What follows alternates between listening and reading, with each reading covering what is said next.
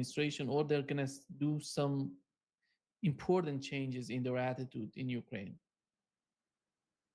Well, you have to keep in mind that the advisors to Donald Trump come from the same stock as the advisors that advised Joe Biden and advised Barack Obama before him, advised Donald Trump during his first administration. These are Russophobic minded people whose singular goal is the destruction of Russia. Straight up simple. They will not accept anything that allows Russia to emerge victorious, even if that victory doesn't infringe on the United States or anything that enhances Russia's stature. This is a purely zero-sum game. Anything that's good for Russia is bad for the United States in the minds of these people. And so long as they advise Donald Trump, that'll be the policy set that they put in. Look, President Putin was being very diplomatic. Lavrov wasn't. Let's just make it as clear as possible. Russia went to war in Ukraine because of Ukraine's potential of becoming a NATO nation. Russia's winning that war. Russia's not going to allow Ukraine ever to be a member of NATO, ever. It's not on the books. It's a waste of time to even discuss it. So anybody in the Trump administration that's putting forward a plan that's postulated on some eventual Ukrainian membership is, as President Putin said accurately, if they're not ready now, that means that you're going to get them ready. And then what happens when they are ready?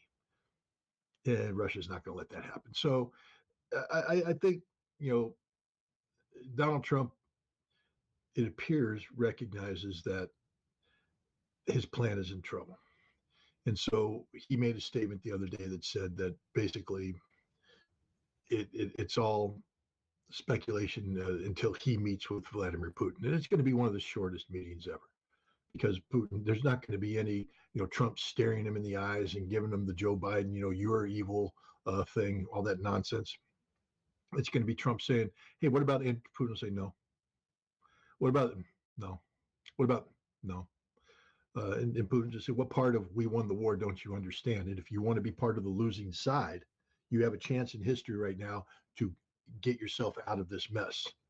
But if you want to double down on stupid, pour good money after bad, feel free, because we're winning and we're not going to lose. We're willing to put everything into this, What are you willing to put in? And Trump doesn't have an answer to that because Trump's not ready to put everything into it. So I think eventually Trump will have to make some hard decisions that will run against the grain of his Russophobic advisors. But it's either that or just continue this failed policy. Nothing is going to stop Russia from winning this war.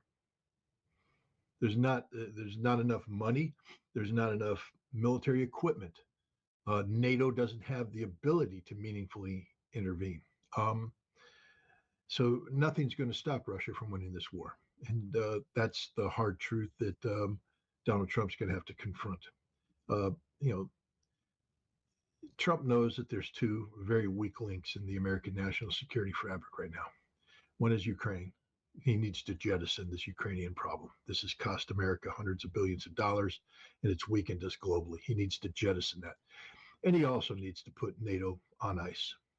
NATO is an organization that's outlived its usefulness. It was a valid, viable organization during the Cold War. Since then, it's become an expansive extension of American imperial hegemony. And I think Trump recognizes that he needs to start focusing on, the things that keep America, relevant in the world today, and not have these parasitic problems attach themselves to America. NATO is a parasite, sucks the lifeblood out of the United States, and Ukraine is the same thing. So Trump, I think, will eventually make the right decision, but it'll be politically difficult for him. I think right now, as Poon mentioned in this video, their main doubt is what would come with the new administration, because we know that Donald Trump is pretty much straightforward. He says what he wants. But the administration, Keith Kellogg and all those people that are going to make some sort of policies toward Ukraine and toward Russia, what type of leverage do they have on Donald Trump, in your opinion? Is that going to be Donald Trump at the end of the day deciding about that? Right now, it seems to me that it's not clear in the mind of Russians what would happen. That's why they don't know the leverage these people have on Donald Trump, how Donald Trump would be strong to make the decision at the end of the day. I don't think the Russians give a damn about Donald Trump. They don't care. They really don't. The notion that Russia's holding on for a miracle, we're holding on by our fingertips. We just got to hang in there a little bit longer, guys, till Donald Trump comes in and saves the day. That's the world according to Donald Trump. Russia's like, we don't care. Donald Trump is an American president, and all American presidents are the same. We don't have any artificial expectations here. We don't, we're not holding out hope. We'll see what he has to say, but we don't care. Our policy remains the same. And that's the Russian approach right now. They just don't care. I mean, they're not holding, they're not, first of all, they're not struggling. The notion that Russia's, oh God, we got to hold on, guys. Hold on, man. Cavalry's coming. Trump ain't the cavalry. It's not for Russia. So no, this is Americans. We're so egocentric. We believe that the world revolves around us. So somehow many Americans have bought into the notion that Trump is going to save Russia from this problem that is good. Trump believes that too. This war should never have happened. It wouldn't have happened had I been president. Wrong answer, Donald Trump. Russia doesn't care about you because you don't know anything about Russia. I mean, the moment the United States actually can sit down at the table and speak intelligently, the moment they can bring somebody like a Jack Matlock, a former ambassador to the Soviet Union, to the table instead of bringing idiots like Michael McFaul. Michael McFaul, the Russians just tuned out the Obama administration, said, we're done. Just you're static noise. We don't listen. Jack Matlock had to listen. Intelligent conversation, knowledgeable. We have to bring somebody of that caliber to the table for the Russians to listen to. Donald Trump's not it. And the Russians will listen to him, but Donald Trump has to understand, and somebody really needs to sit down and whisper him that the best way to solve this thing is to shut up and just get the hell out of there with minimal fuss. If you try to posture, sometimes, when you step into a pile of dog poop and you walk into somebody's home, the best thing to do is turn around and walk out. But Donald Trump's going to sit there, look down and go, oh, I stepped in dog poop. It stinks. I'm going to scrape my shoe here and I'm going to, no, Donald, you're just spreading it around. You can't repair what has been done. NATO and the United States has lost in Ukraine. You're not going to walk out of this with your head held high. You have dog poop on your shoe. Leave the house. That's the best solution for Donald Trump right now. And the sooner he recognizes that, the less they talk about it. Make Ukraine a non-issue. Just unplug and leave. Watch how quickly the world forgets about Ukraine, because Ukraine is as irrelevant as the day is long. Nobody cares about Ukraine. It's only relevant because Western politicians make it so. If you stop talking about it, no one cares. Literally, nobody cares about the Ukrainians. If they did, this would be a far different conflict. If we truly cared about tens of millions of people suffering, from the ravages of war, we do something. Europe's kicking the Ukrainian refugees out, sending them back to a land where there is no heat and electricity because they don't care. We allow a war to continue that has, by some counts, 1.1 million dead soldiers. We don't care. As soon as people realize that, it just becomes clear. The best way to stop stinking up the house is get the dog poop out of the house. People clean up afterwards, but you don't have to announce it. You don't have to say anything. Ukraine is dog poop on the shoe of America. Get it out of the house, scrape it off, clean your shoe, and don't talk about it ever again. That's the best way out of this problem. It's a banderist regime that is despicable. It's a bloodthirsty regime that doesn't care about its own people, and it's an aberration to humanity. And the best way, the most humane solution. Again, I know I get in trouble, but I don't care. Atticus Finch, To Kill a Mockingbird, rabid dog in the street. Shoot the dog. Ukraine is a rabid dog in society, in humanity today. Shoot the dog, shoot it, get it done with, because otherwise it's going to bite things and make everybody else sick. I know people are going to say that's cruel. You can't say that. Come up with a better solution. I mean, one that didn't cost Ukraine 1.1 million dead soldiers. Come up with a better solution, you idiots. I mean, I spit in the face of these people. Oh, you allowed a war to go on to kill 1.1 million Ukrainian soldiers. You allowed it. You made it happen. Russia didn't want this. Russia did everything to avoid this. You in the West made this happen. Shoot the dog. Do you think that the people who are going to work with Donald Trump and Donald Trump himself, they're going to accept the interpretation of the data, the intelligence data coming from the Biden administration, or they're going to get the raw data and they're going to decide about how they're going to interpret those intelligence informations or data that coming from Ukraine? Because this is a huge change for the decisions on the part of the Donald Trump and his administration. It doesn't matter. Whatever data they use, it doesn't matter.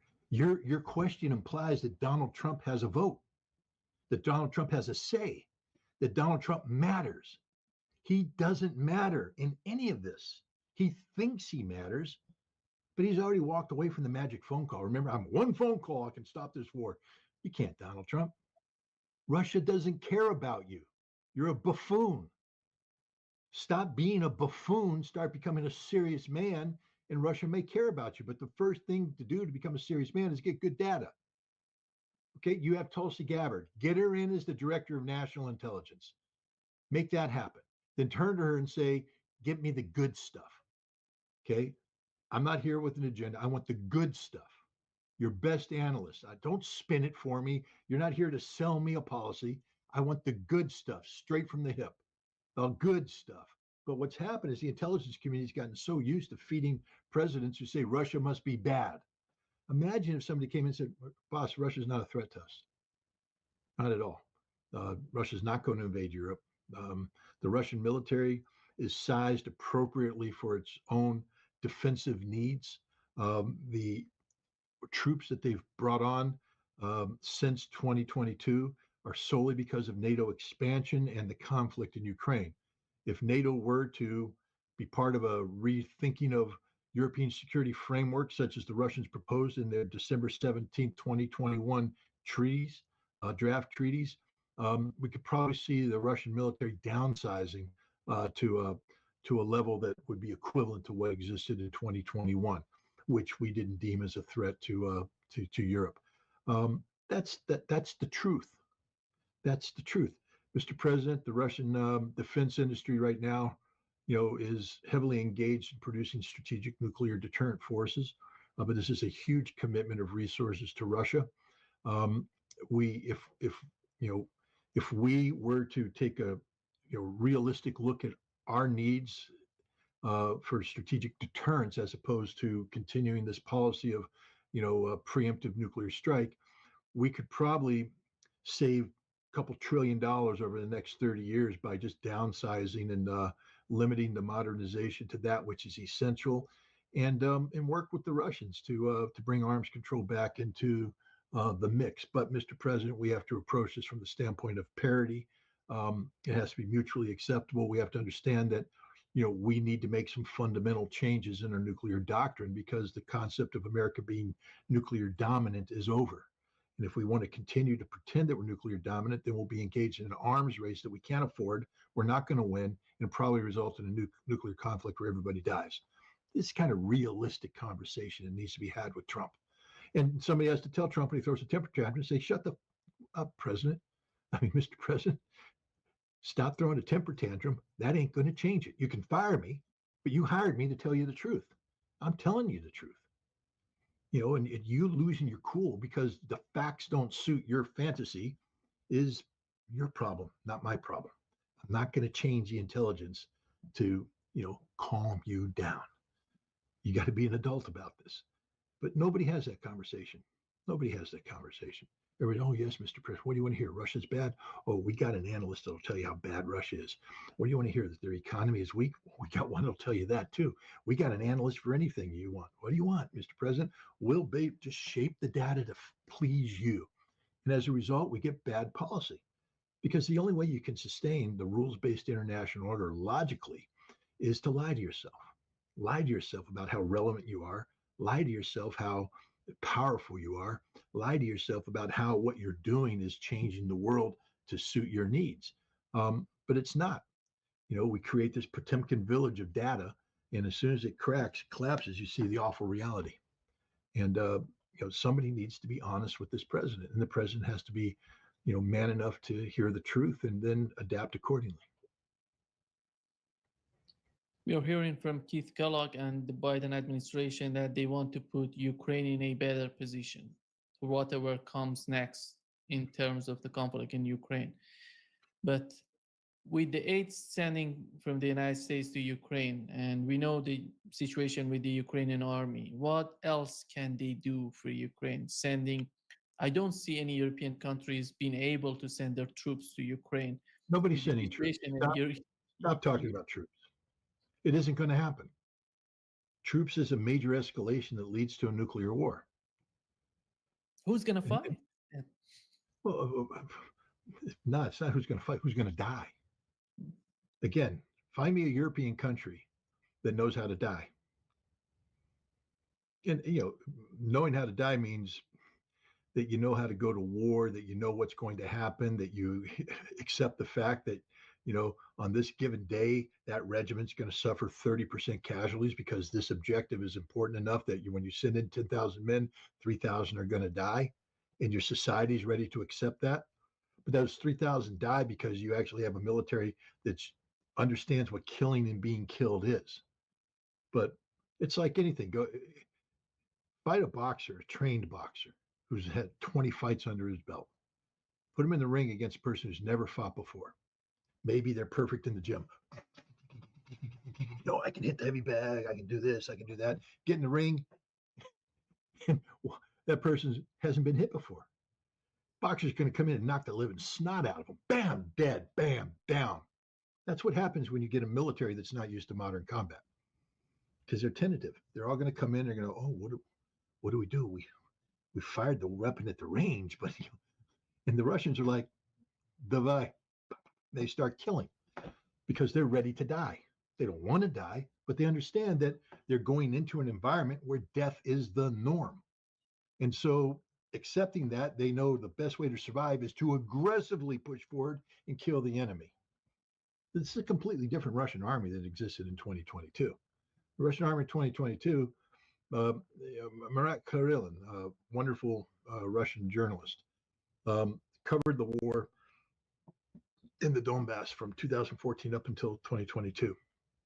And he remembers watching the militias grow to become a self-defense force and become sort of a permanent military organization. But it always had this grassroots militia element to it, informal chain of command, and the tactics were street tactics. They weren't the tactics of a professional military force. And I remember he was talking. He said, "Yeah, when I heard that the Russians intervened, I went to my militia friends and I said, watch, here come the big boys. Watch how they do this." And he said he watched the Russians come in, and after a week he was like, they don't know what the hell they're doing. I mean, they're literally committing suicide. They're running out there without proper security. They're not protecting their flanks, and the Ukrainians are ambushing them. And then he's like, you guys have to go out there and tell them how to survive in this environment. The Russian military is a peacetime military. And like all peacetime, there's a famous book about America's first battles, and it talks about the first battles that America fights throughout wars. And it's basically a story how you take, an American peacetime military and you put it through the horrors of war, and they always lose. They always lose because they hesitate. They're not ready. They're just not. They don't have that killer instinct. But eventually, they get the killer instinct, and then they're unbeatable. Russians have the killer instinct right now, and NATO doesn't. And by the time NATO figures out, how to have the killer instinct, they'll have lost 300, 500,000 men. And they don't have another 300 to 500,000 to put in there who are trained. So NATO's not going to do a damn thing. Not a damn thing. How Zelensky, Fitzo said in his visit to Moscow, said that Zelensky tried to bribe him. I don't know. I mean that's Fico's interpretation. Fico's interpretation of events.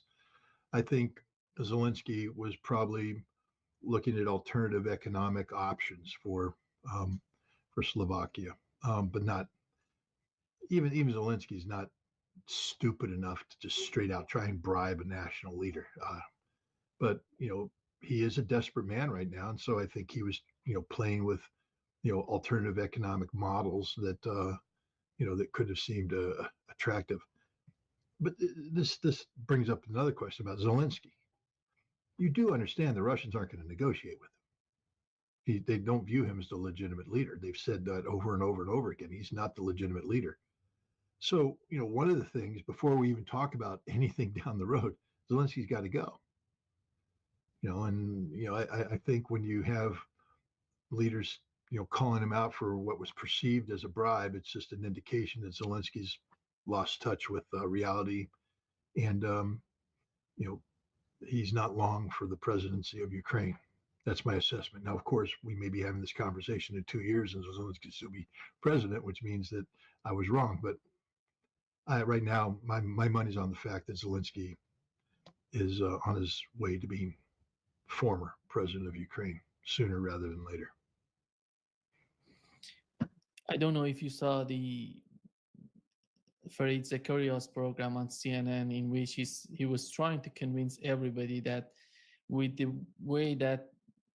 conflict in Syria, the way that Russia left Syria, and right now with Armenia, Azerbaijan, with the conflict in Ukraine, there are so much we can count on that and make new policies and be more aggressive toward Russia, because at the end of the day, if you remember those days of Soviet Union, we thought that they're so strong, but at the end of the day, they collapsed. He seems to believe that the same case is makes sense for Russia today. Is there any sort of similarity, in your opinion, between the Soviet Union in those days and Russia right now? None. And Fareed Zakaria is a very weak analyst, always has been, but he's weaker by the fact that he just simply doesn't know what he's talking about. He's not a Russian expert. He hasn't been to Russia. And he's not much of a historian either. The Soviet Union in the 1980s, at the time of Gorbachev, was a nation that was, had sunk into stagnation during the time of Brezhnev in the 70s, and had not quite figured out how to make a transition out of a system where the old guard had held on too long. Um, you know, Brezhnev, then Andropov, then Chernenko, and then all around them. Because even when Gorbachev came in, you still had a presidium that was stacked to the decks with the old guard, people who were holding on to a system that wasn't wasn't succeeding. It hadn't failed, but it wasn't succeeding to the level that it needed to be successful. And Gorbachev came in with some dramatic ideas. Um, he basically declared a revolution. Nobody really focuses on this because we in the West, we get caught up with words like democracy and all this kind of stuff. But, in 1988, he held the 19th All-Party Conference, Union Conference, very rare event in the Soviet communist system. And it's a necessary step to make changes.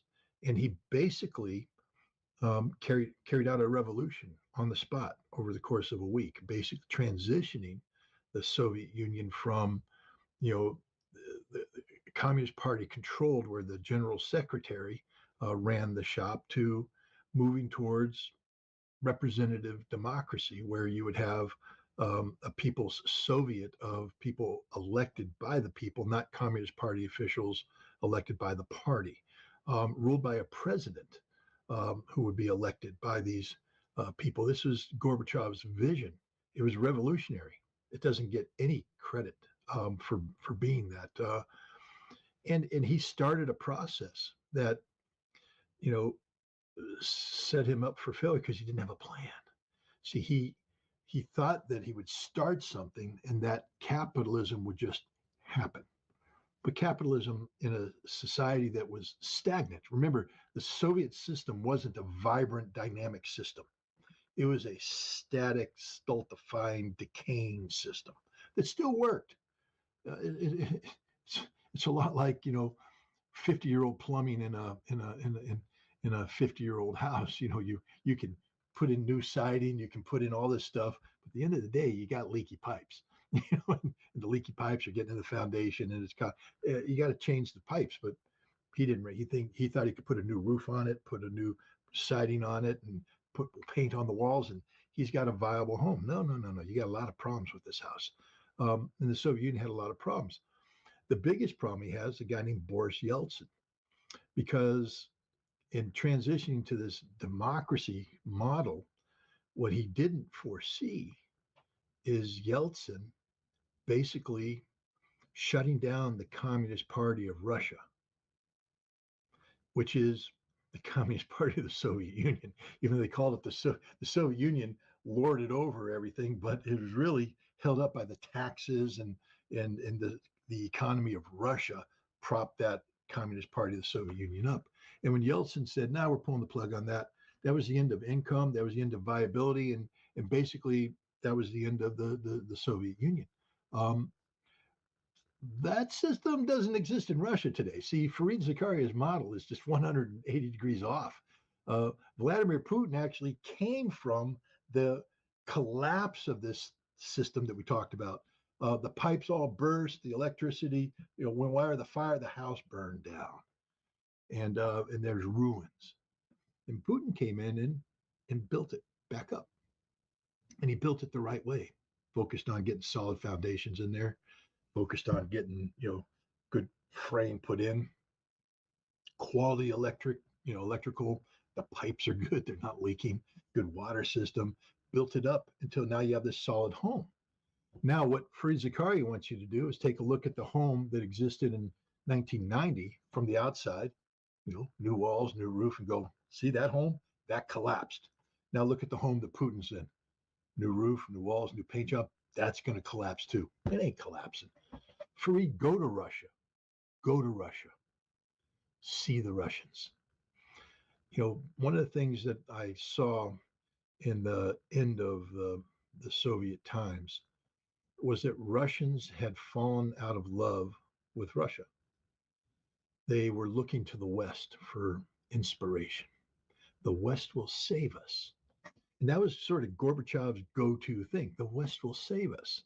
When Ronald Reagan left, Gorbachev was looking to George Herbert Walker Bush to come in with investments and all this stuff.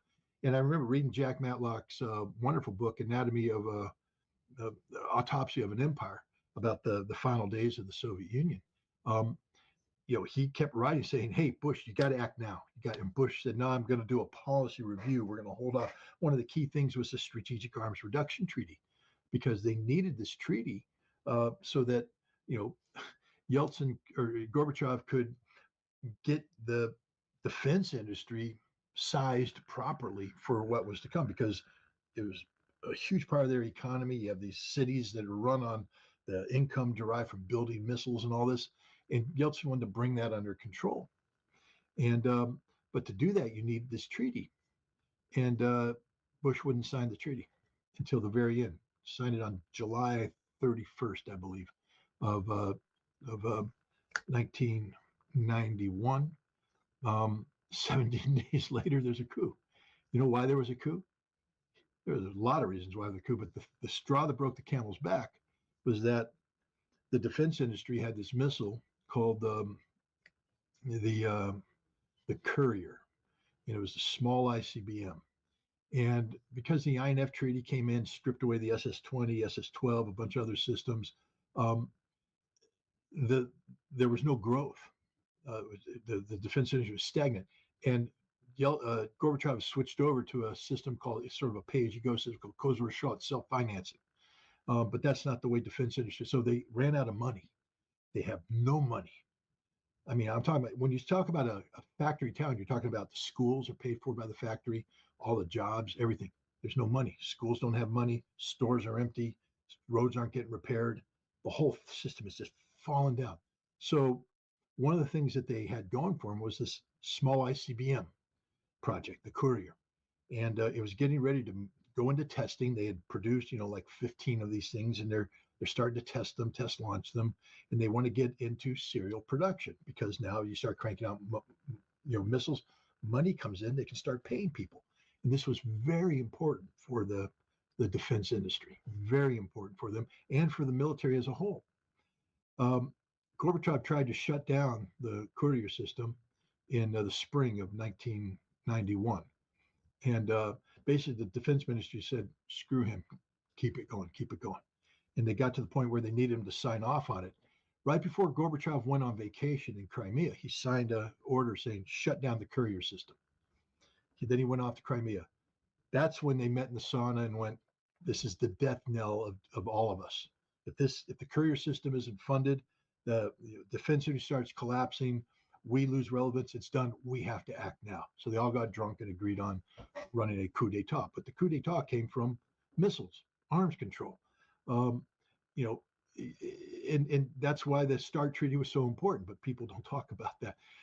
Bush waited too long. By the time they started to make action, it was too late. Gorbachev was out. Then you have Yeltsin. Yeltsin was a drunken disaster for 10 years. Interesting, National Security Archives just released a report on what's called the second long telegram. The first long telegram was written by George Kennan back in 1946 about it led to containment policy and the beginning of the Cold War. The 1994, written by a guy named Merriman, I believe his name is, it basically said, we're doing the wrong thing here in Russia.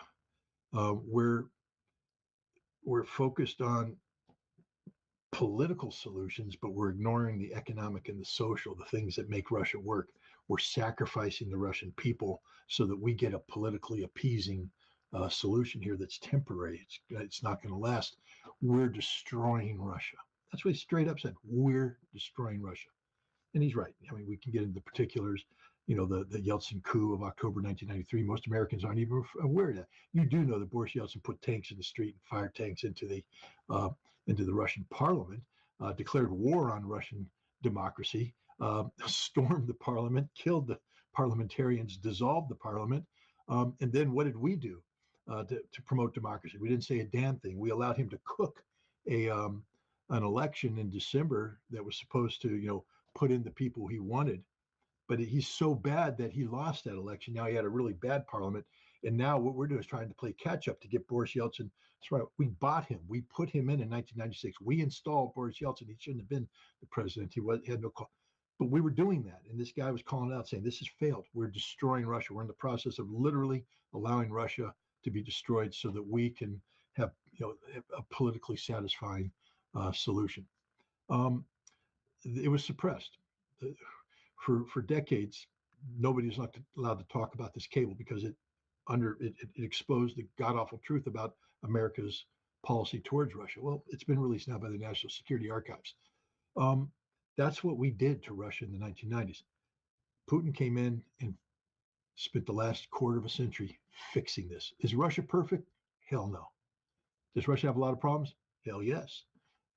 Is Russia perfect? No. But it's a heck of a lot better than the Soviet Union of the 1990s, late 1980s, early 1990s. Russia is a solid place. Travel to Russia. The Russian people love Russia. They love being Russia.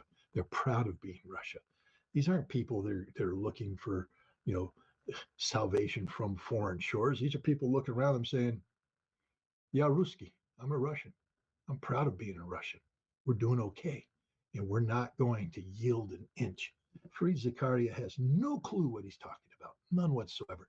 But, the beauty of it is, and this is a point I just tried to make over and over again, the Russian people, there was a time when in the West, we could have people talk about Russia, and the Russian people are listening, going, "Oh my God, they don't like us in the West. We have to change. We're not proud of who we are. We're ashamed of being Russia. We have to be what the West wants us to be."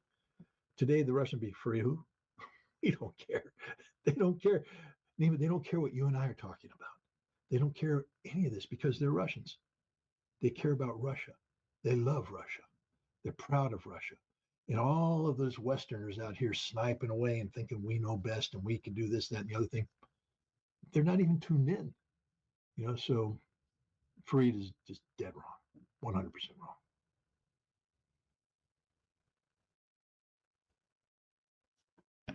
It seems that they love Boris Yeltsin, as you mentioned, and we can understand the hatred toward Putin right now. But do you see any sort of mindset on the part of the West that they can get someone like Yeltsin in the future? That's why they're trying to But they, continue this but attitude. again, you missed the point. I'm sure we think we can get somebody like Yeltsin. I'm sure we have people out there. What do you think Navalny was? An artificial construct of the West who had no viability whatsoever in Russia. None. Um, I'm sure we think there's somebody out there we could. The Russians don't care. I have a plan right now for Mars. I'm thinking, within 6 years of Musk getting to Mars, we should have 6-lane highways because I think we need a lot of room to maneuver. 6-lane highways, and I've written up some papers about the kind of highway construction I want, and I have some ideas about the government and all that.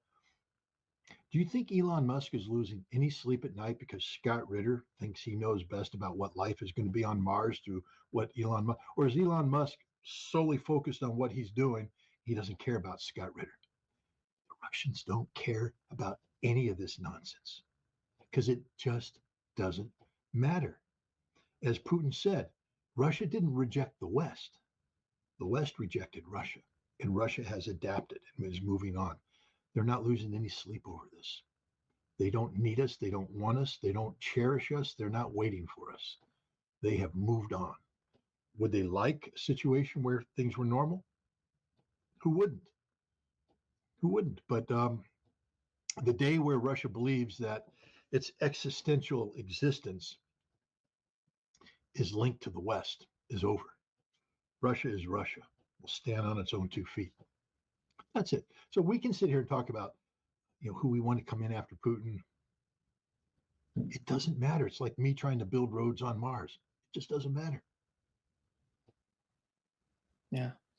For you're approaching 3 years of this conflict in Ukraine, and during this time, the Europeans are talking about that Russia is going to march toward the eastern part of Europe, and maybe they want to reach the western part of Europe.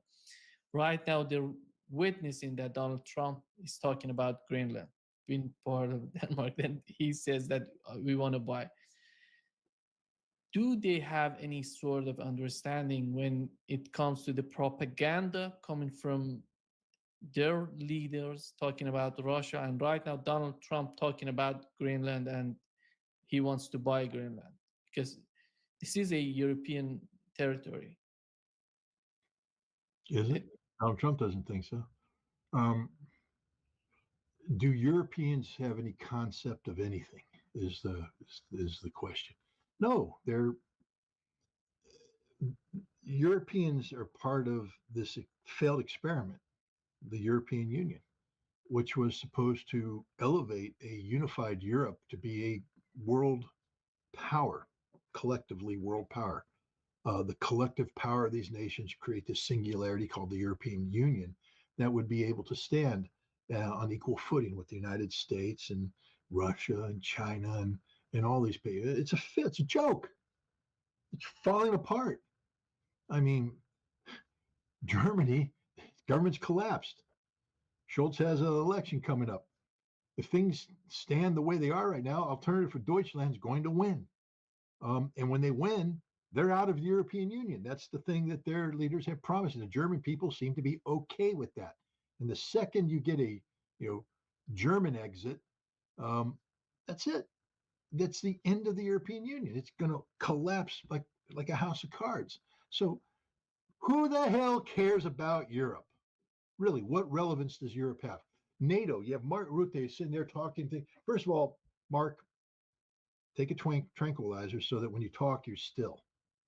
But he's worse than Stoltenberg. I mean, he's just twitching all over the place because he's nervous. Why is he nervous? Because NATO's falling apart.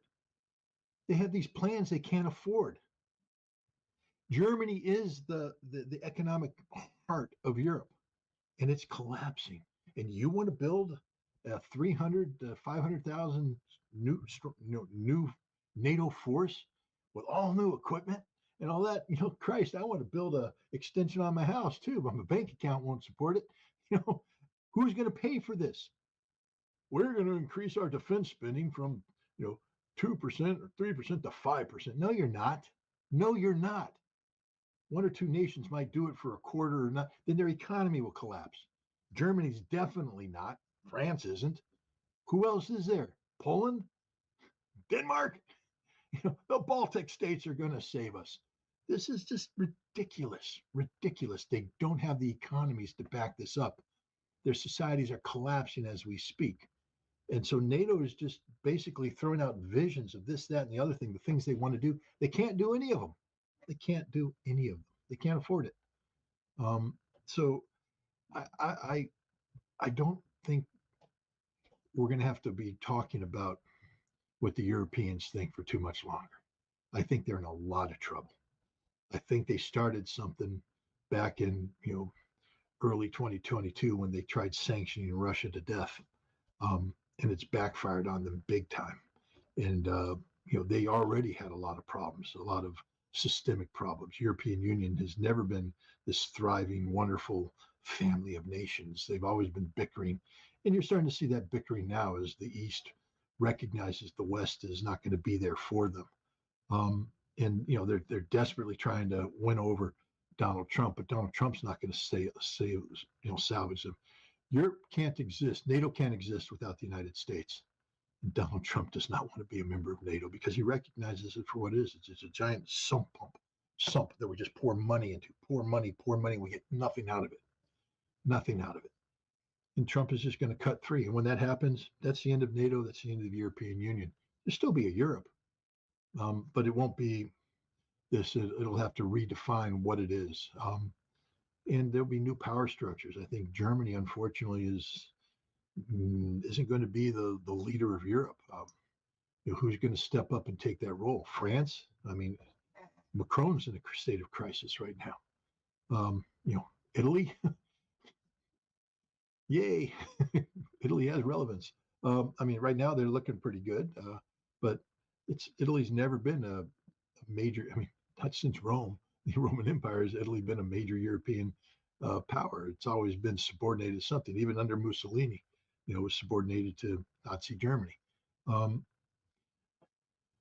Europe is fundamentally broken. And unfortunately, I think you're going to see Europe explode into a number of small European wars that are going to just rip it apart. I think that's what the European Union was supposed to stop. There was never supposed to be another ground war in Europe, but then, we had Yugoslavia and all the problems that came there, and it still exists because of that. And that was Europe's fault. They fatally wounded themselves with Yugoslavia. I think history is going to show that. And they started a process of using violence to solve, historic ethnic issues that can't be solved with violence. And now it's come back to bite them. And they went to war in Ukraine. They couldn't afford that war. They've lost that war. And now I think you're just going to see more and more problems emerge. Interesting to see what happens with Ukraine. What happens to the Hungarian part in Carpathia? What happens to the Romanian part? What happens to the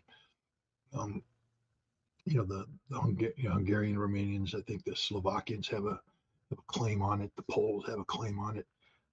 As the knives come out, that's the end of Europe. The second you start carving up the map, that's all she wrote.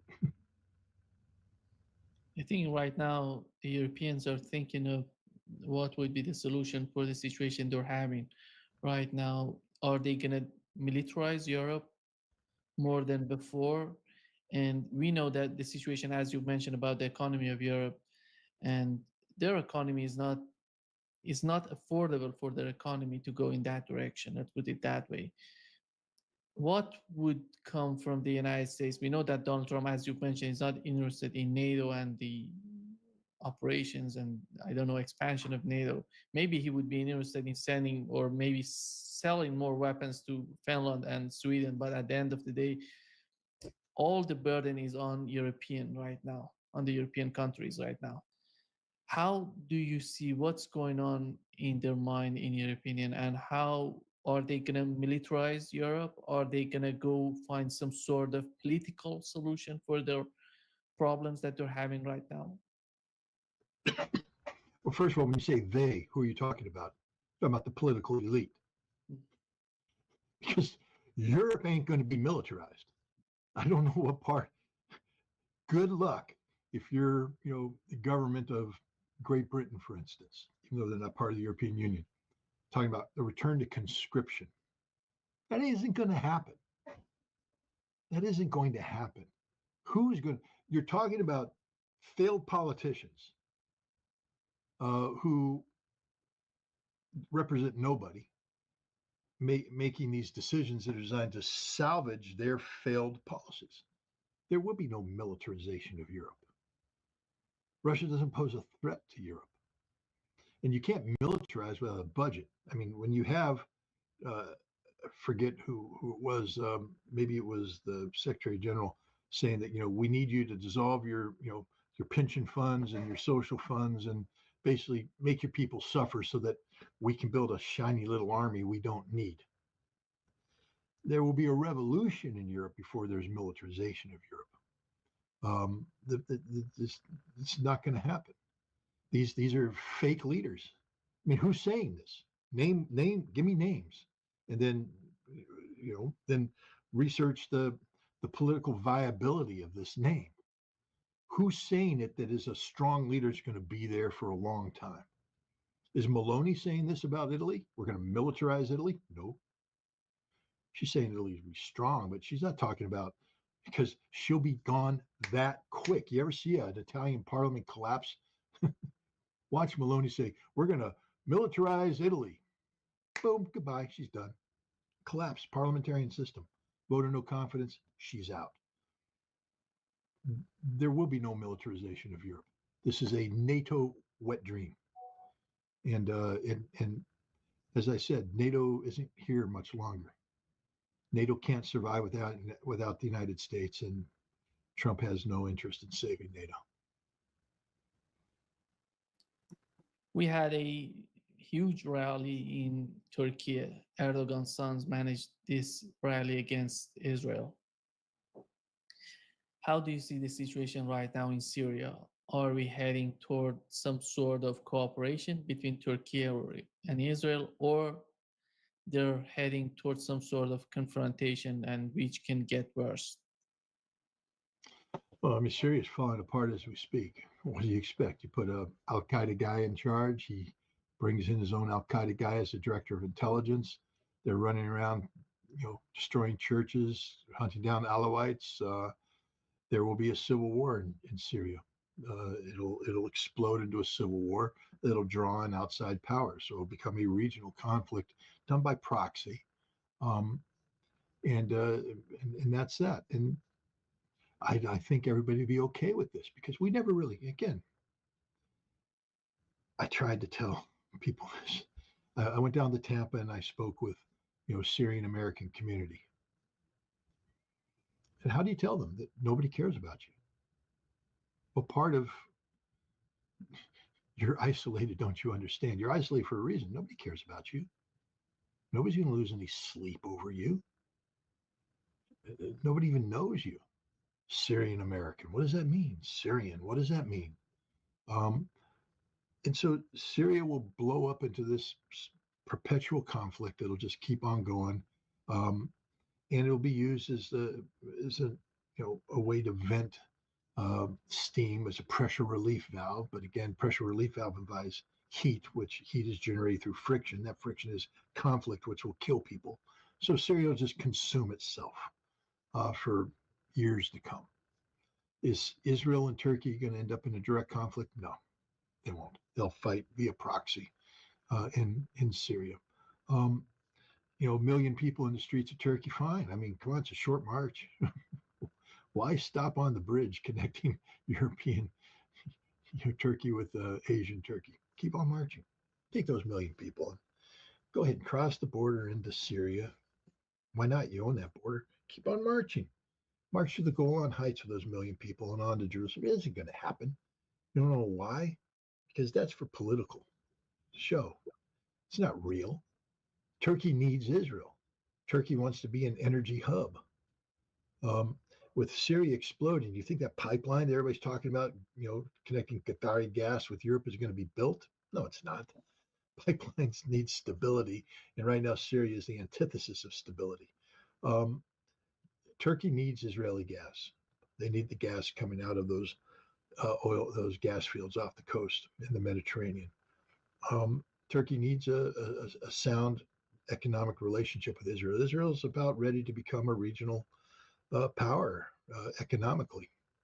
If they can emerge from this difficulty, they're in a much stronger position today than they were even a month and a half ago. A month and a half ago, I'd be giving Israel the last rites. Today, I'm like, well, damn it, they're back on their feet. They're stronger than ever. They still have problems in Gaza and Hezbollah, but those problems now are solvable problems. A month and a half ago, I wasn't calling them solvable problems. Iran does not want a conflict. You have an Iranian president that's bending over backwards to make good with the West. And so, Israel will emerge, and you're going to see all the nations that were critical of Israel, most of them, maybe the Irish won't, but others will, change their policy on Palestine. There will be no more talk about a Palestinian state. Why? There was nothing. How do you build a Palestinian state? The only hope was that Gaza would remain in control of Hamas. Hard to do if you can't be resupplied. And so I think you're going to see the depopulation of Gaza, the West Bank. I think you're going to see the emboldenment of Israeli settlers who will come in and start clearing out village after village. If you don't have land, you don't have a state. I mean, I've heard people, the Palestinian state will exist in our hearts. Good luck. That and $1.75 gets you a cup of coffee somewhere. But other than that, you got nothing in your hearts. Is that really what all these people died for? So that you could say Palestine exists in my heart? Screw you. If that was your approach, screw you. They didn't need to die then. Because if it just exists in your heart, it could exist in your heart without death. They died because you wanted a physical entity called the Palestinian homeland. That's gone. That's not going to happen. Not for decades. So I think Israel is going to be strong, and Turkey is going to be linking itself economically to that because Turkey wants to be the energy hub for Europe. That's its strategic vision. And Turkey's going to get what it wants. Turkey doesn't want Jerusalem. They can talk about wanting Jerusalem, but Turkey's sort of happy with Aleppo, Idlib, Raqqa. They'll be looking at Mosul next, I think. And then, then maybe they'll be looking at, Baku, things of this nature before they start looking at Jerusalem. That's just a feel-good moment where the Turks have always come out and talked big about their support for Palestine. They don't support Palestine. Nobody supports Palestine. The Houthi do. God bless the Houthi. They're out there just saying, we'll keep firing missiles. If nobody else will, we'll keep firing missiles. And Israel bombs them, and they're saying, we'll keep firing missiles. It's tragic, more people dying, but the Houthi, at least, they don't have a reverse gear. I'll tell you that. And do you think that Israel would be in a position to attack Iran? Nah. Israel's got to be careful. I mean, they're looking good right now, but they still haven't solved that problem of the 1,000 to 2,000 missiles landing on their tiny little country. and the fact they don't have an air defense system. That's a reality that exists. I think Israel right now would be well advised to let Iran move in the direction that the Iranian president is trying to take it. That could lead to a negotiated end to the Iranian nuclear program. And that's what Israel wanted wants all along. So I think that's the strategic direction that Israel will probably be leaning to, not to, finish off Iran, because Iran isn't going to be finished off. Iran's not Syria. That's another mistake that these amateur geopolitical analysts make. Syria fell, therefore Iran is about to fall. I don't know. Iran was sort of stress tested in 2023 with the major uprisings, and they emerged from that pretty strong. One of the things about Iran, though, is that it is a democracy. Maybe not Jeffersonian in nature, but there's definitely element of democracy there. And the Iranian democracy has elected a moderate president because they want moderate policies. So why, if I'm the Israelis and I'm saying, well, this moderate president seems to be moving Iran in a direction that sort of the where we want them to go. I mean, if we were to replace the Iranian leadership and put somebody in, that's the direction we'd want them to go. So why don't we just let this happen? So I think that's the direction we're happy. They're not going to attack Iran. That would be stupid, because now Iran will have 1,000 to 2,000 missiles that will do a lot of damage to Israel. I think right now Donald Trump has two options with the case of Iran and Russia. Both of these countries want to talk with Donald Trump, as their officials were talking about. And here comes the question. You mentioned that Israel would want some sort of talk between maybe the United States and Iran, but we know that from the history, from JCPOA, Netanyahu is not going to get along with any sort of negotiations between the United States and Iran. This is the problem in my mind, in my opinion, right now. Why? What if the negotiations ended the Iranian nuclear program? Would Netanyahu be supportive of that? The answer is yes, he would. And I think that's understand that, Donald Trump isn't Barack Obama.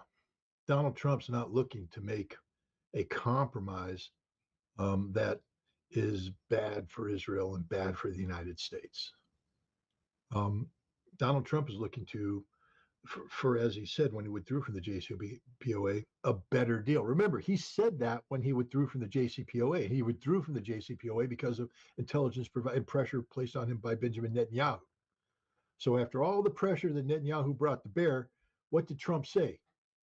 Burn down the Iranian house? Nope. We want a better deal. That was the reality back then. That's the reality today. And Netanyahu's he's doesn't have as much leverage over Trump today as he had back then. So I think Netanyahu will go with whatever. If Trump can negotiate a deal that has the Iranians give up their nuclear program, and then begin to have better relations with the West, the next thing you know, Trump will say, if you want really good relations with the West, we have to start talking about bringing down your ballistic missile capability. Gosh, there's two things Israel really wants. Now, is the Iranian president able to deliver on that?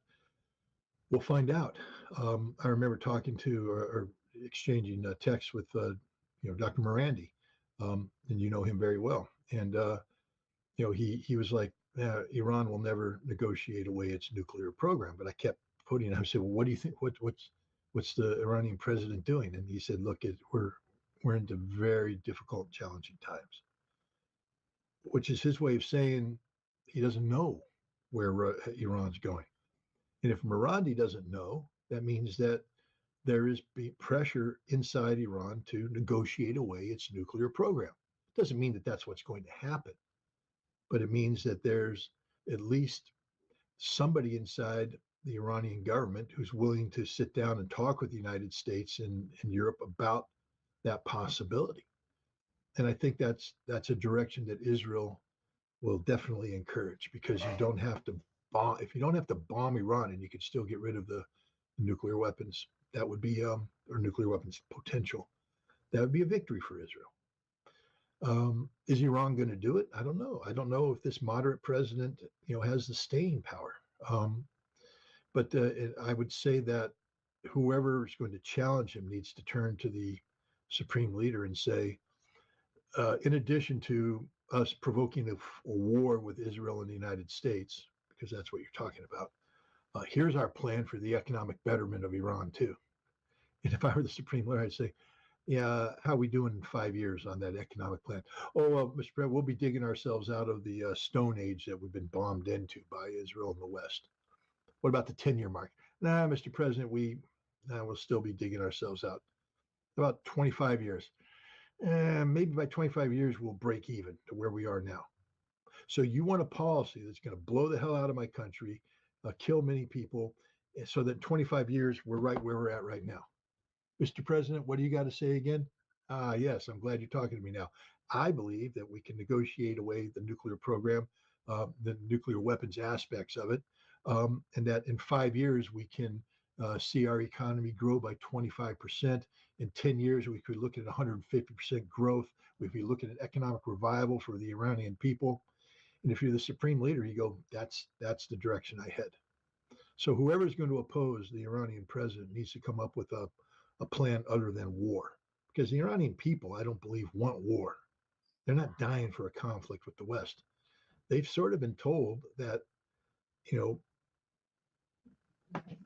they had to make these sacrifices, but eventually there will be a payout.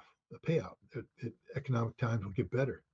And I think right now they're, especially after what happened in 2023, they at the end of the day, the Iranian people sided with the theocracy, with the regime, with the government. But that's not forever. If the government's unable to deliver on its promise of doing better, if all the government can promise is forever wars, I think maybe that government won't be around for long. And I think the supreme leader understands that in order to make the theocracy attractive, the theocracy has to deliver the goods. And so that's why I think you have a moderate president. Didn't have to be this way. If they didn't want a moderate president, the Guardian Council just could have said, nope, sorry, you didn't pass the ideological test.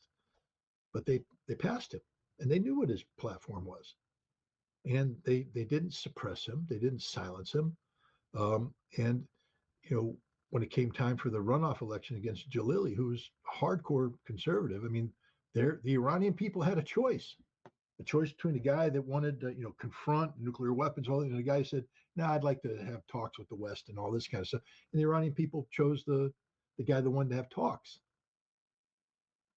I think you have to listen to that if you're the Iranian government, if you're the supreme leader. You can't ignore that. That's the will of the people. And it's not about betraying Islam.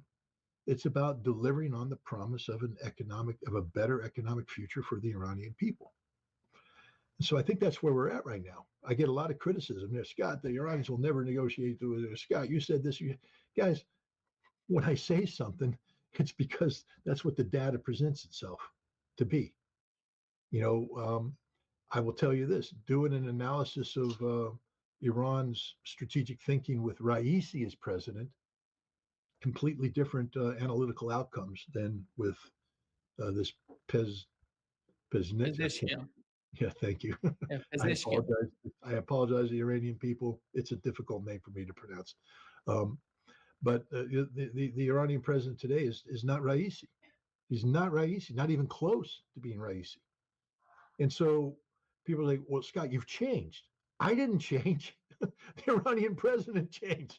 I didn't change. My job is to look at the data, is to run the numbers, is to project outcomes. And with this new president, different doors have opened and other doors have shut in terms of analytical outcomes. So, it's not me changing. It's Iran that's changed. They have a new president. And that president apparently has far more clout than many people thought. Some people thought he would just be a figurehead. I think that he is far more than a figurehead. Remember, the Iranian president sits on the Supreme National Security Supreme National Security Committee, something like that. The big, he's there. He. It's not like he's like they phone in. Hey, Mr. President, we just decided. He's there. He's running it. The president's a very powerful man in Iran. A very powerful man. He's not excluded from any aspect of decision making. And so the fact that he's there, articulating his vision, and that and the supreme leader isn't rejecting him out of hand. The supreme leader is actually saying, okay, let's take this to the next step. What are we doing? Where's True Promise 3? I can tell you right now, the IRGC and the Iranian army was ready to launch it. They're ready. They wanted to do it. It didn't happen. Why? Because you have new political leadership. The new political leadership is not looking for a fight with Israel, with the United States, or the West. It's looking actually for diplomatic outcomes. So here we are talking about the potential of diplomacy. I actually think that Iran is an area that Donald Trump could score a huge, huge national security victory and geopolitical victory. There's 3 places in the world that I think Trump could. 4. Trump has the potential of solving 4 huge problems. And if he solves even one of them, it's worthy of a Nobel Peace Prize, to be honest. Whether they'll give it to him, who knows? I mean, at least he would have earned it, unlike Barack Obama. But Ukraine, he literally has the potential, if he could just jettison his idiots and come in with Putin and say, okay, what do we got? And hold Putin to his words. I mean, I'd come in and sit there and go, Mr. President, you said that you're looking for peace based upon present realities. Okay, the way I see the present reality is you held a referendum. And that referendum, saw you take control of, Lugansk, Kherson, Zaporizhia, Donetsk, and Lugansk. And you've incorporated it in there.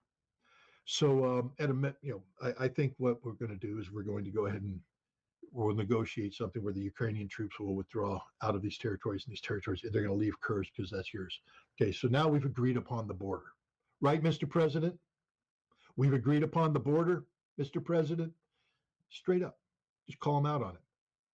Don't leave any opening for Kharkov and Odessa. So we've agreed on the borders, right, Mr. President? Okay, now that we've agreed on the borders, now let's talk about the, what's going to happen with, politically speaking.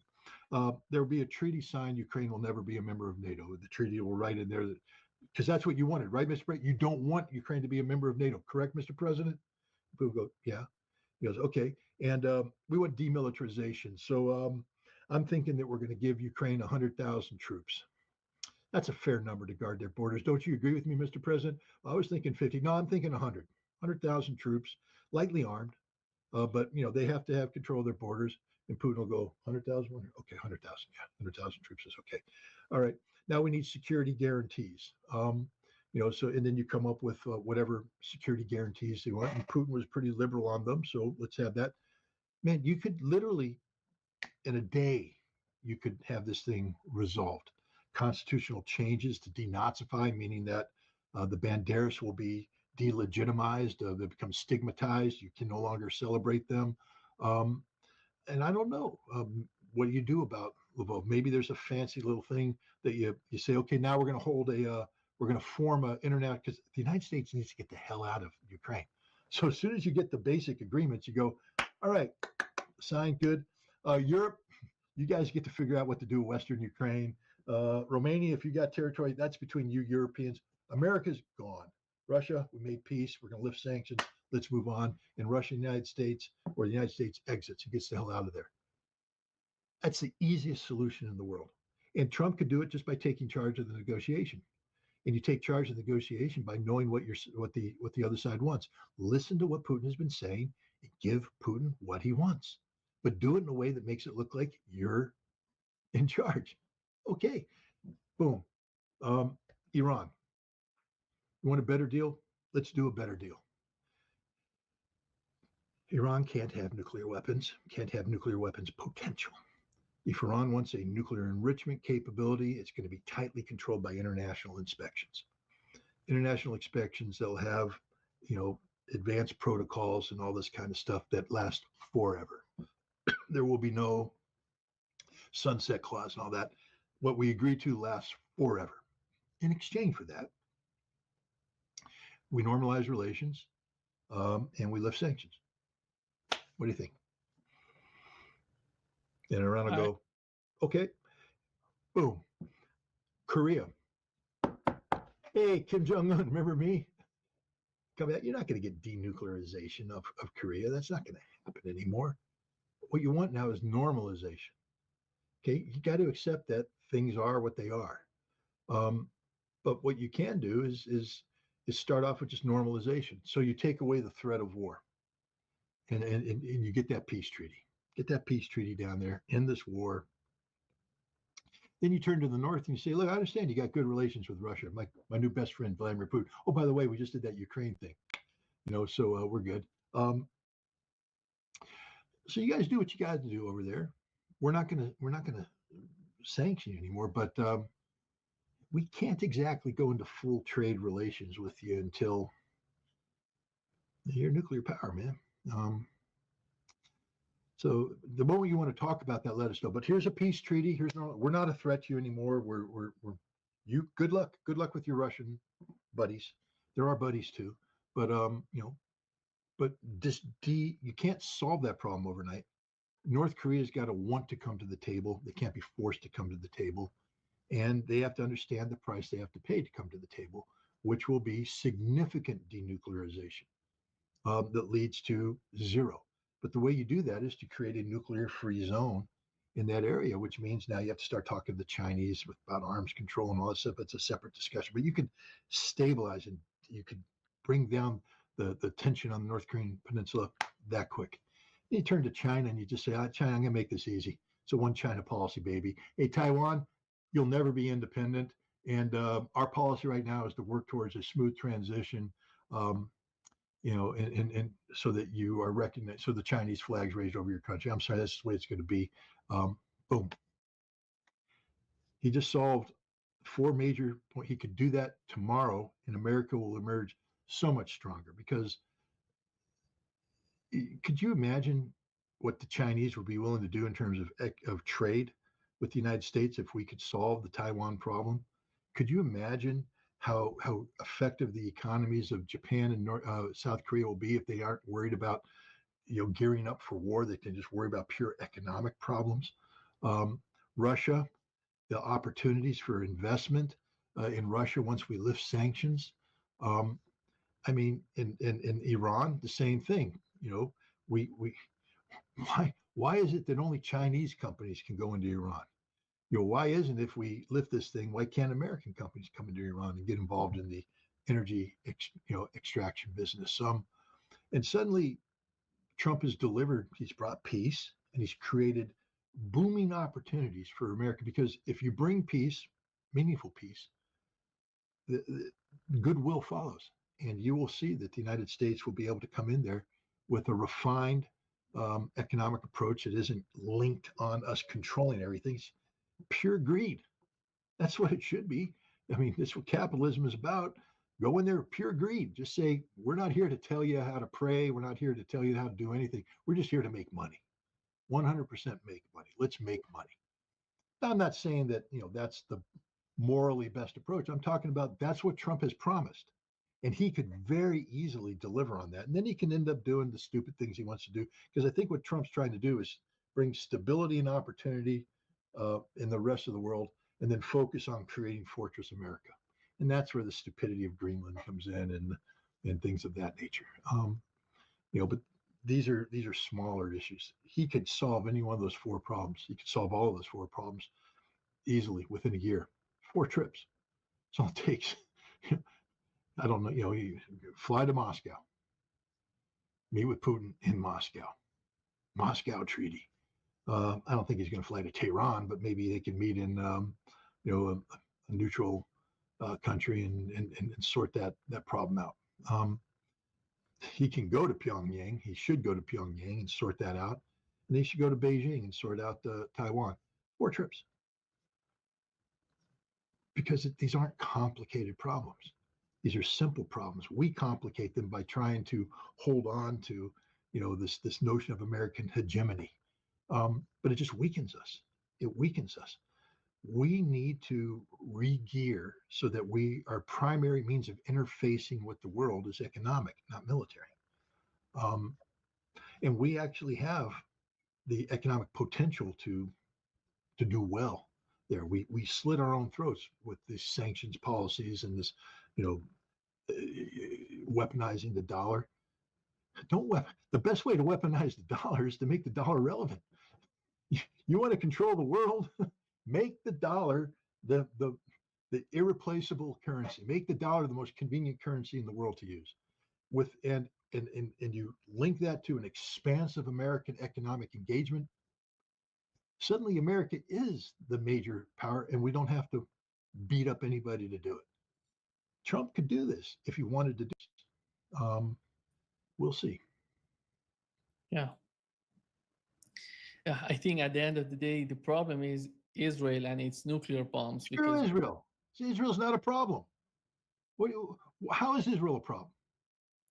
because they have threatened to use their bombs against. They're not going to use their bomb. Israel's not going to use their bomb. Because Iranians, Israel wants to normalize relations with Saudi Arabia. That's the path of survival. Israel wants to sell its gas to Turkey. That's the path of survival. The bomb is going to become irrelevant, especially if Trump can negotiate away the Iranian nuclear program. The Israeli bomb it becomes an inconvenience to the Israelis. It's an impediment. It's a problem for Israel to resolve itself. But what you don't want to do is give the bomb relevance. And you give the bomb relevance by weaponizing Iran, by not solving that problem. But Israel, at the end of the day, if we depoliticize Middle East conflict, what leverage does Israel have? If Israel is just another nation out there trying to make a buck or make a shekel, suddenly Israel's in trouble, to be honest. Because if Israel's whole reason to exist becomes their ability to compete fairly, I tell you what, the Chinese can swamp the Israeli economy like that. So, the only thing that gives Israel relevance is this perpetual warfare, this ability for Israel to say, we are the super Jews, we are the Zionists, we must fight and struggle, of course, with America backing us up. The best way to defang Israel is to take the conflict out of the Middle East. Look, Palestine is a self-solving problem. They solved it themselves. There is no more Palestinian issue. I mean, it's tragic. I'm not saying this, but I tried to tell, don't cheer the demise of Assad because that's the end of Palestine. They cheered, they're gone. Yeah, it's in our hearts. Okay, good. I'm glad it's in your hearts for 60 years, but nobody cares. Once people start making money, you understand that nobody cares about Palestine. That's just the tragic truth. It doesn't live in the hearts of the world. It lives in the hearts of people, but lives in the hearts of who? Hamas, Fatah, the Palestinian Authority. I mean, which Palestinians define Palestine? Which Palestinians are we talking about? The diaspora or the people in Gaza? We're talking about the Palestinians that live in South Florida. Are they more important than their opinions more important than the Palestinians dying in Gaza? How about the Palestinians in Jenin that have said we're rising up to defend Palestine, but they're being put down by the Palestinians, in Ramallah who are coming in from the Palestinian Authority, Abu Mazen? Which Palestinians are we talking about? That's one of the problems. Even the Palestinians don't know who the hell they are. So, Israel, I think, is a self-solving problem. Unfortunately, the way I would have liked to see it solved is have Zionism go away and Israel go away. That's not going to happen right now unless something dramatic changes. Trump and Netanyahu tragically are the perfect Zionist team. So I think Zionism has won for the time. And the only way Zionism get defeated if you get a united front. But if all the Arab world is willing to sell their soul to be part of this greater Israel project, which they all apparently are prepared to do, if Iran is willing to, allow the axis of resistance to be diminished because they're looking for a better economic future, then there's no hope for Palestine. And so then Israel just becomes another nation in the Middle East that now has to be defined by something other than war and conflict. It'll have to be defined by the economy. And as good as Israel is, its economy is never going to be an earth change. The Israeli economy will never have the impact on the global geopolitics as the Saudi Arabian oil economy. Just isn't going to happen. So, Israel sort of now the problem gets downsized because now we're just talking about Israel, a nation with an economy that's trying to work with other nations that have economy. It becomes an economic issue. And Israel's economy is never going to be as dominant as Israel is by using conflict to make itself relevant, which is what it's doing now.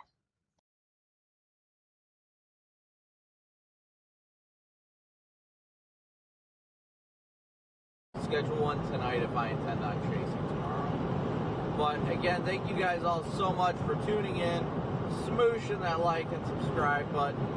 Thank you guys for all your continued support day in and day out.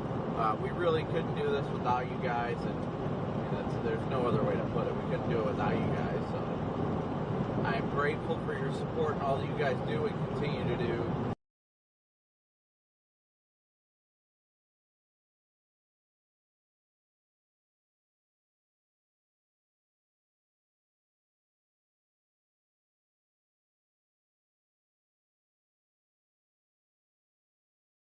Which is around the League City there.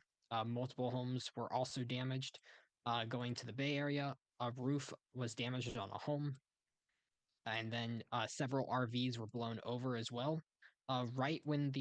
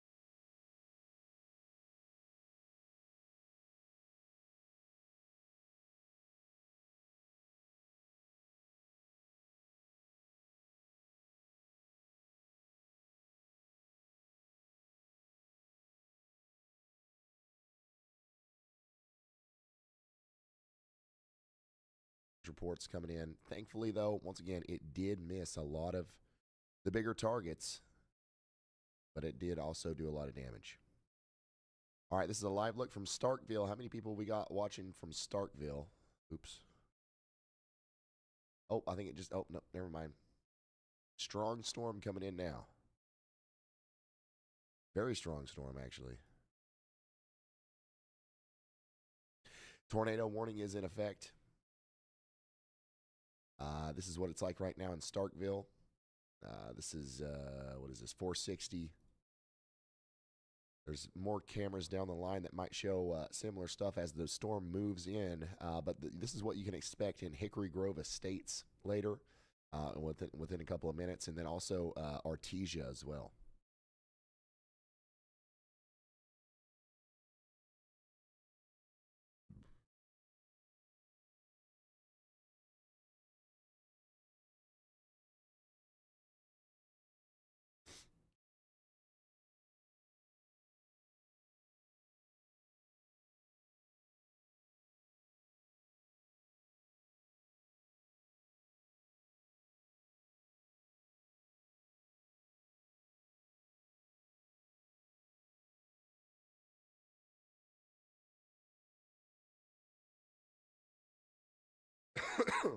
Excuse me.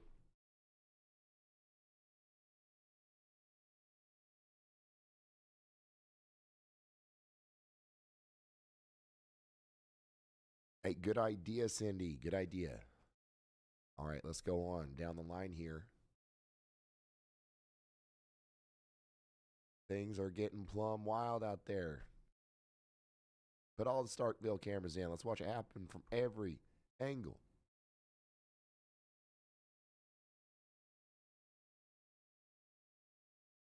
We've got eyes all over Starkville. You can't go anywhere in Starkville without the y'all eye on you. No, but for real, big storm's moving in. This is probably the strongest part of the line, actually, in terms of just straight line winds. Especially the part that's getting ready to come up into Artesia and Crawford. You guys need to get ready for a severe thunderstorm. Yeah.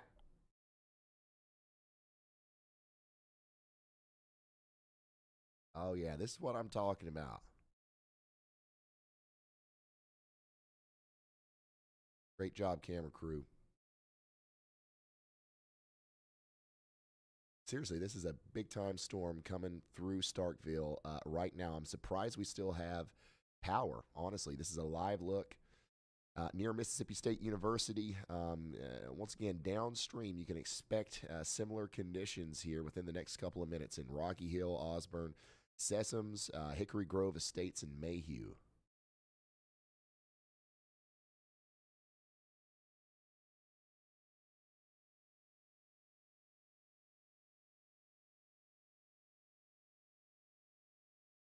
Wow.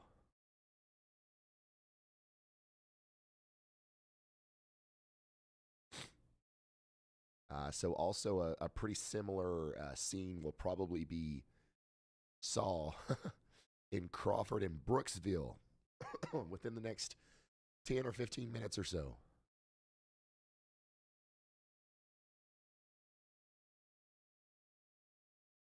Yeah, that's the one I've got up.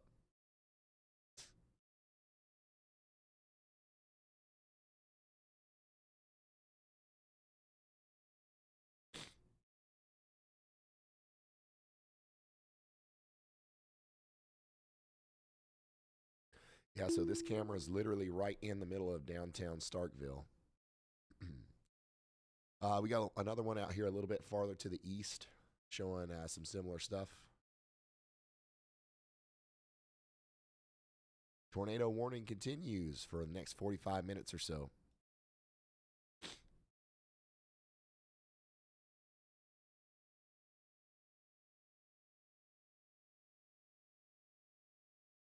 Yeah, why are people driving in this? I will never know. They definitely knew it was coming. We've been hooting and hollering all day. And it's not just me, the local weather guys have too.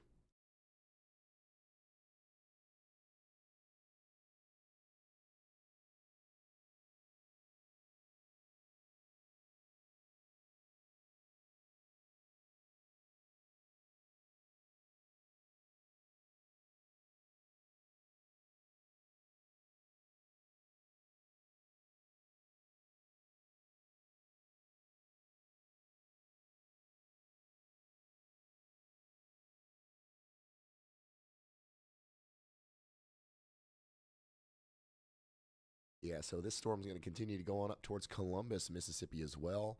You're probably going to see something quite similar to that down here in Meridian over the next little bit.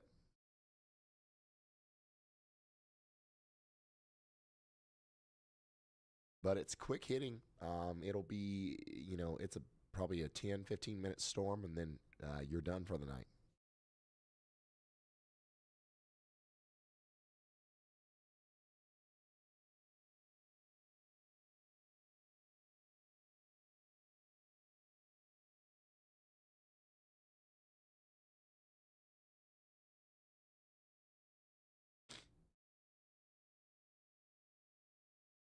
Hey, Bulls, we're just a couple $100 away from crossing over $10,000 raised today for the Y'all Squad.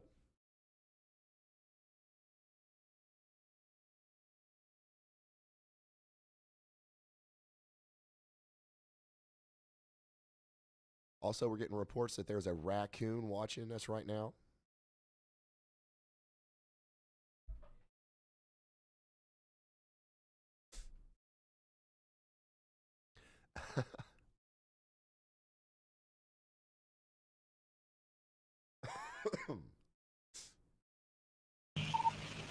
Hey, Ryan, it's Brad. Let me know when you get a second.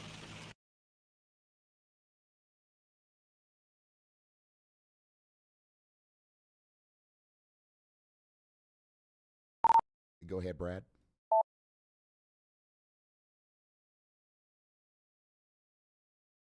Hey, I was going to let you know Zach is getting kind of tired, and we're going to swap driving. So I'll be driving here. We're going to keep pushing east. We're going to try to get in front of this line.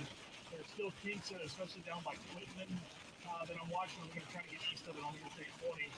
But just want to let you know we're swapping up drivers. So if I don't have to fly back immediately, if you send me something, that's the reason why. All right, thank you, Brad.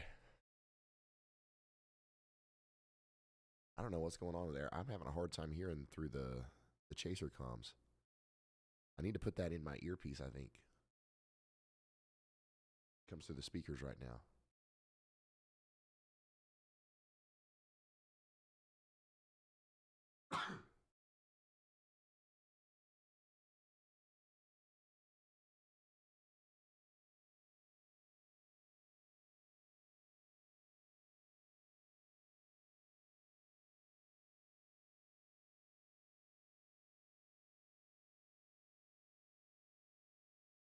We've got a new tornado watch has been issued.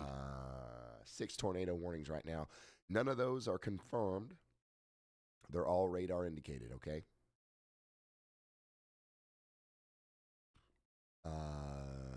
Production room. The next city we're going to be able to see get hit is Tupelo. Lots of options up there.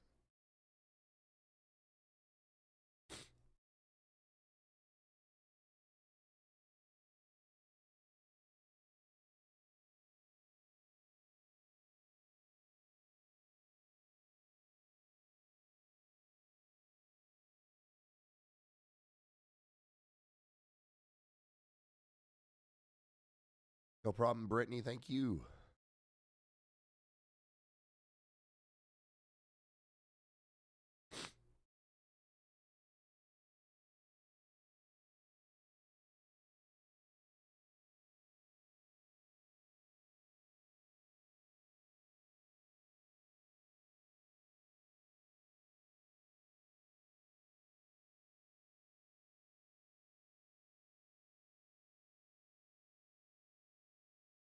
Here's an incredible loop from WX Kobold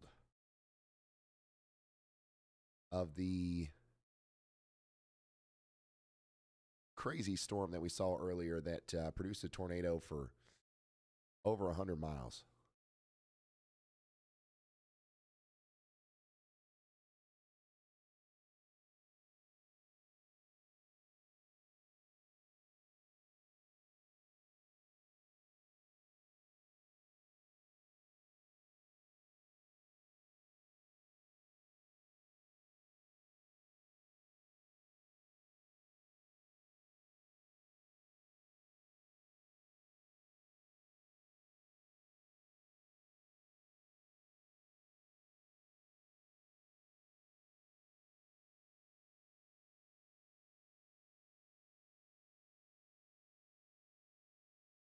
An important weather update has been issued.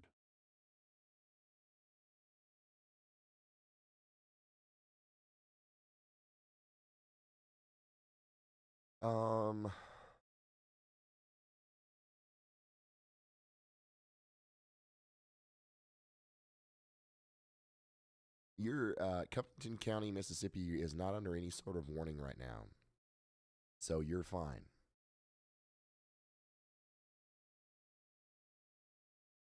James Spann is live on ABC.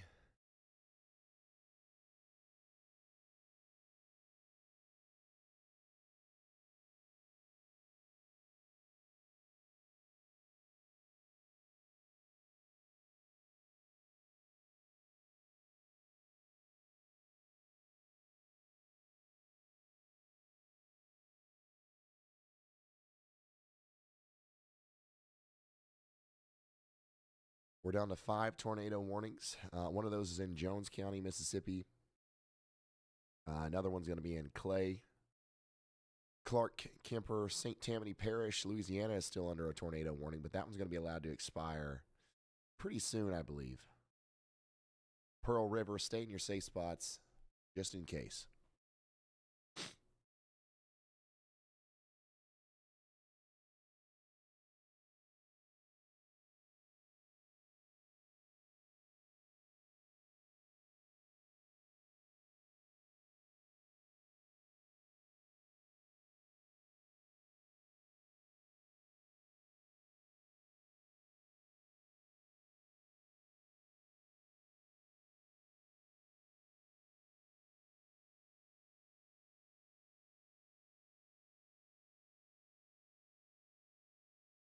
So far, we've received about 17 tornado reports, 33 wind reports, total 60 reports. That number will increase.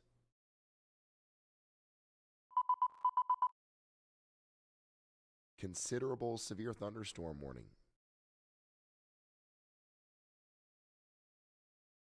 That's the first one of those we've seen for a minute. And it's in Alabama. So good call, in my opinion, from the National Weather Service over there. I guess this is Birmingham. For issuing the considerable severe thunderstorm warning with a tornado possible tag on it. Hopefully what they'll do is they'll issue smaller tornado warnings for the little spin-ups that happen. But yeah, I think that blanketing the line with tornado warnings at this point probably is no longer going to do any good. It was a good call. It was a good move when the line was a little bit more intense, but now I think we're definitely transitioning into a more widespread damaging wind system for sure.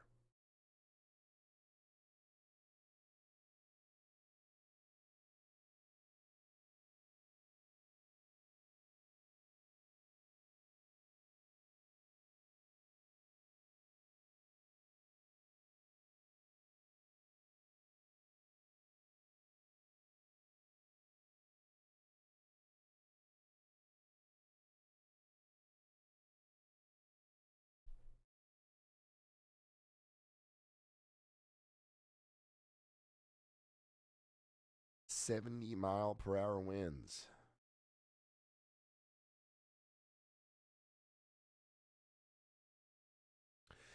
Some places in the path are going to be Demopolis, Livingston, Utah, York, Aliceville, Gordo, Reform, Carrollton, Pickensville, Cuba, Forkland, Bolagie, Union, Gainesville, Memphis, Alabama, and McCullen.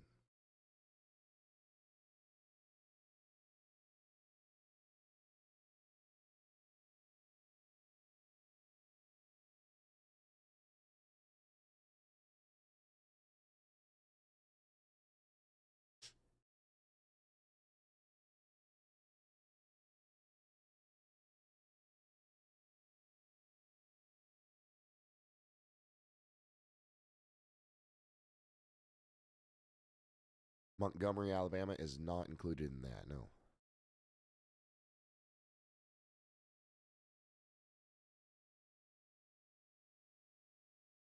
There's a lot of trees down in Mississippi. Anywhere this line's going through, it's knocking down all the trees, apparently.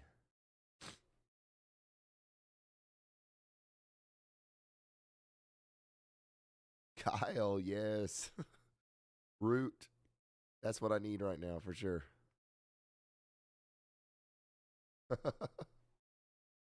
Wow.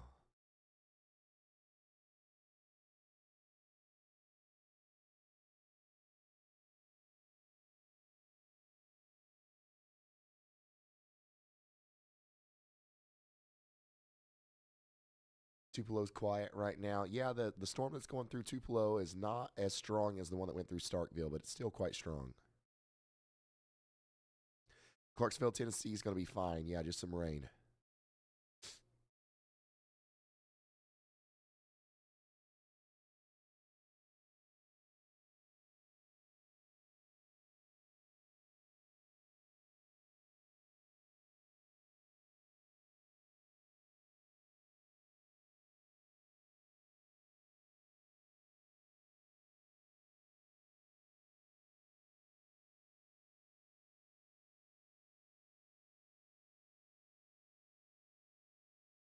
Go ahead, Elijah.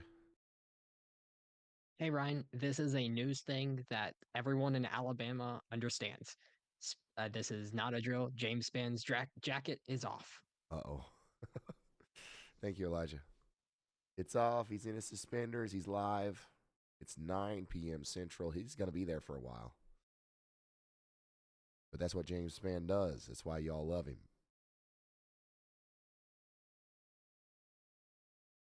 My prediction, though, is James Spann. He is approaching retirement age. I just about bet my bottom dollar he comes to social media and does what I'm doing here. When he's done working at the TV station, I guarantee it. And I'm looking forward to it. James Spann's obviously a big inspiration of mine. I know you guys all love him down there.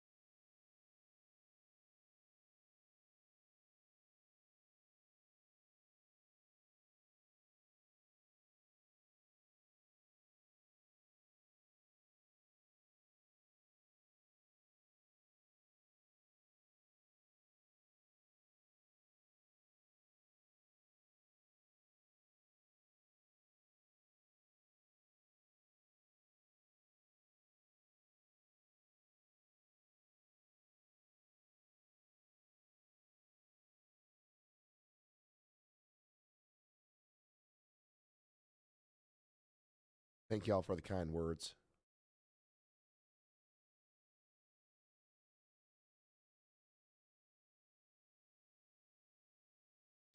Weather intensity score is down to 220. I believe we peaked out today around 415 or something like that. So definitely an all-time high for the past 6 months that we've been doing this.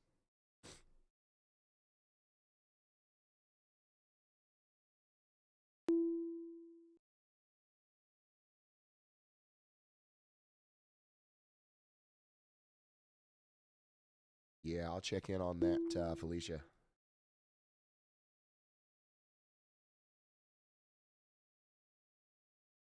So you're still in front of the storms there in Pass Christian, Mississippi, near Gulfport.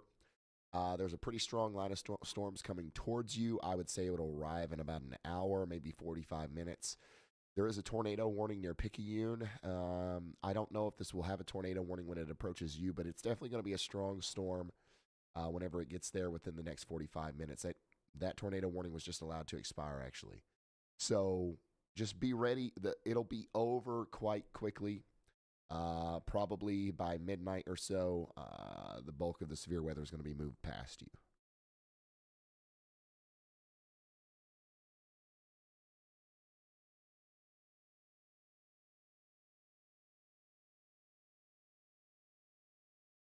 There is a flash flood warning in New Orleans. And you know who would love to tell us more about that? All bot. Give me just a second.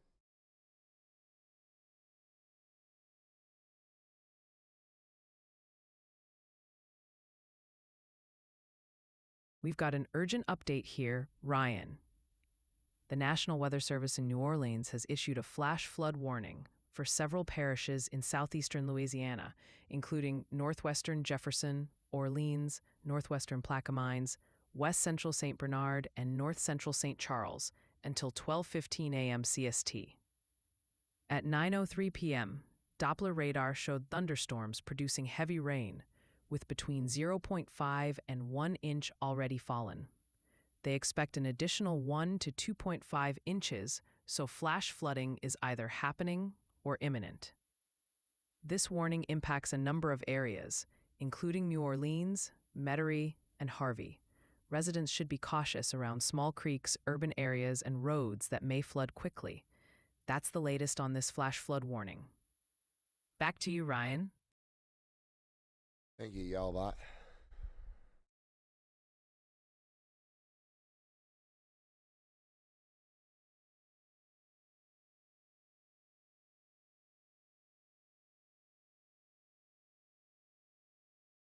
Huntsville, Alabama. Yeah, not a lot going on in Huntsville. There's probably some stronger storms that'll make it there in a couple hours.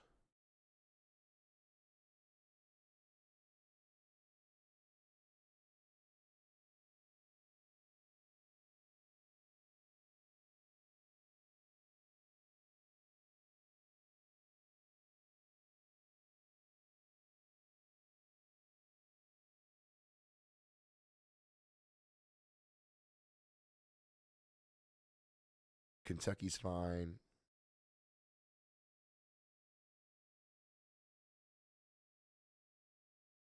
Here's a larger view of the overall weather system. All of this, these are strong storms. Specifically, this part right here is going to be severe tonight. We're talking about heavy rain and gusty winds in this sector. We're talking about really heavy rain and occasionally damaging winds down here. The most severe part's going to be right here, though. Back up in here, we're talking about just some rain, really. And all of this is going to be moving in these directions.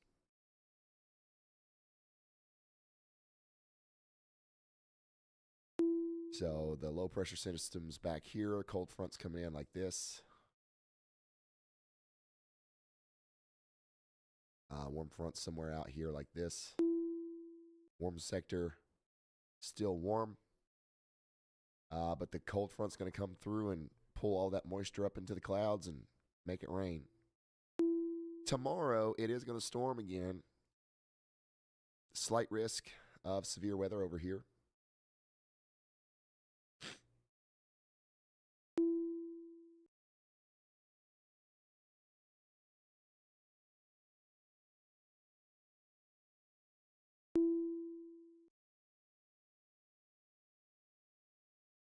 So tomorrow we've got severe storms expected in the Mid-Atlantic and the Ohio Valley.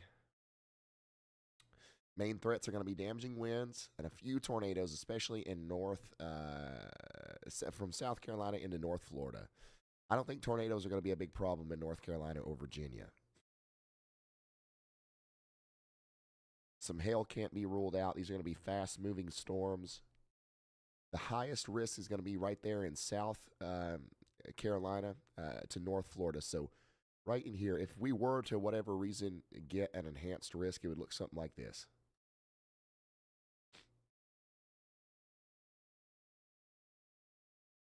We're going to have lines of storms moving quickly, isolated strong storms, heavy rain at times. It doesn't look like it's going to be quite as intense as what we saw today, to put it short, to put it lightly.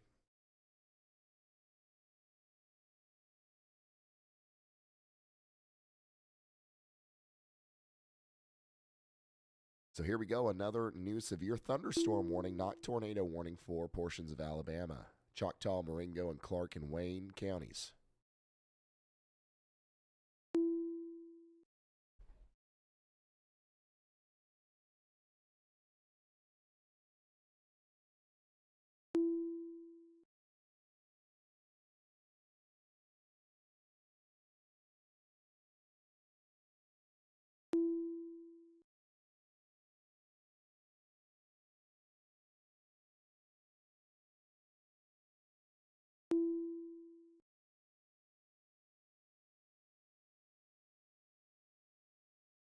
And yeah, winter weather advisories are going out. We got a lot of snow happening right now. For example, in Colorado, this is what it looks like right now.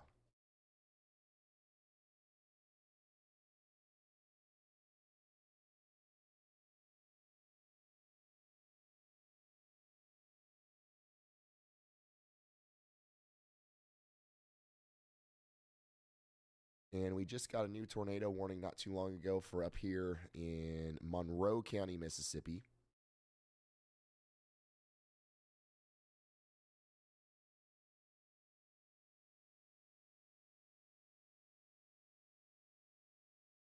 We do have a camera in here. It's up there. It's the Amory, Mississippi one there.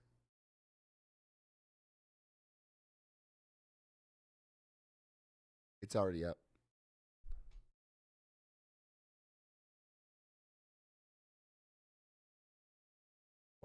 You can see the lightning really starting to pick up there.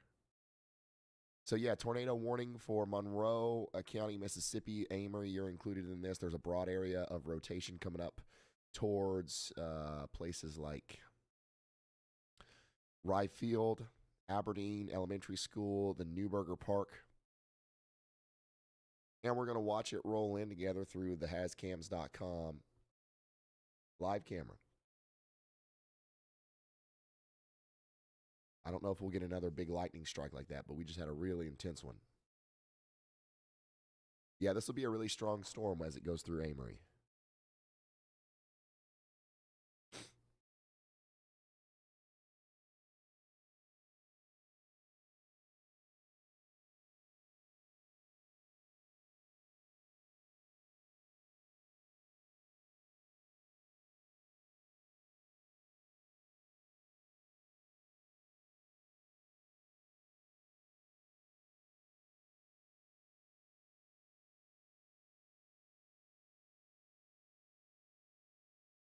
Yeah, there it is.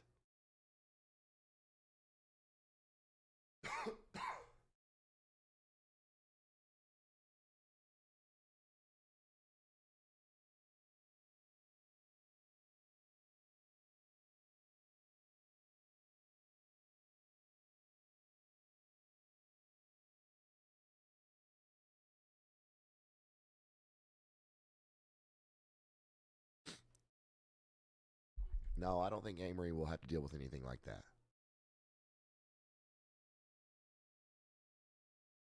But a heck of a light show is underway, that's for sure.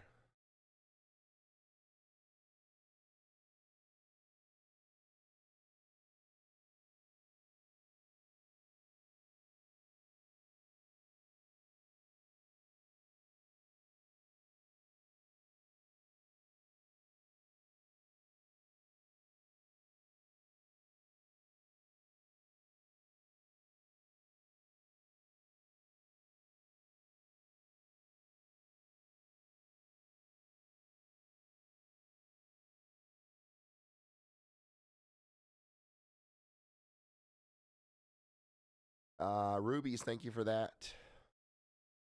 Study sets, thank you.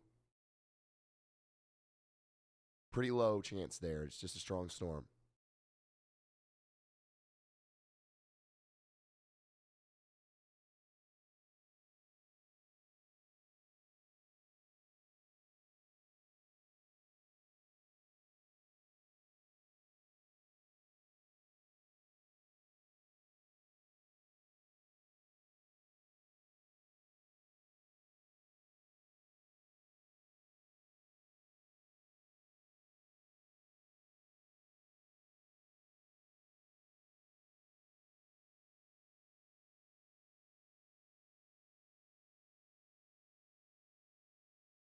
Am I going to stream tomorrow?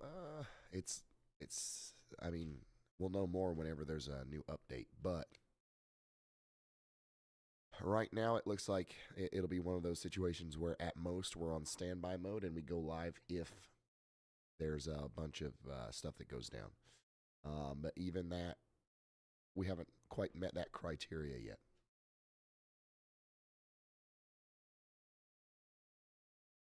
But if we need to, we will.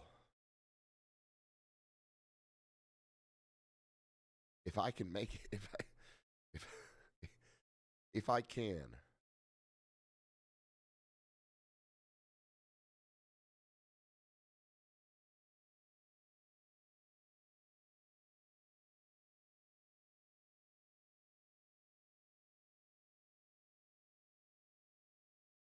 Clay, thanks for becoming a member.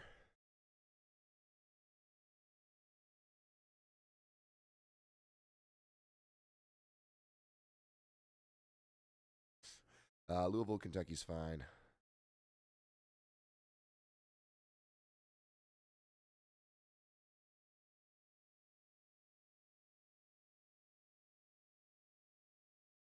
Weather intensity score is about to drop below 200 for the first time in over 8 hours. We've been streaming now for about 11 hours straight.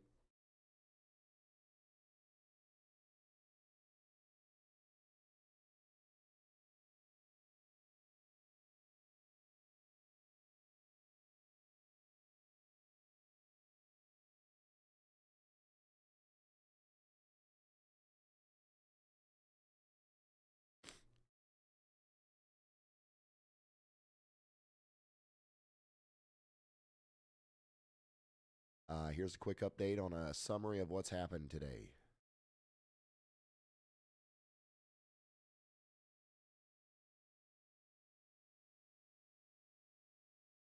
For those just tuning in, here's a quick recap of recent severe weather events. Tornadoes were reported in Louisiana, Texas, and Mississippi, causing damage in areas like Oretta, LA, and Dermot, AR. Notably, there was significant damage in Montgomery County, TX, with mobile homes destroyed and injuries reported. Large hail, up to baseball size, fell in some areas, particularly in Dermot, AR. Wind damage, including downed trees and power lines, was widespread. Stay tuned for more updates and stay safe out there. Back to you, Ryan. How many tornado reports were there? There were 19 tornado reports across Louisiana, Texas, Arkansas, and Mississippi. What's the tornado report that stands out the most to you? One of the most notable tornado reports came from Montgomery County, Texas, at 5:08 p.m. The tornado there caused heavy damage to mobile homes, completely removed the roof of a brick home, and impacted the East Montgomery Fire Department. This highlights the severity of the storms in the area. Back to you, Ryan.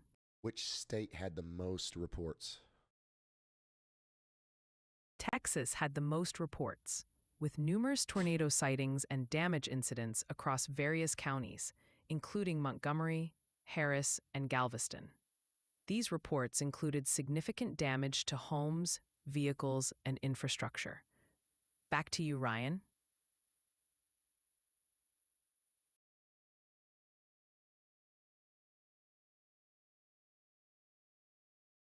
You're watching a big storm come into Amory now. A lot of our tornado warnings here in Mississippi are about to expire. Most of the storms are about to exit Mississippi completely. We're about to start to focus on western portions of Alabama for a little while.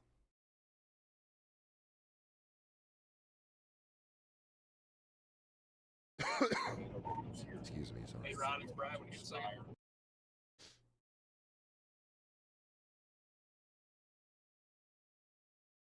Go ahead.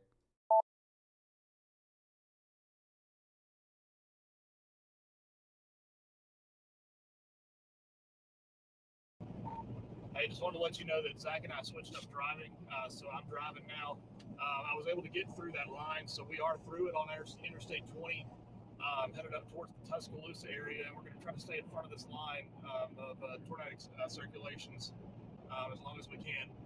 So as long as you're on air, we are out here, so just want to let you know. Thank you, Brad.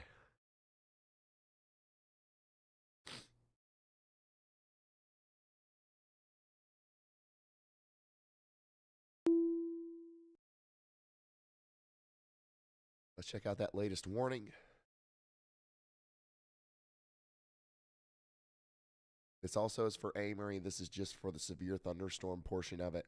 60-mile-an-hour winds and quarter-sized hail.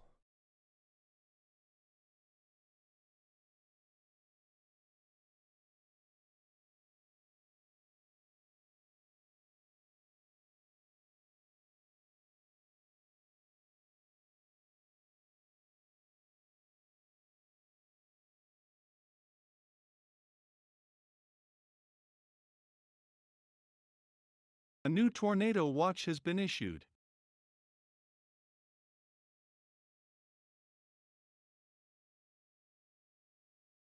We're down to 4 tornado warnings. We've got 6 severe thunderstorm warnings.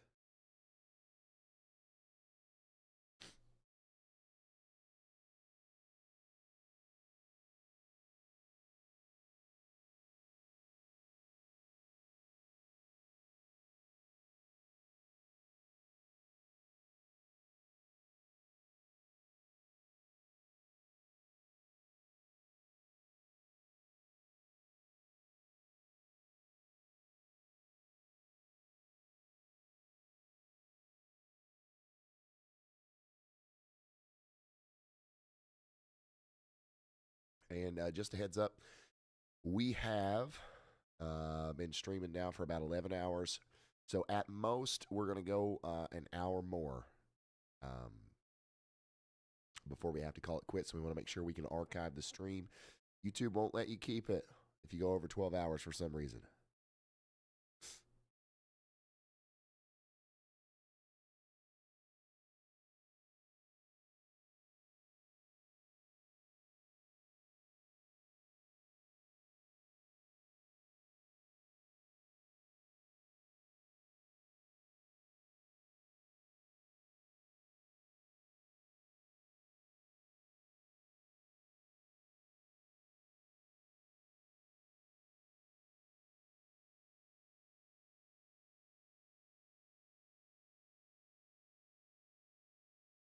Rome, Georgia. There's going to be some storms early in the morning, but nothing crazy.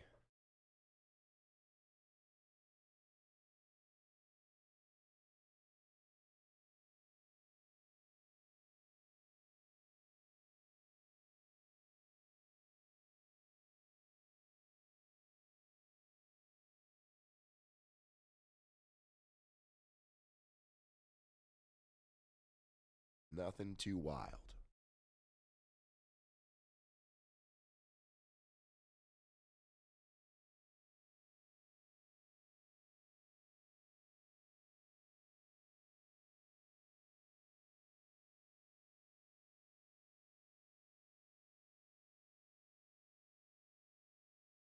Zachary, it's obviously you're struggling and sick, but you've been pushing through. You and your team do great work.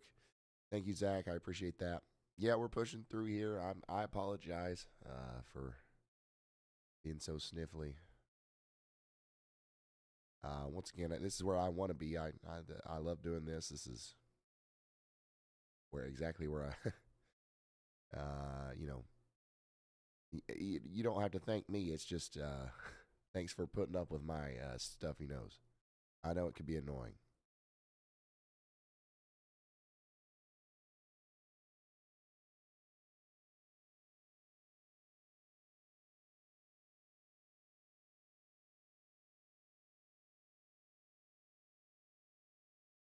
I'm going to try to do a video tomorrow. I don't know if it'll be possible. But at the end, right before we end this stream, we'll go over tomorrow's risk real quickly once again.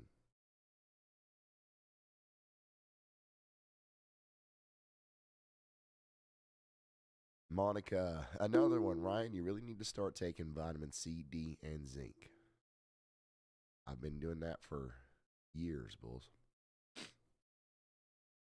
Counties in this new severe thunderstorm warning. Let's go look at it. It's for more southern areas. Chatham is in that. Milltree, Silas. Get ready. We're down to 3 warnings.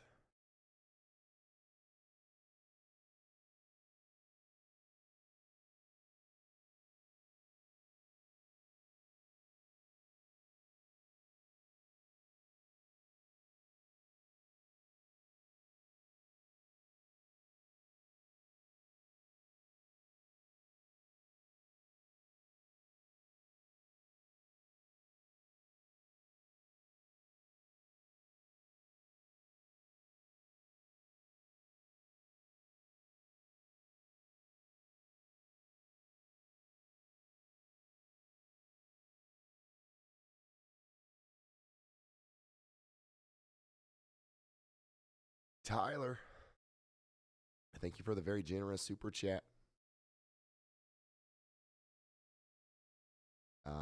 Thanks for what you do, Ryan. Keep everyone aware. I've also got the sniffles and a bad cough. The pain is real. Tyler, thank you for the kind words and for the very awesome support. You didn't have to do that. Shout out to Tyler.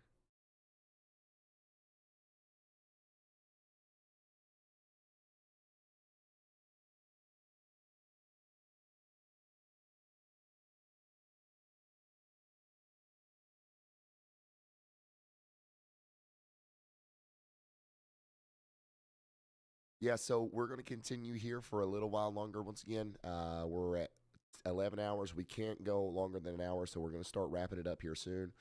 Um, obviously, I've got to stop talking at some point, or I'm going to lose my voice for several days. There's a chance we might need to be back here tomorrow at some point, so I want to preserve my energy a little bit. The good news is the storms are going to continue to decrease in intensity, but there's still going to be a lot of storms in A Alabama new tornado tonight. warning Okay, like has there we been go. We issued. just got a tornado warning in Lamar County, Alabama. There's going to be tornado warnings all night. Okay, it's not going to stop. Unfortunately, I am human and I can't stay here 24/7. But you know who can? You know who can? Eastern Alabama You know and who's going to be up southeastern tonight? Mississippi. This warning is in effect for At the 6 next few a.m. hours and includes areas such as southwestern Still Choctaw relaying the County, latest warnings. northwestern Washington County in Y'all Alabama, as well as You know Wayne who's going to and be up northern at Greene counties in Mississippi. At this 6 time, a.m. severe tomorrow morning, and the thunderstorms have next been morning, and the detected next morning, along a and forever line and infinity, stretching from northeast of Mill relaying Creek whatever warnings to are currently northwest out of there. Clara Y'all to buy. and continuing to the west of So I would Buckatuna highly and east of recommend you Ritter. guys going over to this channel These right storms here, are Ryan Hall, advancing y'all eastward extra, at a speed of 30 subscribing, miles per hour. The and primary staying threat tuned from over these here. thunderstorms It's is the same wind app. gusts reaching up It's my to same 60 radar miles per software hour. that y'all bot's using. Such winds can cause considerable damage, including harm to roofs. And as soon as there's a tornado warning, y'all bot will tell you about it, and it's never going to stop 24/7. Y'all bot never sleeps. To stay indoors and away from windows. Secure any loose outdoor items and prepare for potential power outages. Please remain alert and follow any further instructions from local authorities. Stay safe and take these warnings seriously as the situation develops.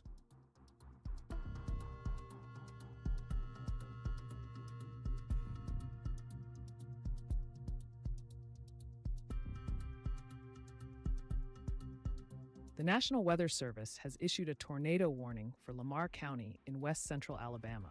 This warning is in effect until 10 p.m. Central Standard Time. At 9:27 p.m., a severe thunderstorm capable of producing a tornado was located near Bedford, moving northeast at 70 miles per hour. Up there in Huntsville, by the way, thank you, Robert. Thank you so much. Huntsville, there's going to be some strong storms in about 2 or 3 hours. I'm expecting some gusty winds, maybe some damaging winds. But for the most part, it's going to be a quick hitting storm. You might even sleep through it, to be honest. Go ahead, Elijah. Hey Ryan, so earlier we mentioned that there was a lot of trees downed across Mississippi. Well, either the Jones or Jasper County dispatcher actually just said this phrase to a recent report. I don't know what to tell you. We're getting nonstop reports of trees and power lines down. So this line is basically just taking down a lot of trees and a lot of power lines with it as it's going across the state of Mississippi. Absolutely. Thank you, Elijah. Yeah, there's just this thing's going to be a tree eater as it goes down the line here, and it's going to continue to cause problems for a long time tonight. And we are going to continue to have some tornado warnings like we just saw there for Lamar County, Alabama. Get ready if you're near the Vernon Consolidated School. You got to take shelter.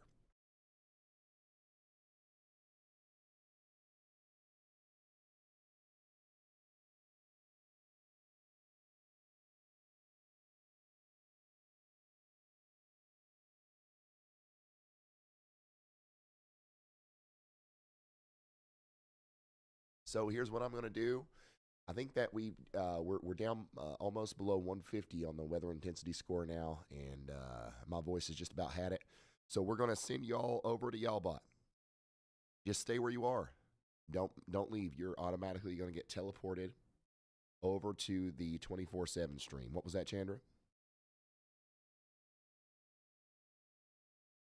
In Lamar County?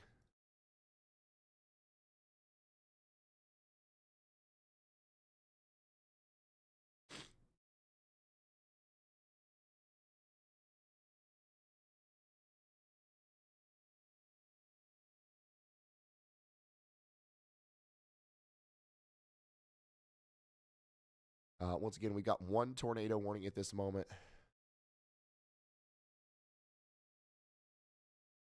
It's for Lamar County. We need everybody in that county to take shelter, including Soligent and Beaverton.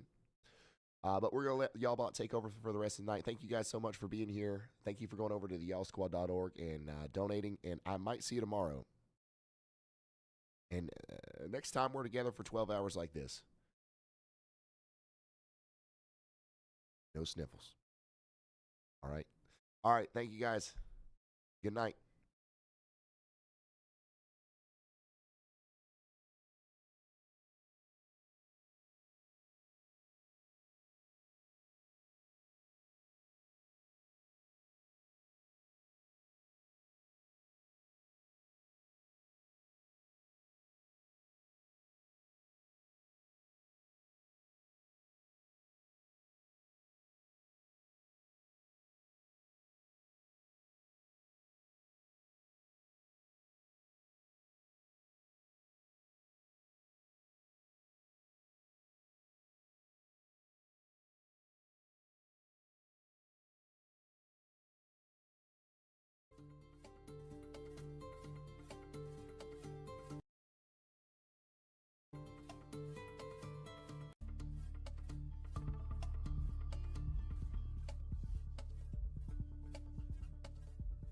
Let's check in on the tornado warning for Lamar County in west central Alabama. The National Weather Service in Birmingham has issued this warning due to a severe thunder near Bedford, moving northeast at 70 miles per hour. This is a serious situation. The main threat is a tornado, which can produce flying debris, making it dangerous for anyone caught outside or without adequate shelter. Mobile homes are particularly vulnerable and may be damaged or destroyed. Additionally, damage to roofs, windows, and vehicles is expected, and tree damage is likely. Residents in the path of this storm, including those in Vernon, Soligent, Detroit, Beaverton, Lamar County Airport, Cruz, Bedford, Henson Springs, Star, Pine Springs, High-Toji, and near Lamar County Public Lake, should take immediate action to protect themselves. Get to a safe location, preferably a basement or an interior room on the lowest floor of a sturdy building. Avoid windows and cover yourself with a mattress or heavy blankets if possible. The warning is in effect for the next few minutes, so do not delay seeking shelter. Stay tuned for further updates as we continue to monitor the situation.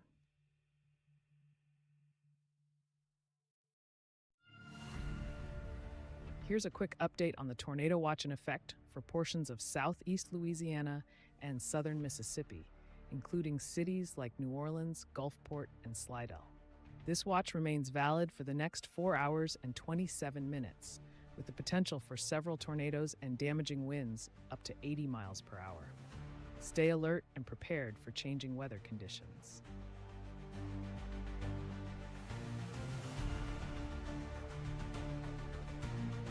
Let's check in with Brandon Kopik, ChaserBuX.net Radar Omega, who is currently streaming live from Eutaw, Alabama. He's live on YouTube.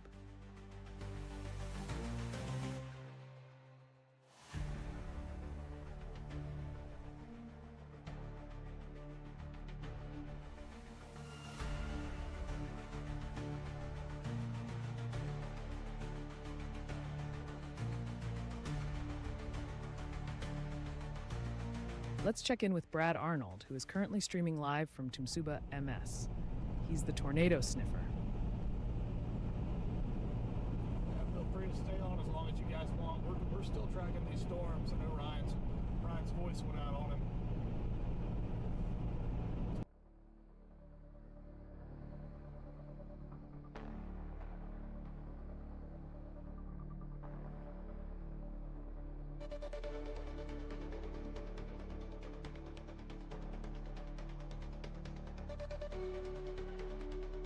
Attention everyone in Lamar County, Alabama. We are continuing our coverage with a top priority alert. A tornado warning is still in effect for northern Lamar County and will last for another 24 minutes. Right now, we have severe thunderstorms capable of producing tornadoes, moving northeast at 60 miles per hour.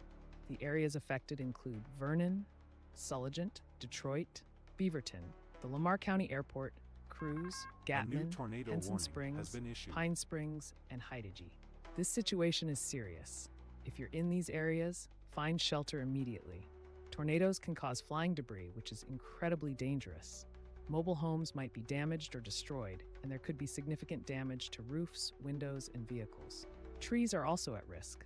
Remember, radar has indicated rotation, so stay indoors in a safe location away from windows. Your safety is our top priority.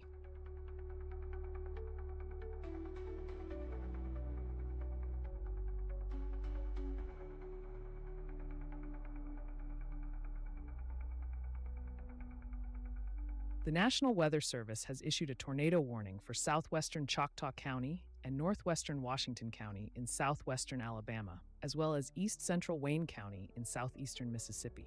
This warning is in effect until 10 p.m. Central Standard Time. At 9:36 p.m. Central Standard Time, a severe thunderstorm capable of producing a tornado was detected 6 miles southeast of Waynesboro, moving east at 40 miles per hour. This storm poses a significant threat, with radar indicating possible tornado activity. Flying debris could be extremely dangerous to those caught without shelter, and there's a risk of damage to mobile homes, roofs, windows, and vehicles. Tree damage is also likely. This storm is expected to remain over mainly rural areas within the warned counties. Residents should seek safe shelter immediately, staying away from windows and doors, and protecting themselves from flying debris.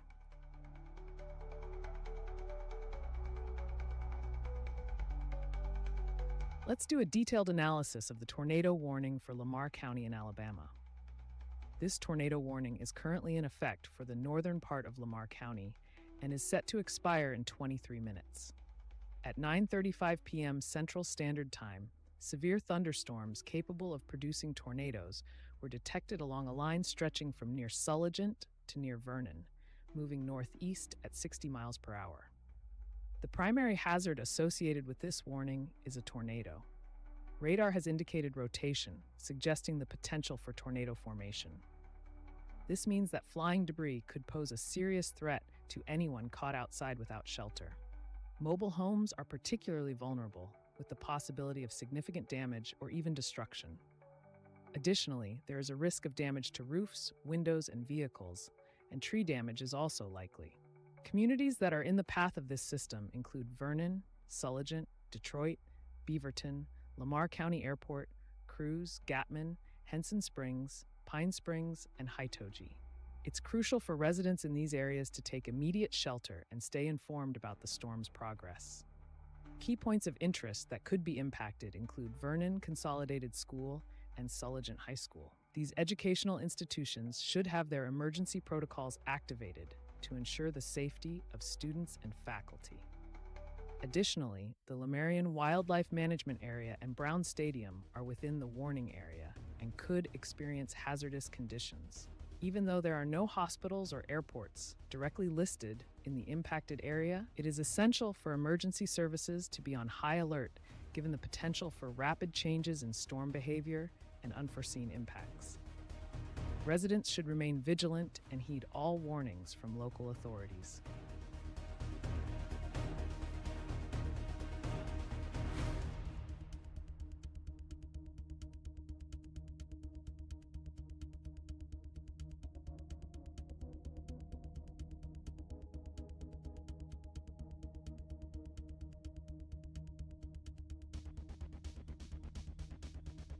Let's check in on the tornado warning for Lamar County, Alabama. This is an urgent update for those of you in northern Lamar County, where a tornado warning remains in effect. Currently, severe thunderstorms capable of producing tornadoes are moving northeast at 60 miles per hour. These storms are impacting areas including Vernon, Sulligent, Detroit, and Beaverton. Residents in the path should take immediate action to protect themselves. Seek shelter in a sturdy building, preferably in a basement or an interior room on the lowest floor. Avoid windows and cover your head to protect from flying debris. If you are outdoors or in a mobile home, move to the nearest substantial shelter as quickly as possible. Remember, tornadoes can form rapidly, so it's crucial to stay aware and be prepared to act quickly. This warning will remain in effect for approximately the next 21 minutes. Stay tuned for further updates and stay safe.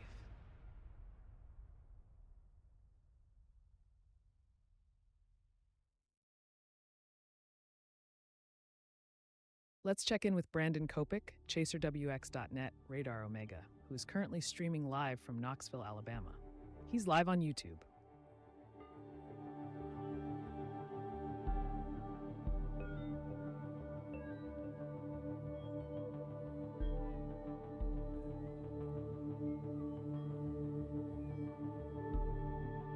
Let's check in with Brad Arnold, who is currently streaming live from Cuba, AL. He's the tornado sniffer.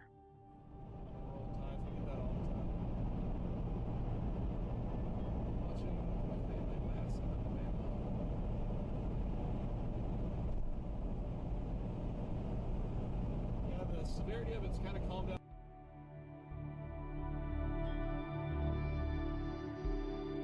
Let's check in with Brandon Kopik, ChaserWX.net Radar Omega, who is currently streaming live from Foster's, Alabama. He's live on YouTube.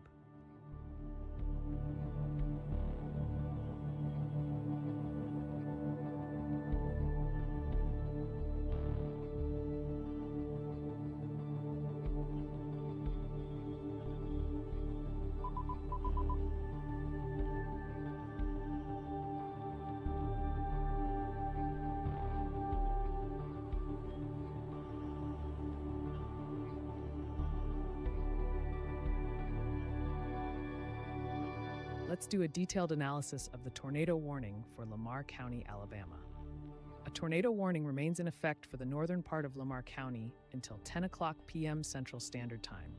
As of 9:35 p.m. CST, severe thunderstorms capable of producing tornadoes were detected along a line extending from near Sulligent to near Vernon, moving northeast at 60 miles per hour. This situation is particularly concerning due to radar-indicated rotation, suggesting that a tornado could develop at any moment. The primary hazard here is a potential tornado, which could lead to flying debris that is extremely dangerous for those caught without adequate shelter. Mobile homes are particularly vulnerable, with the likelihood of significant damage or destruction. Expect damage to roofs, windows, and vehicles, as well as potential tree damage. The communities at risk include Vernon, Sulligent, Detroit, Beaverton, Lamar County Airport, Cruz, Gatman, Henson Springs, Pine Springs, and Hitoji. It's critical for residents in these areas to take immediate action to protect themselves. Let's talk about the specific points of interest that could be impacted. We have two schools in the warning area, Vernon Consolidated School and Sulligent High School. If you are near these locations, please ensure you are in a safe, sheltered area away from windows. Additionally, there are two parks that could be affected, Lamarian Wildlife Management Area and Brown Stadium. While there are no hospitals or airports directly listed in the warning, the presence of schools and parks emphasizes the need for caution and urgent action. Everyone in these areas should have their emergency plans in place and be prepared to seek shelter immediately. Stay tuned to local news and weather updates for the latest information.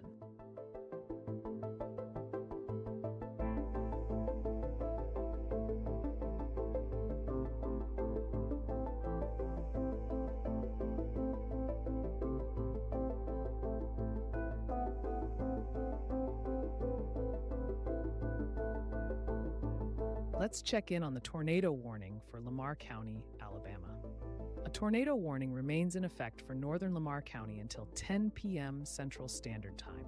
Right now, severe thunderstorms capable of producing tornadoes are moving northeast at 60 miles per hour. These storms are extending from near Sulligent to near Vernon.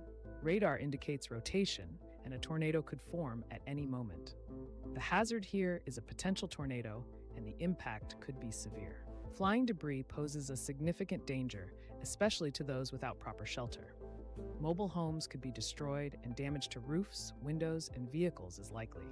Locations in the path include Vernon, Sulligent, Detroit, Beaverton, Lamar County Airport, Cruz, Gatman, Henson Springs, Pine Springs, and Hitoji. Please, if you are in these areas, take cover immediately in a basement or an interior room on the lowest floor of a sturdy building.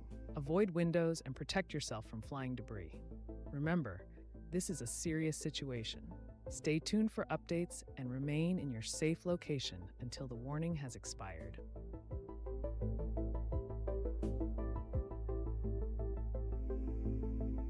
Let's check in with Brad Arnold, who is currently streaming live from Epis AL. He's the tornado sniffer.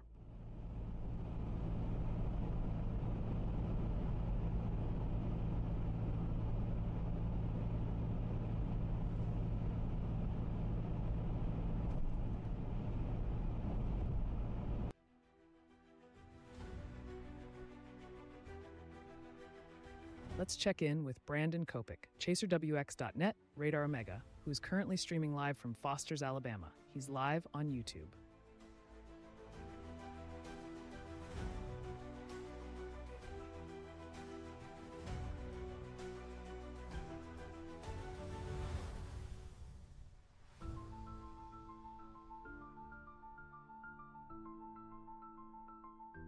Let's check in with Brad Arnold, who is currently streaming live from Epes AL.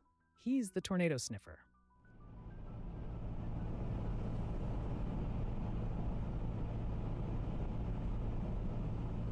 Nothing, I'm letting you on the interstate when you're trying to get on at 20 miles an hour. Yep.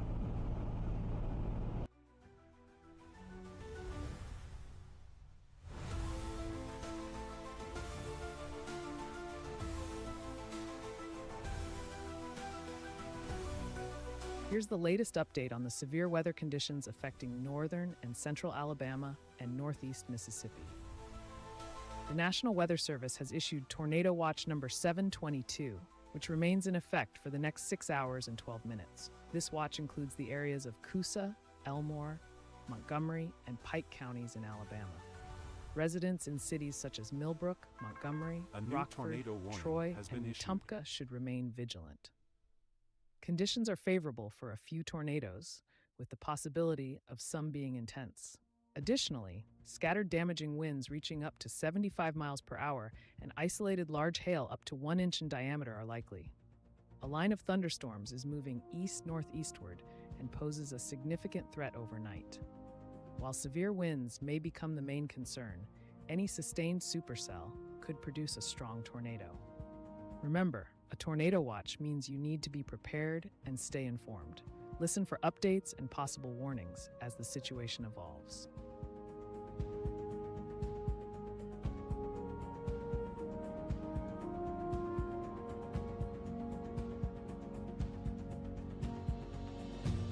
The National Weather Service has issued a tornado warning for Marion County in northwestern Alabama. This warning is in effect until 10:30 p.m. Central Standard Time. At 9:48 p.m., severe thunderstorms capable of producing a tornado were detected moving northeast at 60 miles per hour. This is a dangerous situation. Flying debris could be dangerous to those without shelter. Mobile homes may be damaged or destroyed. Expect damage to roofs, windows, and vehicles, as well as likely tree damage. Areas that could be impacted include Hamilton, Winfield, Haleyville, and surrounding communities. Take cover immediately.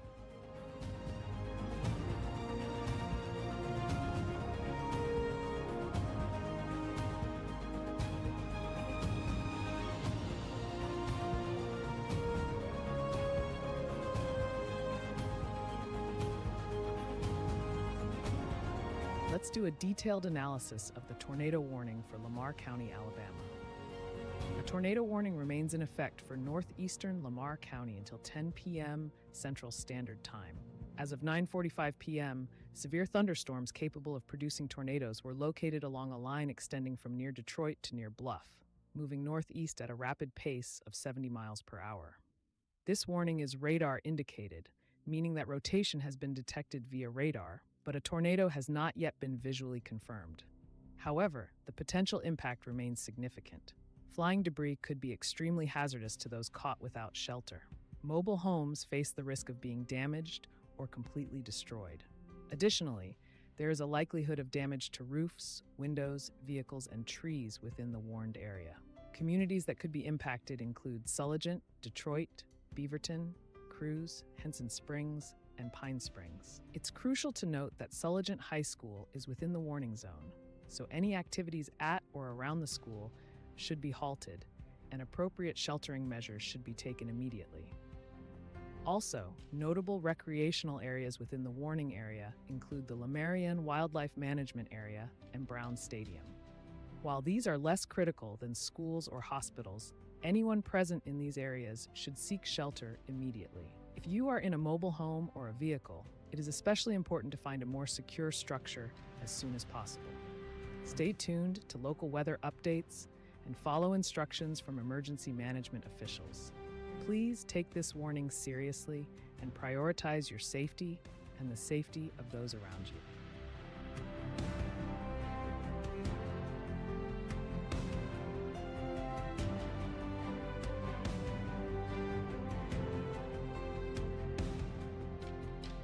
Let's check in on the tornado warning currently in effect for parts of southwestern Alabama and southeastern Mississippi. This is a very serious situation. The National Weather Service in Mobile has issued a tornado warning for areas including southwestern Choctaw County, northwestern Washington County, and east central Wayne County. This warning is in effect for the next few minutes, so immediate action is required. At 9:36 p.m., a severe thunderstorm capable of producing a tornado was located approximately 6 miles southeast of Waynesboro, moving east at 40 miles per hour. This storm is radar indicated, showing rotation, which means a tornado could form at any moment. The potential impacts are significant. Flying debris poses a severe threat to anyone caught without shelter. Mobile homes could be damaged or completely destroyed, and there's a high likelihood of damage to roofs, windows, and vehicles. Trees are also likely to be uprooted. If you are in the path of this storm, it is crucial to seek shelter immediately. Move to a basement or an interior room on the lowest floor of a sturdy building. Avoid windows, and if you are in a mobile home or outside, move to a nearby shelter if possible. Remember, the areas most at risk are primarily rural parts of southwestern Choctaw, northwestern Washington, and east central Wayne counties. Stay safe and keep tuned to local news updates for further information as this situation develops.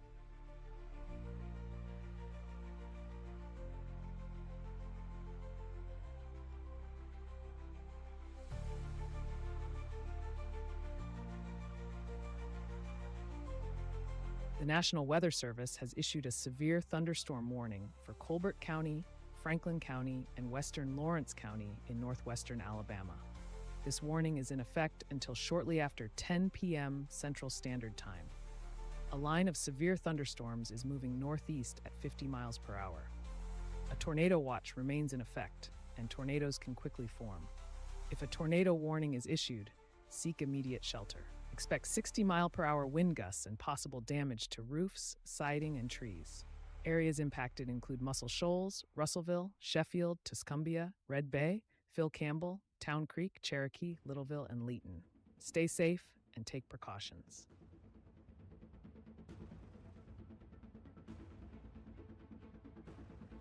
Let's check in with Brandon Kopik, ChaserWX.net Radar Omega, who is currently streaming live from Tuscaloosa, Alabama.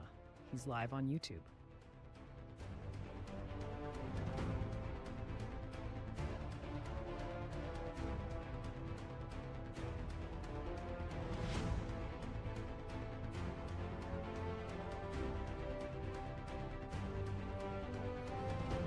Let's check in with Brad Arnold, who is currently streaming live from Clinton, AL.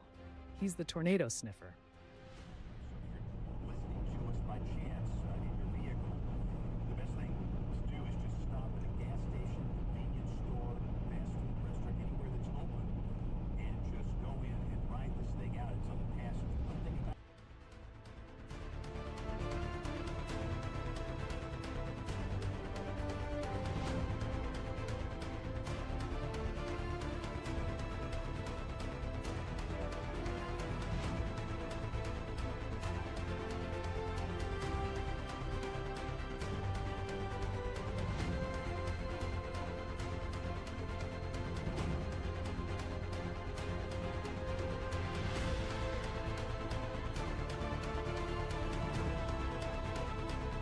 Let's do a detailed analysis of the tornado warning for Marion County in northwestern Alabama.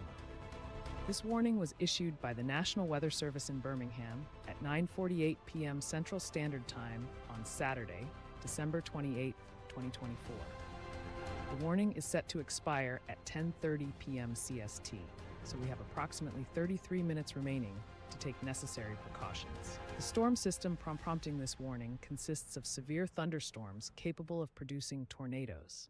These storms were located along a line extending from near Detroit to near Gu Win, moving northeast at a rapid pace of 60 miles per hour.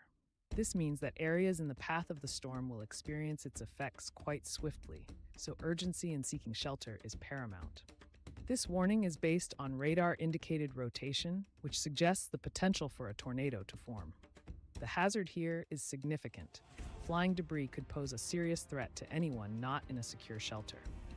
Mobile homes are at risk of being damaged or even destroyed, and structural damage to roofs, windows, and vehicles is likely. Additionally, we can expect considerable tree damage in the affected areas. Let's highlight the specific locations and communities that could be impacted by this tornado warning. The areas include Hamilton, Winfield, Haleyville, Gwynn, Hackleburg, Brilliant, Guwin, Bryn, Weston, Lake Buttahatchee, Bear Creek, Twin, Tucker, Tessner, Pierce's Mill, Rankin Fight Airport, Upper Bear Creek Reservoir, Bird, Bexar, and Piggy.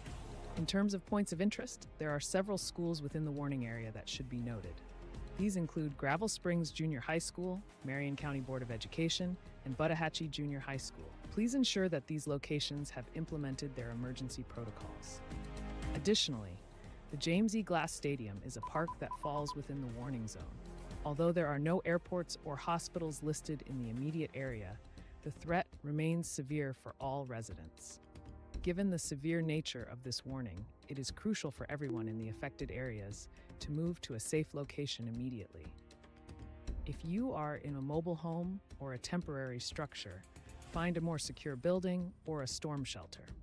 Stay tuned to local broadcasts and weather updates for further information and instructions. Remain vigilant and prioritize your safety above all.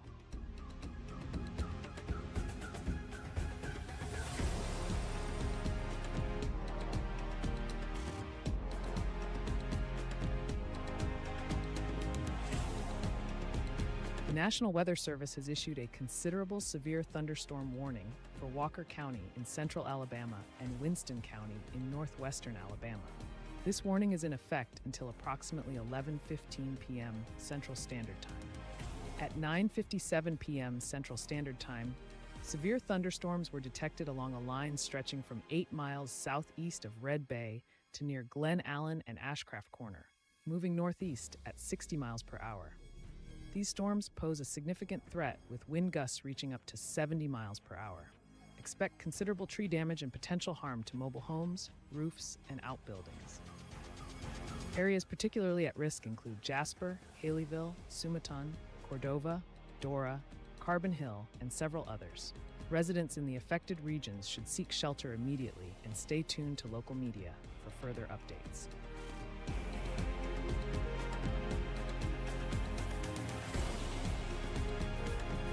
Let's check in with Brandon Kopik, ChaserWX.net Radar Omega, who is currently streaming live from Tuscaloosa, Alabama.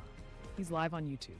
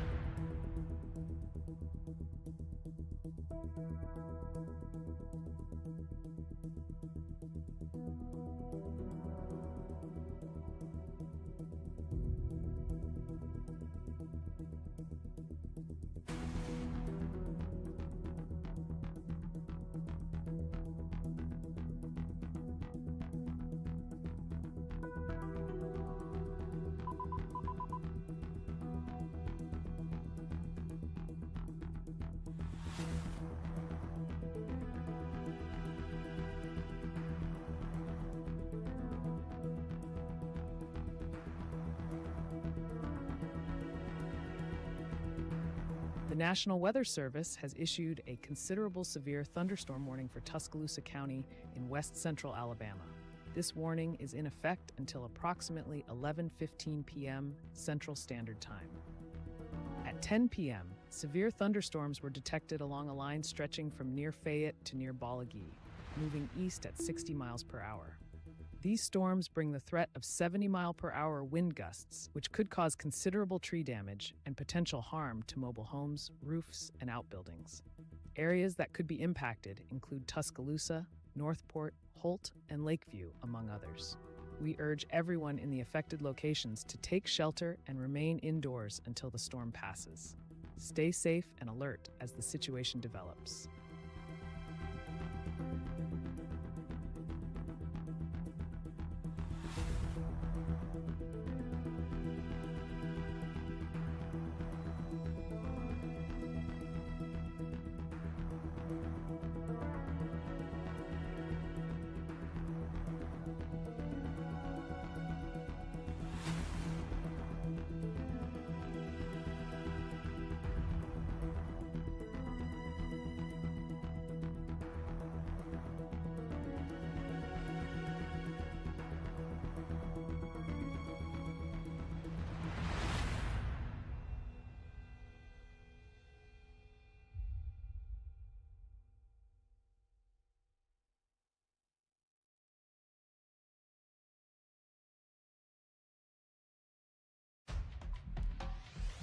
Let's do a detailed analysis of the tornado warning for Marion County, Alabama. Currently, a tornado warning is in effect for Marion County and is set to expire in 27 minutes. As of 10:01 p.m. Central Standard Time, severe thunderstorms capable of producing tornadoes have been detected. These storms are positioned along a line extending from near Weston to Brilliant and are moving northeast at a rapid pace of 60 miles per hour. This warning is based on radar-indicated rotation, which means that while a tornado has not been visually confirmed, the conditions are highly conducive to tornado formation. This situation can be extremely dangerous, as flying debris poses a significant risk to anyone caught without shelter. Structures such as mobile homes are particularly susceptible to damage or even destruction. Additionally, we can expect considerable harm to roofs, windows, and vehicles, along with likely tree damage. The following locations are within the warning area and should be on high alert: Hamilton, Winfield, Haleyville, Hackleburg, Brilliant, Bryn, Weston, Lake Buttahatchee, Bear Creek, Twin, Tucker, Tessner, Pierce's Mill, Rankin Fight Airport, Upper Bear Creek Reservoir, Pig Eye, and Piney Grove. While there are no airports or hospitals within the affected zone, several educational institutions are at risk. These include the Marion County Board of Education, Buttahatchee Junior High School, and Winfield Elementary School. It's crucial for these schools to implement their emergency protocols immediately. Additionally, James E. Glass Stadium is within the path of the storm, and any events or activities should be postponed until the warning has expired. Residents in the warned areas should take immediate action to protect themselves. Seek shelter in a sturdy building, preferably in a basement or an interior room on the lowest floor, and stay away from windows. Keep updated with local news or weather alerts for the latest information. Stay safe, everyone, and remember to keep a weather radio or a mobile alert system handy for real-time updates. This warning remains in effect until 10:30 p.m. Central Standard Time.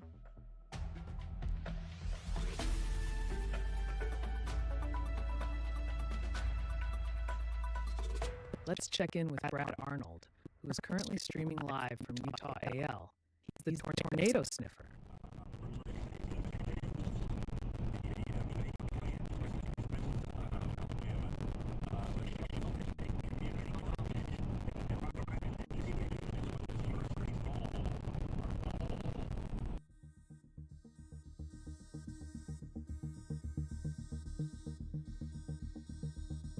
The National Weather Service has issued a considerable flash flood warning for Orleans, Jefferson, St. Bernard, and Plaquemines in Louisiana. Life-threatening flash flooding is expected. Stay alert and seek higher ground immediately.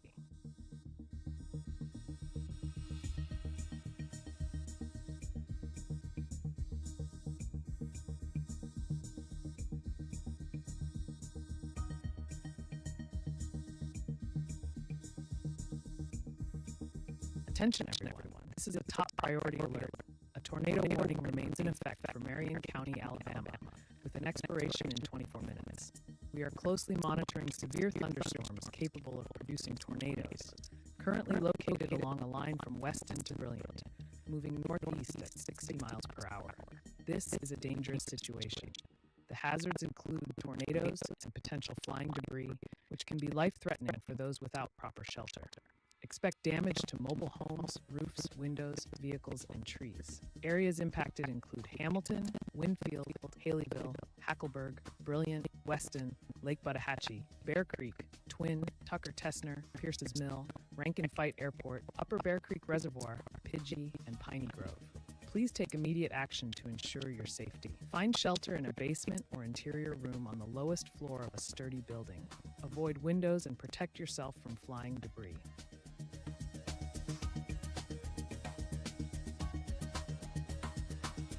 Here's the latest update on the severe weather situation. We continue to monitor a tornado watch, number 721, affecting a wide area across southeast Louisiana and southern Mississippi. This includes the parishes and counties of Assumption, Jefferson, Lafourche, Orleans, Plaquemines, St. Bernard, St. Charles, St. James, St. John the Baptist, St. Tammany, Terrebonne, Hancock, Harrison, Jackson, and Pearl River. Cities such as New Orleans, Gulfport, and Pascagoula are included. This watch is in effect for the next 3 hours and 54 minutes. Primary threats include several tornadoes, with the possibility of a couple of intense tornadoes. We may also see scattered damaging winds, with isolated gusts reaching up to 80 miles per hour, and isolated large hail events up to 1.5 inches in diameter. Please stay vigilant and keep an eye out for threatening weather conditions. Continue to listen for updates and possible further warnings. Remember, a tornado watch means conditions are favorable for tornadoes and severe thunderstorms. Stay safe and prepared.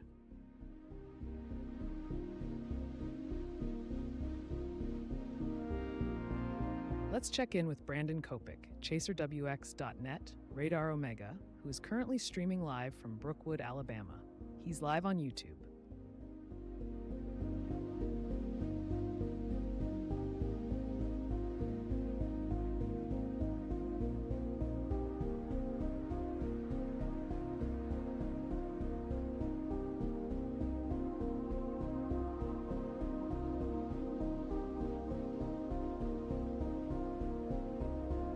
Let's check in on the severe thunderstorm warning currently impacting parts of Alabama and Mississippi, specifically for Choctaw, Marengo, and Clark counties in Alabama, as well as Wayne County in Mississippi.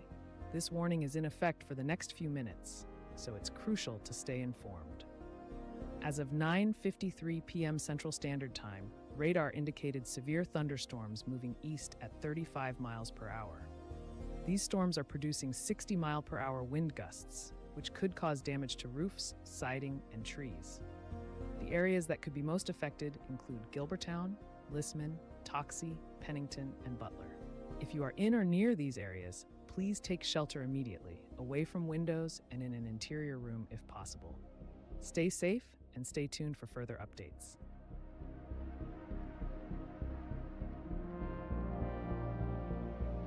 Let's do a detailed analysis of the tornado warning for Marion County, Alabama. Currently, a tornado warning remains in effect until 10:30 p.m. Central Standard Time. At 10:01 p.m., severe thunderstorms capable of producing tornadoes were located along a line extending from near Weston to Brilliant, moving northeast at a speed of 60 miles per hour. This storm system is radar indicated, which means there is significant rotation detected, suggesting the possibility of a tornado forming. The primary hazard is a potential tornado, which can cause flying debris, posing a serious risk to anyone caught without adequate shelter. Structures such as mobile homes are particularly vulnerable and may be damaged or destroyed. Additionally, damage to roofs, windows, and vehicles is likely, along with potential tree damage. Communities that are likely to be impacted include Hamilton, Winfield, Haleyville, Hackleburg, Brilliant, Bryn, Weston, Lake Buttahatchee, Bear Creek, Tucker, Tessner, Pierce's Mill, Rankin Fight Airport, Upper Bear Creek Reservoir, Pidgey, and Piney Grove. Important points of interest in these areas include several schools, the Marion County Board of Education, Buttahatchee Junior High School, and Winfield Elementary School. These institutions should be on high alert and ensure that all students and staff are in the safest possible locations within their buildings. Additionally, James E. Glass Stadium is another new location tornado that could watch be has been impacted issued. by this storm system. While there are no hospitals, airports, malls, or campgrounds specifically noted in this warning, the presence of schools highlights the importance of taking immediate protective measures. Residents in the warned area should seek shelter immediately, preferably in a basement or an interior room on the lowest floor of a sturdy building. Avoid windows and doors, and protect your head and neck from flying debris.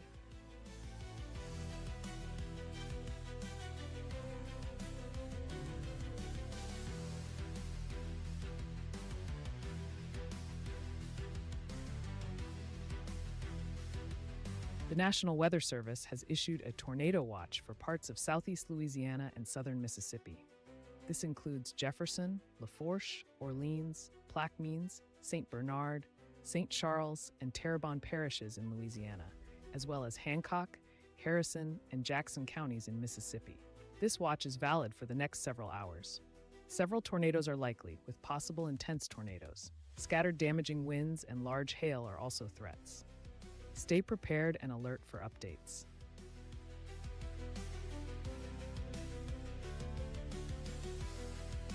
The National Weather Service has issued a severe thunderstorm warning for west central Mobile County in southwestern Alabama and eastern George County in southeastern A new tornado Mississippi. warning has been issued. This warning is in effect until 11 p.m. Central Standard Time. At 10:11 p.m. Central Standard Time, a severe thunderstorm was located 6 miles southwest of Lucedale, moving east at 20 miles per hour. Expect 60-mile-per-hour wind gusts, which could cause damage to roofs, siding, and trees. Residents in the impacted areas, including Lucedale, should take immediate safety precautions. Stay indoors and away from windows, and be prepared for possible power outages due to falling trees and debris.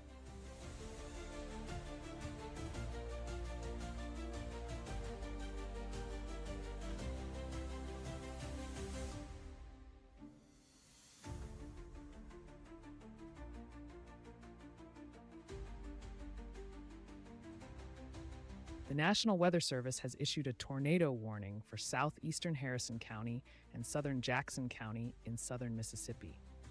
This warning is in effect until 11:15 p.m. Central Standard Time. A severe thunderstorm capable of producing a tornado was located near Gulfport, moving east at 40 miles per hour. The primary threat is a tornado. Flying debris will be dangerous to those caught without shelter. Mobile homes may be damaged or destroyed. Damage to roofs, windows, and vehicles can occur, and tree damage is likely. Areas at risk include Biloxi, Ocean Springs, St. Martin, D'Iberville, Gulf Hills, Latimer, Gulf Park Estates, Gautier, Hickory Hills, Vancleave, Moss Point, Escatawpa, and Helena. This storm also affects Gulfport Airport and Interstate 10 between mile markers 35 and 76, as well as Interstate 110 between mile markers 1 and 4. Please take immediate shelter and stay tuned for further updates.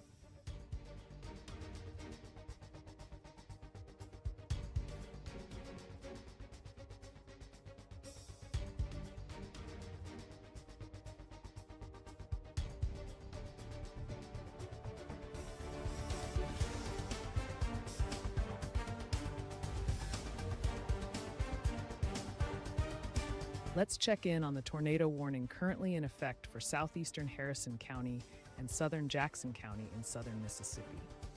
The National Weather Service in New Orleans has issued this warning due to a severe thunderstorm capable of producing a tornado. As of 10:12 p.m. Central Standard Time, radar indicated rotation near Gulfport, moving east at 40 miles per hour. This storm poses a significant threat with potential for flying debris, especially dangerous for those caught without shelter. Mobile homes could be damaged or destroyed, and there's a high likelihood of damage to roofs, windows, vehicles, and trees in the affected areas. Residents in Biloxi, Ocean Springs, St. Martin, D'Iberville, Gulf Hills, and Latimer should brace for impact around 10:20 p.m. CST. Following that, Gulf Park Estates should be prepared by 10:30 p.m. CST, with Gautier, Hickory Hills, and Vancleave at risk by 10:40 p.m. CST. Moss Point and Escatapa will be in the storm's path shortly after. Additionally, this warning includes areas around Gulfport Airport and sections of Interstate 10 between mile markers 35 and 76, as well as Interstate 110 between mile markers 1 and 4. If you are in the path of this dangerous storm, seek shelter immediately in a sturdy building, away from windows, and protect yourself from flying debris. Stay tuned for further updates as we continue to monitor this situation over the next few hours.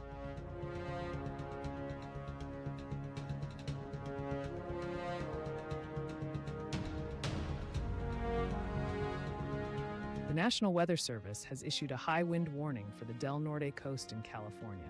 Expect south winds of 20 to 30 miles per hour, with gusts up to 60 miles per hour, potentially causing widespread power outages and travel difficulties.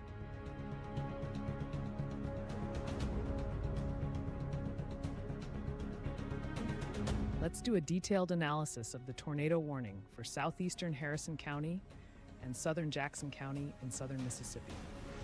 This warning is in effect until 11:15 p.m. Central Standard Time. The National Weather Service in New Orleans issued this warning at 10:13 p.m. Currently, a severe thunderstorm capable of producing a tornado is located near Gulfport, moving east at 40 miles per hour. This is a radar-indicated tornado, which means that while a tornado has not been confirmed on the ground, radar has detected rotation that could lead to the formation of a tornado. If a tornado forms, the impacts could be severe. Flying debris will pose a significant threat to anyone caught without shelter, and mobile homes may be severely damaged or destroyed. Expect damage to roofs, windows, and vehicles, along with likely tree damage.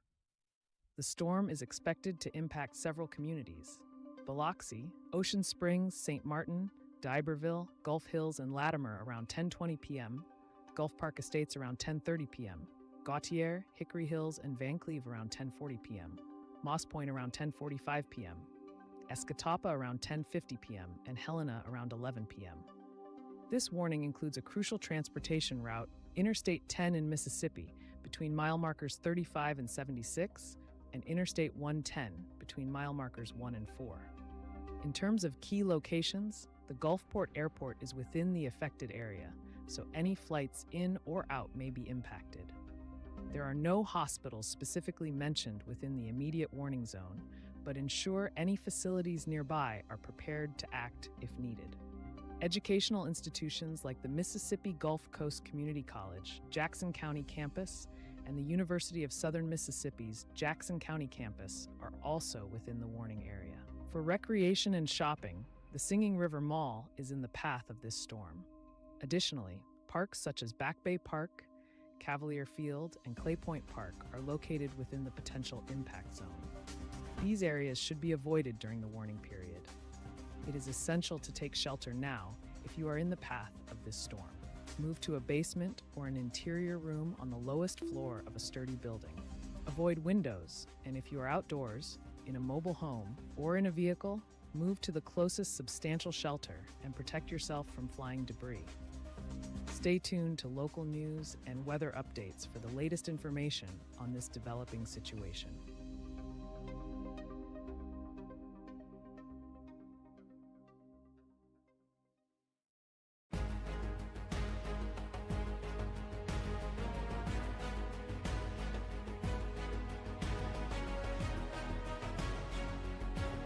The National Weather Service has issued a severe thunderstorm warning for Lauderdale County in northwestern Alabama.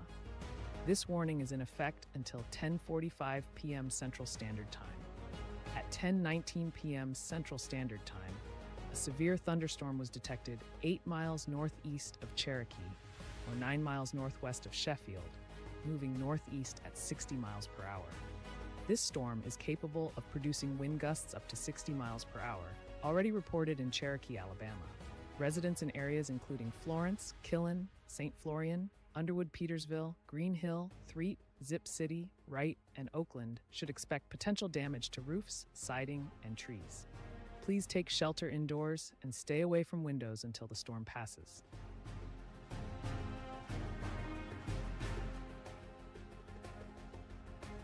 The The National Weather Service has issued a severe thunderstorm warning for northwestern Monroe County, south central Choctaw County, central Washington County, Clark County, and western Wilcox County in Alabama.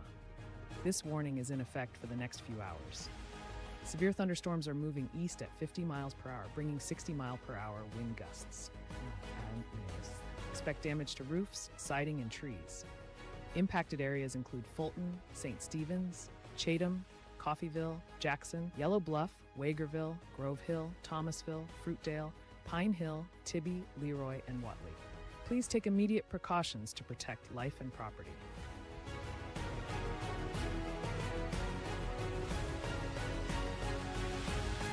Let's check in on the severe thunderstorm warning currently in effect for parts of Alabama. This storm system is affecting northwestern Monroe County, south central Choctaw County, central Washington County, Clark County, and western Wilcox County. The warning is active for the next few minutes, so please stay alert. As of now, severe thunderstorms are moving east at a rapid pace of 50 miles per hour. They have been tracked from locations 3 miles south of Butler, near Silas, and 7 miles southwest of Milry. The primary threat from this storm includes wind gusts reaching up to 60 miles per hour, which could cause damage to roofs, siding, and trees.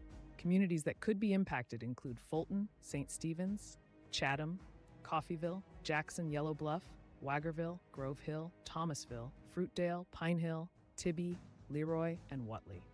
For your safety, it is crucial to seek shelter indoors, preferably in a sturdy building away from windows. Avoid outdoor activities and watch for falling debris. Stay tuned to local media or your weather app for further updates as the situation develops.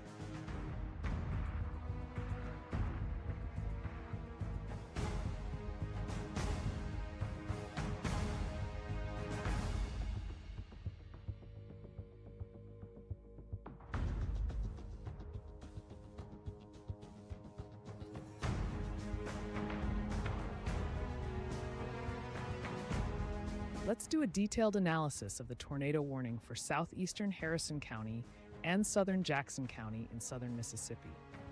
This warning is in effect until 11:15 p.m. Central Standard Time, which gives us about 52 minutes to stay alert and informed. The National Weather Service in New Orleans issued this warning at 10:13 p.m. A severe thunderstorm capable of producing a tornado was located near Gulfport and is moving east at approximately 40 miles per hour. This means the storm is progressing rapidly, and everyone in the path should take immediate precautions. The tornado is currently radar indicated, which suggests that while it hasn't been confirmed by spotters or debris signatures, there is significant rotation detected by radar. This still poses a serious threat, as flying debris can be dangerous to anyone caught without adequate shelter. Mobile homes are particularly vulnerable and could be damaged or destroyed. Expect potential damage to roofs, windows, and vehicles, with tree damage likely as well. This dangerous storm is projected to impact several communities and locations in the coming minutes. By around 10:20 p.m., it may affect areas such as Biloxi, Ocean Springs, St. Martin, D'Iberville, Gulf Hills, and Latimer. By 10:30 p.m., Gulf Park Estates could be in its path. Gautier, Hickory Hills, and Van Cleve might encounter the storm by 10:40 p.m., with Moss Point around 10:45 p.m. and Escatawpa by 10:50 p.m. Helena is expected to be affected by 11 p.m. Important locations that could be impacted include the Gulfport Airport, which is a significant hub in this region. Interstate 10 in Mississippi between mile markers 35 and 76, and Interstate 110 between mile markers 1 and 4 are also within the warning area. So motorists should exercise extreme caution and find shelter if possible. Let's focus on some points of interest in the warning area. Airports like Funderosa Airport and Calla Field are in the vicinity. Schools such as the Mississippi Gulf Coast Community College's Jackson County campus and Community Campus, along with the Jackson County campus of the University of Southern Mississippi, are notable. The Singing River Mall is a key commercial location that might be affected. Parks across the region, including Back Bay Park, Hiller Park Recreation Area, and Shepherd State Park, among others, are within the warning zone. Everyone in these areas should remain vigilant and follow emergency guidance. Remember, safety is the top priority, so ensure you have a safe place to take shelter. Stay tuned for updates and follow instructions from local authorities.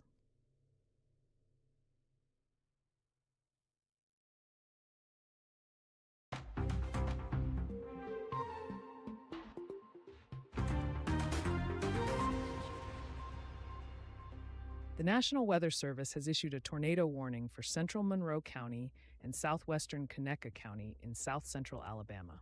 A severe thunderstorm capable of producing a tornado was detected at 10:24 p.m. CST, approximately 7 miles northeast of I-65 and AL-113, or 12 miles southeast of Frisco City. This storm is moving north at 30 miles per hour. The primary threat includes the potential for a tornado, and radar has indicated rotation.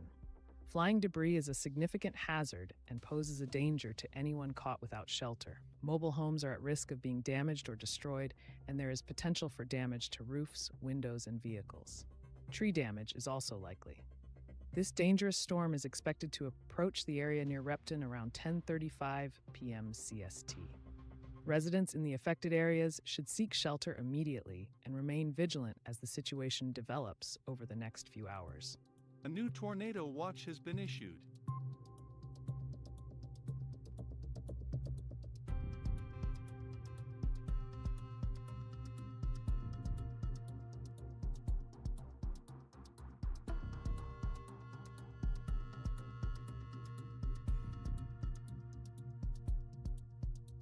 Let's check in on the tornado warning for southeastern Harrison County and southern Jackson County in Mississippi. The National Weather Service in New Orleans has issued this tornado warning, which remains in effect for the next few minutes. At around 10:12 p.m. Central Standard Time, radar indicated a severe thunderstorm capable of producing a tornado near Gulfport, moving east at approximately 40 miles per hour. This storm poses significant threats, including the potential for flying debris, which is dangerous to those caught without shelter. Mobile homes are at risk of being damaged or destroyed, and damage to roofs, windows, and vehicles is likely. A new tornado watch Tree damage has is been also issued. expected. If you are in the path of this dangerous storm, including areas like Biloxi, Ocean Springs, St. Martin, D'Iberville, Gulf Hills, and Latimer, please seek shelter immediately. Move to a basement or an interior room on the lowest floor of a sturdy building. Avoid windows, and if you are outdoors, in a mobile home, or in a vehicle, move to the closest substantial shelter and protect yourself from flying debris. Additional locations under threat include Gulf Park Estates, Gautier, Hickory Hills, Van Cleve, Moss Point, Escatawpa, and Helena. The storm is also impacting Interstate 10 and Interstate 110 in Mississippi. Stay safe and stay informed as we continue to monitor this situation closely.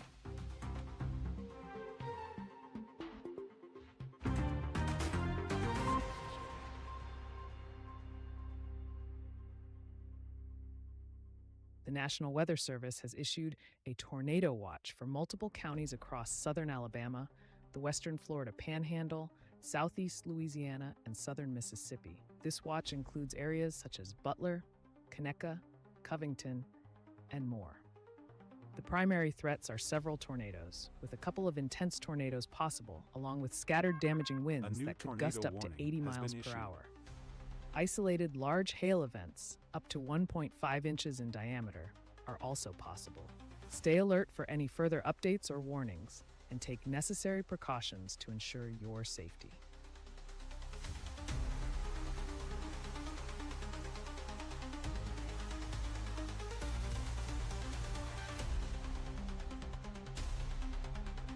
The National Weather Service has issued a tornado warning for northwestern Mobile County in southwestern Alabama and east central George County in southeastern Mississippi. At 10:29 p.m. CST, a severe thunderstorm capable of producing a tornado was spotted 5 miles northwest of Wilmer, or 9 miles southeast of Lucedale, moving east at 30 miles per hour. This storm poses a serious threat with the potential to produce a tornado. Expect flying debris, which will be dangerous for those without shelter. Mobile homes may be damaged or destroyed, and damage to roofs, windows, and vehicles is likely. Tree damage is also expected. This warning is in effect for the next half hour. Residents in these areas should take immediate action to ensure their safety.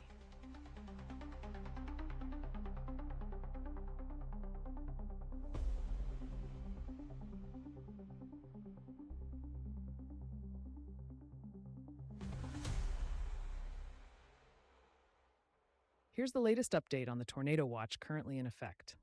This watch is in place for parts of southeast Louisiana and southern Mississippi, including the parishes of Jefferson, Lafourche, Orleans, Plaquemines, St. Bernard, St. Charles, and Terrebonne in Louisiana.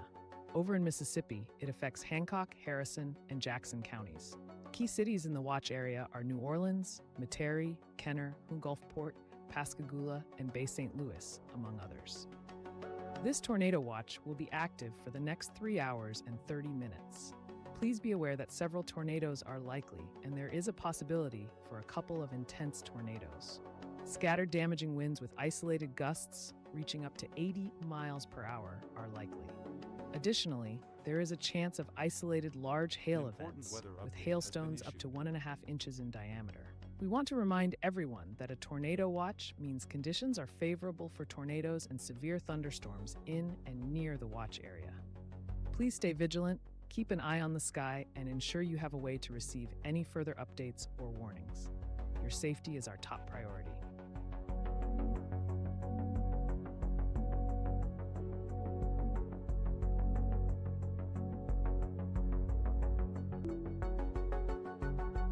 The National Weather Service has issued an observed tornado warning for parts of Mobile, Alabama, and George, Mississippi.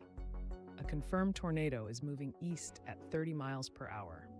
It is located 4 miles northwest of Wilmer and 10 miles southeast of Loosedale. This dangerous storm poses a threat with damaging winds. Flying debris can be life-threatening. Mobile homes may be damaged or destroyed. Expect damage to roofs, windows, vehicles, and trees. Areas impacted include Chinchula. Please take immediate action to stay safe.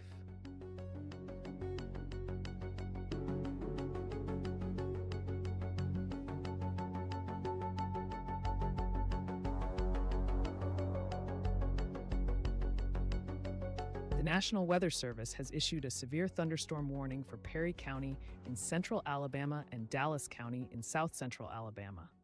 This warning is in effect until 11:45 p.m. Central Standard Time. At around 10:31 p.m. Central Standard Time, severe thunderstorms were detected along a line from Moundville to Faunsdale to Magnolia, moving east at 45 miles per hour. These storms pose a threat with wind gusts reaching up to 60 miles per hour. Expect potential damage to roofs, siding, and trees. Areas that may be impacted include Selma, Valley Grande, Marion, Uniontown, and several other nearby locations. Please take immediate precautions to protect yourself and your property.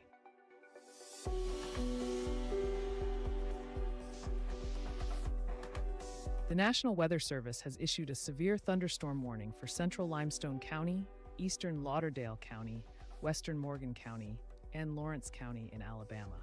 This warning is in effect until approximately 11:30 p.m. Central Standard Time.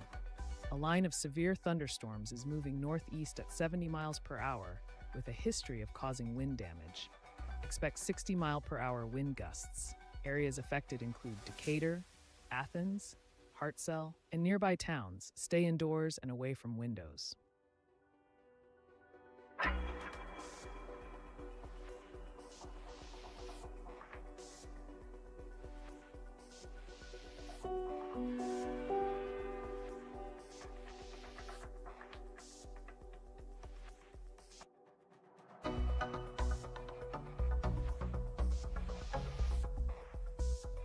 Let's do a detailed analysis of the tornado warning for central Monroe County and southwestern Conecuh County in south central Alabama. This tornado warning is in effect until 11:15 p.m. Central Standard Time, which is approximately 39 minutes from now. The National Weather Service in Mobile has identified a severe thunderstorm capable of producing a tornado. This system was located 7 miles northeast of the intersection of I-65 and Alabama Highway 113, or about 12 miles southeast of Frisco City. The storm is moving north at a speed of 30 miles per hour. The hazard associated with this warning is a potential tornado, as indicated by radar rotation. This means there's a high likelihood of a tornado forming, although it hasn't been visually confirmed on the ground yet. The impacts of such a tornado could be significant. Flying debris poses a severe risk to anyone without adequate shelter. There is a high probability of mobile homes being damaged or completely destroyed. Additionally, Expect damage to roofs, windows, and vehicles, with tree damage being quite likely. Communities in the path of this dangerous storm should be on high alert. Specifically, the town of Repton is expected to be near the storm's trajectory around 10:35 p.m. Central Standard Time. In terms of points of interest, there are no airports, hospitals, or major venues in the immediate warning area. However, there are educational institutions that need immediate attention. Nickburg Junior High School and Repton High School are both within the affected region. If you are in these areas, it is crucial to seek shelter immediately, preferably in a basement or an interior room on the lowest floor of a sturdy building. Stay tuned to local news and weather updates and ensure you have a way to receive emergency notifications. Remember, safety is the priority. Please take this warning seriously and take cover if you are in the path of this storm.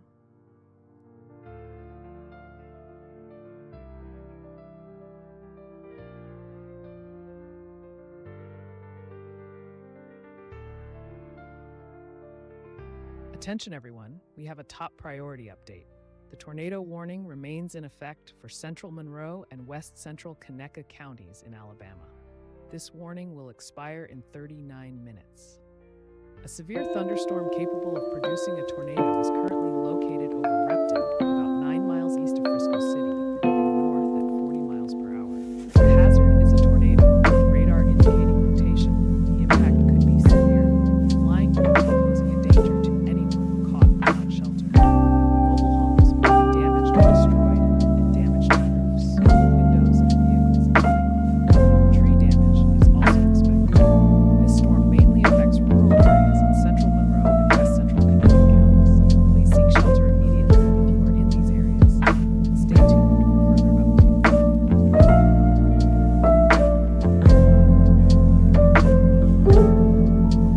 Let's check in with Brad Arnold, who's currently streaming live from Foster's AL. He's the tornado sniffer.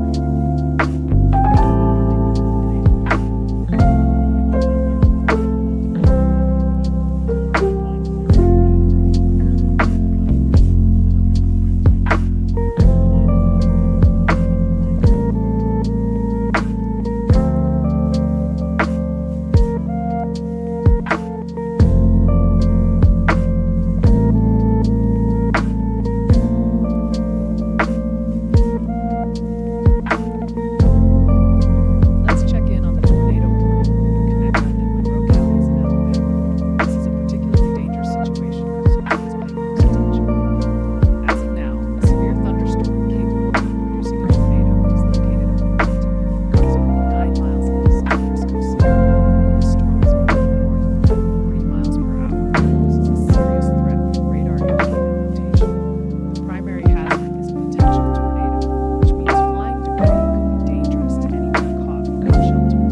Mobile homes might be damaged or destroyed, and damage to roofs, windows, and vehicles is likely. Tree damage is also a significant concern. This storm will mainly affect rural areas in central Monroe and west central Conecuh counties. If you are in these areas, it is crucial to take immediate action.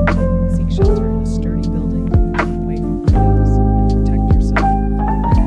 Do not wait until you can see the tornado, as it may be hard to spot at night. This warning remains in effect for the next 36 minutes. Stay informed by monitoring local news and weather stations for updates. Your safety is paramount.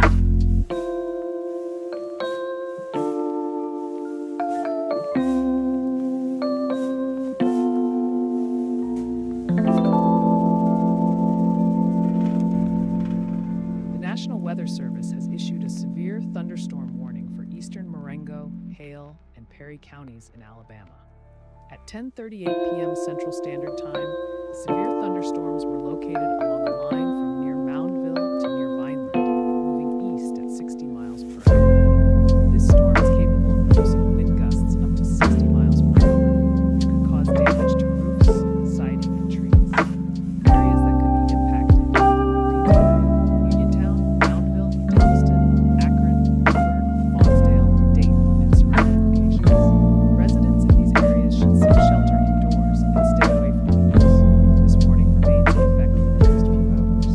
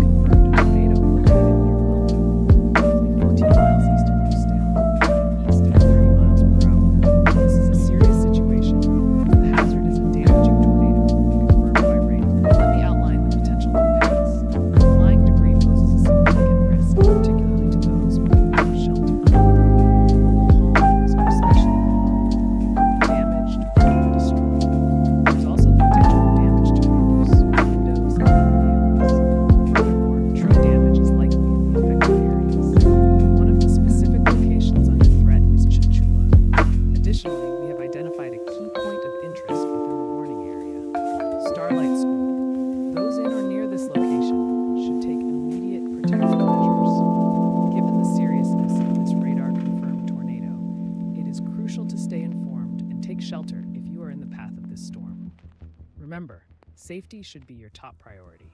The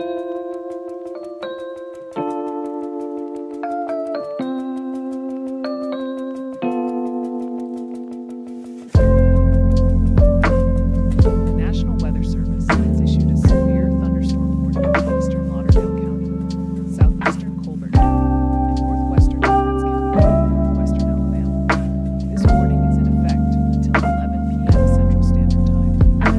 At 10:40 p.m. Central Standard Time, radar indicated a line of severe thunderstorms 11 miles west of Loretto to Lee, moving northeast at 50 miles per hour. These storms have produced wind gusts up to 60 miles per hour.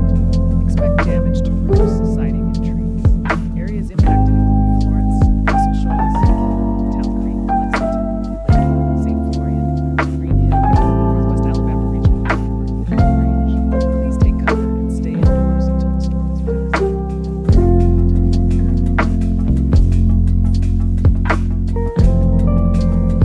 Here's the latest update on the tornado watch in effect.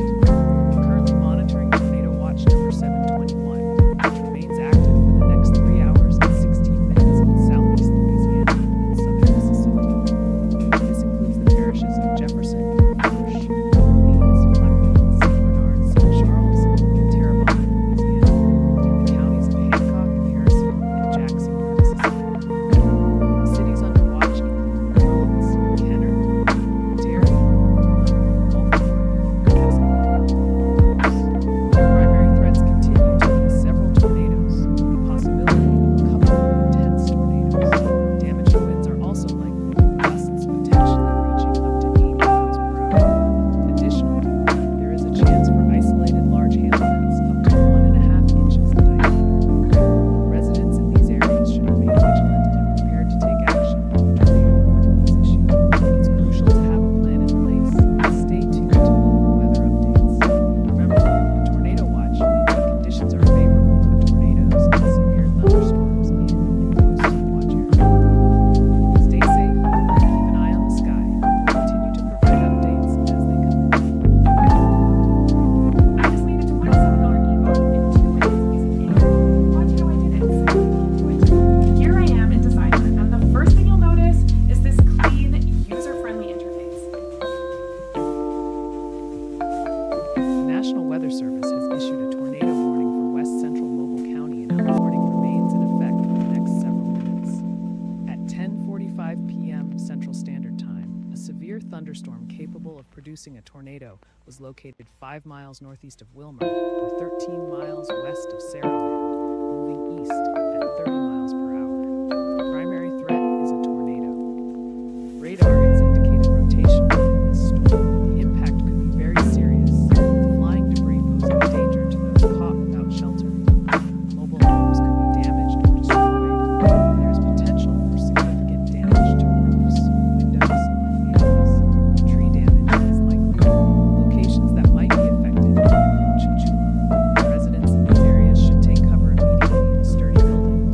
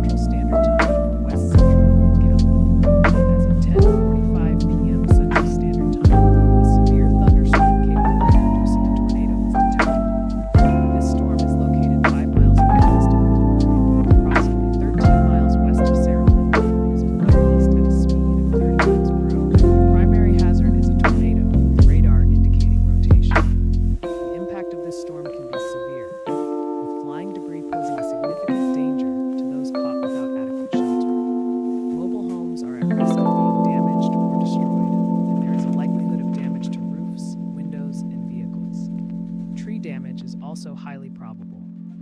The community of Chinchula is one of the specific locations in the path of this storm. It's crucial for residents in this area to seek shelter immediately. Looking at points of interest within the warning area, there is one school, Starlight School, located at latitude 30.9240726 and longitude -88.2250446. While no airports, hospitals, malls, parks, campgrounds, golf courses, or water bodies are directly in the warning area, the proximity to Chinchula and the school means those nearby should remain vigilant. Please take this warning seriously. Ensure you are in a secure location and stay tuned to local media or weather services for updates as the situation develops. Remember, it is vital to prioritize safety over convenience during such severe weather events.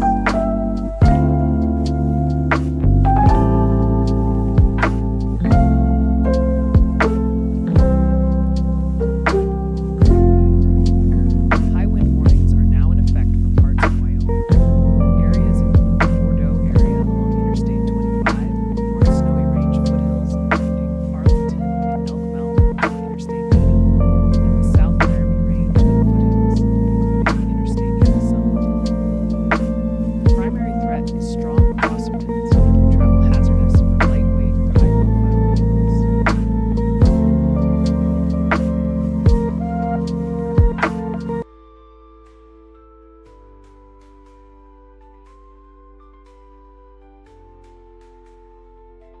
Let's check in on the tornado warning for Mobile, Alabama. A tornado warning is currently in effect and will remain so for the next few minutes. At 10:45 p.m. Central Standard Time, a severe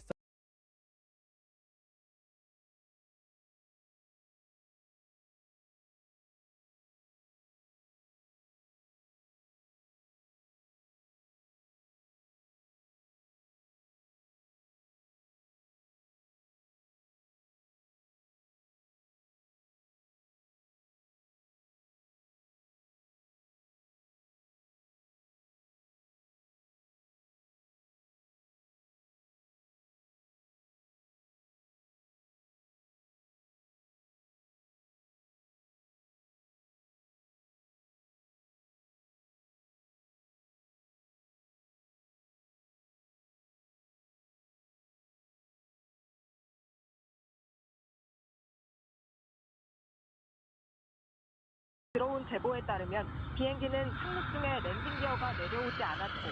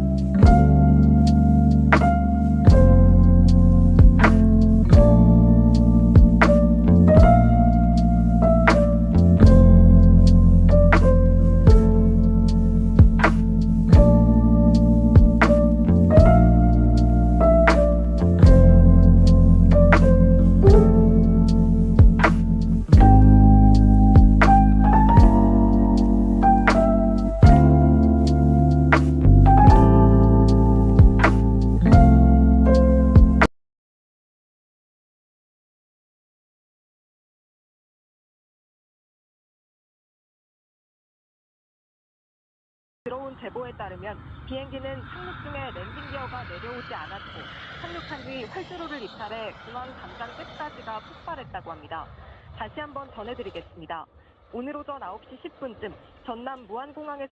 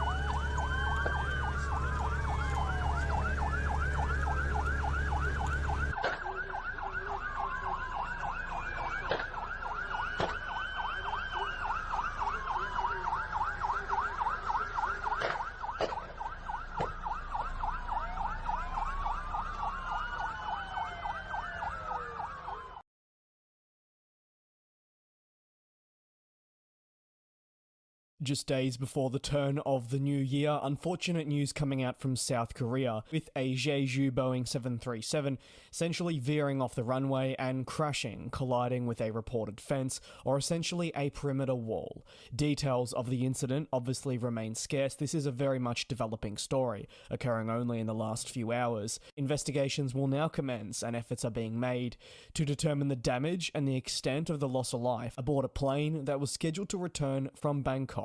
175 passengers and 6 crew were aboard the aircraft.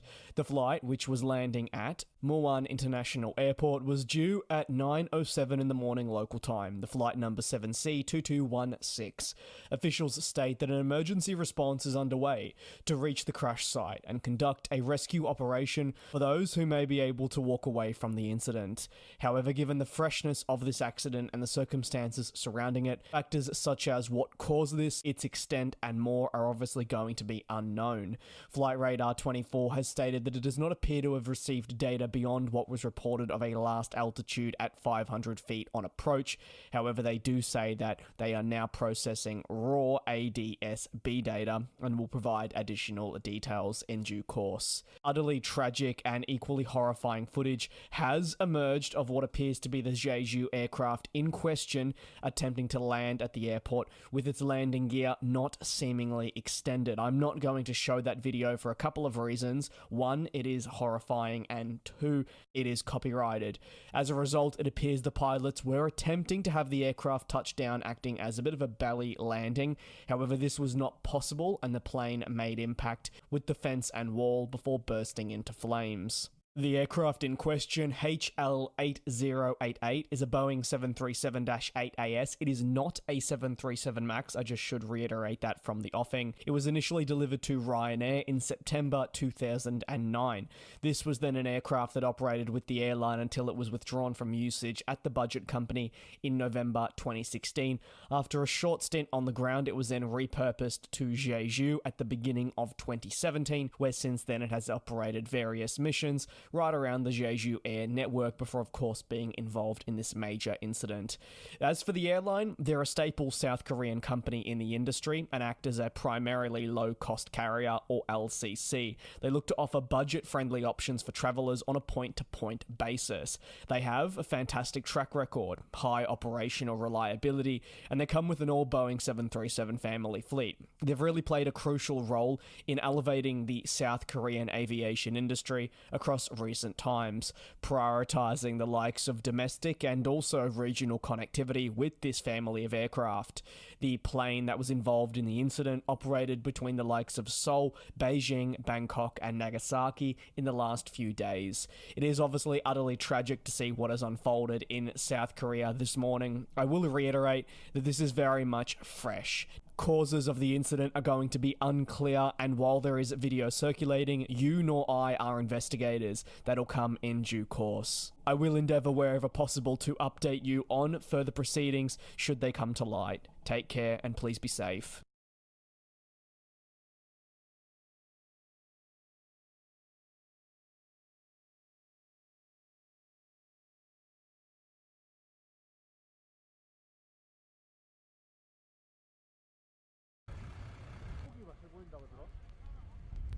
저쪽 반대편 여기 내려. 아니야. 어디가 잘 보이냐? 어디 있다냐?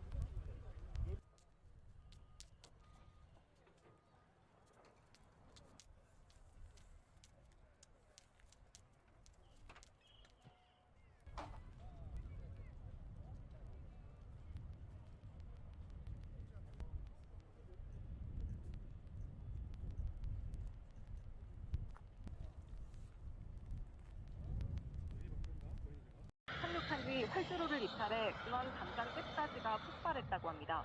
다시 한번 전해드리겠습니다. 오늘 오전 9시 10분쯤 전남 무안공항에서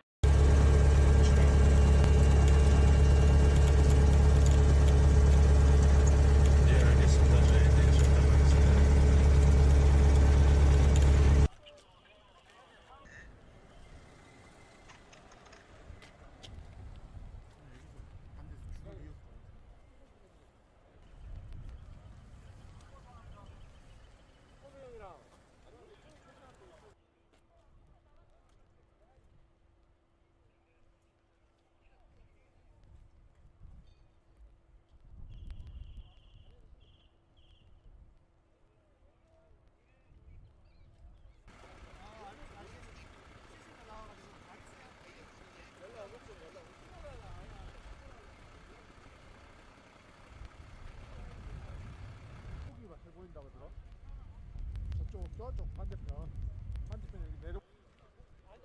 아니야. 어디가 잘 보이냐? 예? 어디 있다 앉아?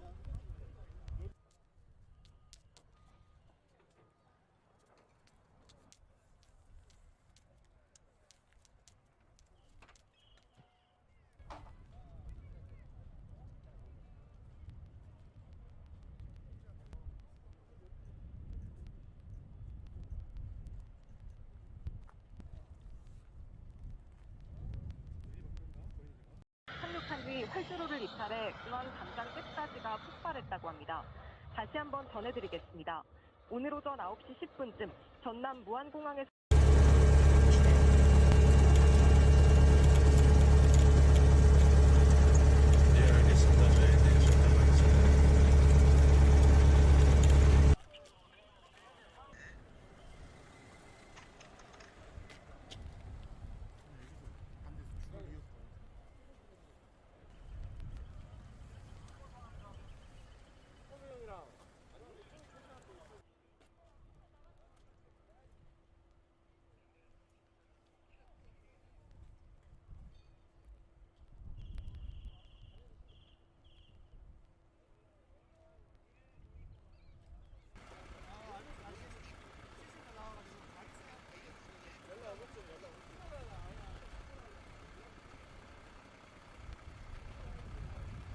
거기가 잘 보인다고 들어? 저쪽 반대편 여기 내려. 아니야. 어디가 잘 보이냐? 예? 어디 있다 앉아?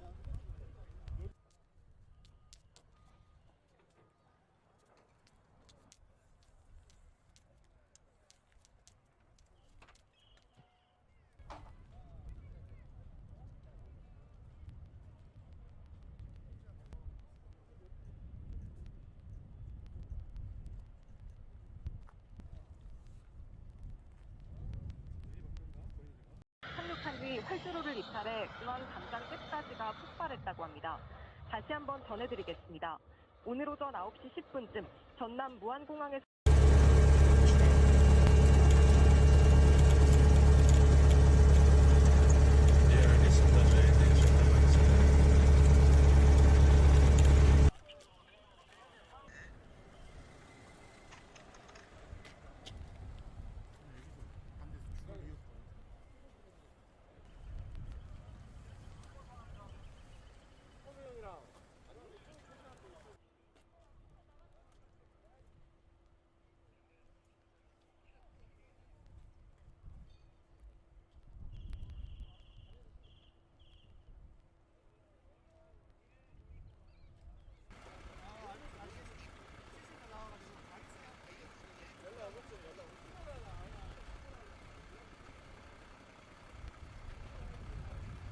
거기가 잘 보인다고 들어?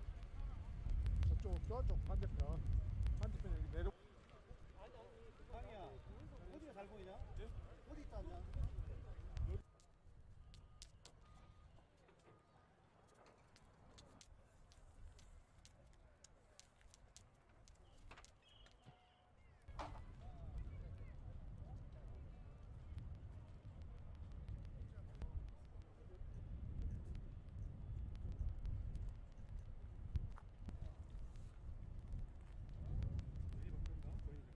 착륙한 뒤 활주로를 이탈해 중앙 담장 끝까지가 폭발했다고 합니다.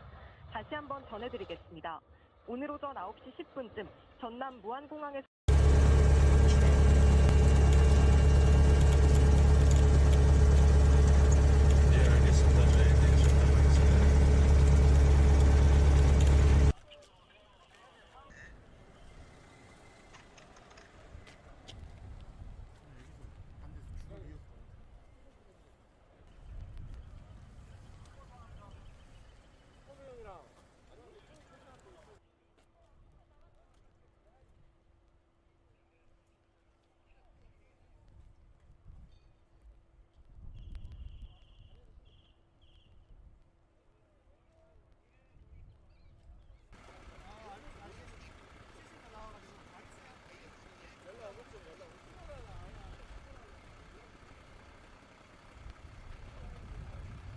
거기가 잘 보인다고 들어? 저쪽 반대편 여기 내려. 아니야. 어디가 잘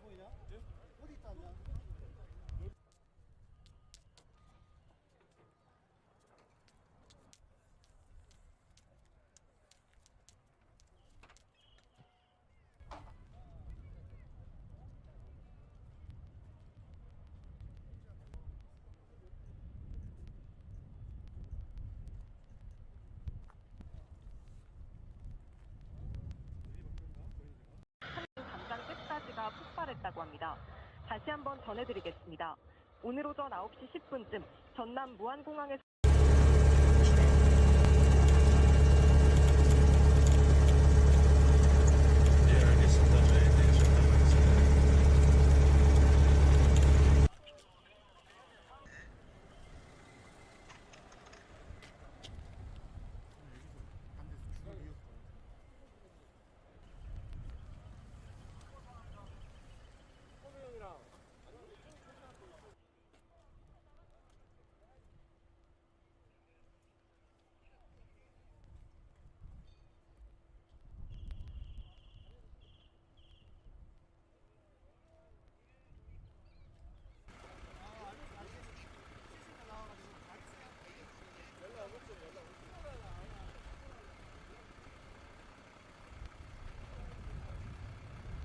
보인다고 들어? 저쪽 반대편 여기 내려.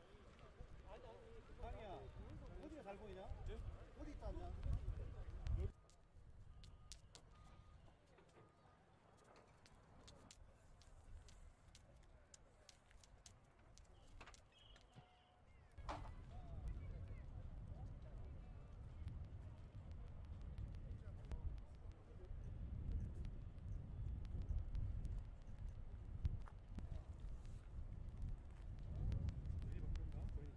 착륙한 뒤 활주로를 이탈해 근원 담장 잭사지가 폭발했다고 합니다. 다시 한번 전해드리겠습니다. 오늘 오전 9시 10분쯤 전남 무안공항에서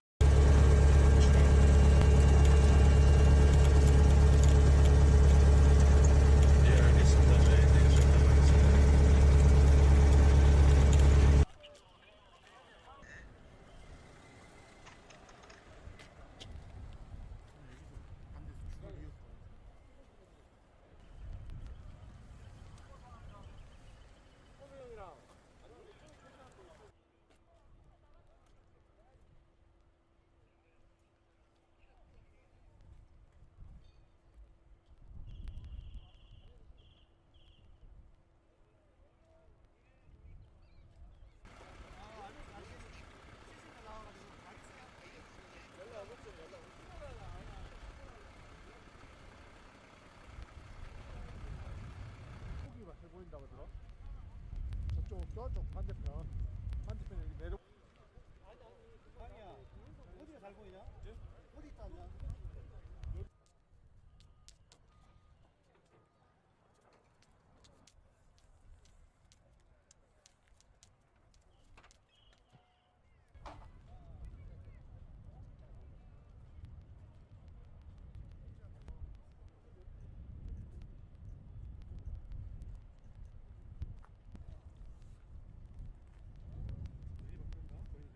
착륙한 뒤 활주로를 이탈해 근원 담장 잭사지가 폭발했다고 합니다.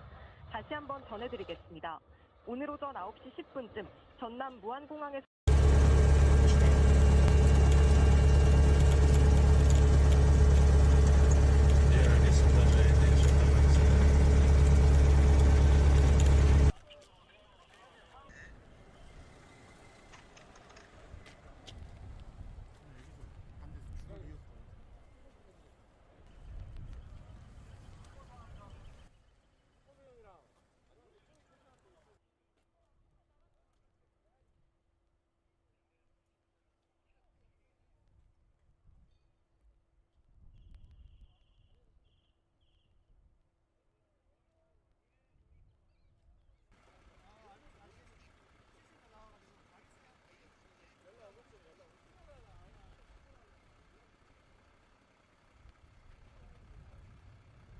보인다고 들어?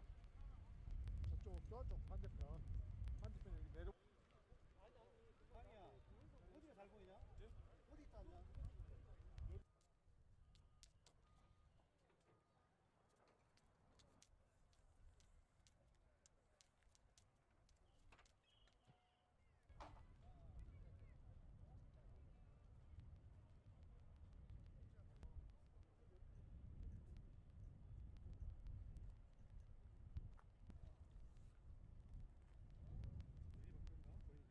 착륙한 뒤 활주로를 이탈해 근원 담장 잭사지가 폭발했다고 합니다.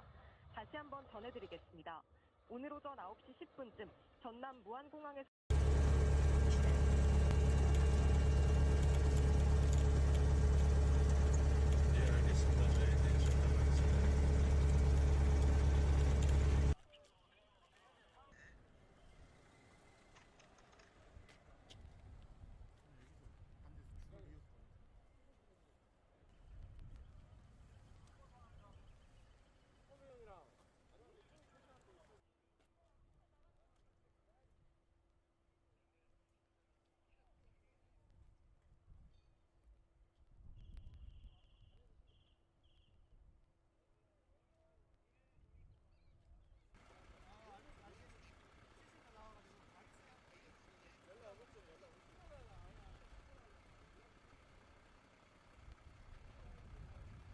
고기가 세 보인다고 들어?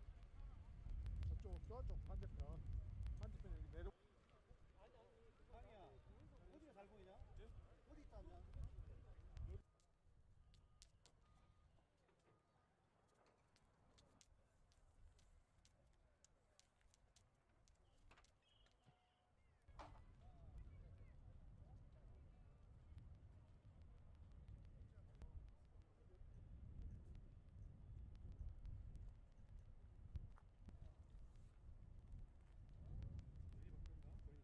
착륙한 뒤 활주로를 이탈해 중앙 담장 끝까지가 폭발했다고 합니다. 다시 한번 전해드리겠습니다. 오늘 오전 9시 10분쯤 전남 무안공항에서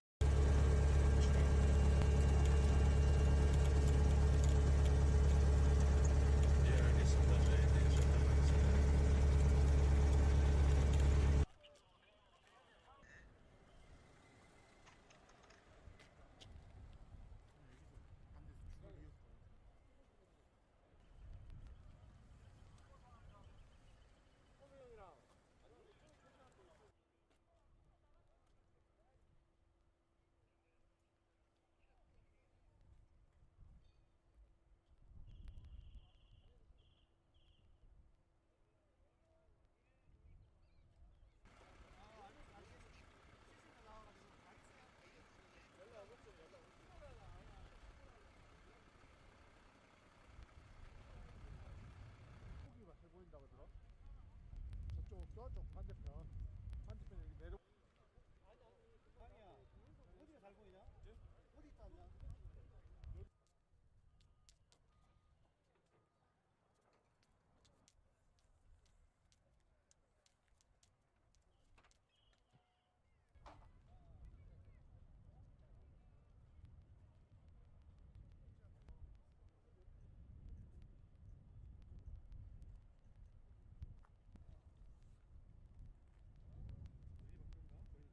착륙한 뒤 활주로를 이탈해 중앙 담장 끝까지가 폭발했다고 합니다. 다시 한번 전해드리겠습니다. 오늘 오전 9시 10분쯤 전남 무안공항에서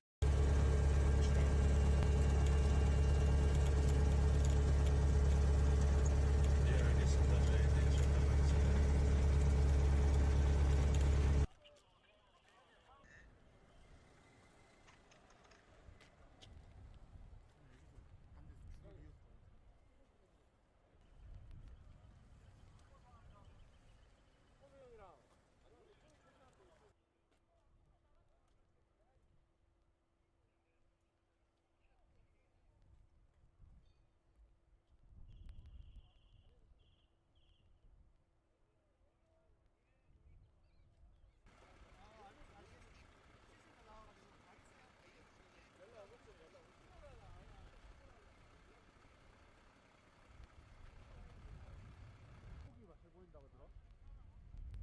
저쪽 반대편 여기 내려. 아니야, 어디가 잘 보이냐? 어디 있다 앉아?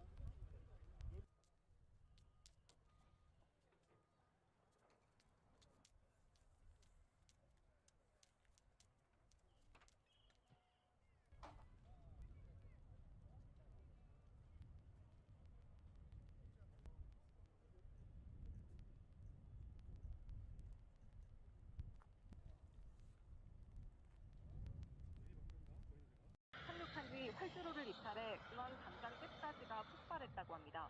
다시 한번 전해드리겠습니다. 오늘 오전 9시 10분쯤 전남 무안공항에서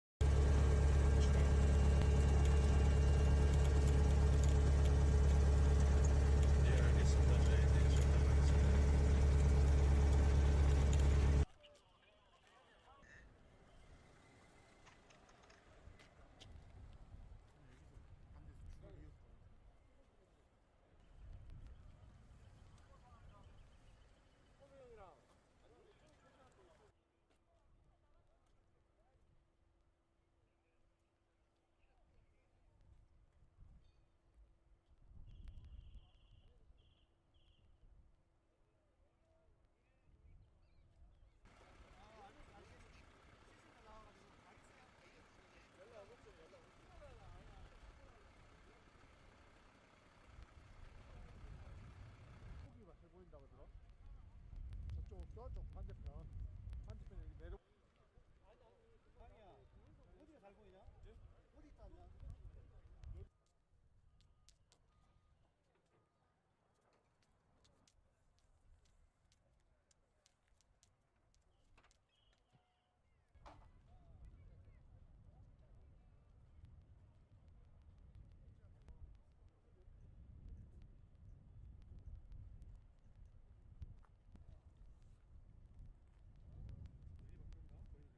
착륙한 뒤 활주로를 이탈해 중앙 담장 끝까지가 폭발했다고 합니다.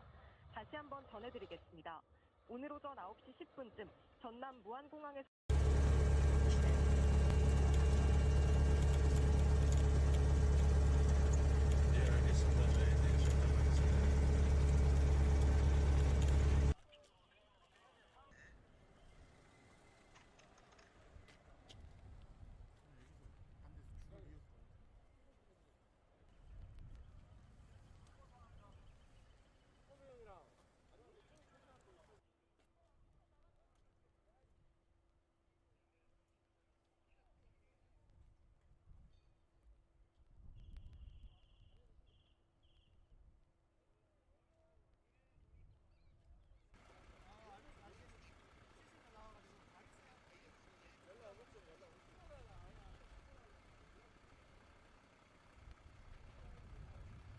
거기가 잘 보인다고 들어?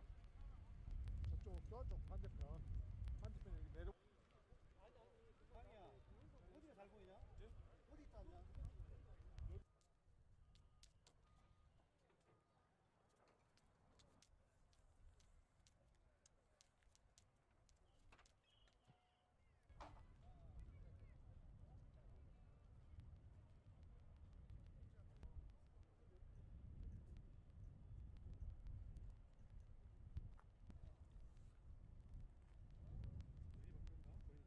착륙한 뒤 활주로를 이탈해 중앙 담장 끝까지가 폭발했다고 합니다. 다시 한번 전해드리겠습니다. 오늘 오전 9시 10분쯤 전남 무안공항에서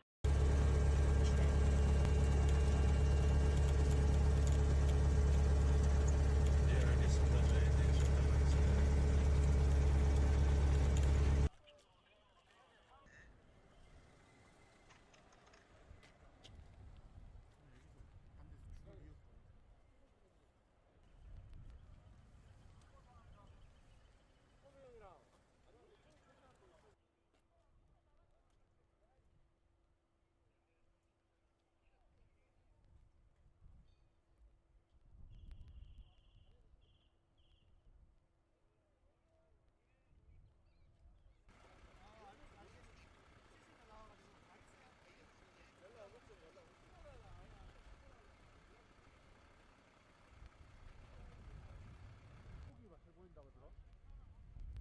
저쪽 반대편 여기 내려. 상이야, 어디가 잘 보이냐? 어디 있지 않나? 여기.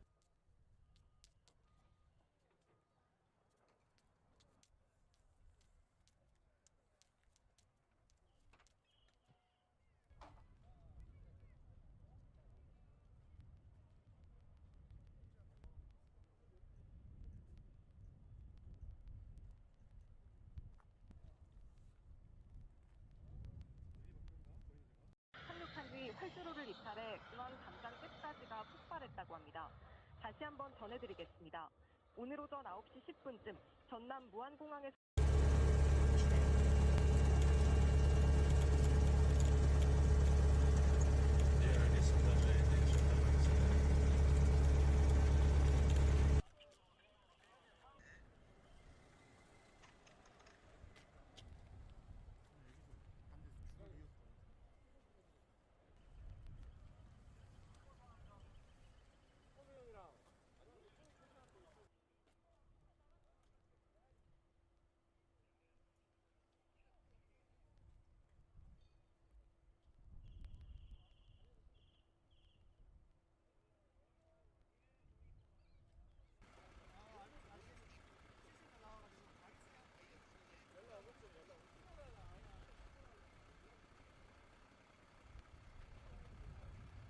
거기가 잘 보인다고 들어? 저쪽 반대편 여기 내려. 상이야, 어디가 잘 보이냐?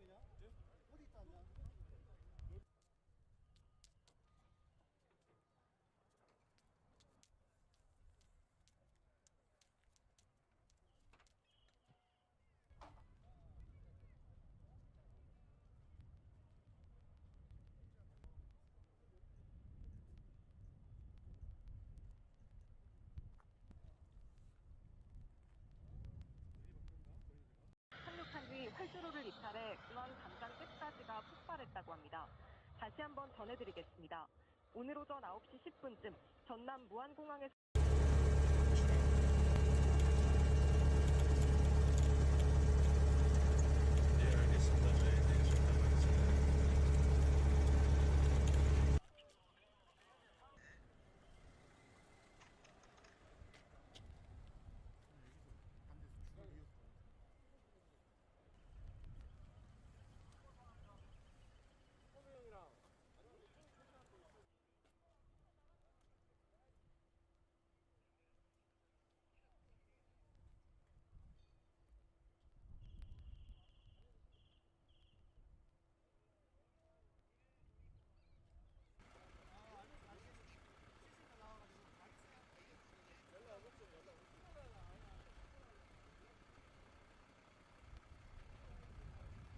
고기가 잘 보인다고 들어? 저쪽 반대편에 내려. 강이야, 어디가 잘 보이냐? 어디 있다 나?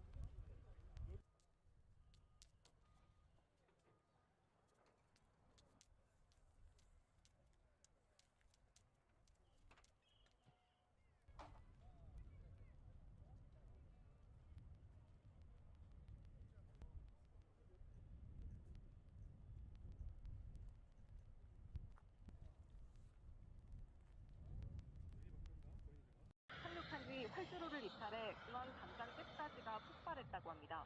다시 한번 전해드리겠습니다. 오늘 오전 9시 10분쯤 전남 무안공항에서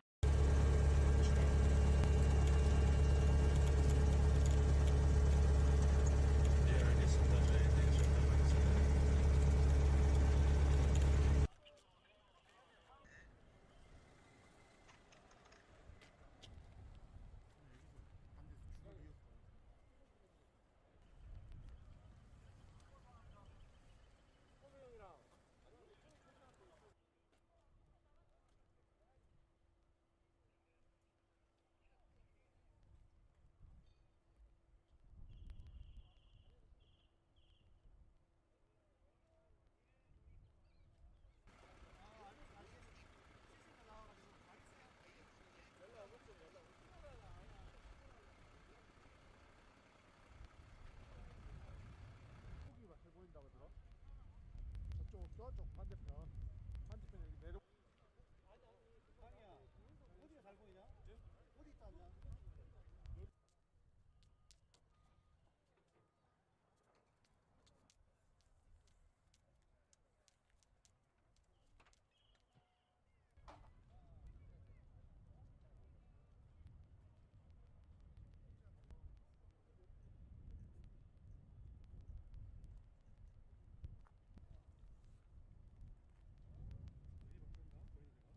담장 끝까지가 폭발했다고 합니다. 다시 한번 전해드리겠습니다. 오늘 오전 9시 10분쯤 전남 무안공항에서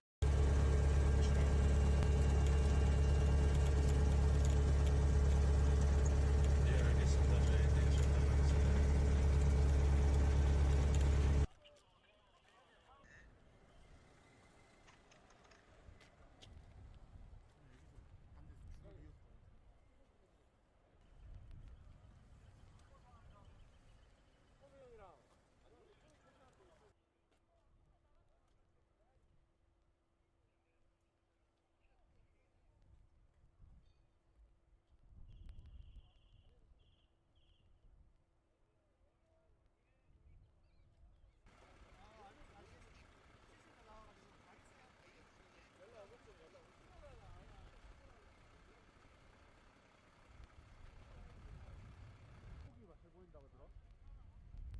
저쪽 반대편에 내려. 강이야, 어디가 잘 보이냐? 어디 있다 나?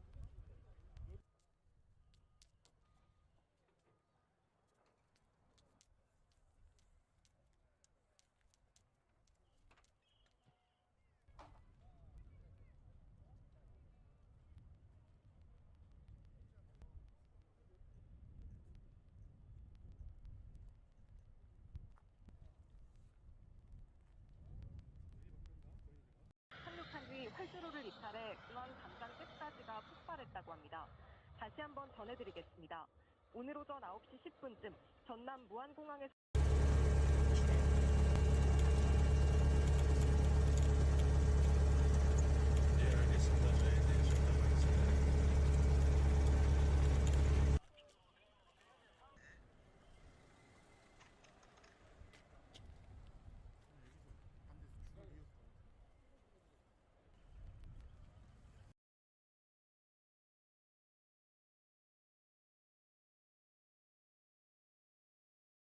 and trees. Areas such as northwestern Huntsville, Winchester, Fayetteville, Moores Mill, Meridianville, Lynchburg, Hazel Green, Detchard, Estill Springs, and Ardmore are likely to be impacted. Residents in these areas should take immediate precautions and remain indoors until the storms have passed.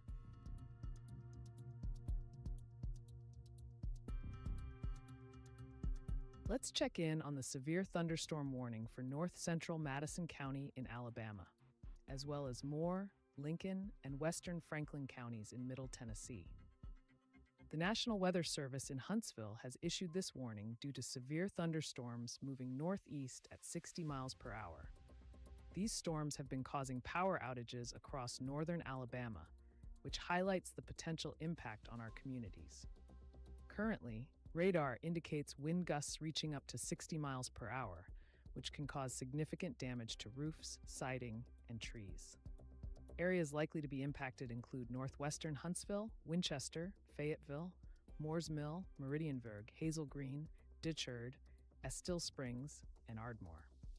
If you're in these areas, please take shelter in a sturdy building away from windows and avoid driving if possible. This warning remains in effect for the next hour, so stay vigilant and keep your devices charged and tuned to weather updates.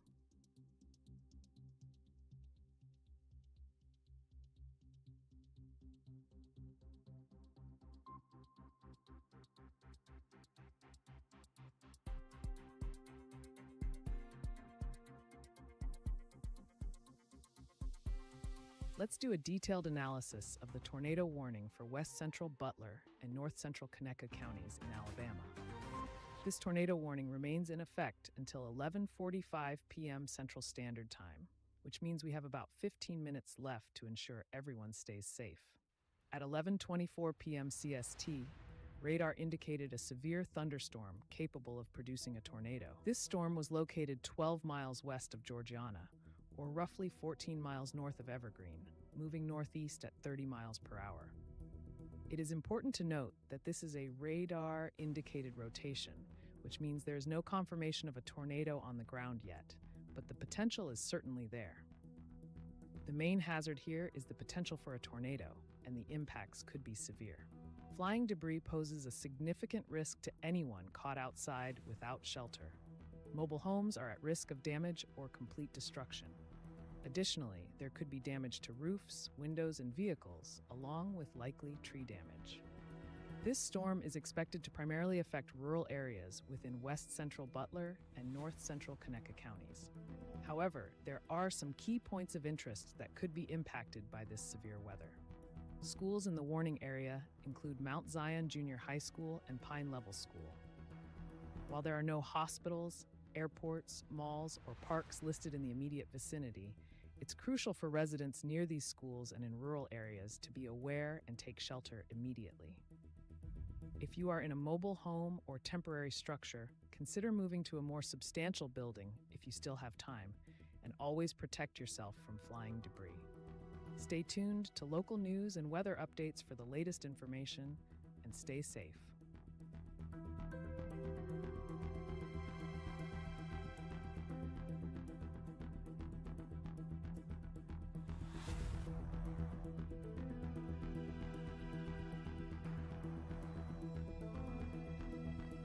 Here's the latest update on the Tornado Watch currently in effect. This watch, Tornado Watch number 721, covers a wide area including southern Alabama, the western Florida Panhandle, southeast Louisiana, and southern Mississippi. Specifically, it affects the counties of Butler, Conecuh, Covington, Crenshaw, Escambia, Monroe, Wilcox, Baldwin, Clark, Mobile, and Washington in Alabama, Escambia, Okaloosa, and Santa Rosa in Florida, and George County in Mississippi. This watch is set to expire in 2 hours and 30 minutes. We're expecting several tornadoes in these areas, with a couple of them potentially becoming intense. There are also scattered damaging winds likely, with isolated gusts potentially reaching up to 80 miles per hour. Large hail events up to 1.5 inches in diameter are also possible. Residents in cities such as Andalusia, Atmore, Bay Minette, and Mobile in Alabama, as well as Pensacola and Fort Walton Beach in Florida, among others, should remain vigilant. If you're in these areas, keep an eye on the weather conditions and be prepared to take cover if necessary. Remember, a tornado watch means that conditions are favorable for the development of tornadoes and severe thunderstorms. Stay tuned for further updates and be ready to act if the situation escalates.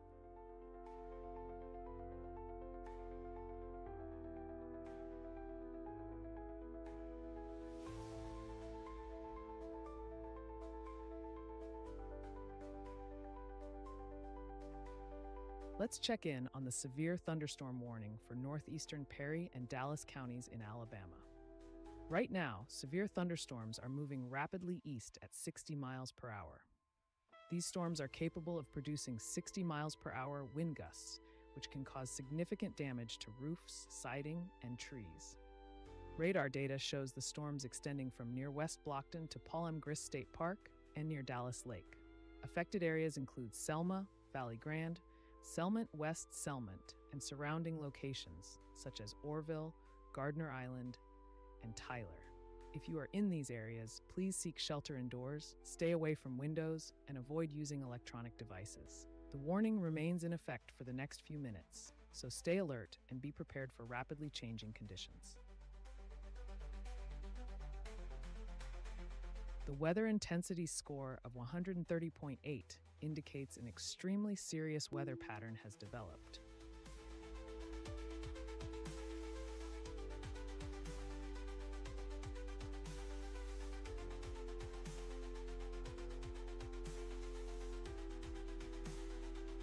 Here's the latest update on the tornado watch in our area. This tornado watch, number 721, is in effect for the next 2 hours and 25 minutes. Areas under this watch include Jefferson, LaFourche, Orleans, Plaquemine, St. Bernard, St. Charles, and Terrebonne parishes in Louisiana, as well as Hancock, Harrison, and Jackson counties in southern Mississippi. Residents in these areas, including the cities of New Orleans, Houma, Gulfport, and Pascagoula, should remain vigilant. Conditions are favorable for several tornadoes, with the possibility of a couple of intense ones. Expect scattered damaging winds with gusts potentially reaching up to 80 miles per hour and isolated large hail events up to 1.5 inches in diameter. Remember, a tornado watch means that the conditions are right for tornadoes and severe thunderstorms. Stay alert and keep an eye on the weather updates.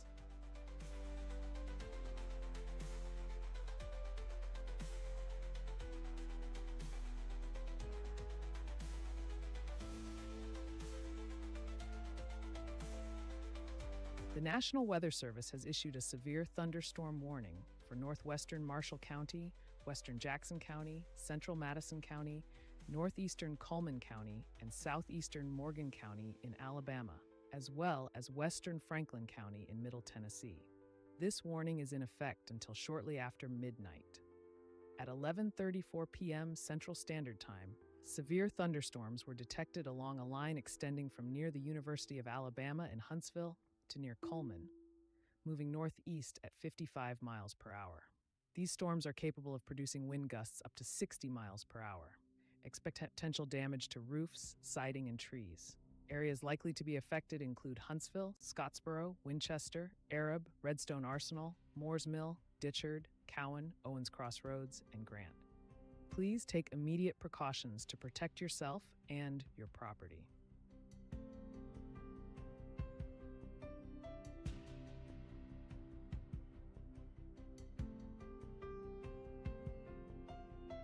The National Weather Service has issued a severe thunderstorm warning for southwestern Mobile County in southwestern Alabama. This warning is in effect until shortly after midnight. At 11:36 p.m., a severe thunderstorm was located 4 miles west of Bayou La Batre and is moving east at 25 miles per hour. This storm is capable of producing wind gusts up to 60 miles per hour. Residents in the affected areas, including Coden, Alabama Port, Grand Bay, and Bayou La Batre, should be prepared for potential damage to roofs, siding, and trees. Please stay indoors, avoid windows, and seek shelter in a sturdy building until the storm has passed.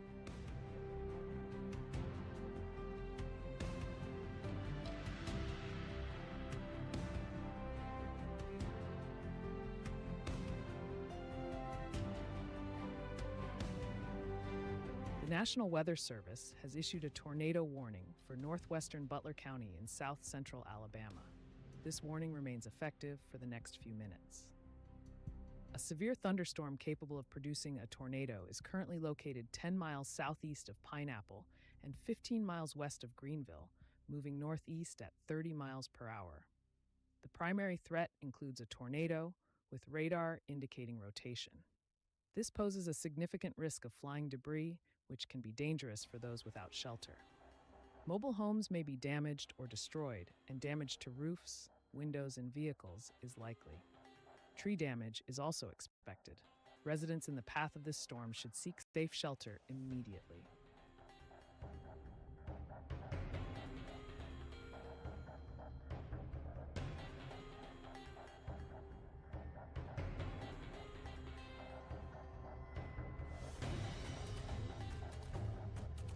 Here's a quick update on the tornado watch for Jefferson, Lafourche, Orleans, Plaquemine, St. Bernard, St. Charles, Terrebonne in Louisiana, and Hancock, Harrison, Jackson in Mississippi. This watch remains in effect for the next 2 hours and 21 minutes. Stay alert for possible tornadoes, damaging winds, and large hail. Be prepared and stay safe.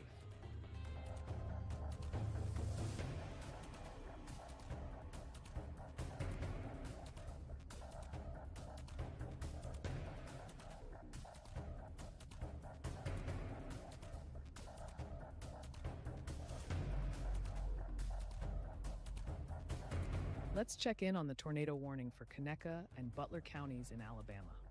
This is a serious situation. At approximately 11:24 p.m. Central Standard Time, a severe thunderstorm with strong rotation was detected by radar. It is currently situated about 12 miles west of Georgiana and 14 miles north of Evergreen, moving northeast at a speed of 30 miles per hour. The storm is capable of producing a tornado at any moment. The potential hazards include flying debris that poses a significant threat to anyone caught outside without adequate shelter. Mobile homes are at particular risk and could be damaged or destroyed.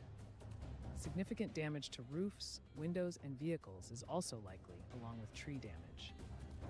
This tornado warning primarily affects rural areas in west central Butler County and north central Conecuh County. Residents in these areas need to act immediately. Seek shelter in a sturdy building on the lowest floor possible, away from windows.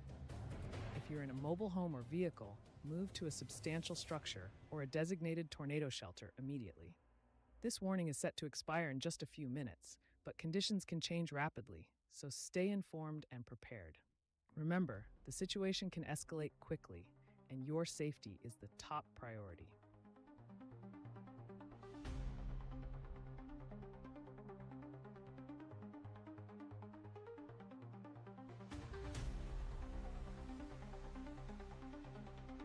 The National Weather Service has issued a tornado watch for several counties across southern Alabama and the western Florida Panhandle, including Butler, Conecuh, Covington, Crenshaw, Escambia, Monroe, Wilcox, Clark, and Mobile in Alabama, and Escambia, Okaloosa, and Santa Rosa in Florida. This watch is in effect from now until the early hours of Sunday morning. Be alert for the possibility of several tornadoes, with a couple potentially intense, as well as scattered damaging winds with gusts up to 80 miles per hour. Large hail up to 1.5 inches in diameter is also possible. Thunderstorms in the area may produce strong tornadoes and severe winds. Residents should remain vigilant and prepared to seek shelter if necessary.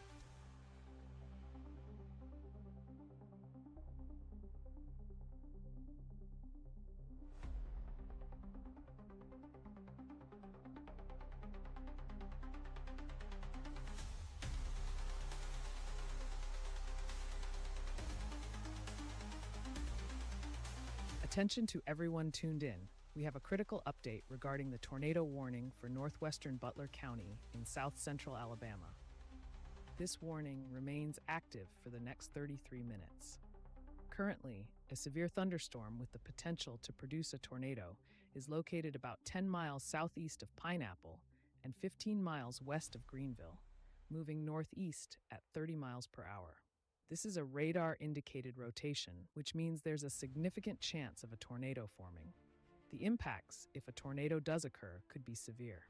Flying debris presents a serious risk to anyone not sheltered. Mobile homes could be destroyed, and there might be substantial damage to roofs, windows, vehicles, and even trees. This storm is primarily over rural areas, but it's crucial for everyone in the path to seek safety immediately. Remember, during a tornado warning, the safest place is an interior room on the lowest floor of a sturdy building, away from windows. Stay tuned for further updates.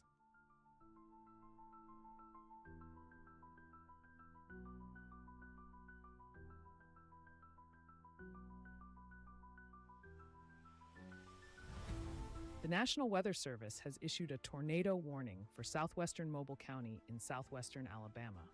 A severe thunderstorm capable of producing a tornado has been detected near Bayou La Batre, moving east at 30 miles per hour. This dangerous storm is expected to reach Bayou La Batre shortly. Residents in the area should seek immediate shelter. Flying debris is a significant threat, and mobile homes may be damaged or destroyed. Expect damage to roofs, windows, and vehicles, along with potential tree damage. Stay tuned to local weather updates and take necessary precautions.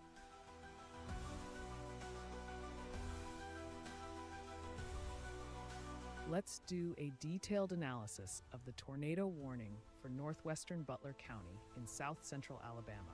As of 11:37 p.m. Central Standard Time on Saturday, December 28, 2024, the National Weather Service in Mobile has issued a tornado warning for this area, which will remain in effect until 12:15 a.m. CST. Currently, a severe thunderstorm, capable of producing a tornado, is located approximately 10 miles southeast of Pineapple, or about 15 miles west of Greenville. This storm is moving northeast at a speed of 30 miles per hour. The primary hazard identified is a tornado, and this alert is based on radar-indicated rotation, which means a tornado has not been visually confirmed, but conditions indicate a tornado could develop. The potential impact of this tornado includes flying debris, which poses a significant danger to anyone caught without shelter. Structures such as mobile homes may be damaged or destroyed, and damage to roofs, windows, and vehicles is likely. Additionally, tree damage is anticipated. This tornadic thunderstorm is expected to affect mainly rural areas of northwestern Butler County. However, there are some key locations within the warning zone. Schools, Bragg Hill School and Pine Flat School are in the area of concern. Ensure that any ongoing activities at these locations are paused and appropriate sheltering actions are taken. Parks. The Butler County State Wildlife Management Area could see impacts, so any visitors should seek shelter immediately. Campgrounds. Shirling Lake Campground and Park is also in the path of this storm, and campers should be urged to find suitable shelter. There are no airports, hospitals, or malls directly in the affected region, which is fortunate, as these types of facilities can be particularly vulnerable during such events. Please stay tuned to local news and weather updates, and make sure you have a plan to seek shelter if necessary. Remember, it's always better to err on the side of caution when dealing with potentially life-threatening weather conditions.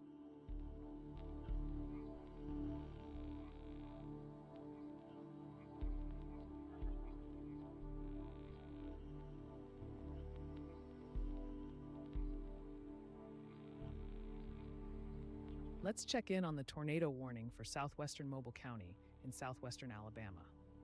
The National Weather Service in Mobile has issued a tornado warning that remains in effect until 12:15 a.m. Central Standard Time. At 11:42 p.m., a severe thunderstorm capable of producing a tornado was detected near Bayou La Batre, moving east at 30 miles per hour. This storm is exhibiting radar-indicated rotation, meaning conditions are ripe for tornado development. Residents in the path of this storm, particularly in and around Bayou La Batre, should take immediate action to protect themselves. Seek shelter in a sturdy building, preferably in a basement or an interior room on the lowest floor. Avoid windows and cover yourself with a mattress or heavy blankets if possible. The primary hazards associated with this warning include the potential for a tornado, which can produce flying debris that poses a significant threat to life and property. Mobile homes could be severely damaged or destroyed, and there is a risk of damage to roofs, windows, and vehicles. Additionally, tree damage is likely within the affected area. Please remain vigilant and monitor local media outlets for updates. This warning will remain in effect for the next few minutes, so act quickly and stay safe.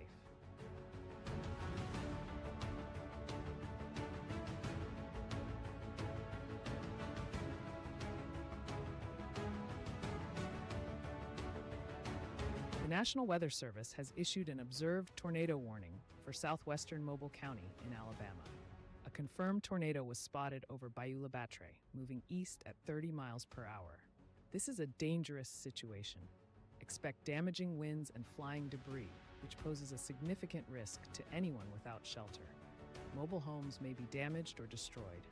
Residents should take cover immediately and remain vigilant for further updates.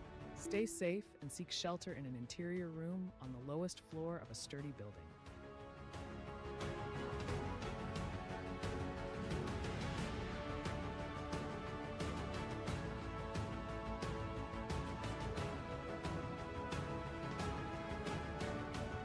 The National Weather Service has issued a severe thunderstorm warning for several counties in south-central Alabama, including Butler, eastern Monroe, southeastern Wilcox, Conecuh, and northwestern Covington. This warning is in effect for the next few hours. Severe thunderstorms are moving east at 25 miles per hour, bringing 60-mile-per-hour wind gusts. Expect possible damage to roofs, siding, and trees. Areas impacted include Excel, Pineapple, Greenville, and others. Please stay indoors and take necessary precautions until the storm passes.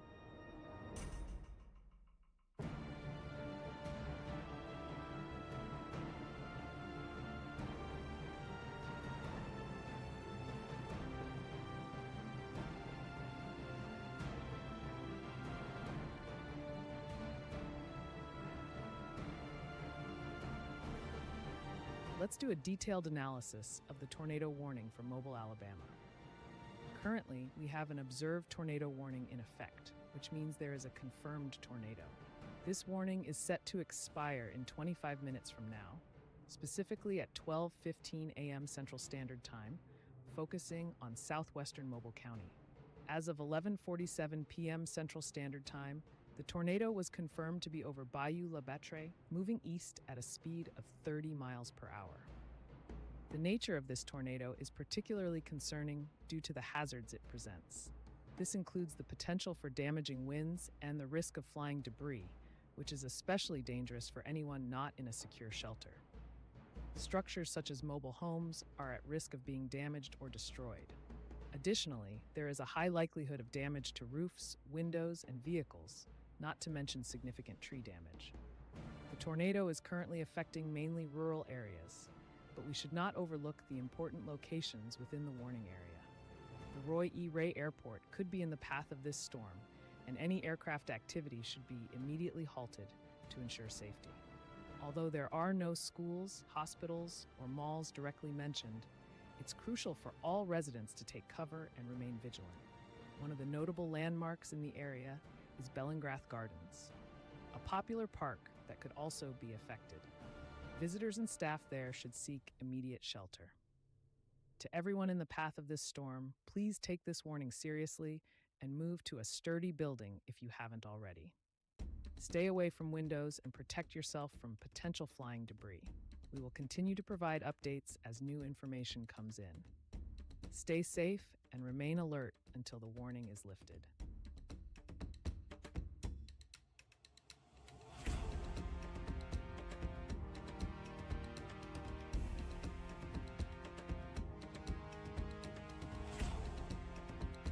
New high wind warnings are now in effect for multiple areas in Oregon and California.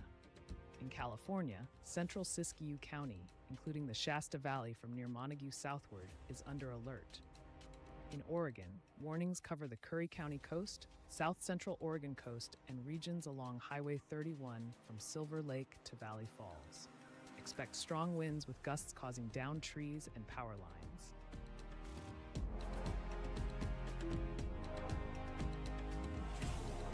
Let's check in on the severe thunderstorm warning currently in effect for several counties in south central Alabama, including Butler, eastern Monroe, southeastern Wilcox, Conecuh, and northwestern Covington. This warning will be active for the next few minutes. The National Weather Service in Mobile has detected severe thunderstorms moving east at 25 miles per hour. These storms are producing wind gusts up to 60 miles per hour, which can cause significant damage to roofs, siding, and trees. Areas like Pineapple, Excel, Greenville, and Evergreen, among others, are in the path of these storms. If you are in these locations, please stay indoors and away from windows. Secure any loose objects outside, and be prepared for potential power outages. Remember, safety first.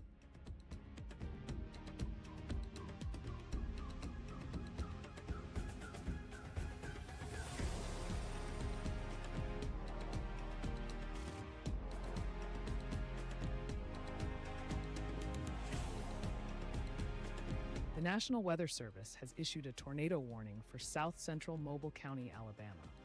This warning remains in effect until further notice.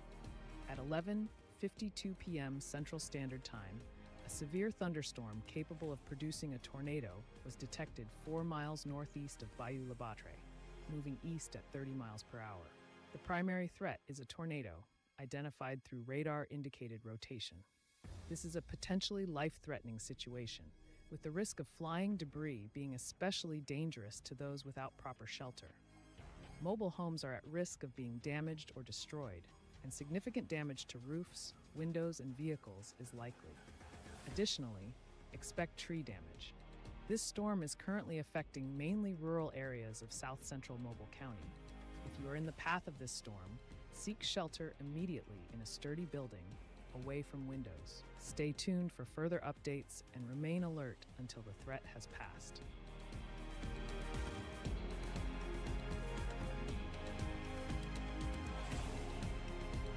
A new storm report just came in from 2 miles south-southwest of O'Brien in Josephine County, Oregon.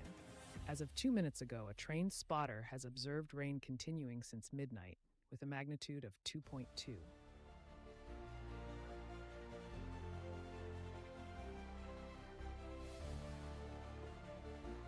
Here's the latest update on the ongoing tornado watch for parts of Alabama and northeastern Mississippi. The tornado watch remains in effect for about 4 hours and 6 minutes from now. This watch covers numerous counties in Alabama, including Autauga, Bibb, Blount, Chilton, Coosa, Dallas, Elmore, Hale, Jefferson, Lowndes, Marengo, Montgomery, Perry, Pike, Shelby, St. Clair, Talladega, Tuscaloosa, Walker, and Winston. This means cities like Alabaster, Birmingham, Clanton, Montgomery, and Tuscaloosa are under this watch. The primary threats include the likelihood of a few tornadoes, with the possibility of a couple of intense tornadoes. Scattered damaging winds are expected, with isolated gusts reaching up to 75 miles per hour. There is also the potential for isolated large hail events up to 1 inch in diameter. A line of thunderstorms is moving east-northeastward and could produce a few tornadoes and damaging winds. Any sustained supercell ahead of this line might result in a strong tornado, but overnight, severe and damaging winds should become the primary threat. Remember, a tornado watch indicates that conditions are favorable for tornadoes and severe storms in and near the watch area. Stay vigilant, keep an eye on the weather conditions, and listen for further updates and possible warnings. Stay safe and make sure you have a plan in place. A new tornado warning has been issued.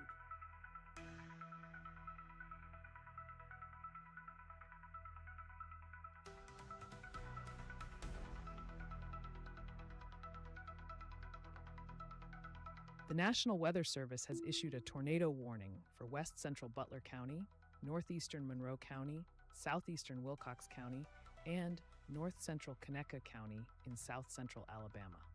This warning is in effect until 12:30 a.m. Central Standard Time. At 11:56 p.m. Central Standard Time, a severe thunderstorm capable of producing a tornado was located 10 miles east of Beatrice, or 20 miles north of Evergreen, moving east at 30 miles per hour. This is a dangerous situation.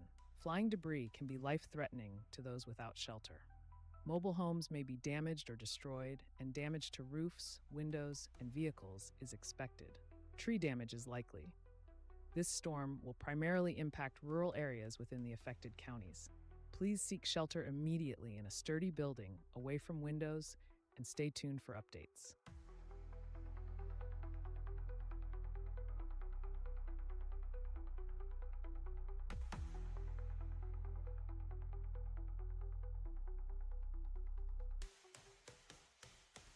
Let's check in on the tornado warning for northwestern Butler County in south-central Alabama. The National Weather Service in Mobile has issued this warning due to a severe thunderstorm that's capable of producing a tornado.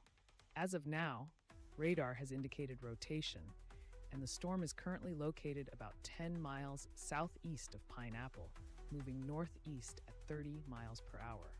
This warning remains in effect for the next several minutes, so it's crucial to take action immediately. A new tornado watch The main has threats been include issued. the potential for a tornado, which could cause flying debris that poses a serious danger to anyone caught without shelter. Mobile homes could be damaged or even destroyed, and there could be significant damage to roofs, windows, and vehicles.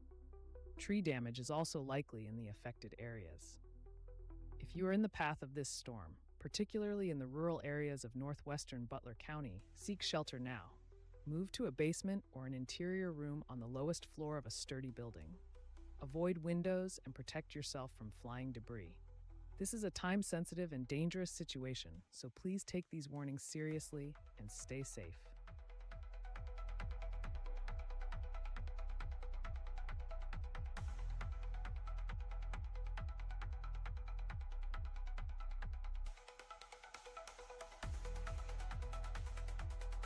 The National Weather Service has issued a tornado watch for northern and central Alabama, including the counties of Autauga, Barber, Blount, Bullock, Calhoun, Chambers, Cherokee, Chilton, Cleburne, Coosa, Dallas, Elmore, Etowah, Jefferson, Lee, Lowndes, Montgomery, Pike, Randolph, Russell, Shelby, St. Clair, Talladega, and Tallapoosa until early morning. The primary threats include a few tornadoes, with the possibility of one or two being intense, damaging winds with gusts up to 75 miles per hour, and isolated large hail up to 1 inch in diameter. Residents in these areas should remain vigilant and prepared to take action if severe weather warnings are issued. Please stay tuned to local news and official weather alerts for updates. The weather intensity score of 90.5 reflects a concerning pattern of dangerous weather nationwide.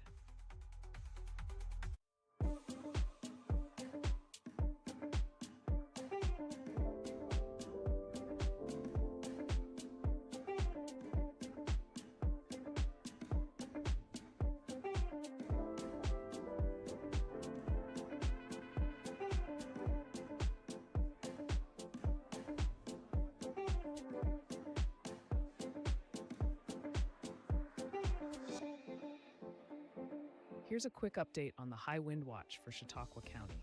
Expect southwest winds between 25 and 35 miles per hour, with gusts up to 50 miles per hour possible. This alert will expire in 4 hours and 59 minutes. Strong winds could lead to scattered power outages and make travel challenging, especially for high-profile vehicles. Stay safe and prepared.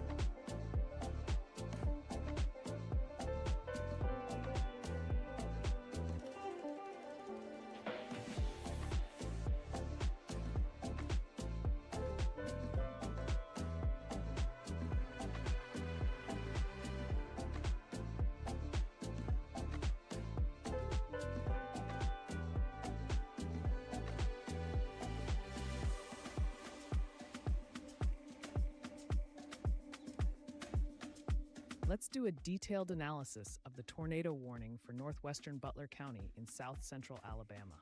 The National Weather Service in Mobile has issued a tornado warning that remains in effect until 12:15 a.m. Central Standard Time. At 11:37 p.m. Central Standard Time, radar indicated a severe thunderstorm capable of producing a tornado located 10 miles southeast of Pineapple or 15 miles west of Greenville. This storm is moving northeast at 30 miles per hour. The hazard associated with this storm is a tornado, with impacts including the potential for flying debris, which can be dangerous to anyone caught without shelter. Mobile homes may be damaged or destroyed, and there could be damage to roofs, windows, and vehicles. Tree damage is also likely. Fortunately, this warning primarily affects rural areas of northwestern Butler County, which reduces the potential impact on densely populated areas. Now let's talk about specific points of interest that could be in the path of this storm. There are no airports or hospitals directly in the warning area, which is good news in terms of emergency response and vulnerable populations. However, there are two schools within the warning area, Bragg Hill School and Pine Flat School. If you are in or near these locations, take immediate shelter. Additionally, the Butler County State Wildlife Management Area and Shirling Lake Campground and Park are within the warning zone.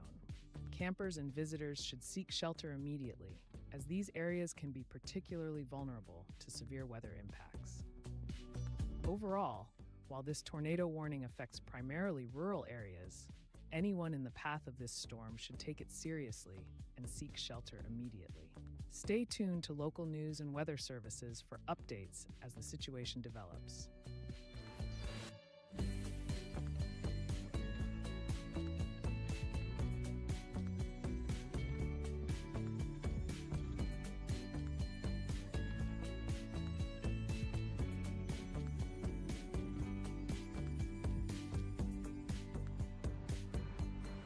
Good evening, everyone. Let's check in on the tornado warning currently in effect A new tornado for watch parts has been of south issued. central Alabama. This alert, issued by the National Weather Service in Mobile, is in effect for the next few minutes, covering west central Butler County, northeastern Monroe County, southeastern Wilcox County, and north central Conecuh County. At approximately 11:56 p.m. local time, a severe thunderstorm capable of producing a tornado was detected about 10 miles east of Beatrice, moving east at 30 miles per hour. This storm is showing radar-indicated rotation, which means there is a strong likelihood of a tornado forming. The immediate threat includes dangerous flying debris, which poses a significant risk to anyone caught without proper shelter. Mobile homes are particularly vulnerable, and damage to roofs, windows, and vehicles is likely. Additionally, tree damage is expected, which could lead to power outages and blocked roads. If you are in the affected areas, it is crucial to seek shelter immediately. Move to a basement or an interior room on the lowest floor of a sturdy building. Avoid windows, and if you are in a mobile home or vehicle, seek a more substantial shelter immediately. This storm will primarily affect rural areas, but it's vital to remain vigilant and prepared. Stay tuned to local news for updates and ensure your weather alerts are activated. Stay safe and take every precaution to protect yourself and your loved ones.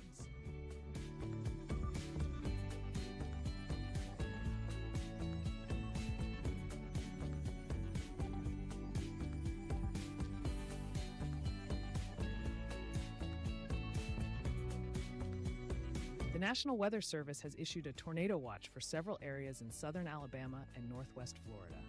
This includes the counties of Butler, Conecuh, Covington, Crenshaw, Escambia, Monroe, Wilcox, Baldwin, and Mobile in Alabama, as well as Escambia, Okaloosa, and Santa Rosa in Florida. This watch is in effect until the early hours of Sunday morning. The primary threats include several tornadoes, with the possibility of a couple of intense tornadoes, damaging winds with gusts up to 80 miles per hour, and isolated large hail events. Residents in these areas should remain vigilant and prepare for possible severe weather conditions. Stay tuned for updates and be ready to take cover if a tornado warning is issued.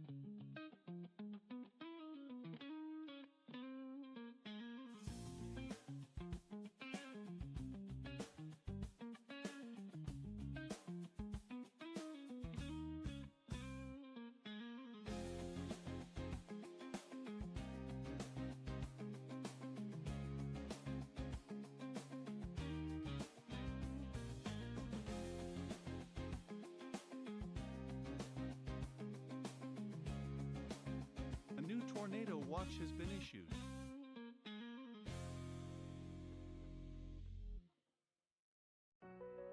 Let's do a detailed analysis of the tornado warning for northwestern Butler County in south central Alabama. The National Weather Service in Mobile has issued this warning, which is set to expire in just 6 minutes at 12:15 a.m. Central Standard Time. The storm in question is a severe thunderstorm that has been identified by radar as having the potential to produce a tornado. It was located approximately 10 miles southeast of Pineapple, or 15 miles west of Greenville, and is moving in a northeasterly direction at a speed of 30 miles per hour. Now, let's talk about the potential impact. The primary hazard here is a tornado, confirmed by radar-indicated rotation. This means that while a tornado has not been visually confirmed, the radar data strongly suggests the presence of rotation in the storm, indicating a tornado could form or already exist. The impact of such a tornado could be severe, with flying debris posing a significant risk to anyone caught outside. Mobile homes are particularly vulnerable, with potential for significant damage or destruction. Additionally, there is a high likelihood of damage to roofs, windows, and vehicles, as well as tree damage. This warning covers mainly rural areas of northwestern Butler County, but there are some key points of interest that could be affected. 2 schools are within the warned area, Bragg Hill School and Pine Flat School. It is crucial for anyone in these locations to take shelter immediately. Additionally, the Butler County State Wildlife Management Area is within the threatened zone. Campers at Shirling Lake Campground and Park should also be on high alert and ensure they have a safe refuge. Although there are no hospitals, airports, malls, or significant venues directly in the path of the storm, the rural nature of the area means individual homes and farms could still be at risk. It's vital for residents to remain vigilant and seek shelter in a sturdy building, away from windows and doors.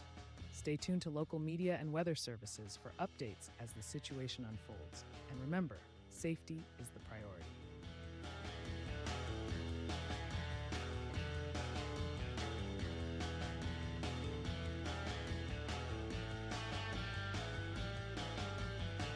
The National Weather Service has issued a tornado watch for Plaquemines Parish in southeast Louisiana, including Bellechasse, Burras, Pointe-à-la-Hache, and Port Sulphur.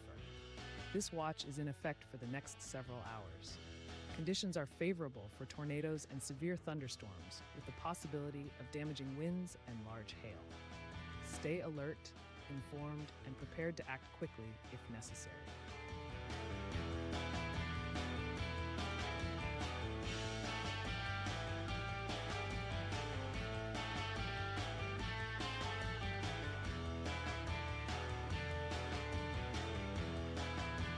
The weather intensity score of 72.9 indicates multiple significant weather events in progress.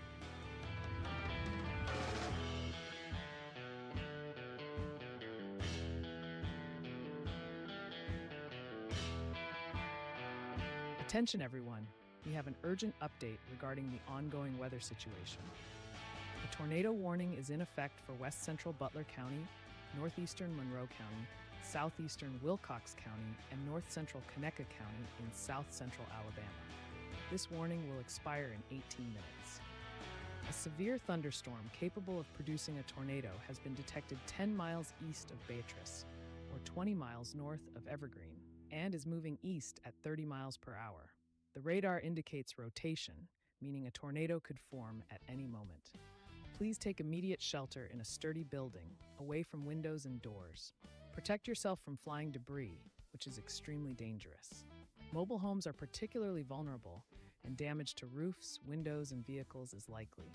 Tree damage is also expected. Stay tuned for further updates, and please prioritize your safety.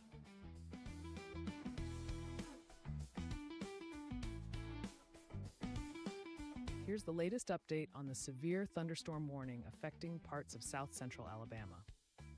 This warning is in effect for Butler County, eastern Monroe County, southeastern Wilcox County, Conecuh County, and northwestern Covington County.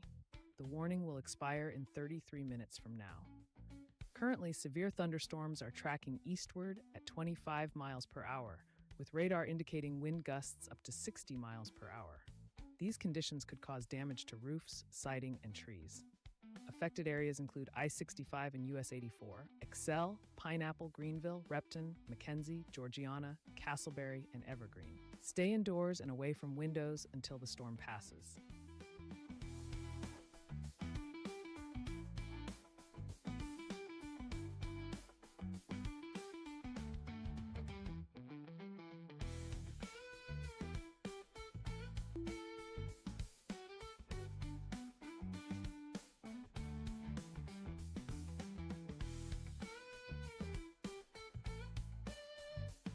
All right, folks, here's the scoop for today's weather, and it's shaping up to be an active one, especially if you're in the eastern Gulf Coast states, the Carolinas, and up into southern Virginia. We've got a slight risk of severe thunderstorms rolling through, bringing with them the potential for tornadoes, damaging winds, and even some hail. Let's break it down. The action kicks off with a line of strong thunderstorms starting out in northwestern Georgia and southeast Alabama. As the day progresses, this line will move eastward, impacting areas like eastern Georgia and the Carolinas. By the time this line reaches central North Carolina and eastern South Carolina, we could see some organized storm cells capable of mixing down strong winds to the surface.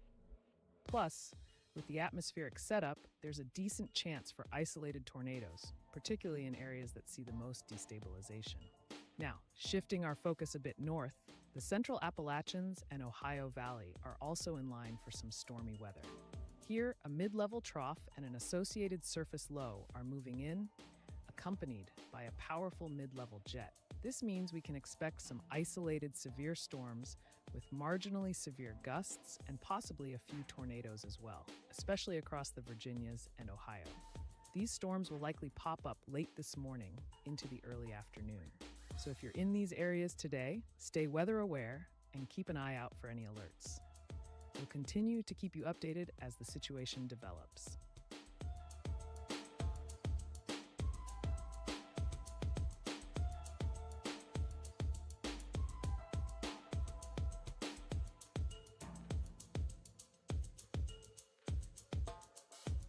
The National Weather Service has issued a severe thunderstorm warning for southern Baldwin County in southwestern Alabama.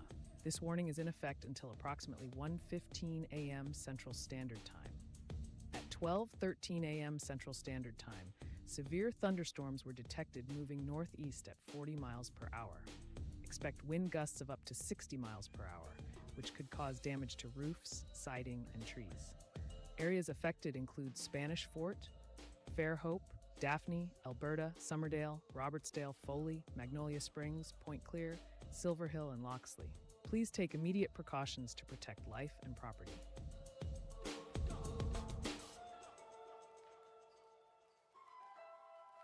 Let's check in on the severe thunderstorm warning for southern Baldwin County in southwestern Alabama. The National Weather Service in Mobile has issued this warning due to severe thunderstorms moving northeast at 40 miles per hour. These storms are currently located along a line extending from 4 miles south of downtown Mobile to 5 miles west of Fairhope, and are expected to impact areas including Spanish Fort, Fairhope, Daphne, Alberta, Summerdale, Robertsdale, Foley, Magnolia Springs, Point Clear, Silver Hill, and Loxley.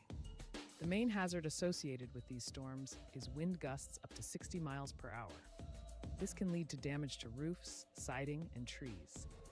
As these storms move through, be prepared for sudden strong winds. Secure any loose outdoor objects and stay indoors if possible. The warning will remain in effect for the next hour, so please stay alert and keep your weather radios or apps handy for updates. If you are in the path of this storm, it's important to seek shelter indoors, away from windows. Stay safe.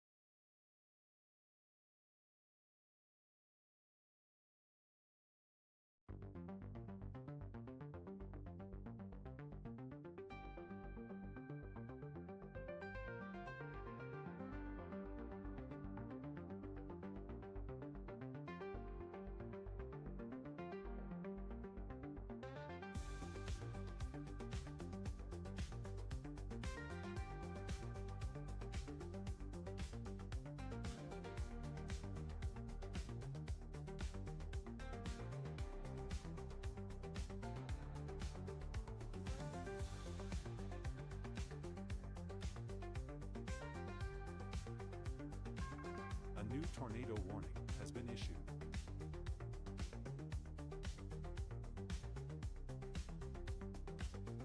Here's a quick update on the severe thunderstorm warning affecting Escambia and Conecuh counties in Alabama and Santa Rosa and Escambia counties in Florida. Expect 60-mile-per-hour wind gusts with potential damage to roofs, siding, and trees. This warning expires in 24 minutes.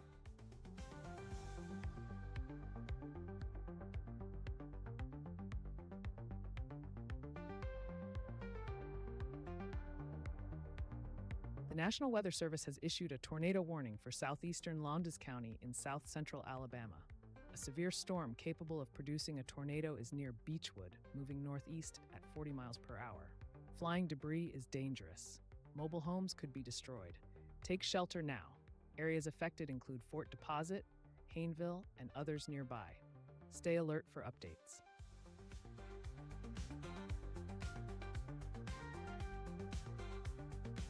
Let's check in on the severe thunderstorm warning for portions of south-central Alabama and northwestern Florida. This warning affects Escambia County and southern Conecuh County in Alabama, as well as northwestern Santa Rosa County and northwestern Escambia County in Florida. The National Weather Service in Mobile has issued this warning due to severe thunderstorms that are currently moving east at 25 miles per hour. These storms are capable of producing wind gusts up to 60 miles per hour, which can cause damage to roofs, siding, and trees. Areas that may be impacted include Jay, Pollard, Bratt, East Bruton, Atmore, Century, Bruton, and surrounding areas. If you are in the path of this storm, please take shelter immediately. Move indoors, stay away from windows, and avoid electronic devices. Stay tuned for updates as this warning is set to expire shortly.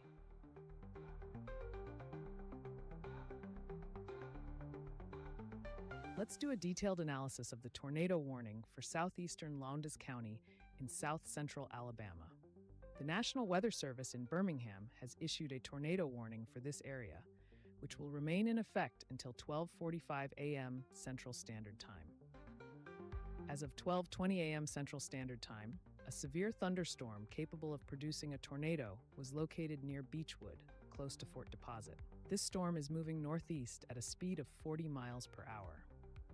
The primary hazard associated with this warning is a tornado, which has been indicated by radar showing signs of rotation. While this is not a confirmed tornado on the ground, the potential for one to develop is significant. The impact of such a tornado could be severe, with flying debris posing a significant risk for anyone caught outside. Structures like mobile homes are particularly vulnerable and could be damaged or destroyed, and there is also a high risk of damage to roofs, windows, and vehicles. Tree damage is also likely, which can lead to further hazards such as blocked roads or power outages. Specific locations that could be impacted by this severe weather include the communities of Fort Deposit, Hayneville, Gordonville, the Lowndes County Airport, Beechwood, Calhoun, Mount Willing, and Lettowhatchee. Of particular concern are the schools in this area, such as Fort Deposit Elementary School, Hayneville High School, and Beziel Spring School, where safety procedures should be in place to protect students and staff. Additionally, the Fort Deposit Lowndes County Airport and Beechwood Airport should be on high alert due to their proximity to the storm's path. Residents in the warning area are urged to take immediate action to protect themselves. Find a sturdy shelter, preferably in an interior room on the lowest floor of a building. Avoid windows, and cover yourself with a mattress or heavy blankets to protect against debris. Stay tuned to local weather updates and be prepared to seek shelter immediately should the situation escalate.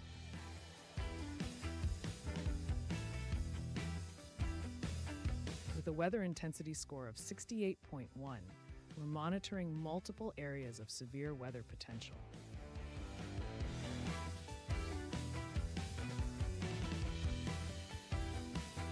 Based on the latest forecast analysis, there is a 35% chance that Ryan goes live on the main channel today. We're keeping an eye on things. If for whatever reason the weather intensity score should exceed 150, Ryan will start an emergency live stream.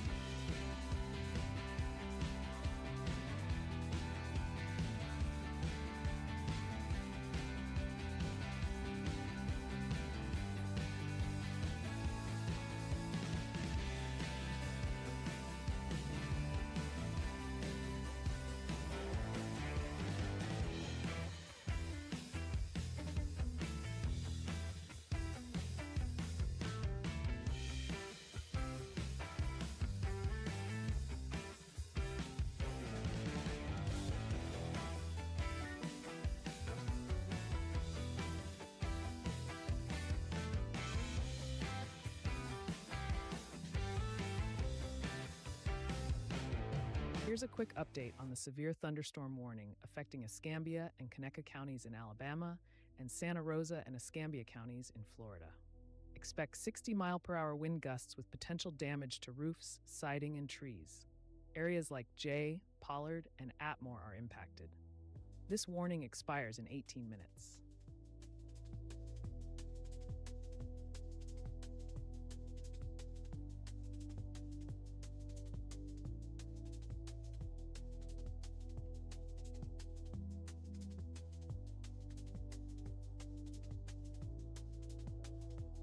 Let's check in on the severe thunderstorm warning for Butler and Conecuh counties in Alabama. This warning remains in effect as severe thunderstorms continue to move across the area. As of now, storms are positioned along a line extending roughly 10 miles southwest of Gordonville to 5 miles northwest of Georgiana, progressing eastward at about 40 miles per hour. The primary threat from these storms is wind gusts reaching up to 60 miles per hour, which have been indicated by radar. Such gusts can cause significant damage, including potential harm to roofs, siding, and trees. Areas impacted include McKenzie, I-65 and US 84, Georgiana, Castleberry, Greenville, and Evergreen. Residents in these locations should take immediate precautions. Stay indoors, away from windows, and secure any outdoor items that could become projectiles.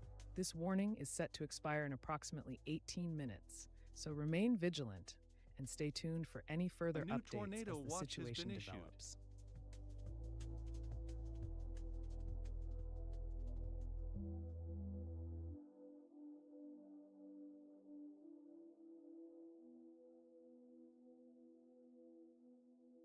The National Weather Service has issued a tornado warning for southern Baldwin County in southwestern Alabama.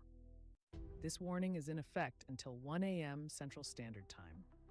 At 12:27 a.m. Central Standard Time, a severe thunderstorm capable of producing a tornado was located over Point Clear, moving east at 50 miles per hour. The primary threat includes a tornado.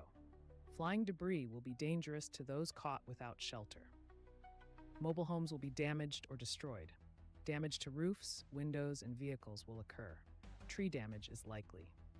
Residents near Silver Hill and Robertsdale should take cover immediately and remain indoors until the storm passes.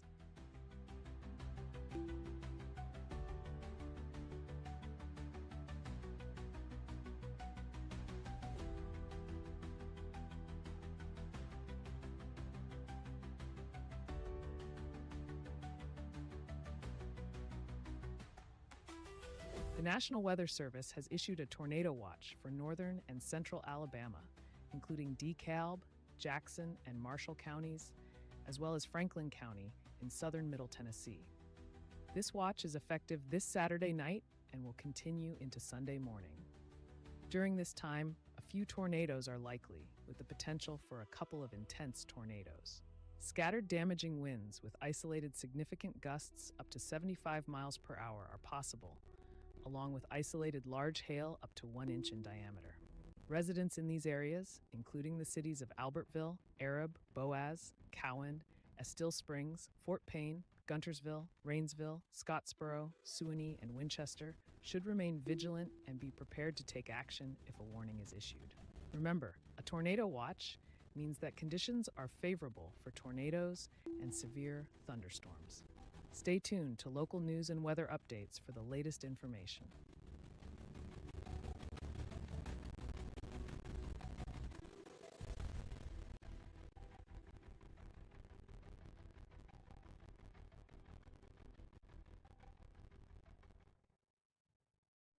The National Weather Service has issued a severe thunderstorm warning for eastern Butler County, Crenshaw County, northern Escambia County, southeastern Conecuh County, and northern Covington County in south central Alabama. This warning is in effect until further notice. At approximately 12:29 a.m. CST, severe thunderstorms were detected along a line extending from Logan to 6 miles east of Georgiana to 4 miles south of Castleberry, moving east at 45 miles per hour. The primary threat from these storms is 60-mile-per-hour wind gusts, which can cause damage to roofs, siding, and trees. Locations that may be impacted include Gant, Greenville, Andalusia, River Falls, Glenwood, Highland Home, Petrie, Opp, Rutledge, Brantley, Dozier, Mackenzie, Luverne, Red Level, and Heath. Please take shelter and avoid traveling if possible.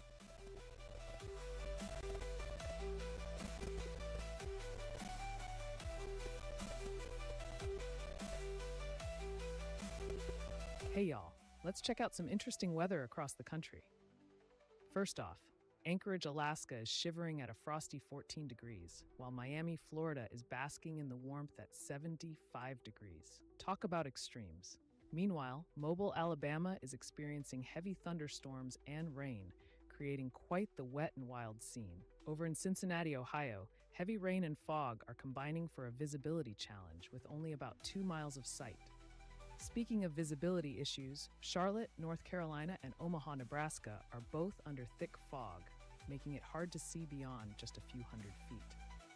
On the windier side, Toledo, Ohio is facing a biting wind chill of -7 degrees, making it feel much colder than the actual 30 degrees. And don't miss Mobile's 20-mile-per-hour winds, making the thunderstorms even more dramatic. Finally, out west in Phoenix, Arizona, the relative humidity is a stark 38%, giving it that dry desert feel. So whether it's fog, rain, or sunshine, there's a lot going on with the weather today.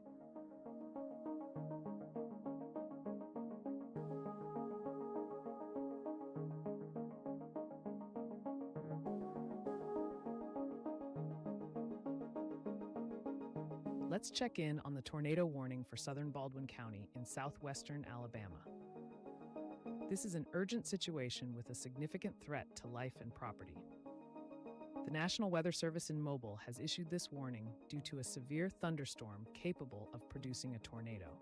As of now, radar has indicated rotation in this storm, which is currently located over Point Clear and moving eastward at 50 miles per hour.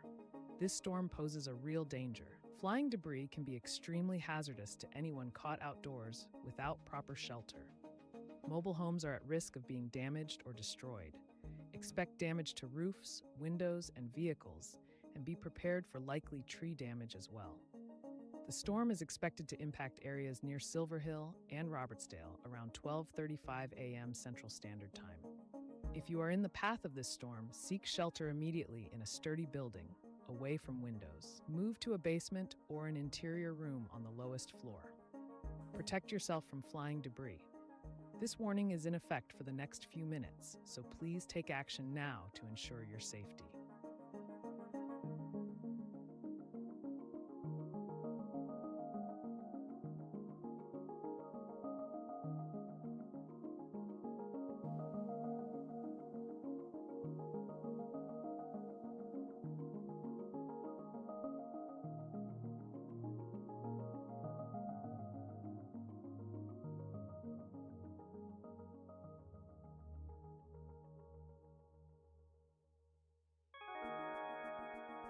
Let's do a detailed analysis of the tornado warning for Baldwin, Alabama. As of 12:33 a.m. Central Standard Time, a tornado warning remains in effect until 1 a.m. CST for southeastern Baldwin County. This severe thunderstorm, which is capable of producing a tornado, was last located 4 miles southwest of Silver Hill, or 6 miles east of Fairhope, moving east at 50 miles per hour. The key hazard here is a radar-indicated tornado. While this isn't a confirmed touchdown, the radar has detected rotation, meaning conditions are ripe for a tornado to form, or may already be forming. It's crucial to take this seriously, as flying debris poses a significant danger to anyone caught without shelter. Mobile homes are particularly vulnerable, and damage to roofs, windows, and vehicles is expected. Tree damage is also highly likely. Communities that need to be on high alert include Summerdale, Silver Hill, and Robertsdale, as the storm is expected to be near these areas around 12:40 a.m. CST. In terms of specific points of interest, we have Elsinore Airport, which could be impacted by this storm, and it's vital for any aviation activities to be suspended immediately. For schools, we have Summerdale Junior High School, C.F. Taylor Alternative School, and Silver Hill Elementary School. If any of these schools are serving as shelters or have people on site, ensure that everyone is moved to safe areas away from windows and in the lowest levels of the buildings, preferably in interior rooms or hallways. Since there are no hospitals, Malls, parks, campgrounds, golf courses, or water bodies listed in the immediate impact zone, our primary focus should be on the schools and the airport. Residents and officials in Baldwin, Alabama, need to remain vigilant, stay tuned to local news, and be ready to take immediate protective actions. Remember, safety first, and ensure you have a plan to reach a sturdy shelter if you haven't already.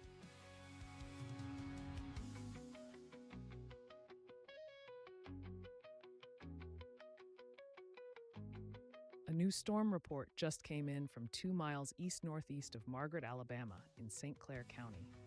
7 minutes ago, emergency management reported a tree down on Summit Park Road in Odenville due A to new wind tornado damage. watch has been issued.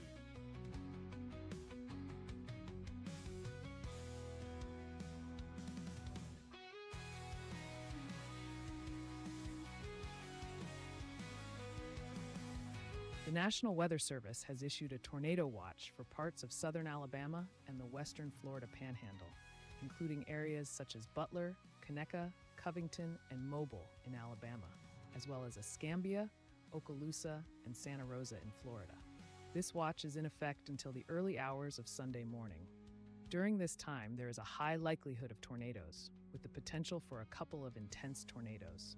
Scattered damaging winds, with gusts reaching up to 80 miles per hour, and isolated large hail up to 1.5 inches in diameter are also possible.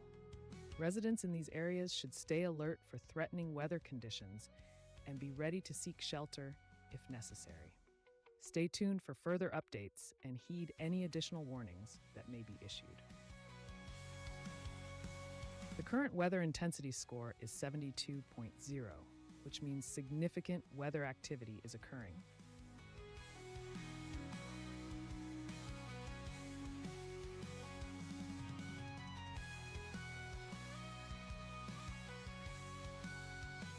Hey y'all, here's what we're seeing across the country in terms of storm activity. We've got 3 notable reports coming in. Let's start with some snowfall out in the snowy range of Wyoming. Just an hour ago, the Park and Forest Service reported 12.8 inches of snow near Centennial in Carbon County. This was measured at the Medicine Bow Snowtell at an elevation of 10,512 feet. The snow accumulation took place over the past 16 hours, and the snow-to-liquid ratio used was 16:1. Moving over to Montevallo, Alabama, we've had a report of thunderstorm wind damage. About 48 minutes ago, the 911 call center informed us of a tree down on Middle Street and Morgan Street. Thankfully, no injuries were reported with this incident. Lastly, in Oregon, a train spotter has reported 2.2 inches of rain since midnight near O'Brien in Josephine County. This was reported just 45 minutes ago. That's the storm report roundup for now, folks. Stay tuned for more updates as we continue to monitor the situation across the country.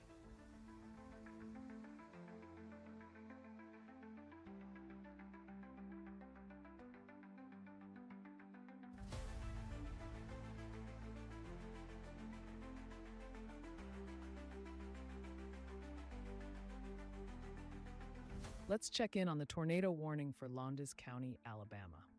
As of this moment, a severe thunderstorm capable of producing a tornado is located over the Hayneville area, moving northeast at 40 miles per hour. This warning remains active for the next few minutes. Radar has indicated rotation within this storm, raising the potential for a tornado touchdown. If you are in the path of this storm, especially around Hayneville, take immediate action to protect yourself. The primary hazards include flying debris, which poses a significant danger to anyone caught without shelter. Mobile homes are at risk of being damaged or destroyed, and there is a high likelihood of damage to roofs, windows, and vehicles. Tree damage is also a serious concern. Seek shelter in a sturdy building on the lowest floor, away from windows and tornado doors. warning has If been you're in a issued. mobile home or vehicle, move to the nearest substantial shelter immediately. Stay safe and stay informed as we continue to monitor this severe weather event.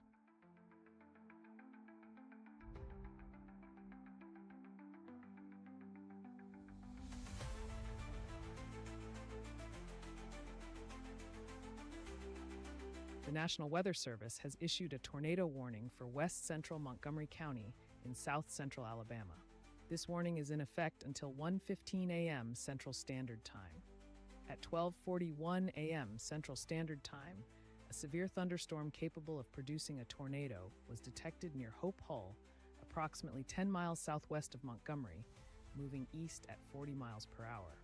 This storm poses a serious threat, with radar indicating potential tornado formation. Impact areas include southeastern Montgomery, Pike Road, Snowdown, Hyundai Motors of Alabama, Pinedale, Hope Hull, and Barachius. Take immediate action by seeking shelter in a sturdy building away from windows and doors. Mobile homes are not safe. Seek alternate shelter immediately. Stay tuned for further updates and stay safe.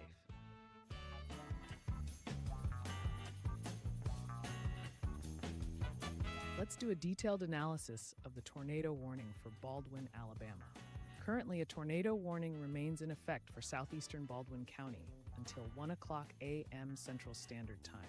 At 12:33 a.m. Central Standard Time, a severe thunderstorm capable of producing a tornado was identified, located 4 miles southwest of Silver Hill, or 6 miles east of Fairhope.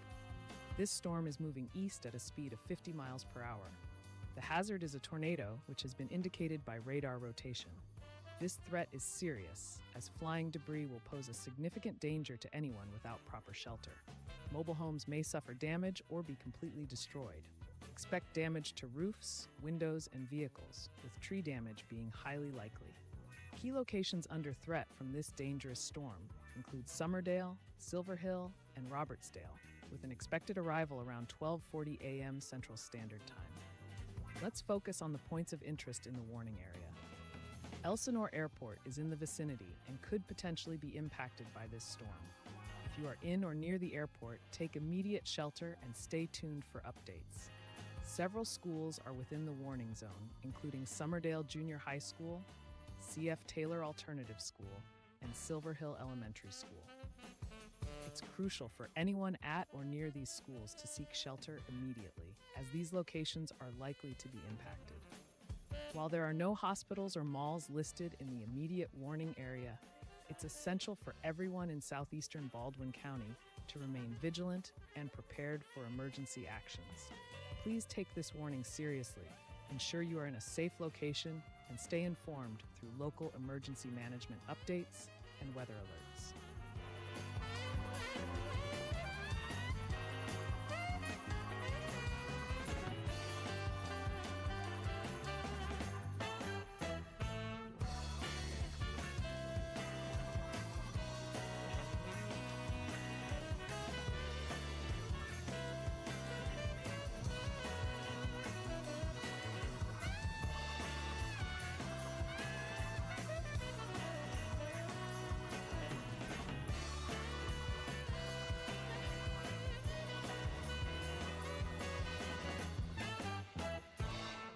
Let's check in on the tornado warning currently in effect for Baldwin County, Alabama. As of now, a severe thunderstorm capable of producing a tornado is located near Summerdale, making its way eastward at a brisk 45 miles per hour. This storm poses a significant threat, with radar indicating rotation. This means a tornado could develop quickly and unexpectedly. The primary danger here is from flying debris, which can be extremely hazardous if you're caught without proper shelter. A new Mobile tornado homes are watch has been particularly issued. vulnerable and could be damaged or even destroyed. We could also see damage to roofs, windows, and vehicles, with tree damage likely in the affected areas. If you're in Robertsdale or Summerdale, you should be prepared for this storm to reach your area imminently by 12:45 a.m. Central Standard Time. Now is the time to take action and seek shelter immediately. Move to a sturdy building, preferably in a basement or an interior room on the lowest floor, away from windows. If you're in a mobile home or a vehicle, move to a more substantial structure as soon as possible. This warning remains in effect for the next few minutes, so stay alert and keep tuned to local media for updates. Your safety is our top priority. Stay informed and stay safe.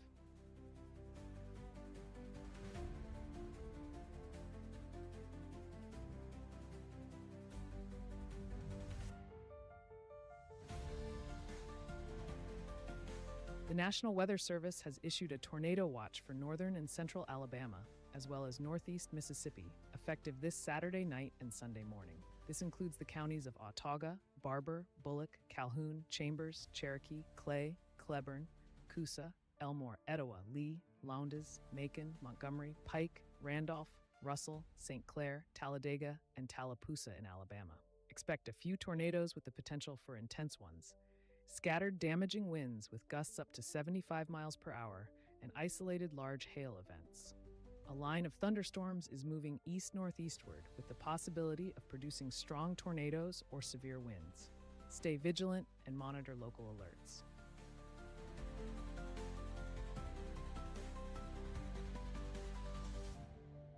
The National Weather Service has issued a severe thunderstorm warning for parts of Alabama and Florida.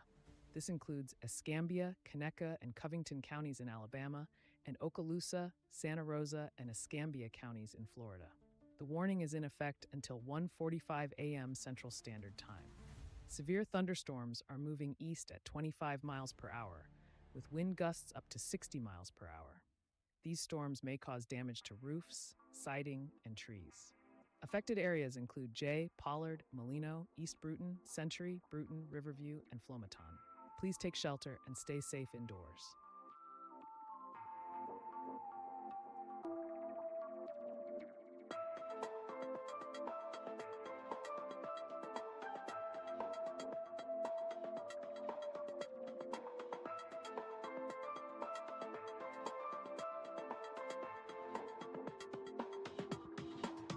Let's do a detailed analysis of the tornado warning for West Central Montgomery County in South Central Alabama.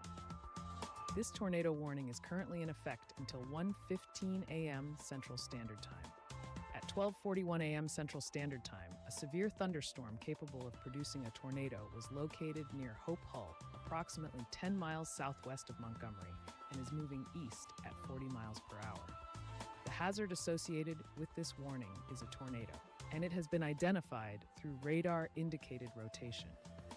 This means that the tornado is not yet confirmed on the ground, but the conditions are favorable for one to form. The impact from this storm could be significant, with flying debris posing a serious danger to those caught without shelter. Mobile homes could be damaged or destroyed, and there is potential damage to roofs, windows, and vehicles. Tree damage is also likely. Communities that may be affected include southeastern Montgomery, Pike Road, Snowdown, Hyundai Motors of Alabama, Pinedale, Hope Hull, and Barachius. Let's focus on some critical points of interest in the warning area. There are 2 hospitals that could be impacted: Crossbridge Behavioral Health, a Baptist South facility, and Encompass Health Rehabilitation Hospital of Montgomery. These facilities are essential for providing medical care, and any disruption could have serious consequences. Additionally, several schools are in the path of this storm. Montgomery Preparatory Academy for Career Technologies, John M. Patterson State Technical School, and Brubaker Technology Magnet High School. These institutions are important community centers that need to be safeguarded. While there are no airports, malls, parks, campgrounds, golf courses, or water bodies identified in the immediate warning area, the emphasis remains on protecting life and sheltering in place.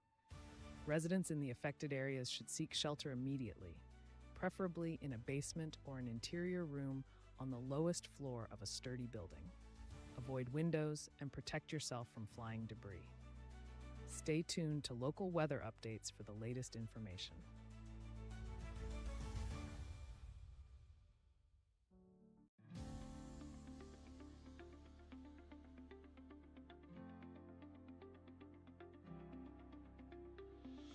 Here's the latest update on the tornado watch in effect. This alert is particularly important for those in Plaquemines Parish, Louisiana, including the cities of Bellechasse, Boris, Pointe-à-la-Hache, and Port Sulphur. The watch remains valid for about 1 hour and 10 minutes from now. The National Weather Service has issued Tornado Watch number 721, which includes parts of southern Alabama, the western Florida Panhandle, southeast Louisiana, southern Mississippi, and coastal waters.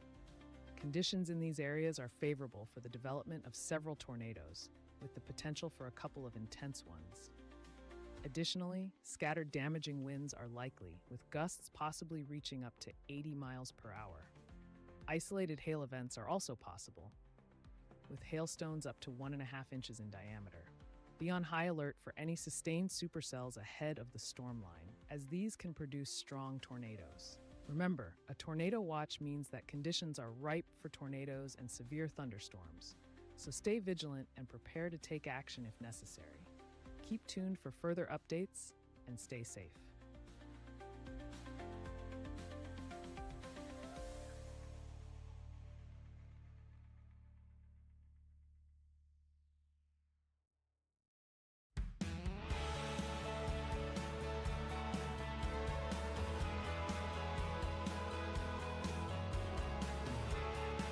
Let's check in on the tornado warning for Baldwin, Alabama. Currently, a tornado warning is in effect for east central Baldwin County. This serious situation is unfolding as a severe thunderstorm with the potential to produce a tornado is moving east at 45 miles per hour. The storm was last located over Summerdale, near Robertsdale. Residents in these areas should be on high alert. Radar has detected rotation, indicating the risk of a tornado forming is significant. The potential impacts include the threat of flying debris, which can be extremely dangerous to those without proper shelter. Mobile homes may be damaged or destroyed, and there could be significant damage to roofs, windows, and vehicles. Tree damage is also likely. Please, if you are in the vicinity of Robertsdale and Summerdale, take cover immediately. Move to a basement or an interior room on the lowest floor of a sturdy building. Avoid windows and, if possible, protect your head from flying debris. This warning will remain in effect for the next few minutes, so stay tuned for any updates and remain in your safe place until the threat has passed. All right, folks, let's break down the latest from the SPC for Day 3, which is Monday. The big picture here is that thunderstorm chances are looking pretty low across the board. Here's what's happening. A trough is moving through the northeast and heading toward the Canadian Maritimes. Meanwhile, another disturbance is making its way from the Central Plains over to the Midwest. Now, in the wake of the northeast trough, we're seeing a dry and stable air mass, especially since a cold front is already expected to be offshore along the Atlantic and Gulf coasts by Monday morning. However, there's a bit of action brewing over the western Gulf and Ozarks. Southerly winds are going to pick up as a surface low deepens over the Central Plains. This is all thanks to that upper-level system digging into the region. But even with these dynamics, the really juicy air, the kind with 60s dew points, will mostly stick around the western Gulf Coast area. Further north, through southern Missouri and Illinois, we're looking at more modest moisture levels, with dew points in the 40s. So, while there might be a stray lightning flash or two as precipitation develops Monday evening into the overnight hours, the overall setup isn't supportive of widespread thunderstorm activity. In summary, Monday looks pretty calm in terms of thunderstorms, with the best chance for any isolated activity being quite limited and primarily confined to areas with more favorable moisture. Stay tuned for more updates as we keep an eye on any changes.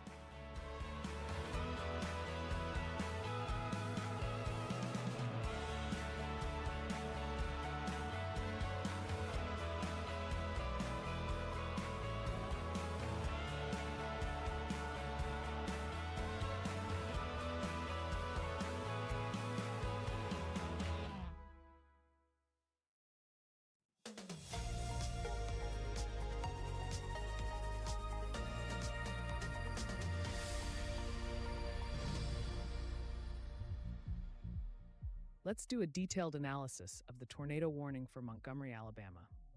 This is a serious situation as a tornado warning remains in effect until 1:15 a.m. Central Standard Time for central Montgomery County.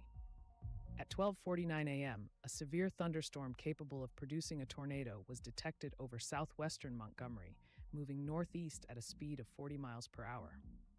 The hazard here is a potential tornado, and this warning is based on radar-indicated rotation, which means the tornado has not yet been visually confirmed, but the radar is showing strong signs of rotation that could produce a tornado at any moment. The impact of this tornado, should it touch down, could be significant. Flying debris poses a serious threat to anyone caught outside without adequate shelter. Mobile homes are particularly vulnerable and could be damaged or destroyed. Expect damage to roofs, windows, and vehicles, and tree damage is also likely. Communities and locations that are potentially in the path of this storm include southeastern Montgomery, Pike Road, Pinedale, Snowdown, Hyundai Motors of Alabama, and Barachius. Residents in these areas should immediately seek shelter in a sturdy building, away from windows, and preferably in a basement or an interior room on the lowest floor. Important points of interest in the affected area include 2 hospitals, Crossbridge Behavioral Health, a Baptist South facility, and Encompass Health Rehabilitation Hospital of Montgomery. Both facilities are in the potential path of this storm, and it's critical for staff and patients to follow emergency protocols to ensure everyone's safety. There are also several schools that could be impacted, including Montgomery Preparatory Academy for Career Technologies, John M. Patterson State Technical School, and Brubaker Technology Magnet High School. If you're associated with these schools, make sure you are following the safety procedures in place for such emergencies. While there are no airports, malls, parks, campgrounds, golf courses, or water bodies specifically listed in the warning area, all residents should remain vigilant and attentive to weather updates. Stay tuned to local news and weather stations for the latest information. Remember, this warning is set to expire in about 20 minutes, but conditions can change rapidly and the warning could be extended or updated. It's crucial to remain alert and prepared until the threat has clearly passed.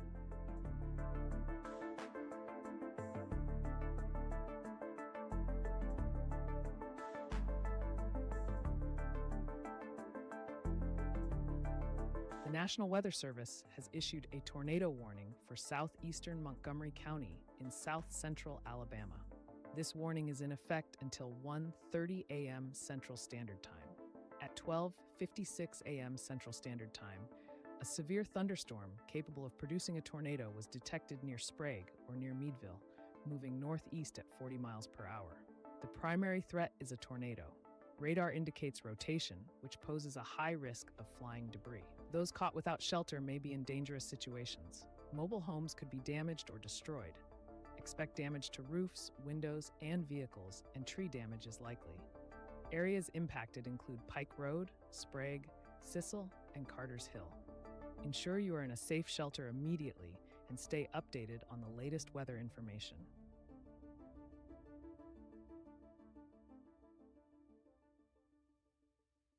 A new tornado watch has been issued.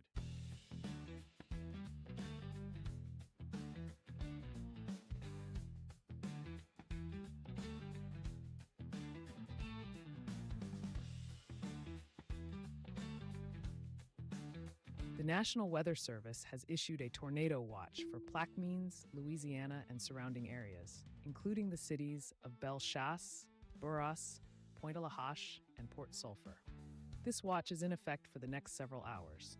Conditions are favorable for the development of tornadoes and severe thunderstorms, with possible damaging winds up to 80 miles per hour and large hail up to 1.5 inches in diameter. Residents should remain vigilant and monitor local weather updates for further information.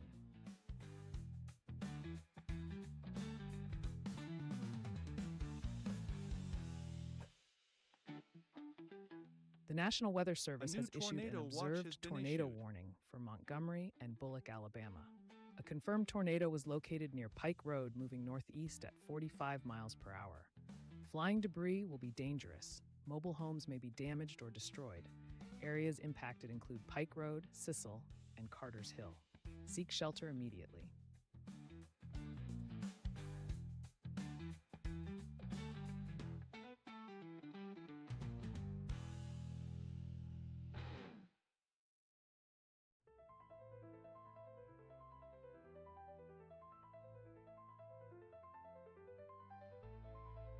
The National Weather Service has issued a tornado watch for southern Alabama, including Butler, Conecuh, Covington, Crenshaw, Escambia, and Baldwin counties, as well as the western Florida Panhandle, covering Escambia, Okaloosa, and Santa Rosa counties. This watch will remain in effect until early this morning. Several tornadoes are likely, with the possibility of a couple of intense tornadoes. Scattered damaging winds with gusts up to 80 miles per hour and isolated large hail events are also expected. Residents in these areas should be vigilant and prepared to take immediate action if a warning is issued. Please stay tuned to local weather stations and alerts for further updates.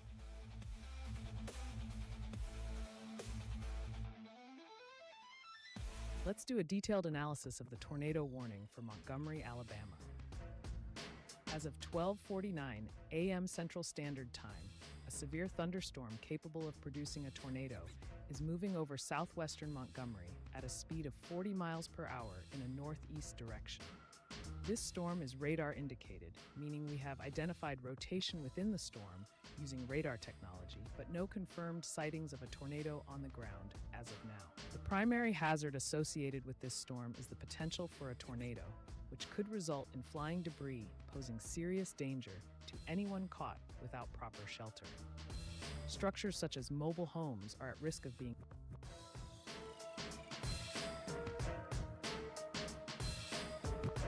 It's 2:03 a.m. ET. The temperature at the Weather House is 65 degrees Fahrenheit with a dew point of 57 degrees Fahrenheit. If you're enjoying the stream, don't forget to smash that like button. It really helps the channel grow.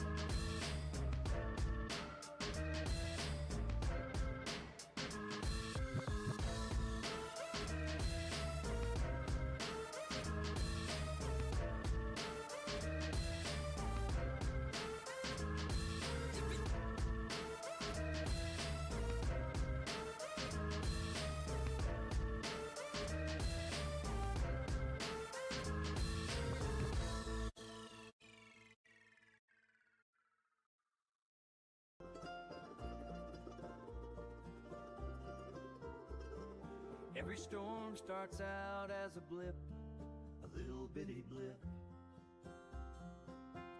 taking moisture from the ground, call it a double dip, but I don't give a flip. Little blips, they can rip, you can feel it in your hip. Never underestimate a blip.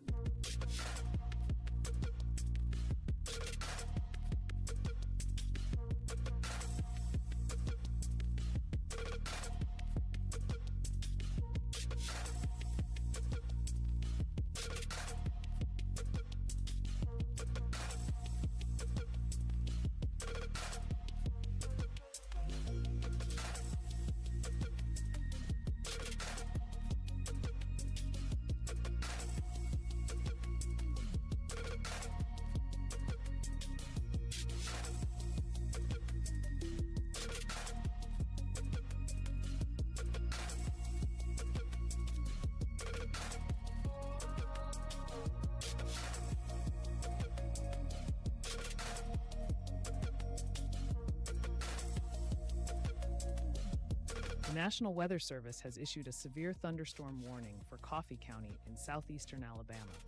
This warning is in effect until early morning. As of just after 1 a.m. Central Standard Time, severe thunderstorms are moving east at 35 miles per hour. These storms are capable of producing wind gusts up to 60 miles per hour. Be prepared for potential damage to roofs, siding, and trees. Areas likely to be impacted include Elba, Enterprise, Fort Novacell, and surrounding locations. Stay indoors and away from windows and ensure you have a way to receive weather updates.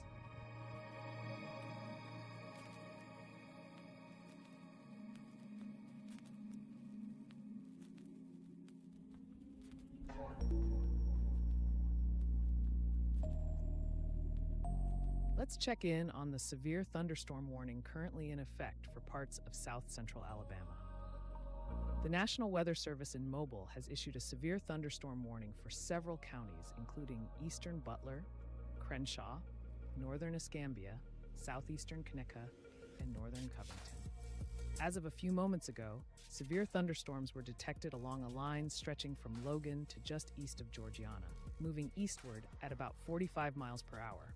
This storm system is producing wind gusts up to 60 miles per hour, which can cause significant damage to roofs, siding, and trees. The areas impacted include cities such as Greenville, Andalusia, and Luverne, among others. Residents in Gant, River Falls, and Highland Home should be on alert. Please seek shelter indoors, away from windows, and ensure that loose outdoor items are secured. This warning remains in effect for the next few minutes. Stay safe and stay tuned for further updates.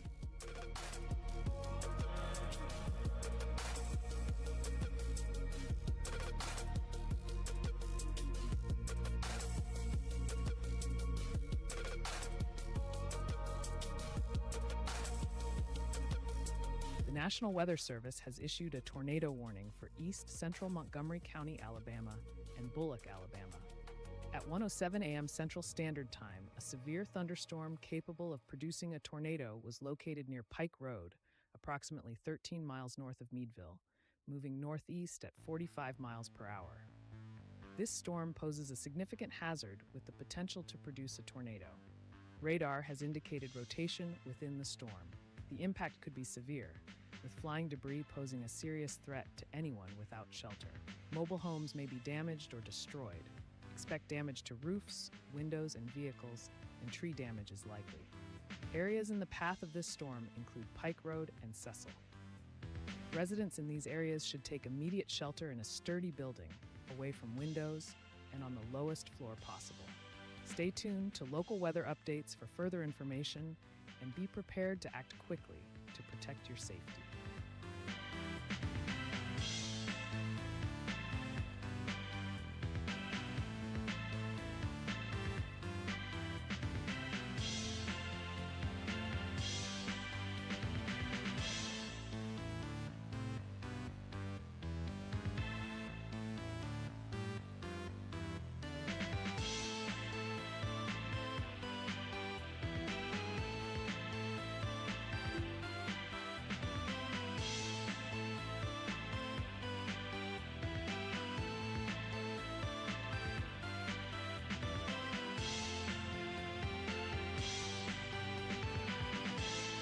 Let's do a detailed analysis of the tornado warning for Montgomery, Alabama.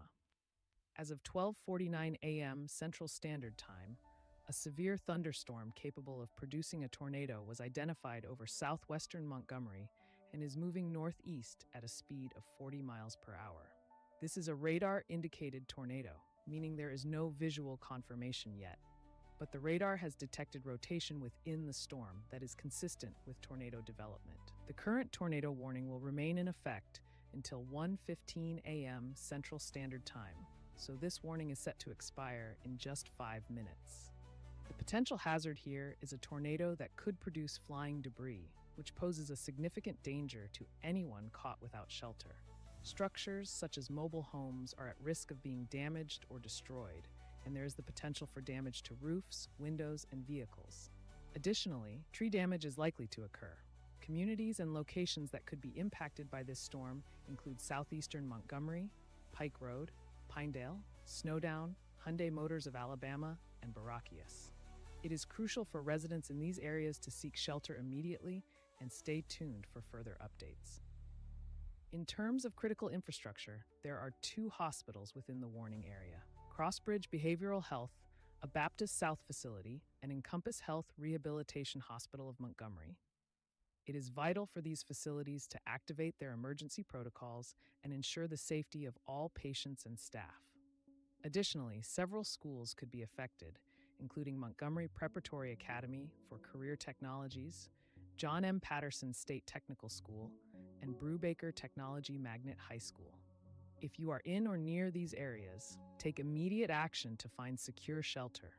While there are no airports, malls, parks, campgrounds, golf courses, or water bodies specifically listed in the warning area, it is important for everyone in the vicinity to remain vigilant and prioritize safety. Remember, tornadoes can form and intensify rapidly, so it is crucial to stay informed and heed all warnings from local authorities and the National Weather Service.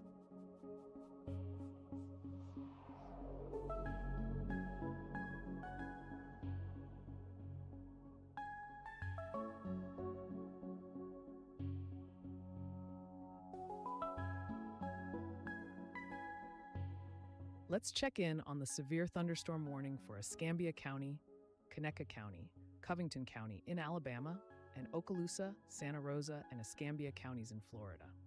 This warning is in effect for the next few minutes. At 12:45 a.m. CST, radar indicated severe thunderstorms were located along a line extending from 8 miles east of Castleberry to 10 miles southwest of Molino, moving east at 25 miles per hour. These storms pose a significant threat with 60-mile-per-hour wind gusts, which could cause damage to roofs, siding, and trees. The areas particularly at risk include Jay, Pollard, Molino, East Bruton, Century, Bruton, Riverview, and Flomaton. If you are in the path of these storms, please take shelter immediately in a sturdy building away from windows. Stay tuned for further updates and ensure you have a way to receive weather alerts throughout the night.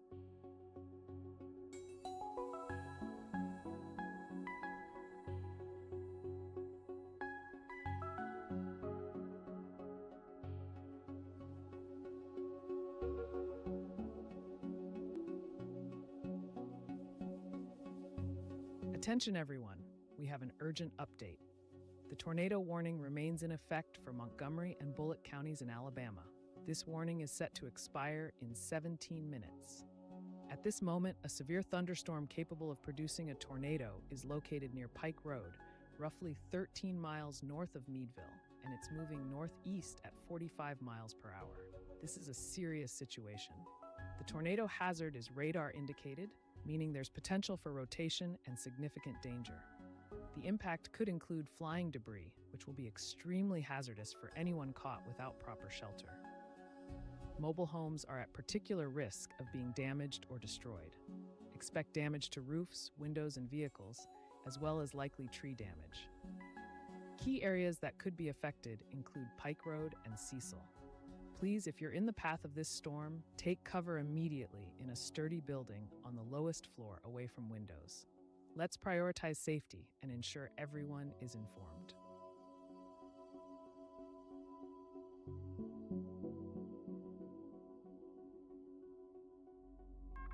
A new tornado warning has been issued. The National Weather Service has issued a severe thunderstorm warning for Covington County in south-central Alabama and northern Okaloosa County in northwestern Florida. This warning is in effect until 2:15 a.m. Central Standard Time. Currently, severe thunderstorms are located along a line extending from Heath to 15 miles northwest of Laurel Hill to 12 miles northwest of Baker, moving east at 40 miles per hour. The primary threat includes wind gusts up to 60 miles per hour, which can cause damage to roofs, siding, and trees. Areas impacted include Laurel Hill, Lockhart, Andalusia, River Falls, Florala, Heath, and Appa. Please remain indoors and away from windows and be prepared for potentially hazardous conditions over the next few hours. Stay tuned for further updates and ensure your safety.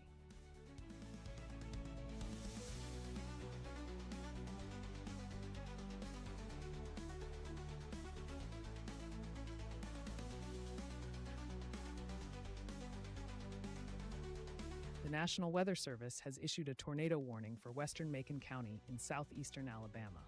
This warning is in effect until 1:45 a.m. Central Standard Time. At 1:14 a.m., a severe thunderstorm capable of producing a tornado was located near Waugh, 10 miles southwest of Milstead, moving northeast at 50 miles per hour. The primary threat is a tornado, with radar indicating rotation. Flying debris will be dangerous without shelter. Damage to mobile homes, roofs, windows, vehicles, and trees is likely. Areas impacted include Tuskegee, Milstead, Shorter, Franklin, Liverpool, Victoryland, Lake Tuskegee, Cross Keys, Up Happy Creek, and Moton Field Municipal Airport. Seek shelter immediately and stay tuned for further updates.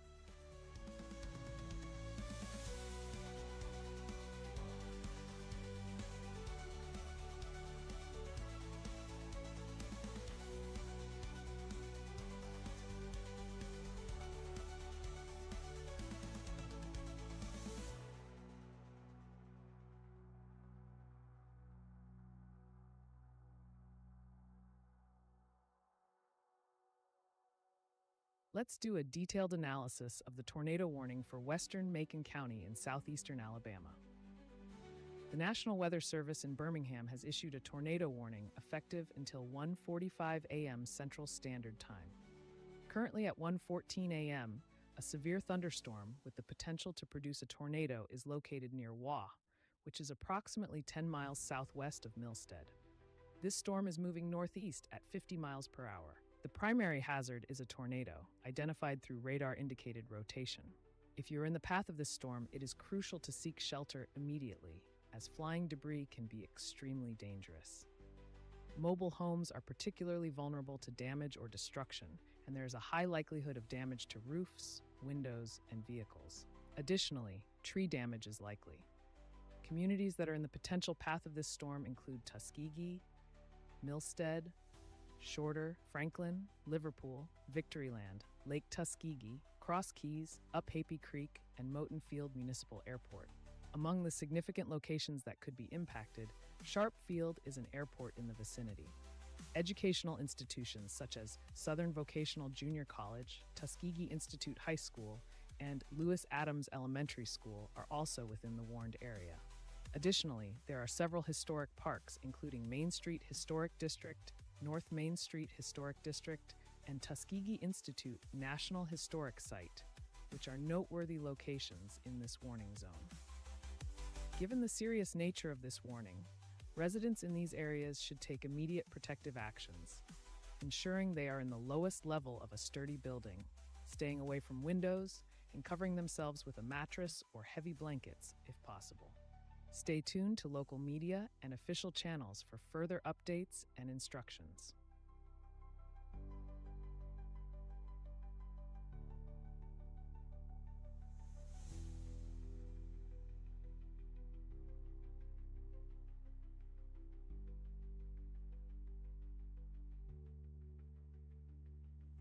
Let's check in on the tornado warning currently in effect for Montgomery, Alabama, and Bullock, Alabama. This warning is in place for the next several minutes, so it's crucial to stay informed and prepared. At 1:07 a.m. Central Standard Time, a severe thunderstorm capable of producing a tornado was detected near Pike Road, roughly 13 miles north of Meadville, moving northeast at 45 miles per hour. The primary threat from this storm is a tornado, as indicated by radar rotation. This storm poses a significant hazard with the potential for dangerous flying debris that could harm those caught without shelter. Mobile homes are particularly at risk for damage or destruction. Additionally, there is a likelihood of damage to roofs, windows, and vehicles, along with potential tree damage. Locations that could be impacted include Pike Road and Cecil. If you are in these areas, it is imperative to take shelter immediately. Move to a small, interior room on the lowest floor of a sturdy building. Avoid windows and cover yourself with a mattress or heavy blankets to protect against debris. Stay tuned to local media and weather services for further updates and remain alert until the warning expires.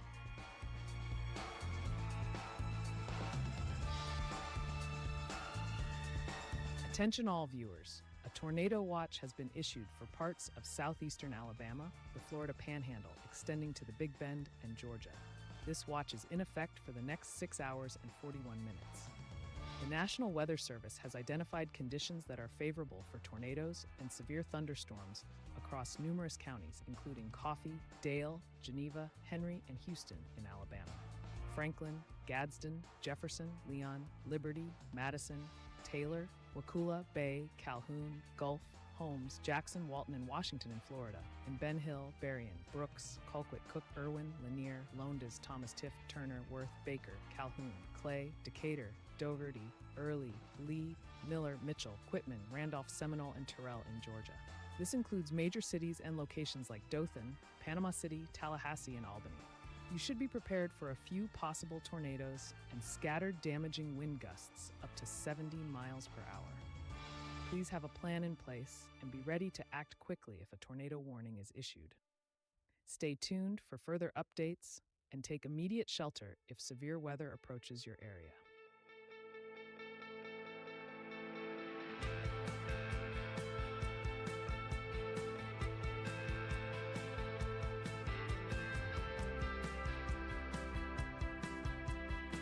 Here's the latest update on the severe weather situation. A tornado watch remains in effect for southern Alabama and the western Florida Panhandle, affecting several counties including Butler, Conecuh, Covington, Crenshaw, Escambia, and Baldwin in Alabama, as well as Escambia, Okaloosa, and Santa Rosa in Florida. This watch will be in place for the next 2 hours and 38 minutes. The primary threats include the likelihood of several tornadoes, with the possibility of a couple of intense tornadoes. Additionally, expect scattered damaging winds with isolated gusts reaching up to 80 miles per hour and isolated large hail events up to 1.5 inches in diameter. Residents in cities such as Andalusia, Atmore, Bruton, Crestview, and Pensacola should remain vigilant and prepared to take action if conditions worsen. Remember, a tornado watch means conditions are favorable for tornadoes to form. Stay informed and keep an eye on local announcements for any changes.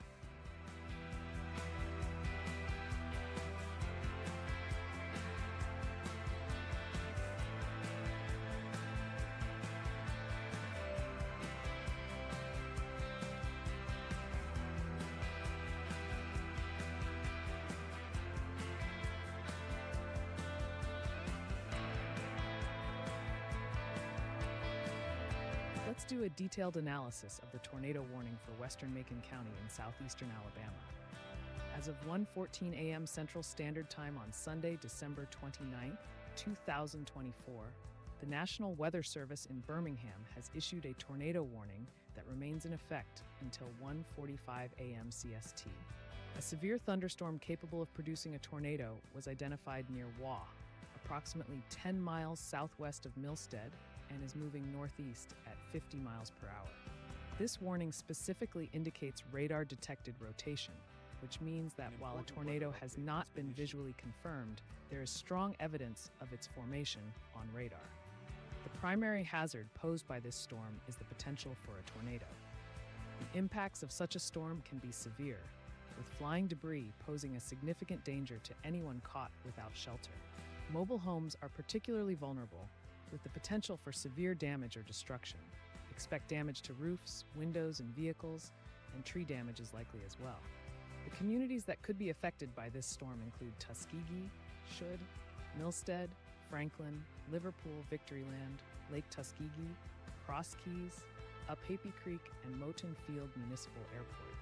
Now let's talk about the points of interest within the warning area.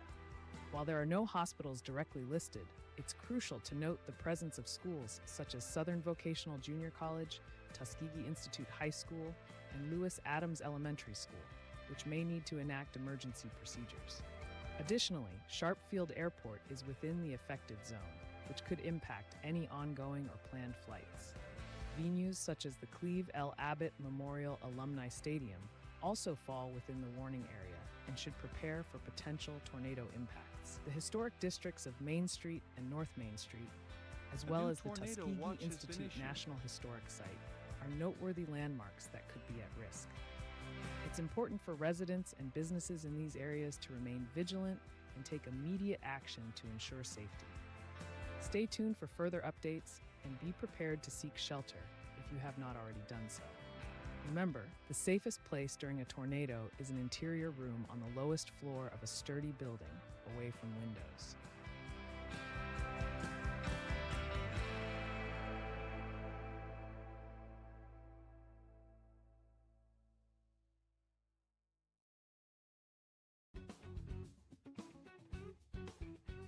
The National Weather Service has issued an observed tornado warning for northwestern Macon County, Alabama, as well as parts of Elmore and Tallapoosa counties.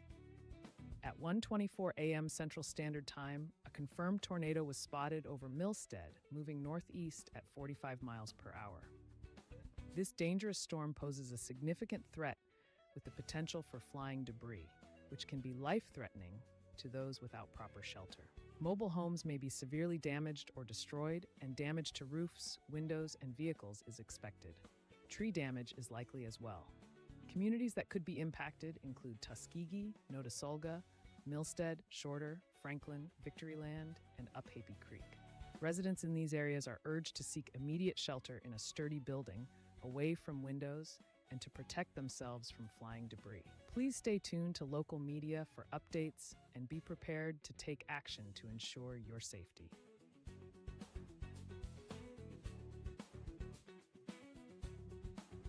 The National Weather Service has issued a tornado watch for southern Alabama and the western Florida Panhandle. This includes the counties of Covington, Crenshaw, Escambia, and Baldwin in Alabama, and Escambia, Okaloosa, and Santa Rosa in Florida. Several tornadoes are likely, with the possibility of a couple of intense ones. Scattered damaging winds and large hail are possible. Stay alert and listen for further updates.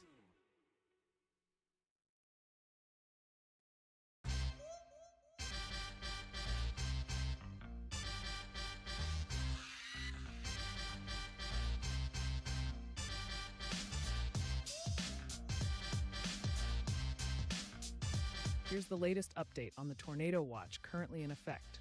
We're keeping a close eye on the situation for those in northern and central Alabama, as well as northeast Mississippi. This tornado watch covers the areas of DeKalb, Jackson, and Marshall counties in Alabama, and Franklin County in southern Middle Tennessee.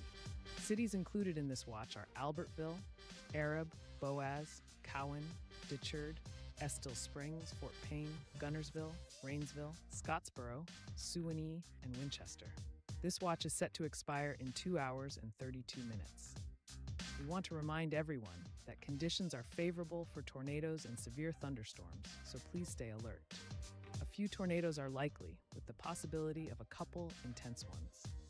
Scattered damaging winds with gusts up to 75 miles per hour and isolated large hail events could also occur.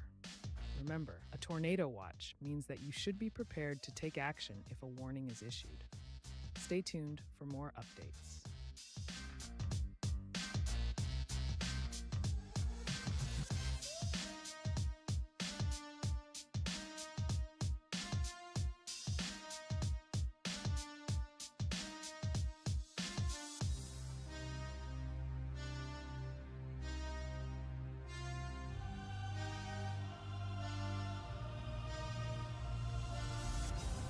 Let's do a detailed analysis of the tornado warning for Macon, Elmore, and Tallapoosa counties in Alabama. As of 1:24 a.m. Central Standard Time, a confirmed tornado was located over Milstead and is moving northeast at 45 miles per hour. This is a serious situation as the warning type is an observed tornado, meaning it has been confirmed by radar. The primary hazard is a damaging tornado, with potential impacts including flying debris that poses a significant risk to those caught without shelter. Mobile homes are particularly vulnerable and may be damaged or destroyed. Additionally, there is a high likelihood of damage to roofs, windows, and vehicles, along with tree damage in the affected areas. Communities that need to be on high alert include Tuskegee, Notasulga, Milstead, Shorter, Franklin, Victoryland, and Uphappy Creek. These areas are directly in the path of this tornado and should take immediate shelter. Notably, Sharp Field, an airport located in the region, is within the warning area and could be impacted, affecting both aviation operations and nearby residents. Schools such as Wolf Shorter High School, Cole Station School, and Rising Star School are also in the potential path of the tornado. It is crucial for individuals in these areas to stay informed and follow safety protocols. As of now, the tornado warning is set to expire in 15 minutes at 1:45 a.m. CST. However, it is important to remain vigilant as conditions can change rapidly.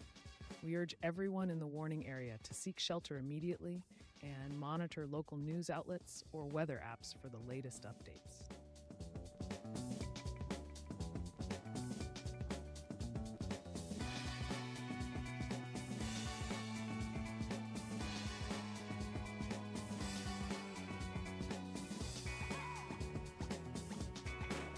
Let's check in on the severe thunderstorm warning tornado for watch Covington has been County issued. in south central Alabama and northern Okaloosa County in northwestern Florida. The National Weather Service in Mobile has issued this warning due to severe thunderstorms currently located along a line extending from Heath to 15 miles northwest of Laurel Hill, moving east at 40 miles per hour.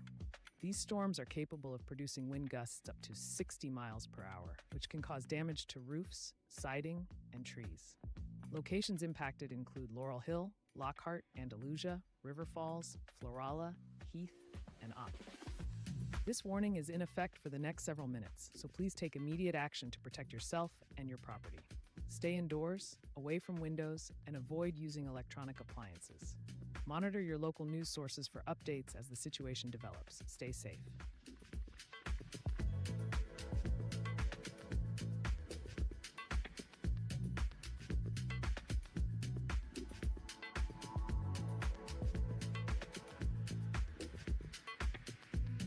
The National Weather Service has issued a tornado watch for parts of northern and central Alabama, including the counties of Barber, Bullock, Calhoun, Chambers, Cherokee, Clay, Cleburne, Elmore, Etowah, Lee, Macon, Montgomery, Pike, Randolph, Russell, and Tallapoosa. This watch is in effect until the early hours of Sunday morning. The primary threats include the likelihood of a few tornadoes, with the possibility of a couple of intense tornadoes. Scattered damaging winds with gusts reaching up to 75 miles per hour and isolated large hail events up to 1 inch in diameter are also possible. Residents in these areas should remain vigilant, stay informed, and be prepared to take immediate action if a warning is issued.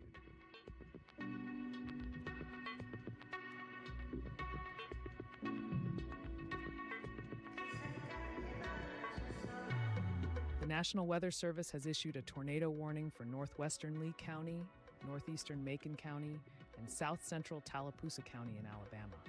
This warning is in effect until 2 a.m. Central Standard Time.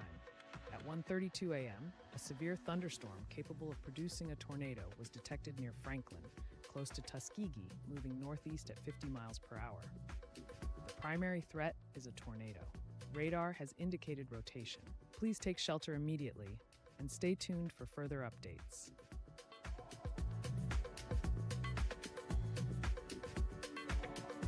Attention everyone in the affected areas.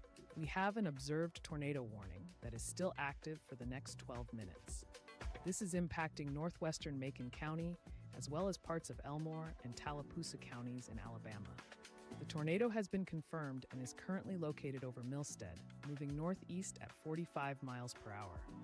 This is a dangerous situation. If you are in the path of this storm, including places like Tuskegee, Notasulga, Milstead, Shorter, Franklin, Victoryland, and Up Happy Creek, please take cover immediately. Find shelter in a sturdy building, away from windows, preferably in a basement or an interior room on the lowest floor. Flying debris can be extremely dangerous, and mobile homes are particularly at risk. Stay safe and remain in your shelter until the warning has expired.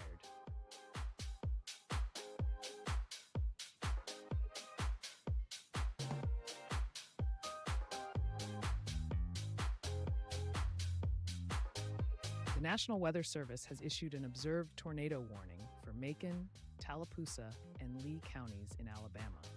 A confirmed tornado is currently located near Tuskegee, moving northeast at 50 miles per hour. This dangerous storm poses a significant threat with hazards, including a damaging tornado. Radar has confirmed the tornado, and it could result in flying debris, which will be dangerous to anyone caught without shelter. Mobile homes might be damaged or destroyed, and there could be damage to roofs, windows, and vehicles, along with likely tree damage. The areas impacted include Auburn, Tuskegee, Tallahassee, Notasulga, Franklin, and surrounding locations.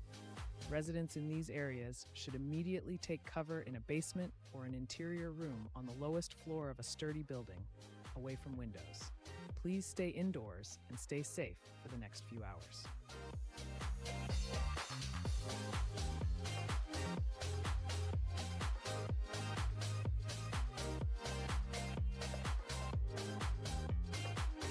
Let's check in on the severe thunderstorm warning for Coffee County in southeastern Alabama. This warning is in effect for the next few hours as severe thunderstorms are currently moving east at 35 miles per hour. These storms are capable of producing wind gusts up to 60 miles per hour, which can cause damage to roofs, siding, and trees. Impacted areas include Elba, Enterprise, Fort Novosel, and New Brockton, among others.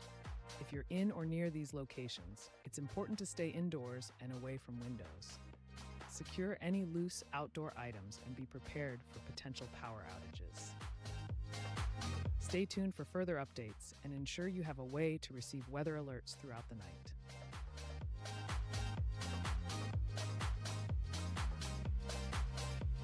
Let's do a detailed analysis of the tornado warning for Macon, Tallapoosa, and Lee counties in Alabama. This is an observed tornado warning, meaning a tornado has been confirmed by radar.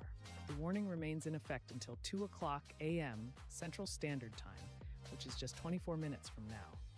As of 1:34 a.m. CST, a confirmed tornado was located near Tuskegee, moving northeast at a speed of 50 miles per hour.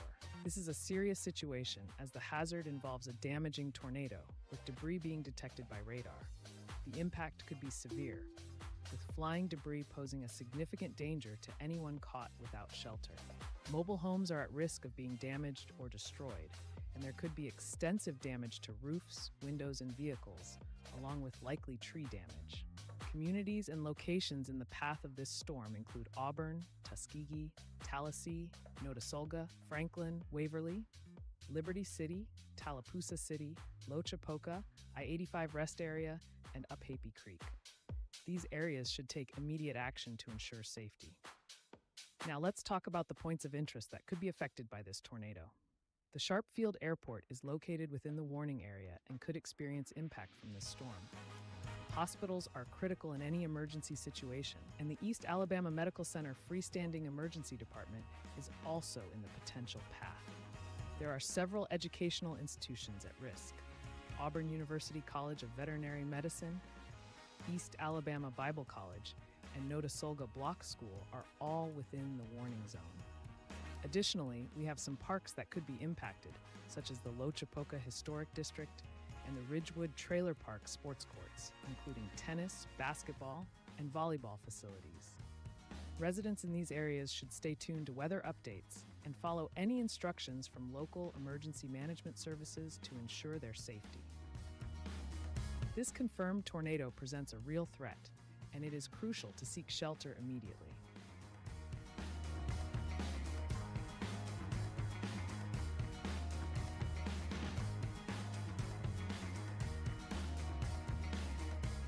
The National Weather Service has issued a severe thunderstorm warning for western Geneva County in southeastern Alabama, northern Walton County, western Holmes County, and northwestern Washington County in the Panhandle of Florida.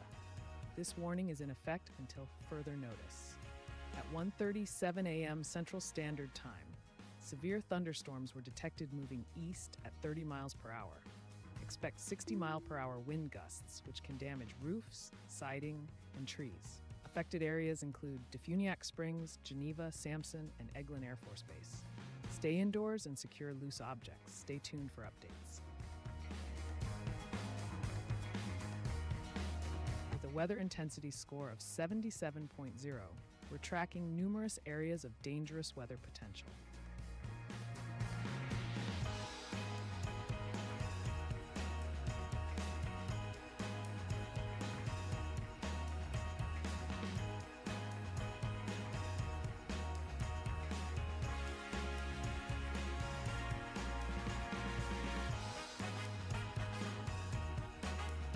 Hey folks, let's dive into what we're expecting for tomorrow's weather, specifically with severe thunderstorms.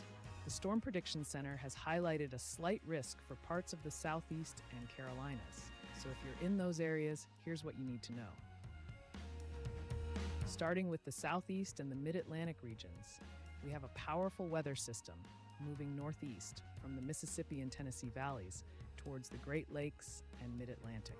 This system is bringing along some strong winds aloft, which will affect areas like South Carolina, Georgia, and northern Florida. In these regions, we're looking at a mix of storm types, including lines of storms known as QLCS and potentially some isolated strong cells. With the warm, moist air in place, especially in SC and northern FL, we could see severe wind gusts, a few tornadoes, and even some hail. As we move north into West Virginia, and North Carolina, the storms could be more linear, but still capable of producing strong winds. The instability here won't be as intense as further south, but don't let your guard down. Sporadic severe wind gusts are possible. Now, shifting our focus to the Ohio Valley, including areas near the Indiana-Ohio border, the setup here is a bit different. We're dealing with cold core convection as a surface low moves through. The conditions might not be as favorable for widespread severe weather, but there's still a chance for some strong gusts in the afternoon. The storms will be low-topped, meaning they won't tower as high into the atmosphere, but can still pack a punch. Overall, if you're in these highlighted areas, keep an eye on the weather tomorrow and stay tuned for more updates as things develop. Be prepared for some potentially severe storms, and as always, stay safe out there.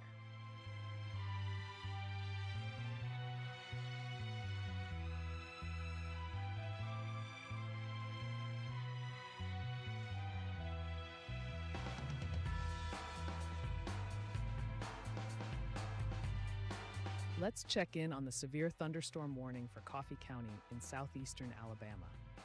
The National Weather Service in Tallahassee has issued this warning due to severe thunderstorms currently moving through the area. These storms are part of a line extending from near Rutledge to 9 miles southwest of Red Level, traveling east at 35 miles per hour. The primary hazard associated with these storms is wind gusts up to 60 miles per hour. Such winds can cause damage to roofs, siding, and trees, so it's important to stay indoors and away from windows. Areas that could be impacted include Elba, Enterprise, Fort Novosel, New Brockton, Lee, Kinston, and several other communities. Please remain vigilant and take necessary precautions. This warning remains in effect for the next 48 minutes. Stay tuned for further updates and keep safe.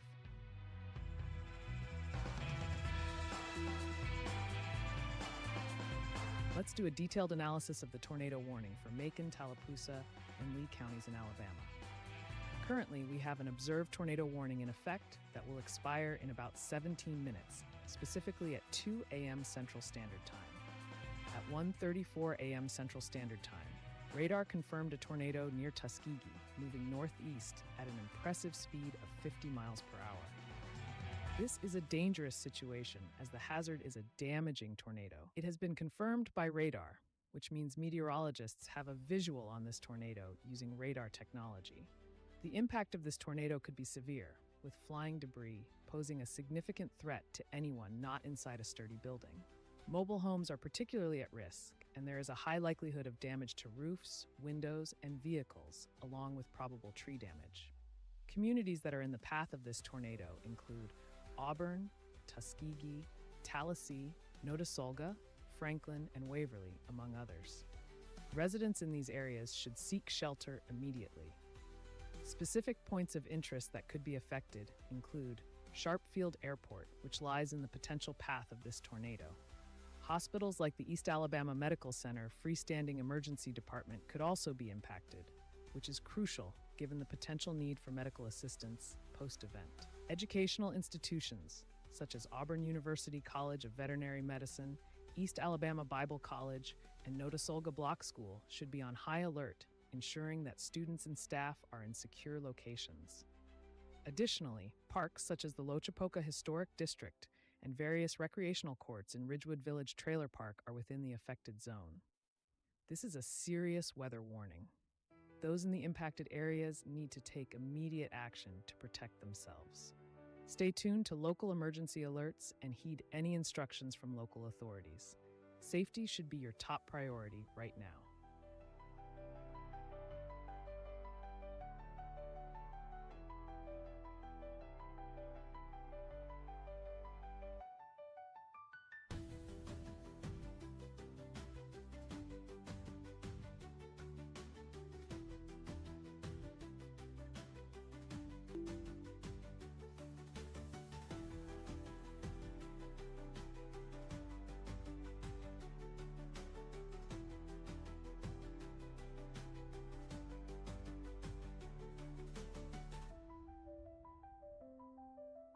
The National Weather Service has issued a severe thunderstorm warning for Dale County in southeastern Alabama.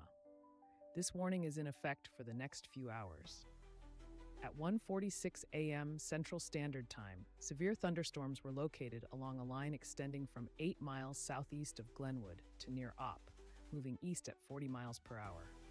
The primary threat includes wind gusts up to 60 miles per hour, which can cause damage to roofs, siding, and trees.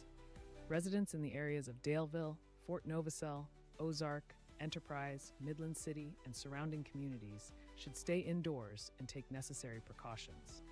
Ensure to secure outdoor objects and avoid travel if possible. Stay tuned for further updates and remain indoors until the warning has expired.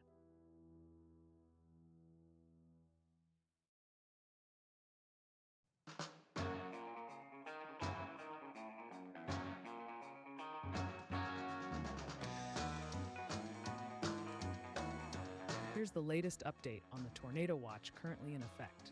The National Weather Service has issued Tornado Watch number 721 for parts of southern Alabama, including Covington, Crenshaw, Escambia, and Baldwin counties. This also includes the western Florida Panhandle, covering Escambia, Okaloosa, and Santa Rosa counties. This watch remains valid for the next 2 hours and 13 minutes. The primary threats include several tornadoes, with a couple of intense tornadoes possible. We can also expect scattered damaging winds, with isolated gusts reaching up to 80 miles per hour, and isolated large hail events with hailstones up to 1.5 inches in diameter. Cities within this watch area include Andalusia, Atmore, Bay Minette, Bruton, Crestview, Destin, Fort Walton Beach, and Pensacola, among others.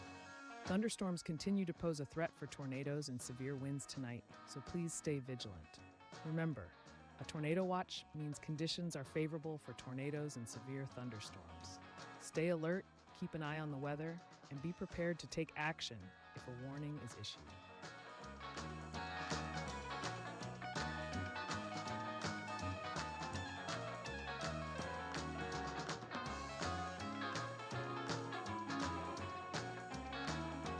Let's check in on the severe thunderstorm warning for Covington County in south central Alabama and northern Okaloosa County in northwestern Florida. This warning is set to last for the next few minutes, so please stay alert.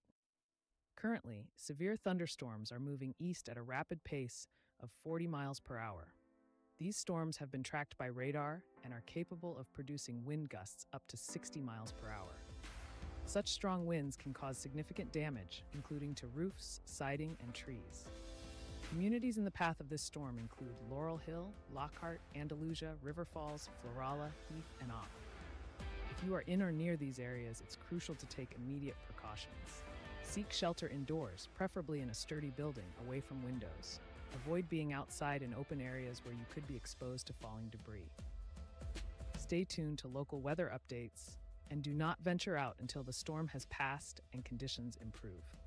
Your safety is our priority, and we will continue to provide updates as needed.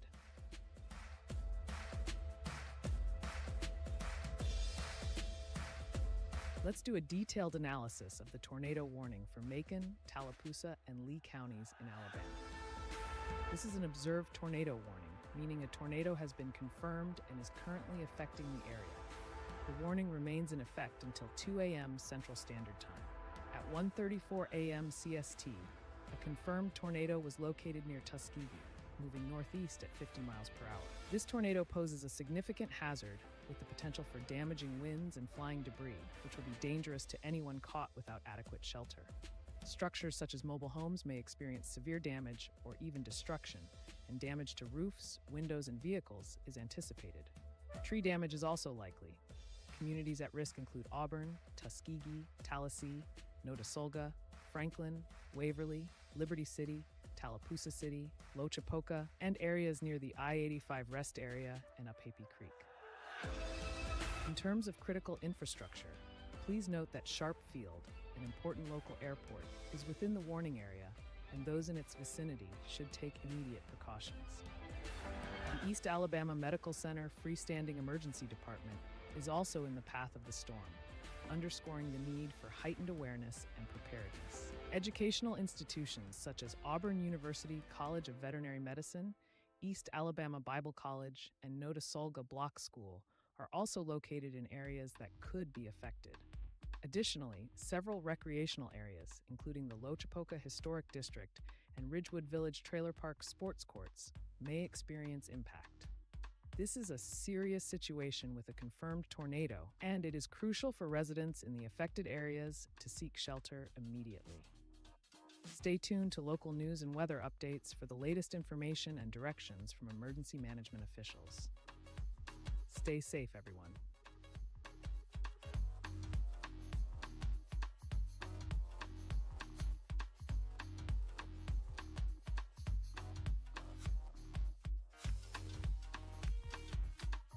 Attention everyone, we have an important update regarding the Tornado Watch number 723 issued by the National Weather Service Storm Prediction Center. This watch is currently in effect for 67 counties across Georgia, including areas in central, east central, north central, northeast, northwest, and west central regions.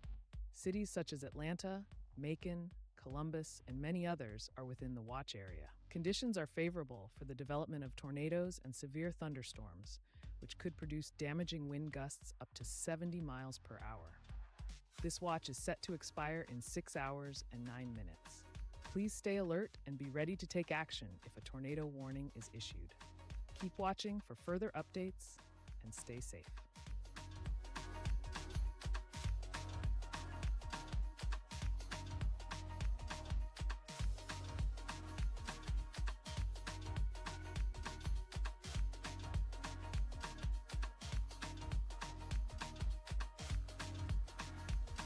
Attention everyone, we continue with our top priority alert regarding an observed tornado warning.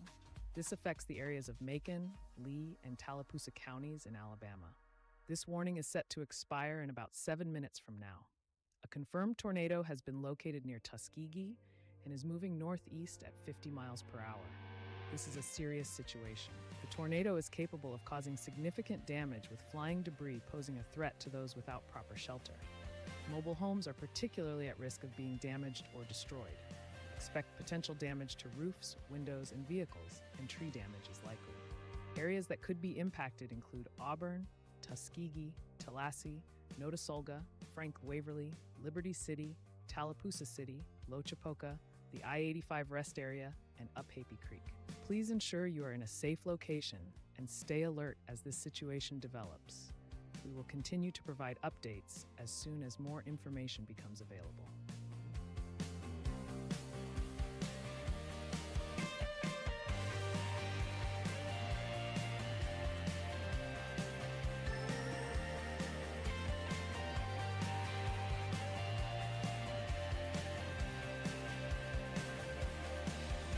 Let's check in on the severe thunderstorm warning affecting parts of southeastern Alabama and the panhandle of Florida. The National Weather Service in Tallahassee has issued this warning for areas including western Geneva County, northern Walton County, western Holmes County, and northwestern Washington County. This warning is in effect for the next few hours. Currently, severe thunderstorms are moving east at 30 miles per hour. These storms are producing wind gusts up to 60 miles per hour. Such strong winds can cause damage to roofs, siding, and trees, so it's crucial to take this warning seriously. If you're in locations like Defuniak Springs, Geneva, Sampson, Eglin Air Force Base, Paxton, or Ponce de Leon, please seek shelter indoors, away from windows. Secure any loose outdoor items, and avoid being outside if possible. Stay tuned to local media or weather apps for updates as the situation evolves. Remember, your safety is paramount.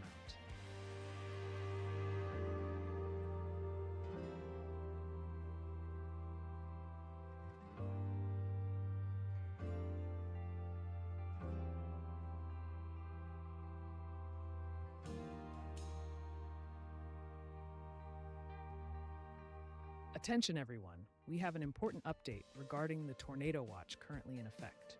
This Tornado Watch, numbered 723 by the National Weather Service, is active for the next 6 hours and 5 minutes. Please stay vigilant if you are in the affected areas. In Alabama, this includes the counties of Coffee, Dale, Geneva, Henry, and Houston.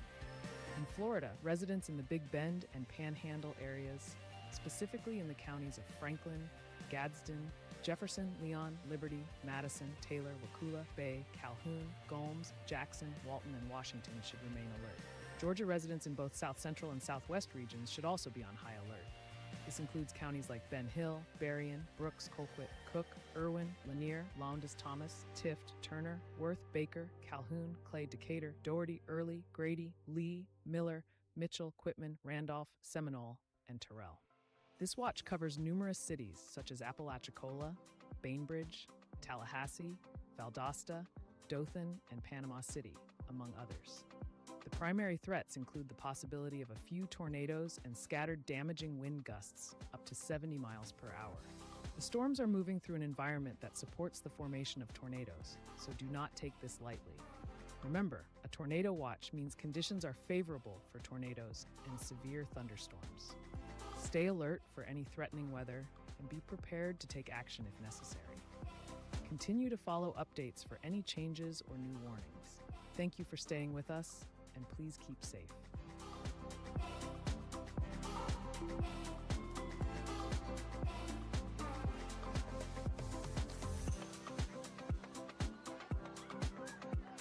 The National Weather Service has issued a severe thunderstorm warning for eastern Pike County, eastern Bullock County, Barber County, and southern Russell County in southeastern Alabama. This warning is in effect until the early morning hours. Severe thunderstorms have been detected, moving east at 40 miles per hour, with wind gusts up to 60 miles per hour, expected in roofs, siding, and trees. Impacted areas include Eufaula, Union Springs, Brundage, and more. Please stay indoors and take necessary precautions. Stay tuned for updates.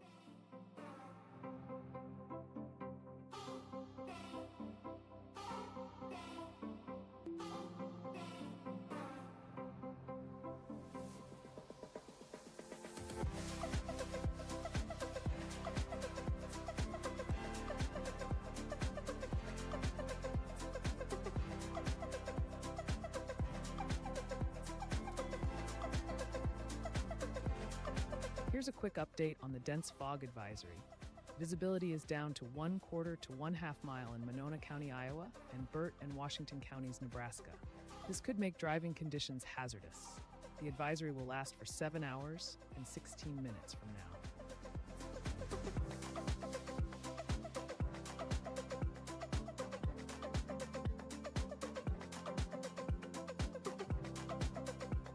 Here's a quick update on the severe thunderstorm warning affecting eastern Pike, eastern Bullock, Barber, and southern Russell counties in southeastern Alabama. Expect 60-mile-per-hour wind gusts, which could cause damage to roofs, siding, and trees. This warning is in effect for 1 hour and 16 minutes from now.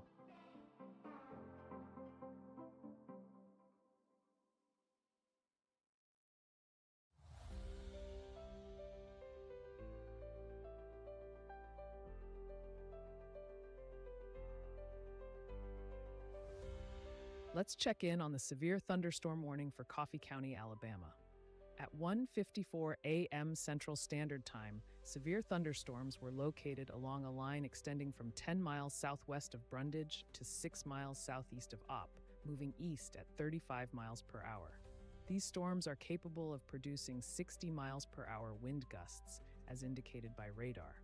This means we should expect potential damage to roofs, siding, and trees. Areas that could be impacted include Elba, Enterprise, Fort Novosel, New Brockton, and several other nearby communities. Residents in these areas should seek shelter indoors, away from windows, and remain there for the next few minutes as the storm passes through. Please be cautious and stay tuned for further updates.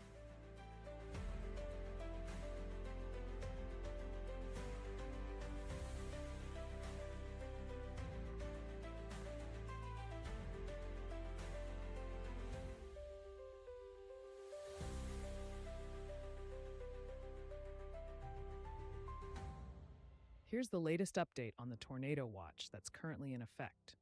This alert is crucial for those in southern Alabama, including Covington, Crenshaw, and Escambia counties, as well as Baldwin County in southwest Alabama. Over in the Florida Panhandle, the watch includes Escambia, Okaloosa, and Santa Rosa counties.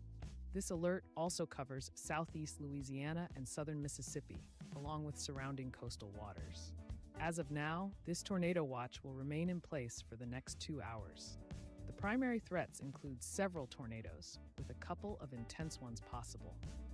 There's also the potential for scattered damaging winds, with isolated gusts reaching up to 80 miles per hour and large hail up to 1.5 inches in diameter. Thunderstorms in the area could lead to extreme turbulence and severe surface wind gusts. If you are in the mentioned areas, stay alert and be prepared to take action if a warning is issued. Remember, a tornado watch means conditions are favorable for tornadoes and severe thunderstorms. Keep an eye on the sky and listen for updates in any new warnings.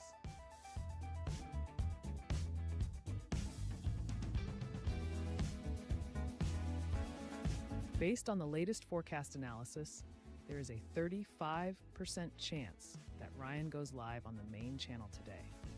We're keeping an eye on things. If for whatever reason the weather intensity score should exceed 150, Ryan will start an emergency live stream.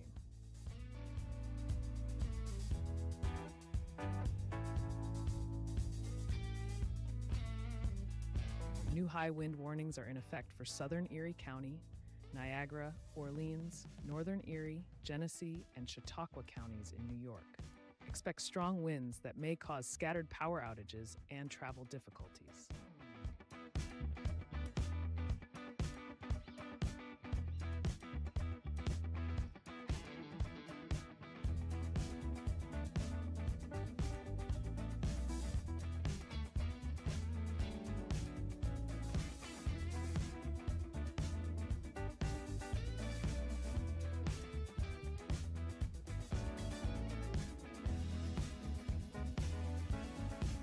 Attention all viewers in the southeastern Alabama, Florida Panhandle to Big Bend, and Georgia regions. A tornado watch is currently in effect for your areas. The National Weather Service has issued Tornado Watch number 723, which will remain active for the next 5 hours and 57 minutes. This watch includes counties such as Coffee, Dale, Geneva, Henry, and Houston in Alabama, Franklin, Gadsden, Jefferson, Leon, and Liberty in Florida, and Ben Hill, Berrien, Brooks, Colquitt, and Cook in Georgia, to name just a few. Residents in these areas should be on high alert for potential tornado activity and damaging wind gusts up to 70 miles per hour. The conditions are favorable for tornadoes and severe thunderstorms, so it is crucial to stay informed and prepared for any sudden changes in weather. Ensure you have a safe place to take shelter and keep your communication devices charged and ready.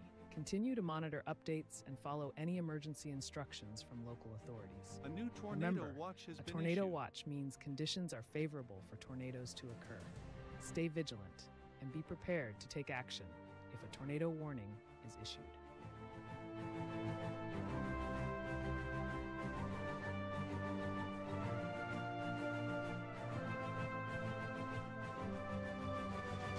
The National Weather Service has issued a tornado watch for parts of northern and central Alabama, including Barber, Bullock, Chambers, Cleburne, Lee, Macon, Pike, Randolph, Russell, and Tallapoosa counties. This watch is in effect tonight through early tomorrow morning. Please be aware that conditions are favorable for tornadoes and severe thunderstorms, with the potential for damaging winds and large hail. Stay alert and listen for updates.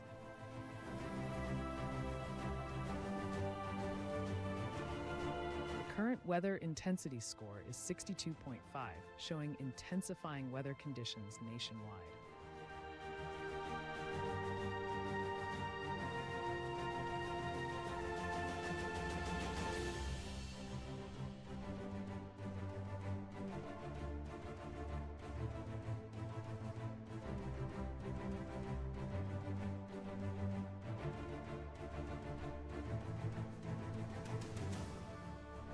Let's check in on the severe thunderstorm warning currently in effect for Dale County in southeastern Alabama. The National Weather Service in Tallahassee has issued this warning due to severe thunderstorms moving east at 40 miles per hour. These storms are packing wind gusts up to 60 miles per hour, which could cause damage to roofs, siding, and trees. This warning will remain in effect for the next hour or so. Areas impacted include Daleville, Fort Novacell, Ozark, Enterprise, Midland City, and several others in the vicinity. Residents in these areas should seek shelter indoors immediately, stay away from windows, and avoid driving if possible until the storm passes. Keep a close eye on weather updates for any changes and stay safe.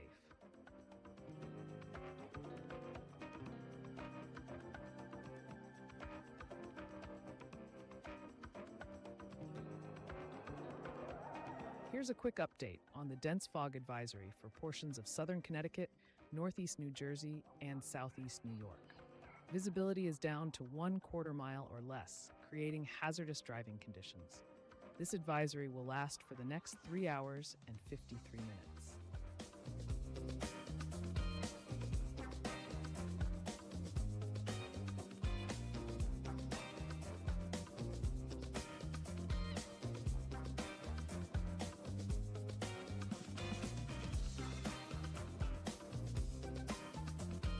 Attention viewers, if you're just joining us or have been following along, please listen carefully to this critical update. A tornado watch is currently in effect for several counties in Alabama, including Barber, Bullock, Chambers, Cleburne, Lee, Macon, Pike, Randolph, Russell, and Tallapoosa. This watch also extends to portions of northern and central Alabama and northeast Mississippi. The tornado watch will be active for the next 1 hour and 53 minutes. This means that conditions are favorable for tornadoes and severe thunderstorms in and around these areas. We particularly want to highlight the possibility of a few tornadoes, with the potential for a couple of these storms to become intense. Scattered damaging winds are likely, with isolated gusts reaching up to 75 miles per hour. There is also a chance of isolated large hail events, with hail sizes reaching up to 1 inch in diameter. The affected cities include Alexander City, Auburn, Eufaula, Heflin, Opelika, Phoenix City, Roanoke, Troy, Tuskegee, Union Springs, and Valley. If you are located in or near these areas, please remain vigilant. Keep an eye on changing weather conditions and be prepared to take immediate action if a warning is issued for your location. Stay tuned here for further updates and stay safe.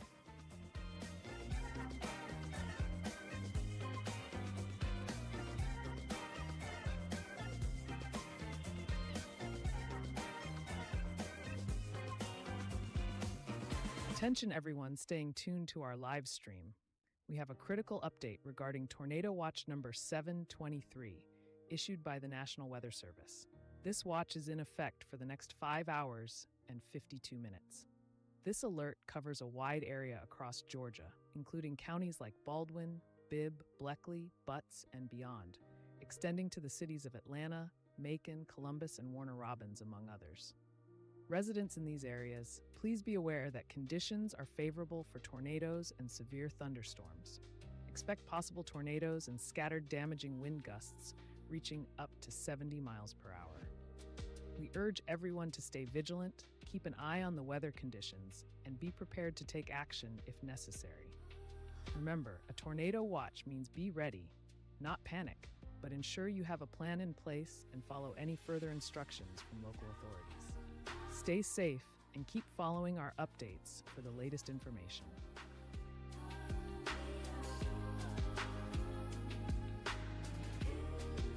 Here's the latest update on the severe thunderstorm warning.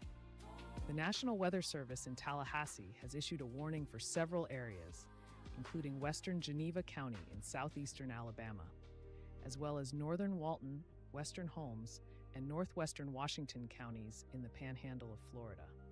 This warning is in effect for the next 1 hour and 6 minutes. Currently, severe thunderstorms are moving east at 30 miles per hour, extending from 6 miles southeast of Andalusia to 7 miles northwest of Baker. These storms are capable of producing wind gusts up to 60 miles per hour, which may cause damage to roofs, siding, and trees. Areas that are likely to be impacted include Defuniak Springs, Geneva, Sampson, Eglin Air Force Base, and many others. Please stay indoors and away from windows and be prepared for possible power outages due to the strong winds. There are currently no storm reports to summarize.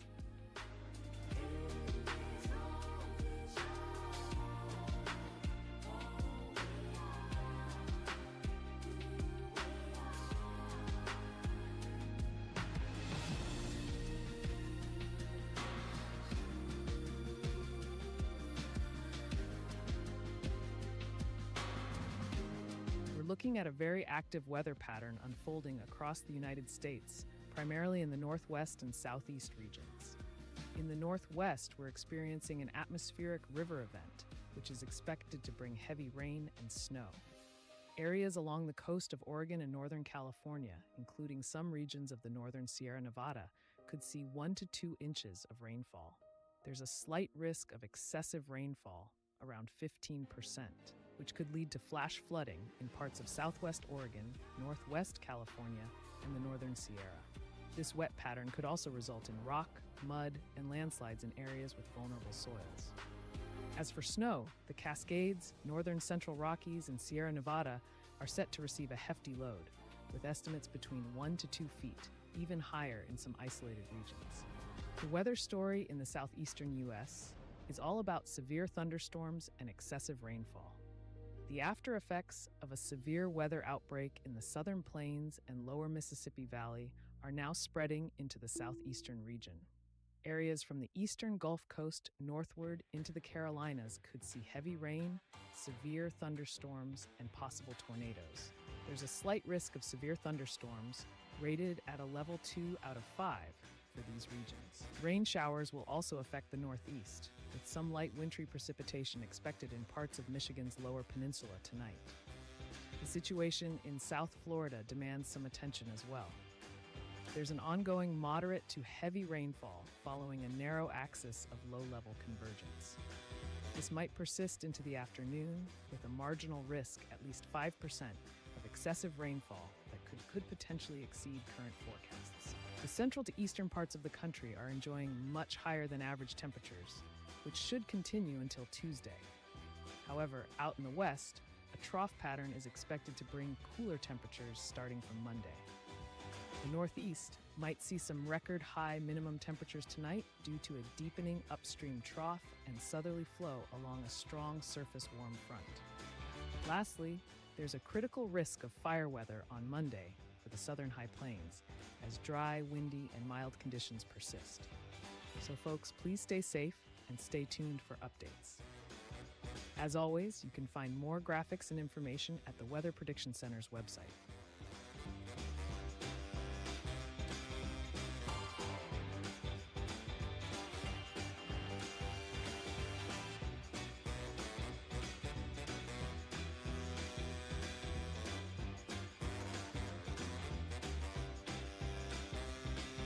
Attention viewers, we have an important update. The National Weather Service has issued Tornado Watch number 723. This affects areas in southeastern Alabama, the Florida Panhandle to the Big Bend, and parts of Georgia. Specifically, we're looking at counties like Coffee, Dale, Geneva, Henry, and Houston in Alabama. For Florida, it includes counties such as Franklin, Gadsden, Jefferson, Leon, Liberty, Madison, Taylor, Wakulla, Bay, Calhoun, Gulf, Holmes, Jackson, Walton, and Washington. In Georgia, the watch covers a wide area including Ben Hill, Berrien, Brooks, Colquitt, Cook, Irwin, Lanier, Lowndes, Thomas, Tift, Turner, Worth, Baker, Calhoun, Clay, Decatur, Doherty, Early, Grady, Lee, Miller, Mitchell, Quitman, Randolph, Seminole, and Terrell. This watch is in effect for approximately 5 hours and 47 minutes from now. Please be aware that conditions are favorable for tornadoes and severe thunderstorms. There may be scattered, damaging wind gusts of up to 70 miles per hour, and a few tornadoes are possible. We urge everyone in these areas to stay alert and monitor for any further updates or warnings. Your safety is our top priority.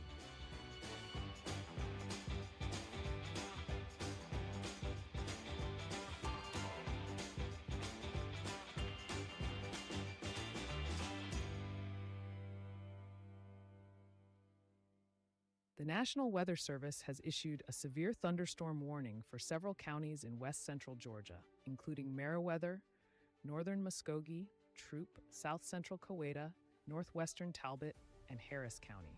This warning is in effect until 4:15 a.m. Eastern Standard Time. At 3:11 a.m., severe thunderstorms were detected along a line stretching from Chambers County Lake to Beans Mill and beyond, moving northeast at 55 miles per hour. The primary hazard includes wind gusts up to 60 miles per hour, which can cause damage to roofs, siding, and trees. Areas impacted by this storm include Columbus, LaGrange, Hamilton, Greenville, Manchester, and several others. Residents in these areas should seek shelter immediately and stay tuned for further updates.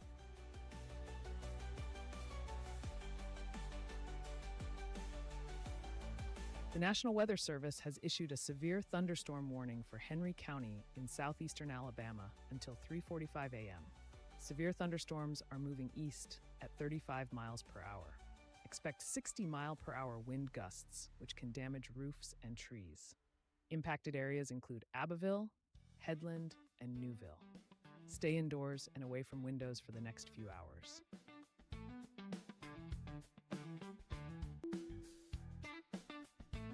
The National Weather Service has issued a severe thunderstorm warning for southeastern Carroll County, southwestern Douglas County, northern Heard County, northwestern Coweta County, and southwestern Fulton County in Georgia. This warning is in effect for the next few minutes. A severe thunderstorm was located over Fralona, moving northeast at 60 miles per hour, with 60 miles per hour wind gusts expected. Potential impacts include damage to roofs, siding, and trees. Please take shelter indoors and avoid windows.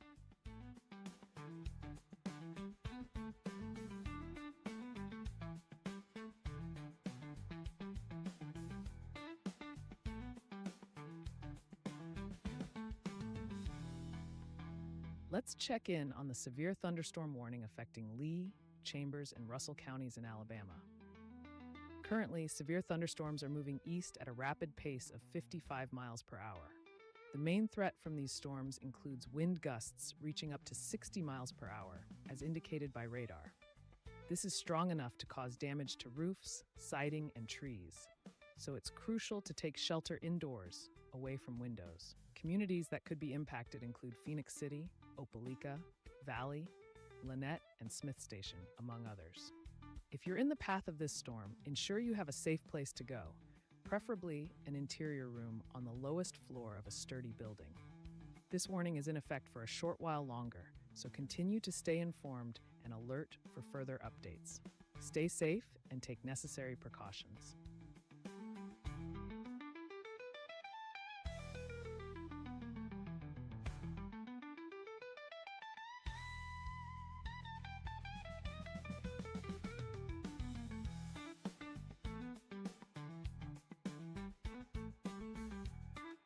Here's the latest update on the severe weather impacting our area.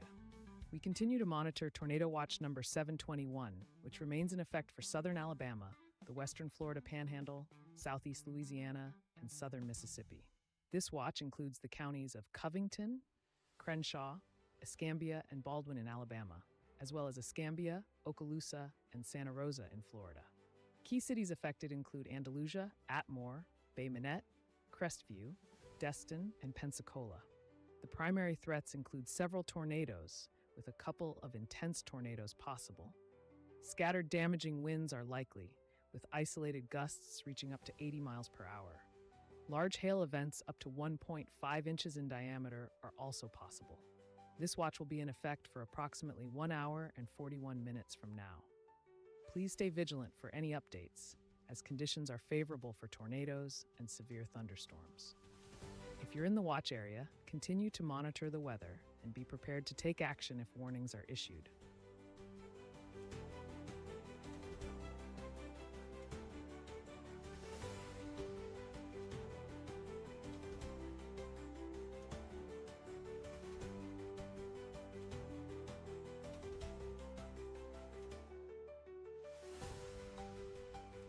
All right, folks, let's dive into what the Storm Prediction Center is highlighting for us today. We've got a pretty active weather situation unfolding, especially for those in the eastern Gulf Coast states, stretching up towards the Carolinas and even into southern Virginia. We're looking at a slight risk of severe thunderstorms in those areas. Here's the scoop. A significant mid-level trough is making its move northeast through the Tennessee Valley and central Gulf Coast states. This is bringing a cold front along, pushing into the southern Appalachian Mountains and the eastern Gulf Coast states. So, if you're in places like eastern Georgia or the Carolinas, keep an eye out.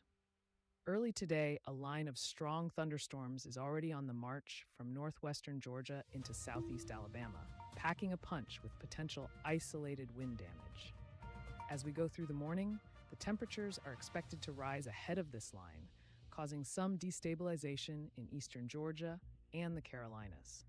That means the storms could gain some strength.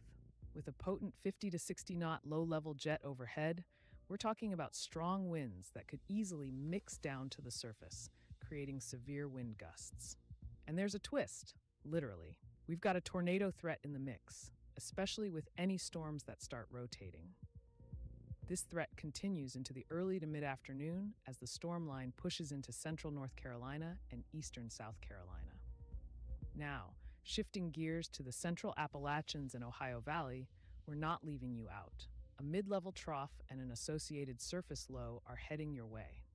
As they move into the Ohio Valley, an 80 to 90 knot mid-level jet is tagging along, enhancing the lift and instability in the region. We're expecting some surface heating across the Virginias and Ohio, which could trigger low-topped thunderstorms. While the instability is on the weaker side, there's enough energy for some marginally severe gusts and a slim chance of tornadoes, especially late morning into early afternoon. So if you're in any of these areas, stay weather aware and keep those weather radios handy. This is a dynamic situation and things can change quickly. Stay safe out there.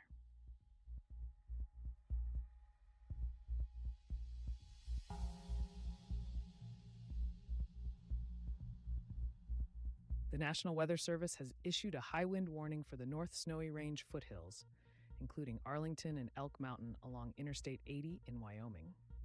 Expect strong southwest winds up to 65 miles per hour, posing a threat to transportation, especially for light and high-profile vehicles.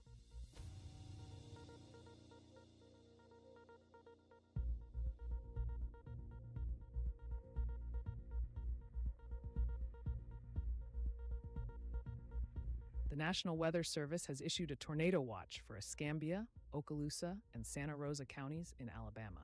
This watch is in effect for the next few hours. Conditions are favorable for the development of tornadoes and severe thunderstorms. Several tornadoes are likely, with a couple of intense tornadoes possible. Scattered damaging winds and isolated gusts up to 80 miles per hour are expected. Large hail events are also possible. Please remain vigilant, stay informed, and be prepared to take action if severe weather approaches.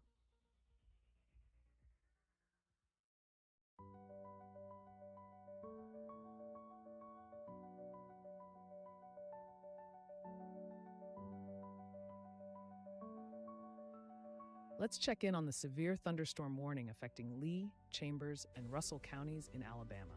Currently, severe thunderstorms are moving east at 55 miles per hour, with radar indicating 60 mile per hour wind gusts. These storms are capable of causing damage to roofs, siding, and trees.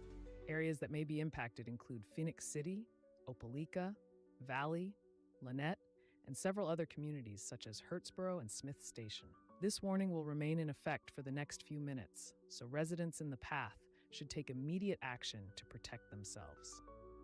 If you are indoors, stay away from windows and doors, and if you are outside, seek shelter in a sturdy building.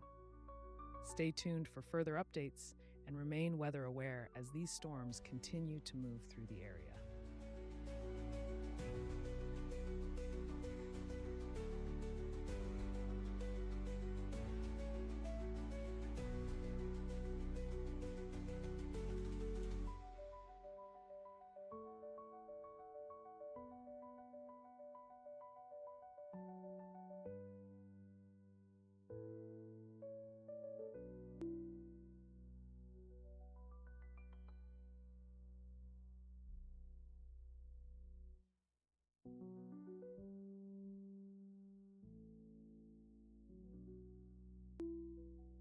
The National Weather Service has issued a severe thunderstorm warning for parts of west central Georgia. This includes Marion County, central Muskogee County, Chattahoochee County, Stewart County, northwestern Webster County, southwestern Talbot County, and southwestern Taylor County. These severe thunderstorms are moving east at 45 miles per hour and are capable of producing 60-mile-per-hour wind gusts. Expect potential damage to roofs, siding, and trees. Areas that could be impacted include Lumpkin, Buena Vista, Talbotton, Caseta, Richland, and several other communities. Please stay indoors and away from windows for the next few hours until conditions improve.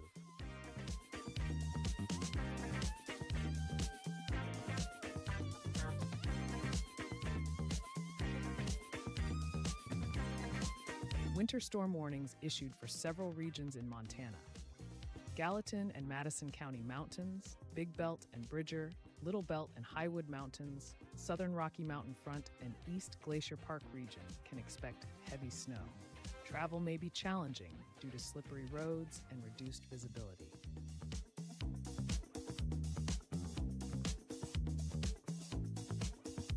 Here's a quick update on the severe thunderstorm warning affecting western Geneva County in Alabama and northern Walton, western Holmes, and northwestern Washington counties in Florida. Expect 60-mile-per-hour wind gusts that could damage roofs and trees. This warning will expire in 48 minutes.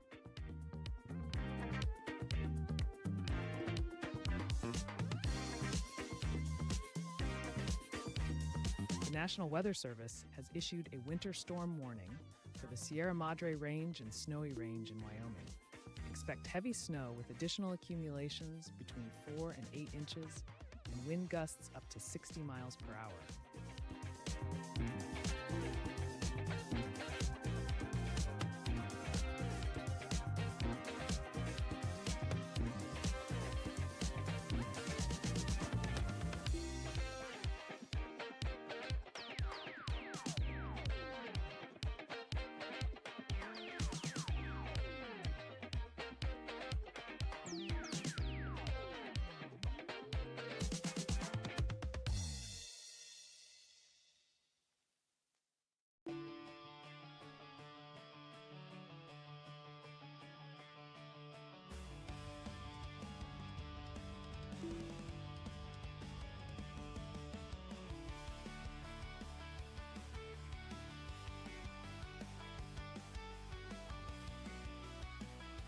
Attention!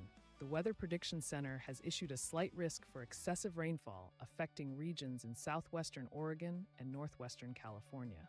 This area is expected to experience diminishing but still significant rainfall as an atmospheric river weakens over the weekend.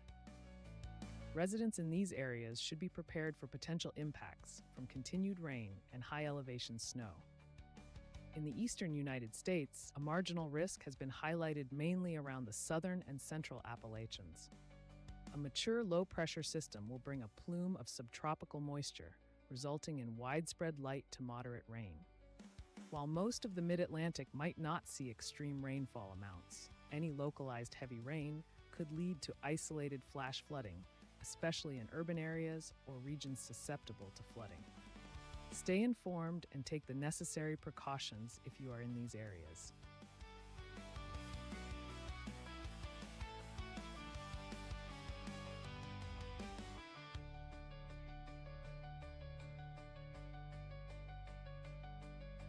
Let's check in on the severe thunderstorm warning for areas in west central Georgia. The National Weather Service has issued this warning for Meriwether County, northern Muskogee County, Troup County, south central Coweta County, northwestern Talbot County, and Harris County. This warning will be in effect for the next few hours. Currently, severe thunderstorms are moving through the region at 55 miles per hour, with wind gusts reaching up to 60 miles per hour. These storms are moving northeast and have been detected by radar, bringing the potential for damage to roofs, siding, and trees.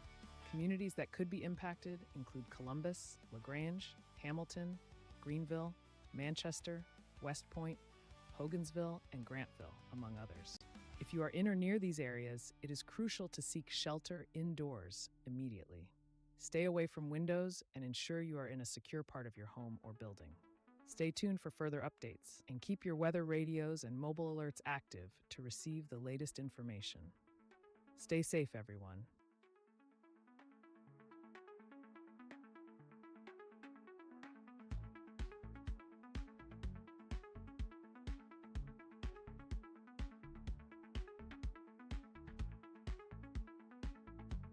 Here's the latest update on the severe thunderstorm warning in effect for Henry County in southeastern Alabama. This warning will remain active for the next 1 hour and 14 minutes. The National Weather Service in Tallahassee has identified severe thunderstorms moving east at 35 miles per hour. These storms are capable of producing wind gusts up to 60 miles per hour. This poses a risk of damage to roofs, siding, and trees. Areas that could be impacted include Abbeville, Headland, Newville, Haleburg, Shorterville, Tumbleton, and other nearby locations such as Kirkland Crossroads and Edwin. Please stay indoors and keep away from windows. Continue to monitor the situation as further updates become available. Based on the latest forecast analysis, there is a 35% chance that Ryan goes live on the main channel today. We're keeping an eye on things. If for whatever reason the weather intensity score should exceed 150, Ryan will start an emergency live stream. A new tornado watch has been issued.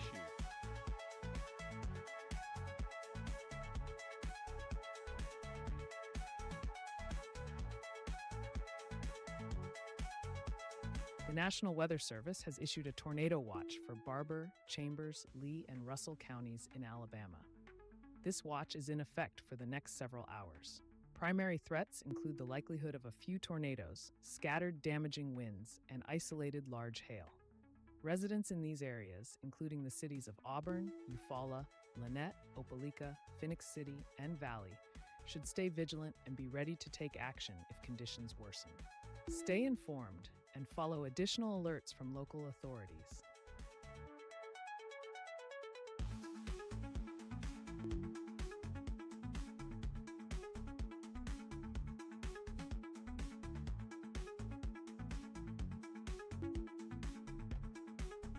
Attention everyone, we continue to monitor an urgent situation across southeastern Alabama, the Florida Panhandle to Big Bend, and parts of Georgia. A tornado watch is in effect, which means conditions are favorable for tornadoes and severe thunderstorms. This watch covers Coffee, Dale, Geneva, Henry, and Houston counties in Alabama. In Florida, it includes counties like Franklin, Gadsden, Jefferson, and more, extending to Wakulla and Washington. In Georgia, we have a long list of counties, including Ben Hill, Berrien, Brooks, and many others, stretching down to Terrell. The primary threats include the possibility of a few tornadoes and scattered damaging wind gusts reaching speeds up to 70 miles per hour. This watch will be in effect for the next 5 hours and 27 minutes. We urge you to stay vigilant, keep updated with further announcements, and take immediate action if a warning is issued for your specific area. If you are in the mentioned regions, please be on the lookout for threatening weather conditions and make sure you have a plan in place to move to safety if required. Remember, a tornado watch means being prepared, not that a tornado is imminent. Stay safe out there.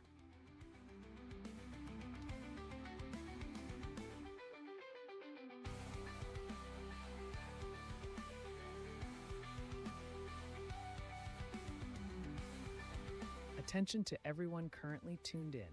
We have an important update regarding a tornado watch in effect. This is watch number 723, issued by the National Weather Service. This watch includes a large portion of Georgia, covering 67 counties. Some of the major areas affected include Atlanta, Macon, Columbus, and Warner Robins, as well as the counties of Baldwin, Bibb, Cobb, and Gwinnett, among others. Conditions are favorable for tornadoes and severe thunderstorms, which means a few tornadoes are possible, along with damaging wind gusts reaching up to 70 miles per hour. This watch remains in effect for the next 5 hours and 26 minutes. Remember, a tornado watch means you should be prepared and stay alert for any changes. Keep monitoring your local news channels and stay safe.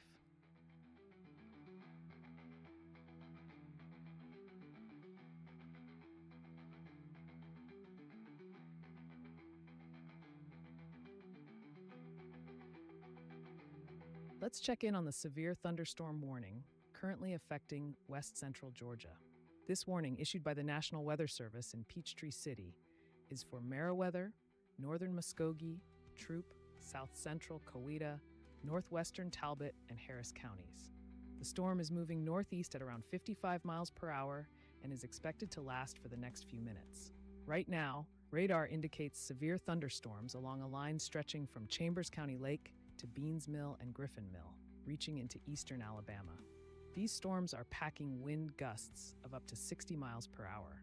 Such strong winds can lead to damage to roofs, siding, and trees, so it is important to stay indoors and away from windows. Areas impacted include Columbus, LaGrange, Hamilton, Greenville, Manchester, and more. If you're in or near these locations, please take cover immediately to ensure your safety. Remember, the safest place during a severe thunderstorm is in an interior room on the lowest floor of a sturdy building. Stay tuned for further updates as the situation develops.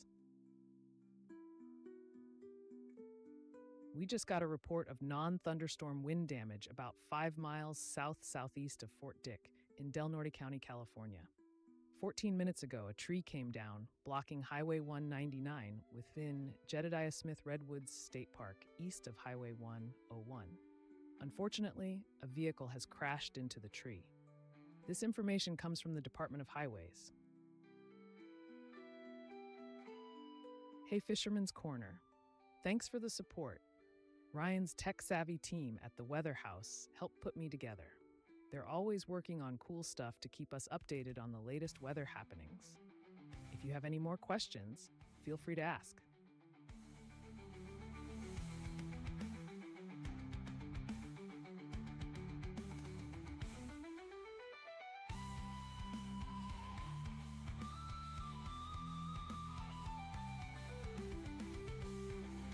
Here's the latest update on the tornado watch in effect.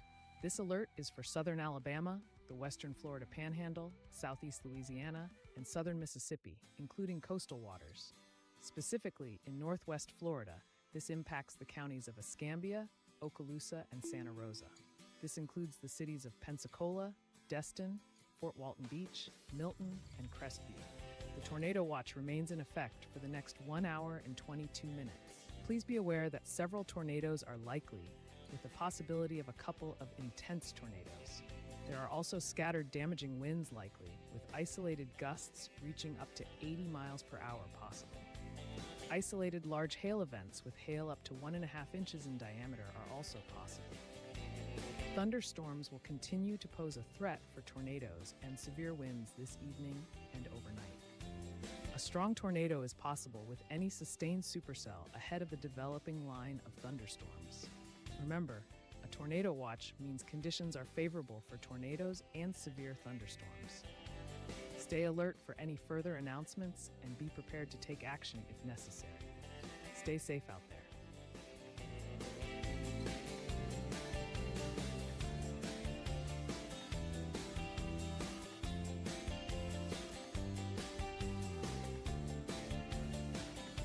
The National Weather Service has issued a severe thunderstorm warning for Okaloosa County and southeastern Santa Rosa County in northwestern Florida. This warning is in effect until 4 a.m. Central Standard Time. At around 2:37 a.m. Central Standard Time, severe thunderstorms were located along a line extending from 10 miles northeast of Point Baker to near Rowville, moving east at 40 miles per hour. These storms pose a threat with wind gusts up to 60 miles per hour. Damage to roofs, siding, and trees is possible. Areas impacted include Cinco Bayou, Ocean City, Mary Esther, Fort Walton Beach, Shalimar, Gritheview, Destin, Valparaiso, Lake Lorraine, Navarre Beach, Niceville, Baker, Eglin Air Force Base, and Navarre. Please seek shelter immediately and stay alert for more updates as the situation unfolds.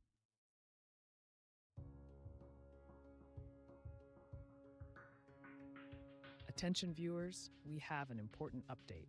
A tornado watch remains in effect for the areas of Barber, Chambers, Lee, and Russell counties in Alabama.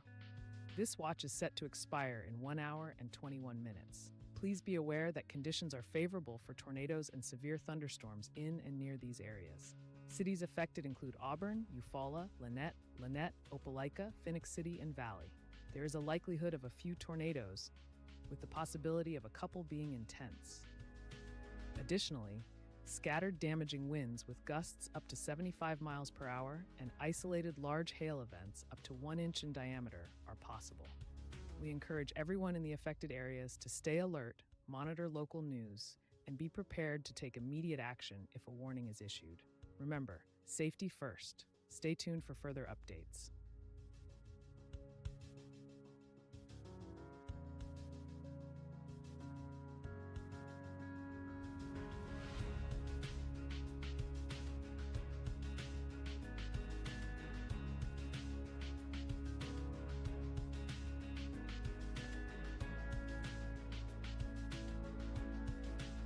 Let's check in on the severe thunderstorm warning currently in effect for Barber County, southern Russell County in Alabama, as well as Stewart County in Georgia and Henry County in Alabama. As of now, severe thunderstorms are tracking eastward at around 40 miles per hour. The primary threat from these storms is 60-mile-per-hour wind gusts, which have been radar indicated, and they can cause significant damage to roofs, siding, and trees. Communities that are likely to be impacted include Eufaula, Clio, Clayton, and Louisville, as well as Blue Springs and Seal. If you're in these areas, it's crucial to stay indoors and away from windows. Seek shelter in a sturdy building and avoid driving if possible. This warning remains in effect for the next few minutes, so stay alert and continue to monitor local updates.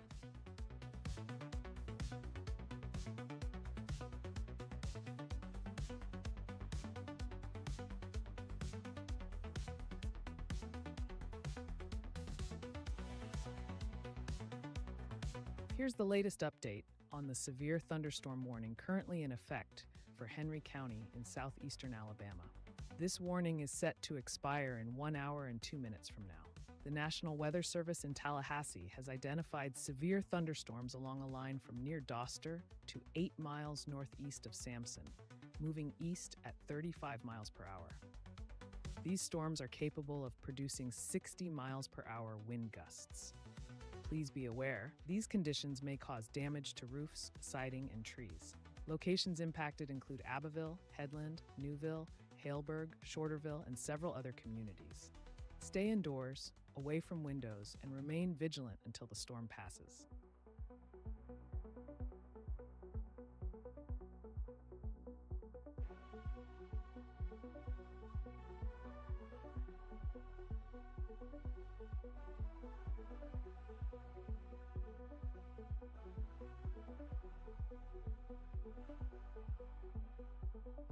Attention viewers, we have an important update on the tornado watch currently in effect.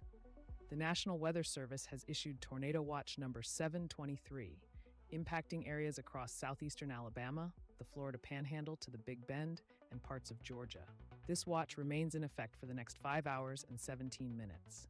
In Alabama, the affected counties include Coffee, Dale, Geneva, Henry, and Houston. Over in Florida, this watch encompasses counties such as Franklin, Gadsden, Jefferson, Leon, Liberty, Madison, Taylor, Wakulla, Bay, Calhoun, Gulf, Holmes, Jackson, Walton, and Washington.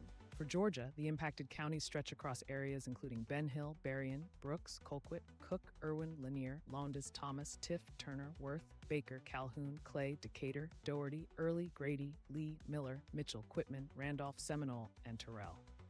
Residents in these areas should remain vigilant, as the primary threats include the possibility of a few tornadoes and scattered damaging wind gusts up to 70 miles per hour. Remember, a tornado watch means conditions are favorable for tornadoes and severe thunderstorms. Stay prepared and continue monitoring this live stream for further updates. We advise you to have a plan in place and listen for any new warnings that might require immediate action.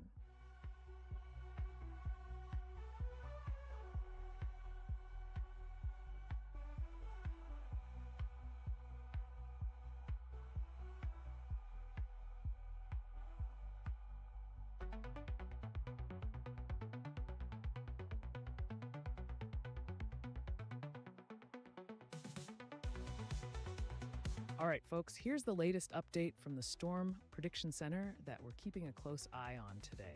We've got a slight risk for severe thunderstorms stretching all the way from parts of the eastern Gulf Coast states up through the Carolinas and even into far southern Virginia.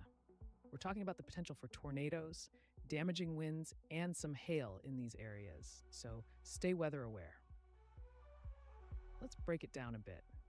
Starting off in the southern Atlantic coastal states, A big mid-level trough is pushing through the Tennessee Valley and central Gulf Coast today.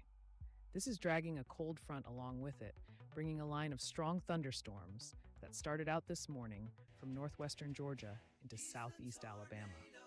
As the day warms up, this line is expected to intensify as it moves into eastern Georgia and the Carolinas. Thanks to a strong low-level jet, with winds around 50 to 60 knots just above the ground, we're looking at the possibility of severe wind gusts and even some tornadoes. So if you're in central or eastern North Carolina or South Carolina this morning into the afternoon, keep those weather radios handy. Now, for those in the central Appalachians and Ohio Valley, as the same system moves northeast, it's going to bring some action your way too. An 80 to 90 knot mid-level jet is going to ramp up the energy here, with thunderstorms possibly developing as some surface heating kicks in across the Virginias and Ohio. We're expecting some low-top storms to pop up, and while the instability isn't super strong, it could still pack a punch with marginally severe gusts and maybe a tornado or two, especially late morning into early afternoon. So folks, if you're in any of these regions, keep an eye on the sky and stay tuned for more updates. We're here to keep you informed and safe.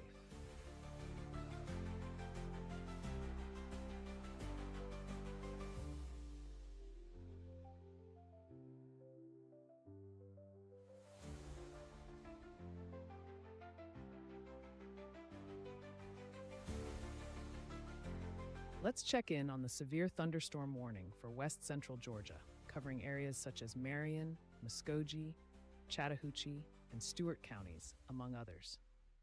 This warning is active for the next few minutes, so if you're in the affected regions, please stay vigilant. Currently, severe thunderstorms are moving east at a brisk 45 miles per hour. These storms are capable of producing wind gusts up to 60 miles per hour, as indicated by radar. Such winds can lead to damage to roofs, siding, and trees, so take this threat seriously. Key areas likely to experience impacts include Lumpkin, Buena Vista, Talbotton, and Cassetta. If you're in these locations or surrounding areas like Richland, Junction City, or Fort Moore, take immediate precautions. Shelter in a sturdy building, away from windows. Avoid being outdoors or driving in these conditions, as debris could pose a significant hazard. Stay tuned for updates as we monitor this situation closely.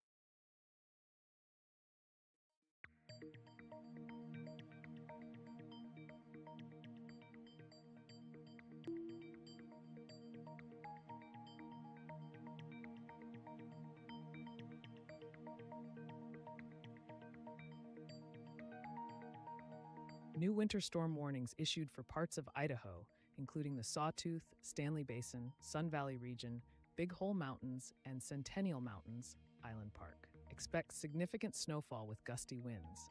Prepare for hazardous travel conditions.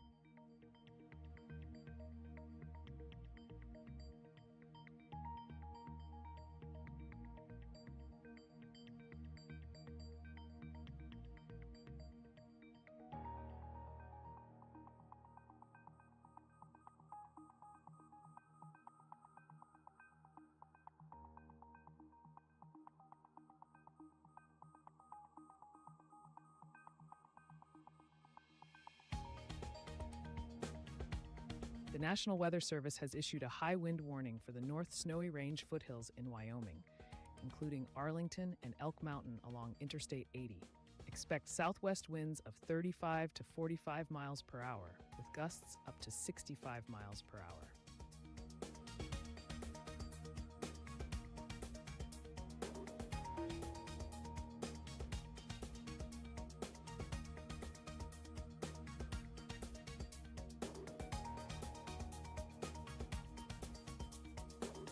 We're continuing to monitor a tornado watch that remains in effect for the next 5 hours and 7 minutes. This alert covers southeastern Alabama, the Florida Panhandle to Big Bend, and parts of Georgia.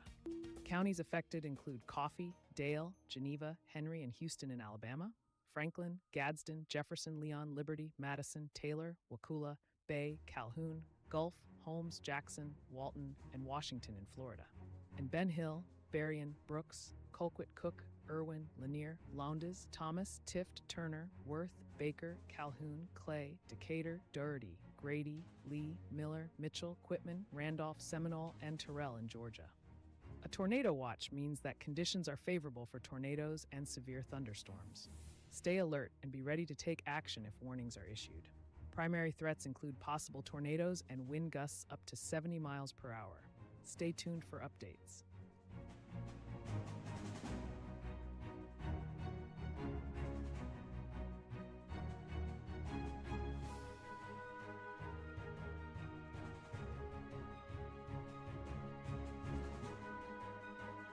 The National Weather Service has issued a severe thunderstorm warning for Walton County, southwestern Holmes County, and western Washington County in the Panhandle of Florida.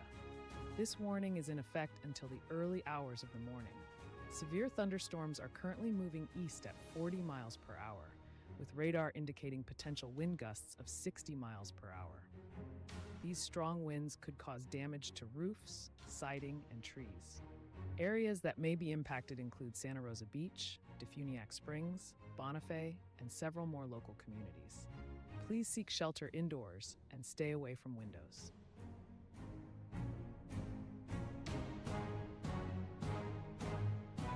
Let's check in on the severe thunderstorm warning currently in effect for Henry County in southeastern Alabama.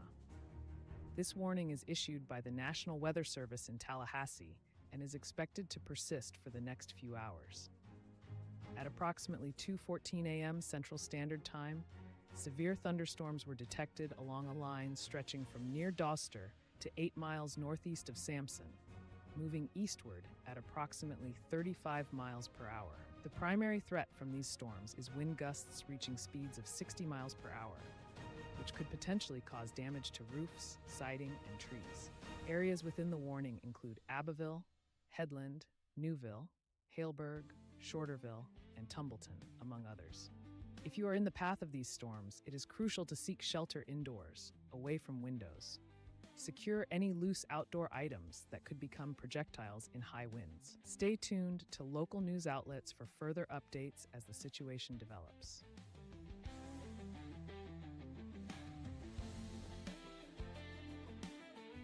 Attention everyone, we have an important update regarding the ongoing weather situation. The National Weather Service has issued a tornado watch number 722 that remains in effect for the next 1 hour and 5 minutes. This watch covers areas in northern and central Alabama, specifically including the counties of Barber, Chambers, Lee, and Russell. That means if you're in cities like Auburn, Eufaula, Lynette, Opelika, Phoenix City, or Valley, you should be on high alert.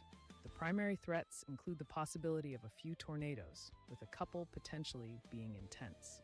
Additionally, scattered damaging winds are likely, with isolated significant gusts reaching up to 75 miles per hour. There's also a chance of isolated large hail events with hailstones up to 1 inch in diameter. Please remember, a tornado watch indicates that conditions are favorable for tornadoes and severe thunderstorms. You should remain vigilant and ready to take action if a warning is issued. Stay tuned to this stream for further updates and ensure that you have a plan in place to seek safety if necessary.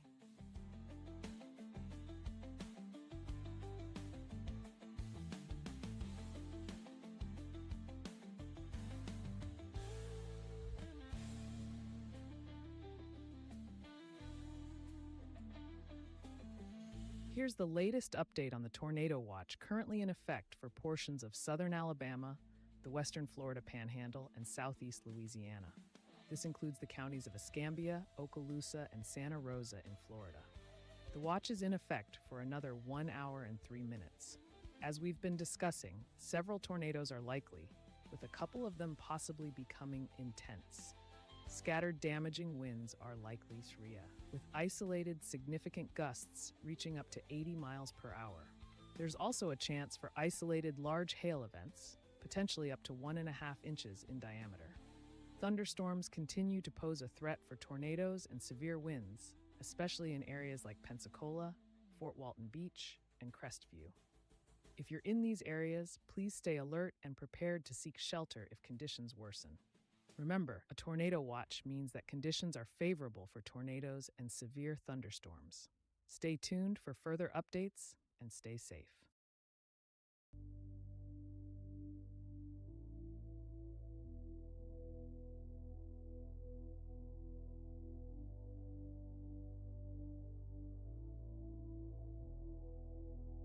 It's 3:59 a.m. ET. The temperature at the weather house is 68 degrees Fahrenheit, with a dew point of 58 degrees Fahrenheit. Feel free to drop your location in the chat so we know where to focus our attention.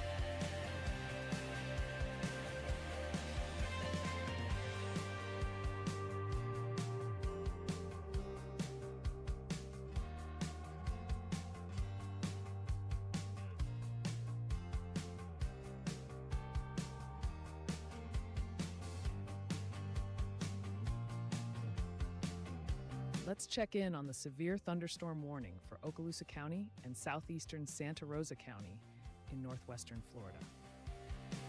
The National Weather Service in Mobile has issued this warning due to severe thunderstorms currently affecting the area. These storms are located along a line extending from 10 miles northeast of Point Baker to near Rowville, moving east at 40 miles per hour. The primary hazard associated with these storms is wind gusts up to 60 miles per hour, which could cause damage to roofs, siding, and trees. If you're in locations such as Cinco Bayou, Ocean City, Mary Esther, Fort Walton Beach, Shalimar, Crestview, Wright, Destin, Valparaiso, Lake Lorraine, Navarre Beach, Niceville, Baker, Eglin AFB, and Navarre, you should seek shelter immediately.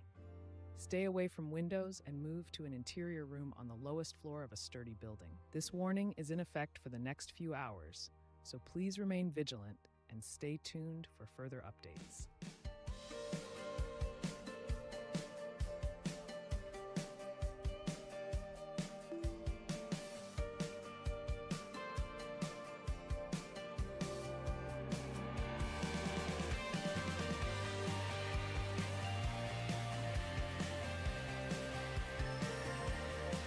The National Weather Service has issued a severe thunderstorm warning for several counties in Georgia. This includes Spalding, Southern Fayette, Meriwether, and others. The warning is in effect until further notice. At 4:01 a.m. Eastern Standard Time, severe thunderstorms were detected moving east at 45 miles per hour. These storms can produce wind gusts up to 60 miles per hour, which can damage roofs, siding, and trees. Areas at risk include Griffin, McDonough, Fayetteville, and others. Please take shelter immediately and stay tuned for updates.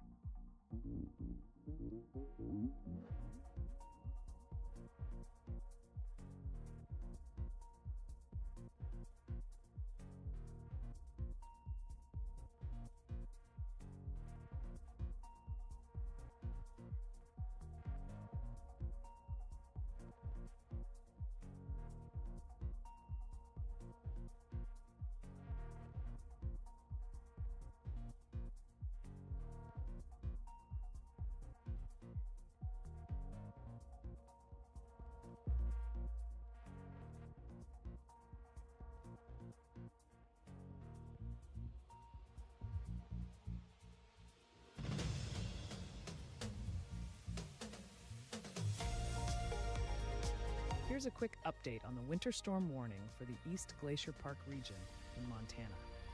Expect heavy snow with total accumulations between 5 and 11 inches and winds gusting up to 45 miles per hour. Be prepared for slippery roads and reduced visibility. This warning will remain in effect for the next 14 hours and 53 minutes.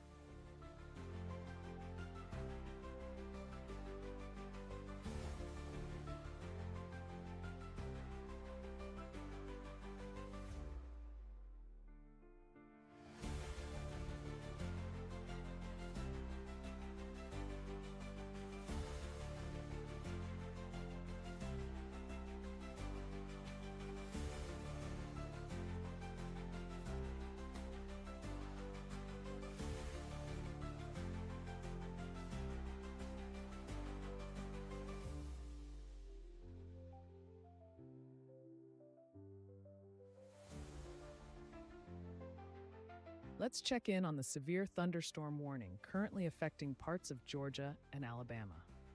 This warning, active for the next few minutes, covers areas including Chattahoochee, Russell, Stewart, Muskogee, Webster, Marion, Talbot, and Taylor counties. At approximately 3:57 a.m. EST, a line of severe thunderstorms was detected moving east at 35 miles per hour.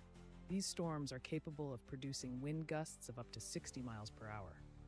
Such winds can cause significant damage to roofs, siding, and trees.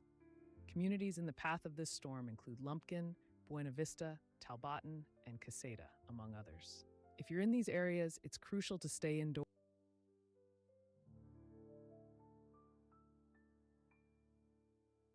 It's 4:09 a.m. ET.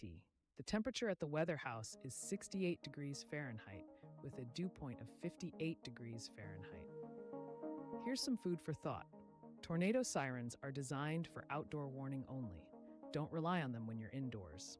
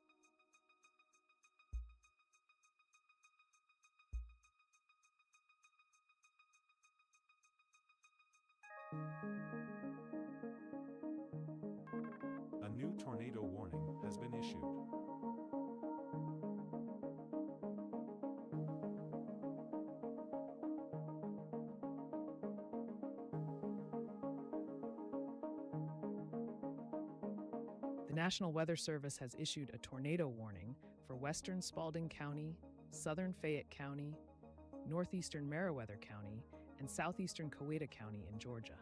This warning is in effect for the next few minutes. At 4:11 a.m. Eastern Standard Time, a severe thunderstorm capable of producing a tornado was over Worcester, moving northeast at 55 miles per hour. The primary threat is a tornado, and it is important to seek shelter immediately. Areas impacted include Peachtree City, Sonoya, Luthersville, and Brooks.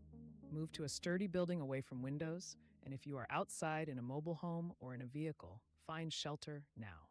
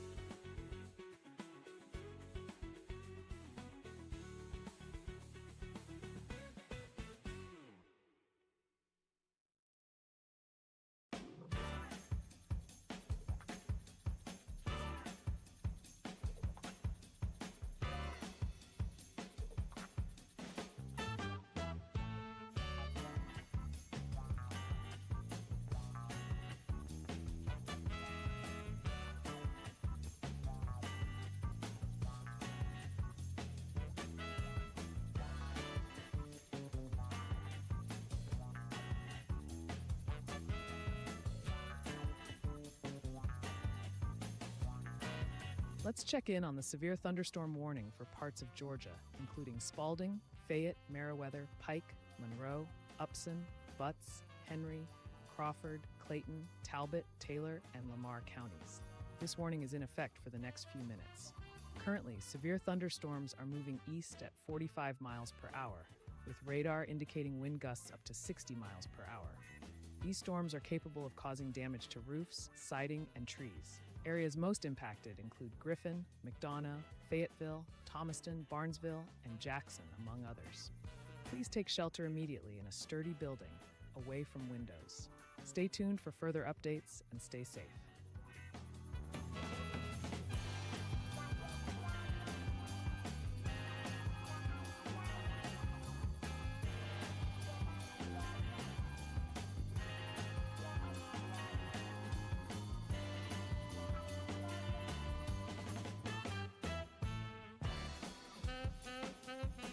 Let's do a detailed analysis of the tornado warning for western Spalding County, southern Fayette County, northeastern Meriwether County, and southeastern Coweta County in Georgia. The National Weather Service in Peachtree City has issued a tornado warning effective until 4:45 a.m. Eastern Standard Time. At 4:11 a.m., a severe thunderstorm capable of producing a tornado was detected near Worcester, approximately 7 miles northeast of Greenville, moving northeast at 55 miles per hour. This means residents in the warning area should seek shelter immediately. The main hazard here is a tornado, indicated by radar rotation. This could lead to flying debris, which poses a danger to anyone caught outside or without shelter. Mobile homes are particularly at risk and may suffer significant damage or destruction. Expect damage to roofs, windows, and vehicles. along with likely tree damage. Impacted areas include Peachtree City, Sonoya, Luthersville, Brooks, Sharpsburg, Turin, Woolsey, Gay, Rocky Mount, Stars Mill, Vaughan, Inman, Alvaton, Digby, Lake Horton, and Worcester. In terms of critical infrastructure, Atlanta Regional Airport, Falcon Field, Flying N Estates Airport, and Brookbridge Aerodrome are within the warning area. Schools such as Peachtree City Elementary, Oak Grove Elementary, and Eastside Elementary are also in affected zones. While no hospitals are specifically noted in the warning region, emergency services might be on standby for potential injuries or support. Parks like Braylon Recreation Center, Clover Reach Recreation Center, Glenlock Recreation Center, Riley Recreation Field, and Lake McIntosh Park could also be impacted. It's crucial for those in these areas to remain vigilant and follow safety protocols. Stay tuned to local radio, television, or weather apps for further updates.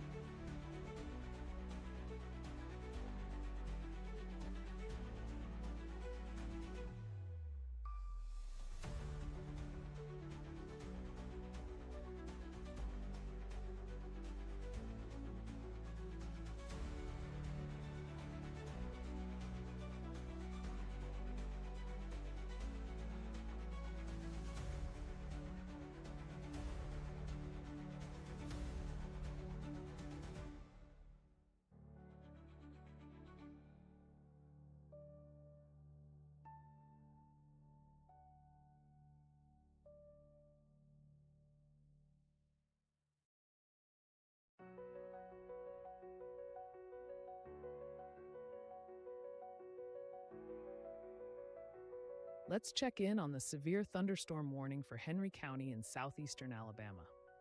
This warning, issued by the National Weather Service in Tallahassee, is in effect for the next few minutes. Currently, severe thunderstorms are moving east at 35 miles per hour along a line stretching from near Doster to 8 miles northeast of Sampson. These storms are producing wind gusts up to 60 miles per hour, which can cause damage to roofs and siding, as well as break trees. If you are in the path of this storm, particularly in locations such as Abbeville, Headland, Newville, and other nearby areas, it's crucial to take shelter immediately. Move indoors to a sturdy building, stay away from windows, and avoid using electrical appliances. Stay tuned for further updates as the situation develops.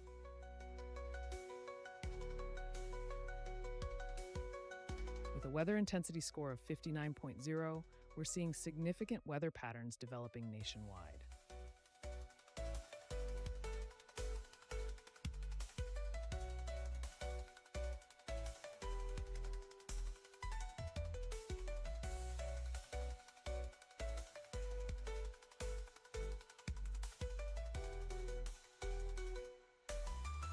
Let's do a detailed analysis of the tornado warning for western Spalding County, southern Fayette County, northeastern Meriwether County, and southeastern Coweta County in Georgia.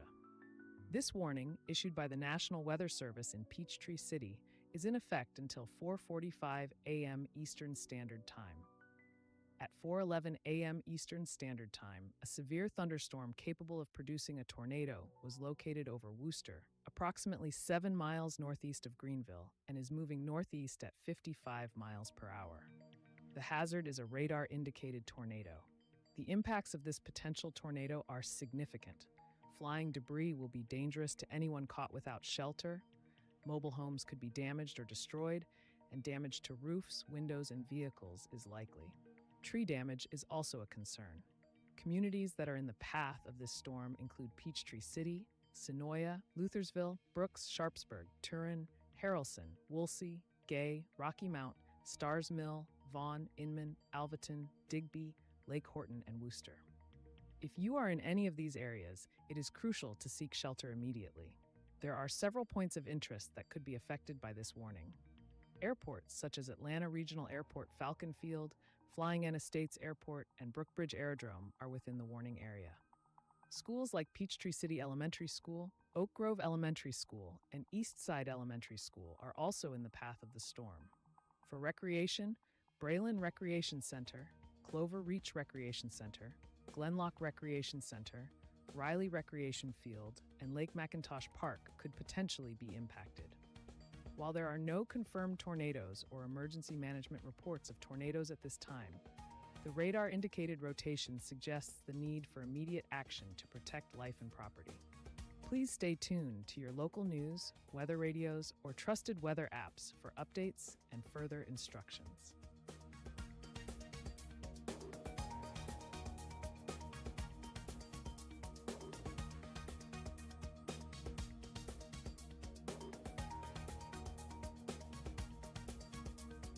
Attention everyone, we continue to have a tornado warning in effect for the next 21 minutes. This impacts parts of Fayette County, Spalding County, and Coweta County in Georgia. The severe thunderstorm capable of producing a tornado is currently located over Harrelson, approximately 14 miles northwest of Zebulon, and is moving northeast at 55 miles per hour. This storm has radar-indicated rotation, which means a tornado could develop at any moment. Please take this warning seriously. If you are in Peachtree City, Senoia, Brooks, Harrelson, Woolsey, Stars Mill, Digby, Lake Horton, Vaughan, or Inman, seek shelter immediately. Tornadoes can cause flying debris, which is extremely dangerous and can damage or destroy mobile homes, roofs, windows, and vehicles. Tree damage is also likely. Stay in a safe location until the warning has expired. We will continue to provide updates as new information becomes available. Your safety is our top priority.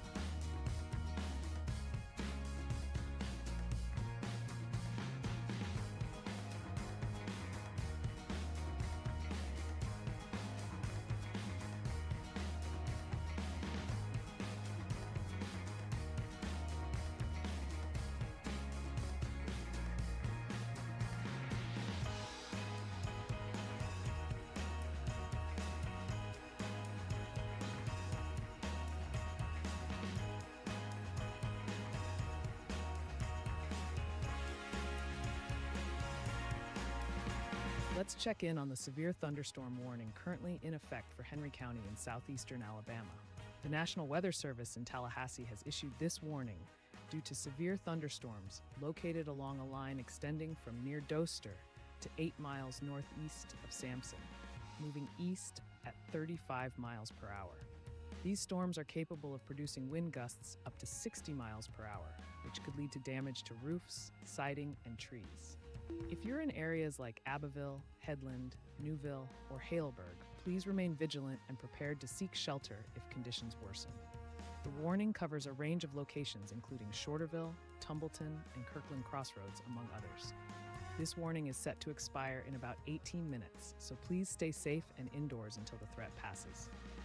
Remember, strong winds can pose a serious risk, so secure any loose outdoor items and avoid windows. Stay tuned for further updates and take action if necessary.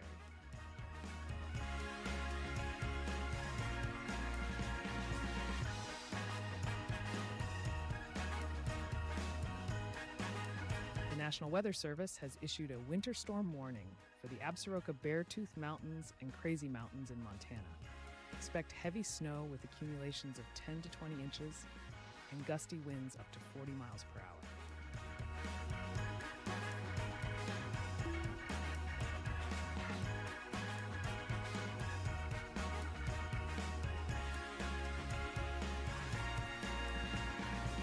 We continue to monitor a serious weather situation as a tornado watch is in effect for a large portion of Georgia, affecting 67 counties.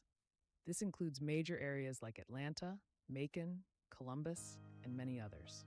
Counties under this watch extend from Baldwin to Wilkinson, covering central, east central, north central, northeast, northwest, and west central Georgia. The watch will remain active for the next 4 hours and 31 minutes. The primary threats associated with this watch are the potential for a few tornadoes and scattered damaging wind gusts, reaching up to 70 miles per hour. These storms are moving through an environment with favorable conditions for severe weather, so it's crucial to stay alert.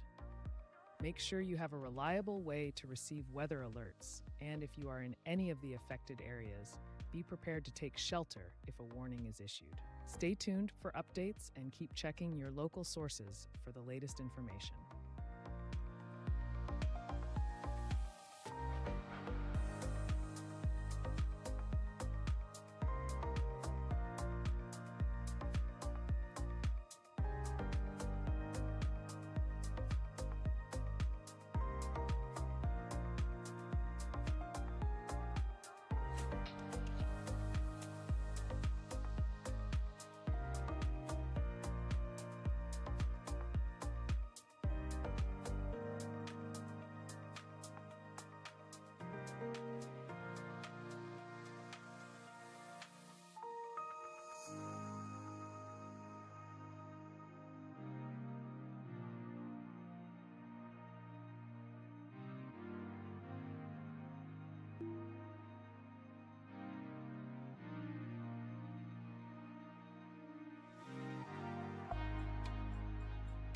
The National Weather Service has issued a winter storm warning for the northern Black Hills, South Dakota. Expect heavy snow with accumulations between 4 and 10 inches, with localized amounts of around a foot in higher areas.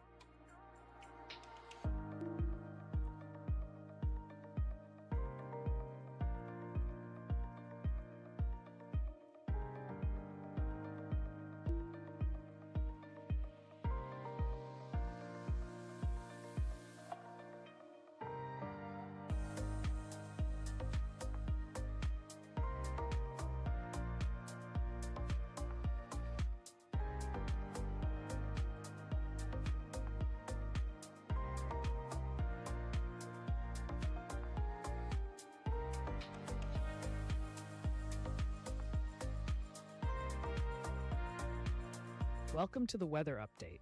We have an active weather pattern to discuss, which is continuing across the northwestern and southeastern parts of the country today.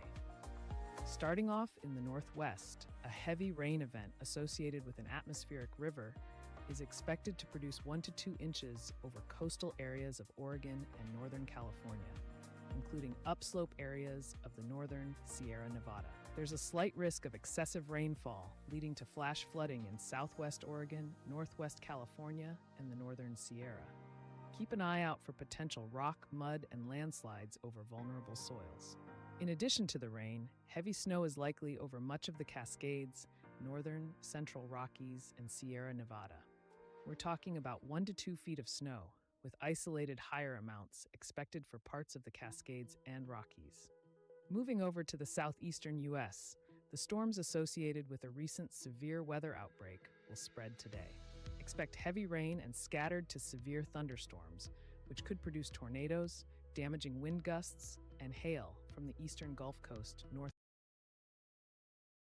northeast, with some light wintry precipitation developing over parts of the lower peninsula of Michigan tonight. In South Florida, be aware of ongoing moderate to heavy rainfall, which may persist into this afternoon. Given current conditions, there's a marginal risk of excessive rainfall. In terms of temperatures, much of the central and eastern U.S. will continue to experience much above average temperatures until Tuesday. Meanwhile, a cooler pattern is set to develop in the west starting on Monday. Lastly, a heads up to folks in the southern high plains: dry, windy, and mild conditions there could lead to a critical risk of fire weather on Monday. Stay safe and stay tuned for more updates.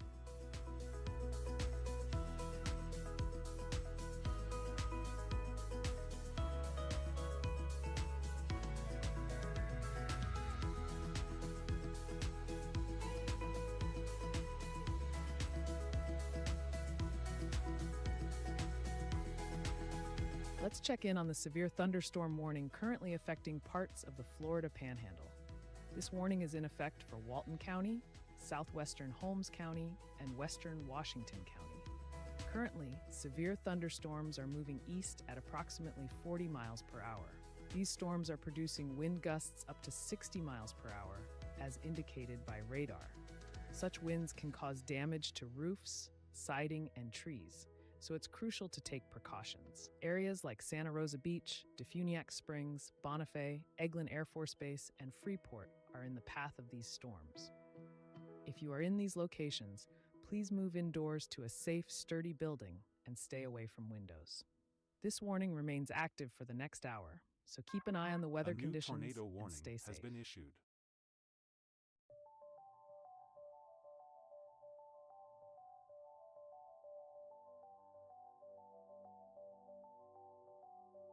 The National Weather Service has issued a tornado warning for southern Walton County in the Panhandle of Florida.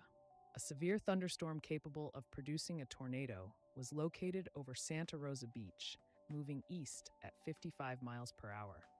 This storm poses a significant threat. Flying debris can be dangerous for those without shelter, and mobile homes may be damaged or destroyed. Residents should seek immediate shelter in locations like Santa Rosa Beach, Point Washington, Inlet Beach, Portland, Freeport, and other nearby areas. Stay alert and safe for the next few minutes. The weather intensity score of 47.7 reflects increasingly potent weather patterns. All right, folks, here's the latest update from the Storm Prediction Center, and it's a bit of an active day ahead for parts of the eastern U.S. We have a slight risk of severe thunderstorms stretching from the eastern Gulf Coast all the way up into the Carolinas and southern Virginia. This area is our main focus today, with the potential for tornadoes, damaging winds, and hail. Let's break it down geographically. Starting off this morning, there's already a line of strong storms moving from northwestern Georgia into southeast Alabama. As the day progresses, these storms are expected to push eastward into eastern Georgia and the Carolinas. We're looking at warm surface temperatures ahead of these storms, which means they could intensify, bringing with them the threat for severe wind gusts and possibly even tornadoes. The risk will continue into the early to mid-afternoon as the storms make their way into central North Carolina and eastern South Carolina. Meanwhile, up in the central Appalachians and Ohio Valley, we're watching a different system. A powerful mid-level trough and an associated surface low are moving northeast, bringing with them strong winds aloft. In areas like the Virginias and Ohio, we might see some low-top thunderstorms developing. Although the instability here is weaker, there's still a chance for marginally severe gusts and maybe a brief tornado, especially late this morning into the early afternoon as this system sweeps through. So, if you're in these areas, keep an eye on the weather today. Stay informed, have your weather alerts on, and we'll keep you updated as things develop.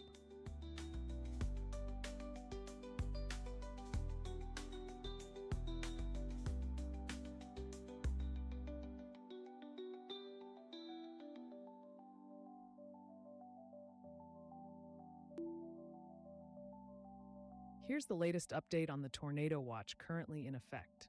This is Tornado Watch number 721, impacting southern Alabama, the western Florida Panhandle, and southeast Louisiana. Specifically, it includes Escambia, Okaloosa, and Santa Rosa counties in Florida. Cities such as Pensacola, Crestview, and Fort Walton Beach are in the affected zone. The watch will expire in 22 minutes. This warning highlights the potential for several tornadoes, with the possibility of a couple being intense. Additionally, scattered damaging winds could reach gusts of up to 80 miles per hour. There's also a chance for isolated large hail events up to 1.5 inches in diameter. Stay alert and be prepared to move to safety if conditions worsen. Remember, this watch means conditions are favorable for tornadoes and severe thunderstorms. Keep monitoring the situation and be ready to take action if necessary.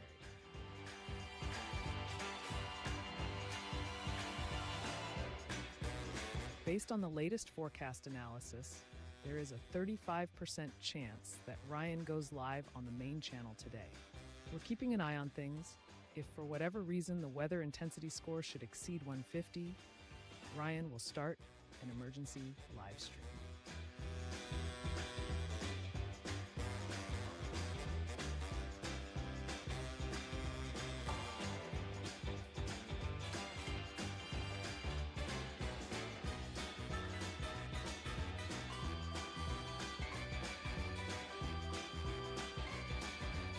Let's check in on the severe thunderstorm warning currently active for southeastern Okaloosa and Walton counties in Florida. As of now, the severe thunderstorms are positioned along a line that stretches from around 9 miles north of Eglin Air Force Base to near Destin, and they're moving east at a brisk pace of 40 miles per hour. These storms are packing wind gusts of up to 60 miles per hour, which could lead to damage on roofs, siding, and trees. Areas that could be impacted include Cinco Bayou, Niceville, Shalimar, Destin, Valparaiso, Eglin Air Force Base, Lake Lorraine, and Fort Walton Beach.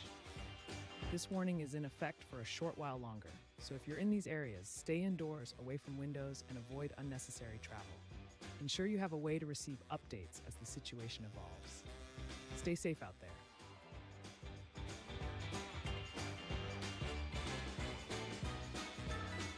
Attention viewers, we have an urgent update regarding a tornado warning for southern Walton County in the Panhandle of Florida.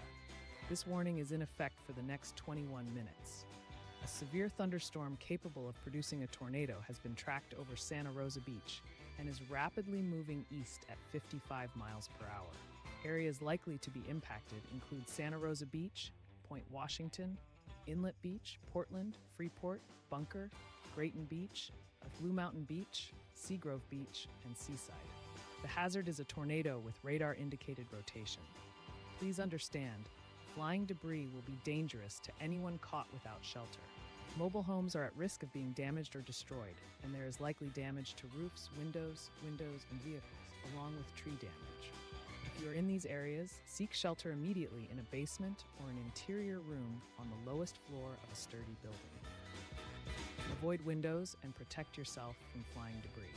Stay tuned for further updates and stay safe.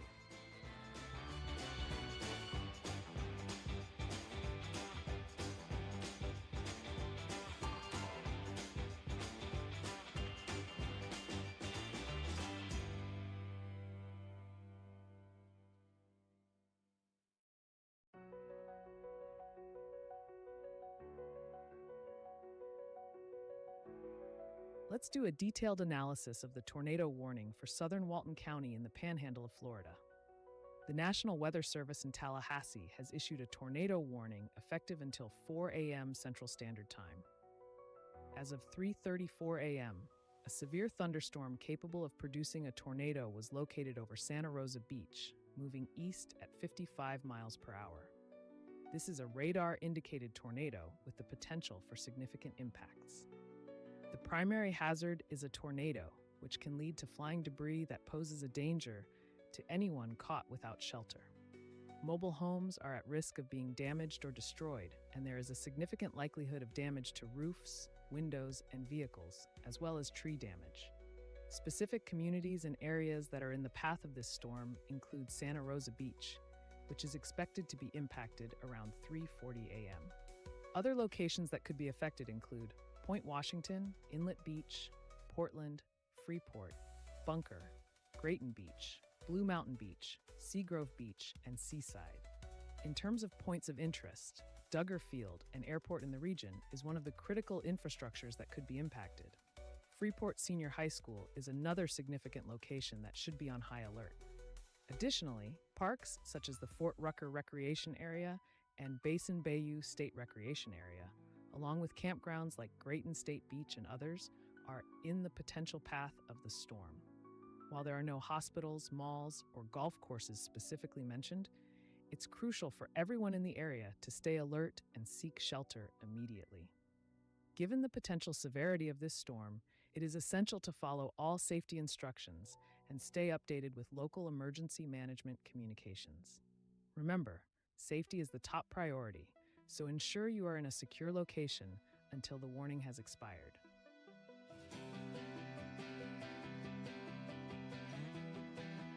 There are currently no storm reports to summarize.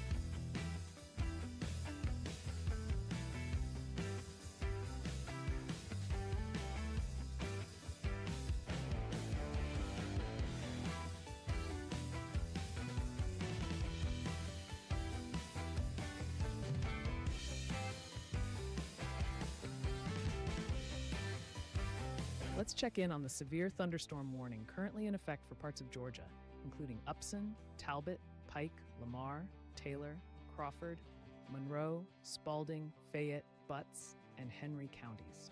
This warning is expected to remain active for the next few minutes, so please stay alert. As of now, severe thunderstorms have been detected along a line extending from near Inman to Griffin, reaching areas close to the Rock and Howard, and are moving northeast at 55 miles per hour. The main threat with these storms is wind gusts reaching 60 miles per hour, which can cause significant damage to roofs, siding, and trees. Communities that could be impacted include Griffin, McDonough, Fayetteville, Thomaston, Barnesville, and Jackson, among others. If you are in the path of these storms, take shelter indoors away from windows and doors. Secure outdoor objects that might be blown away by strong winds. Stay tuned for updates, and don't hesitate to move to a safer location if conditions worsen. Your safety is the top priority.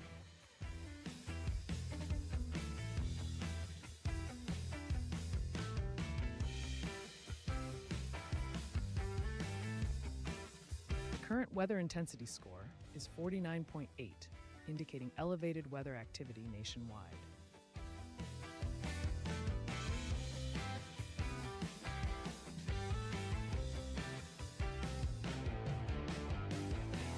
Here's the latest update on the severe thunderstorm warning affecting parts of Georgia. This warning remains in effect for the next 13 minutes for several counties: Upson, Talbot, Pike, Lamar, Taylor, Crawford, Monroe, Spalding, Fayette, Butts, and Henry.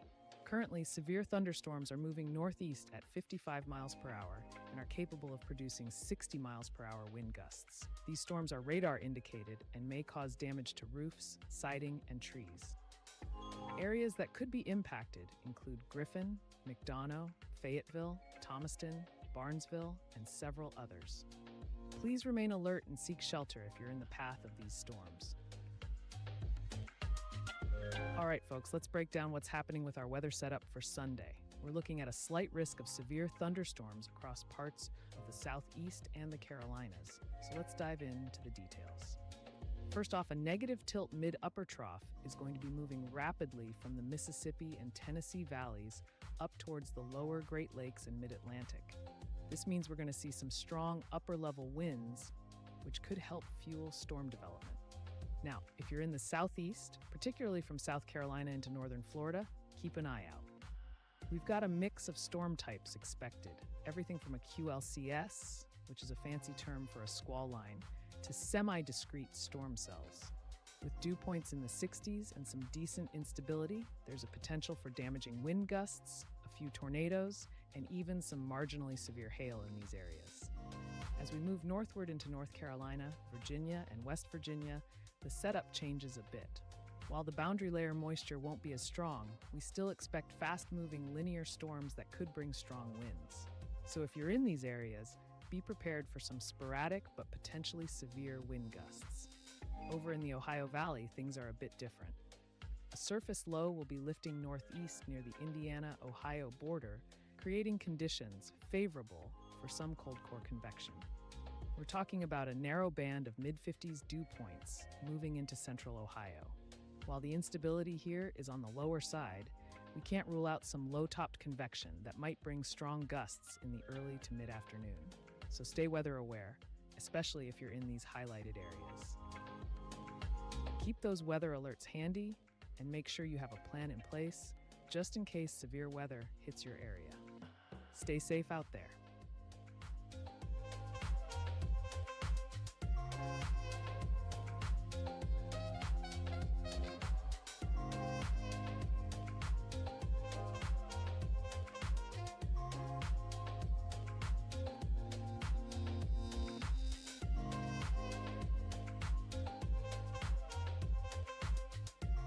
Let's do a detailed analysis of the tornado warning for Walton County, Florida. Right now, we have a tornado warning that remains in effect until 4 a.m. Central Standard Time for southeastern Walton County. As of 3:46 a.m., a severe thunderstorm capable of producing a tornado was detected about 10 miles northeast of Santa Rosa Beach. This storm is moving northeast at a rapid pace of 55 miles per hour. This means communities in its path need to be on high alert. The primary hazards associated with this storm include a potential tornado and quarter-size hail. This is a radar-indicated threat, meaning meteorologists have observed rotation within the storm capable of spawning a tornado. Although this isn't a confirmed tornado on the ground, the presence of rotation suggests the potential for rapid development, making it crucial for residents to seek shelter immediately. In terms of impact, if a tornado forms, flying debris will pose significant threats to anyone caught without proper shelter. A new tornado watch has been issued. Structures like mobile homes are particularly vulnerable and could be severely damaged or even destroyed. Additionally, damage to roofs, windows, and vehicles is possible, and tree damage is likely. This tornadic thunderstorm is primarily affecting rural areas of southeastern Walton County, but there are key points of interest that could be impacted. Duggarfield, a local airport, lies within the warning area and could experience severe weather conditions. Freeport Senior High School is also nearby and should be on alert. While there are no major hospitals or malls listed within this specific warning area, the presence of these locations underscores the importance of taking immediate precautions. Remember, even though this storm is predicted to remain over mainly rural areas, it's important for everyone in the vicinity to stay informed and prepared. Keep tuned to local weather updates and ensure that you have a plan in place to stay safe.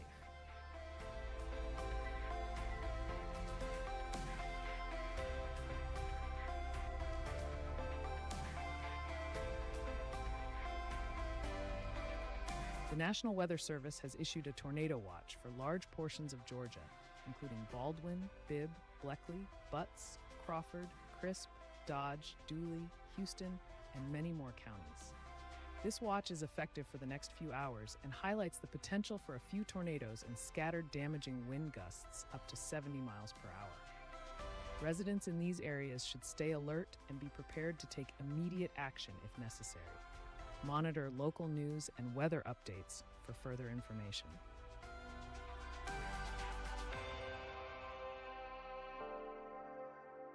Let's check in on the severe thunderstorm warning currently in effect for areas in Georgia, including Spalding, Fayette, Pike, Monroe, Henry, Upson, Butts, Crawford, Clayton, Taylor, and Lamar counties. As of now, these storms are moving northeast at 55 miles per hour. Radar indicates 60 miles per hour wind gusts, which could potentially cause damage to roofs, siding, and trees. Communities that could be impacted include Griffin, McDonough, Fayetteville, Thomaston, Barnesville, and many more in the path. If you are in these areas, please seek shelter indoors, away from windows, and stay tuned for further updates. This warning remains in effect for the next few minutes, so please be vigilant and prioritize your safety.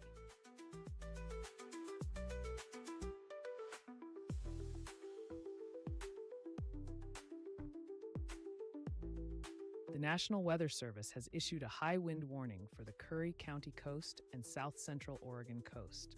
Expect strong south winds with gusts up to 75 miles per hour, especially near headlands. Be prepared for potentially damaging winds and power outages.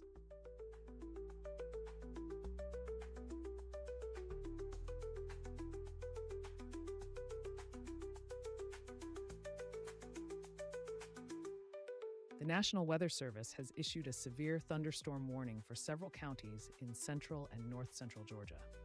This includes Bibb, Monroe, Houston, Butts, Jones, and more. The warning is in effect for the next few hours. At 4:52 a.m., severe thunderstorms were located along a line from Stockbridge to High Falls State Park, moving east at 50 miles per hour.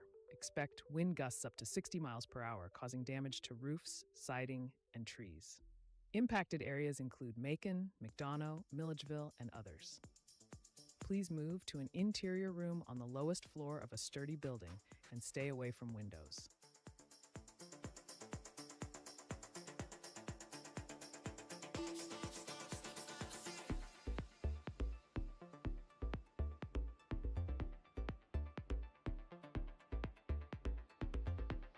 Let's do a detailed analysis of the tornado warning for Walton County, Florida. At 3:46 a.m. Central Standard Time, a severe thunderstorm capable of producing a tornado was detected. This storm is currently located 10 miles northeast of Santa Rosa Beach and is moving northeast at 55 miles per hour. This warning remains in effect until 4 a.m., so only about 5 minutes remain. The primary hazards associated with this storm include a potential tornado and quarter-sized hail, as indicated by radar rotation. This means that there is a strong likelihood of a tornado forming, though it has not been visually confirmed yet. The impact of such a tornado includes the risk of flying debris, which is a significant danger to anyone caught without proper shelter. Additionally, mobile homes could be damaged or destroyed, and there is a potential for damage to roofs, windows, and vehicles. Tree damage is also likely. It is important to note that this tornadic thunderstorm is primarily affecting rural areas in southeastern Walton County, but it includes the location of Freeport. Specific points of interest in this area include Duggar Field, an airport that could be impacted by this storm. Additionally, Freeport Senior High School is located within this warning area. If you are in or near these locations, it is crucial to seek shelter immediately and stay updated on the situation as it develops. Remember, safety first, and always take tornado warnings seriously.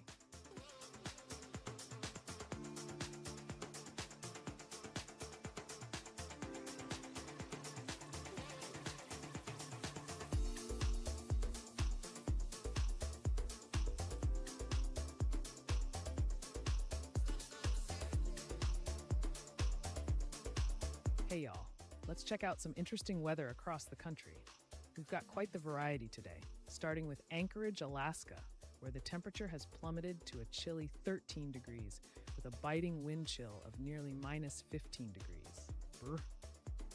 Meanwhile, down south in Miami and Fort Lauderdale, Florida, it's a balmy 72 degrees. though rain is keeping things wet and wild.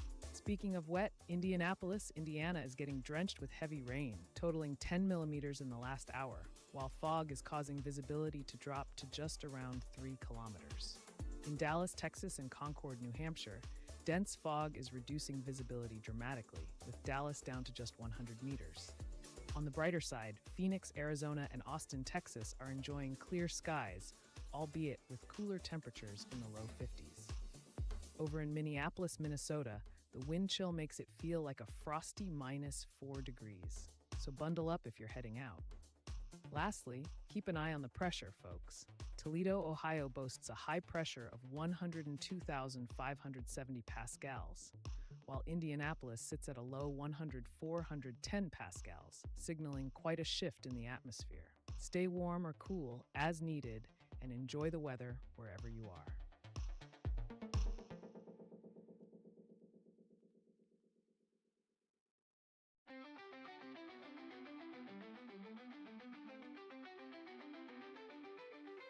Let's check in on the severe thunderstorm warning affecting a large part of central and north-central Georgia this morning. The National Weather Service has issued a warning for multiple counties, including Bibb, Monroe, Houston, and many others. This warning is in effect for the next hour. At around 4:52 a.m. Eastern Standard Time, severe thunderstorms were detected along a line stretching from Stockbridge to Reynolds, moving east at 50 miles per hour. These storms are capable of producing wind gusts up to 60 miles per hour. Such winds can cause damage to roofs, siding, and trees. If you are in areas such as Macon, McDonough, Milledgeville, or Conyers, you should be aware that these storms are heading your way. It's crucial to stay indoors and away from windows. Secure any loose outdoor objects and avoid traveling until the storms have passed. Stay updated by tuning in to local news or using a weather app. Remember, severe thunderstorms can be just as dangerous as tornadoes with their powerful winds. Stay safe and take these warnings seriously. With a weather intensity score of 46.9, we're tracking multiple areas of concerning weather.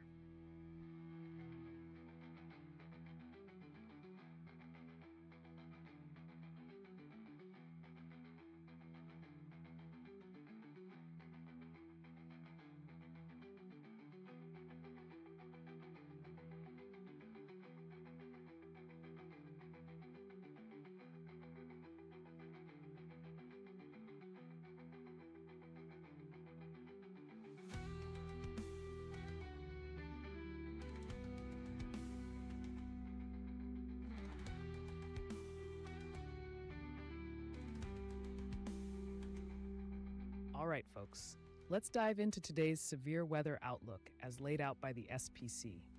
We're looking at a slight risk for severe thunderstorms from parts of the eastern Gulf Coast all the way up into the Carolinas and even stretching into far southern Virginia today. So if you're in these areas, be prepared for some potentially nasty weather. Starting off in the southern Atlantic coastal states, a big weather system is moving through. This involves a large mid-level trough pushing northeast, bringing along a cold front. Early this morning, we already have a line of strong thunderstorms stretching from northwestern Georgia to southeast Alabama. As the day progresses, warm surface temperatures will help fuel these storms with more energy as they move into eastern Georgia and the Carolinas. Now, here's where it gets serious. We've got a potent low-level jet stream overhead, which means strong winds just above the surface. This setup could lead to severe wind gusts as these storms drag those winds down to the ground. Plus, there's a solid chance for tornadoes, especially with any storms that start rotating. The threat will likely peak into the early to mid-afternoon as the storms advance into central North Carolina and eastern South Carolina. Switching gears to the central Appalachians and Ohio Valley, another piece of the puzzle is a mid-level trough moving through with an accompanying surface low. This system will bring strong winds aloft and some surface heating to the Virginias and Ohio. While instability is on the weaker side, we can't rule out low-top thunderstorms sparking up. These could bring marginally severe wind gusts and even a slight tornado threat. The action here is expected to concentrate in the late morning to early afternoon. So, if you're in these regions today, Keep those weather radios handy and stay tuned for updates. Be ready to take action, especially if you're in areas prone to severe weather. Stay safe out there.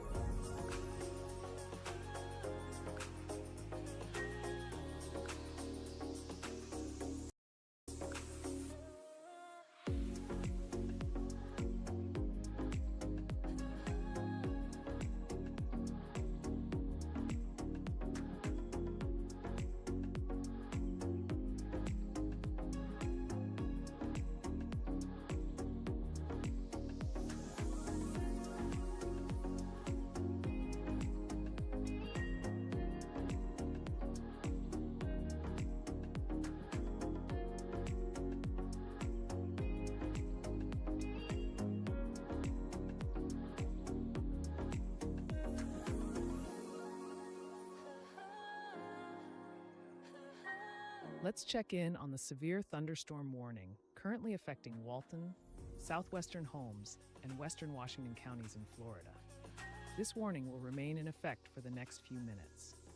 As of now, severe thunderstorms are moving east at 40 miles per hour, stretching from 9 miles east of Florala to 10 miles south of Destin. These storms are producing wind gusts up to 60 miles per hour and hail the size of quarters. Radar indicates these conditions, which are capable of causing significant damage. Expect potential hail damage to vehicles and wind damage to roofs, siding, and trees. Locations in the path of these storms include Santa Rosa Beach, Defuniak Springs, Bonifay, and Eglin Air Force Base, among others. If you're in these areas, please seek shelter immediately, preferably in a sturdy building away from windows. Stay tuned to local weather updates and keep your devices charged in case of power outages. Stay safe out there.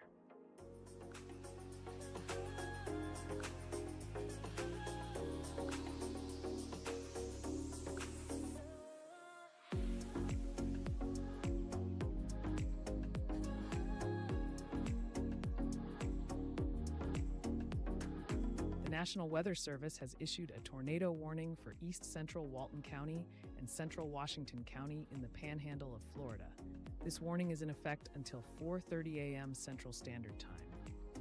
At 4:02 a.m., a severe thunderstorm capable of producing a tornado was detected 15 miles southwest of Vernon, moving northeast at 45 miles per hour. The primary threats are a potential tornado and quarter-sized hail.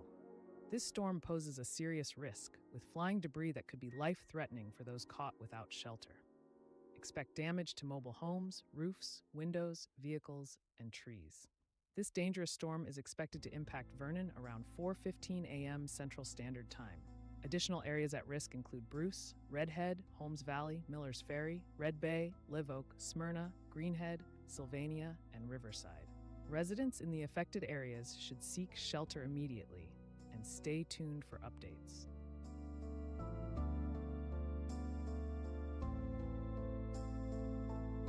The National Weather Service has issued a winter storm warning for Wind River Mountains West and Teton, Wyoming.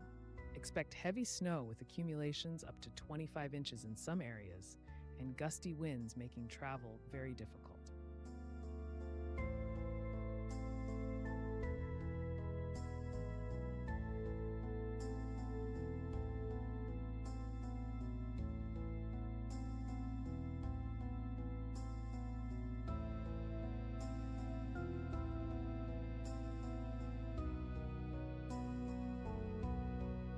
Here's the latest update on the severe thunderstorm warning. The National Weather Service has issued a warning for several counties across central and north central Georgia, including Bibb, Monroe, Houston, Butts, Jones, Newton, Rockdale, Wilkinson, Baldwin, Morgan, Twiggs, Putnam, Henry, Walton, Peach, Crawford, Jasper, Taylor, and Lamar counties. This warning is set to expire in about 54 minutes. Severe thunderstorms are moving east at 50 miles per hour, with hazardous wind gusts reaching 60 miles per hour. These conditions may cause damage to roofs, siding, and trees. Areas impacted include major cities like Macon, McDonough, Milledgeville, Conyers, Monroe, Covington, Fort Valley, Eatonton, Jackson, Madison, and others. Please stay indoors and away from windows until the storm has passed. Stay tuned for further updates as we continue to monitor the situation.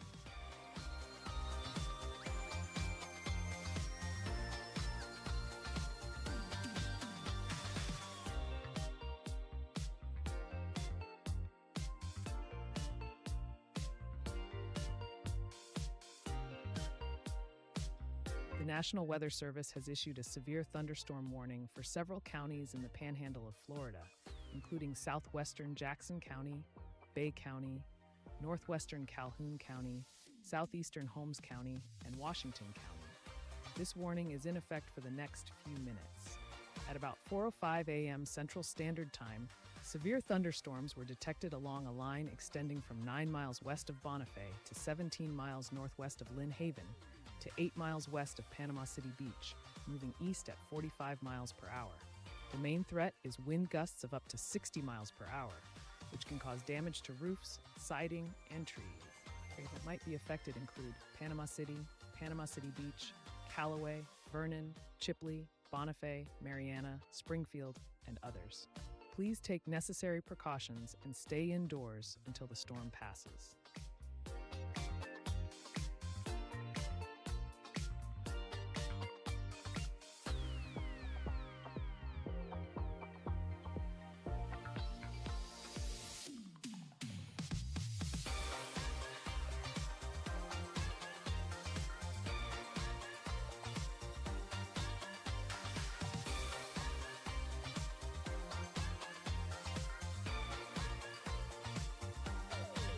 Let's do a detailed analysis of the tornado warning for East Central Walton County and Central Washington County in the Panhandle of Florida.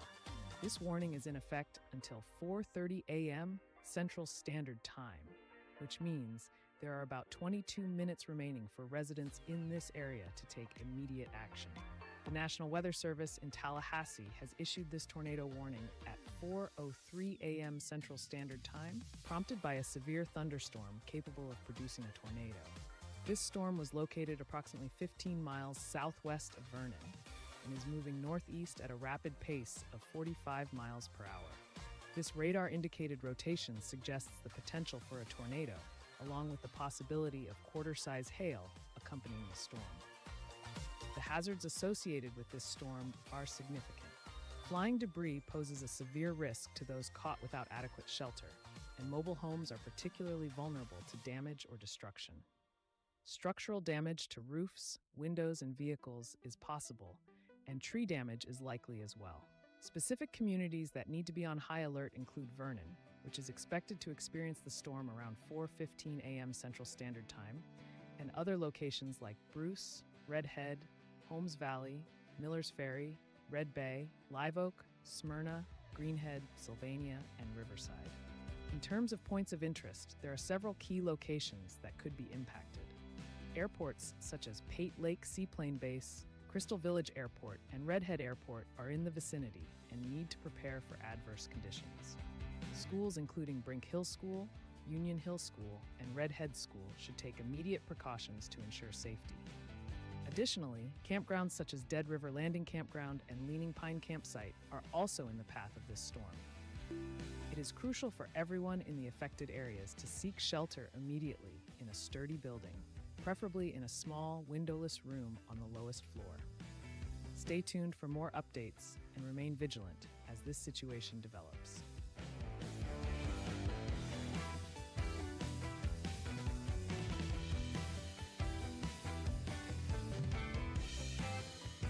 Winter storm warning for Elkhead and Park Mountains in Colorado. Expect heavy snow and blowing snow with total accumulations between 7 and 14 inches. Travel could become very difficult due to slick roads and low visibility. The current weather intensity score is 49.7, indicating elevated weather activity nationwide.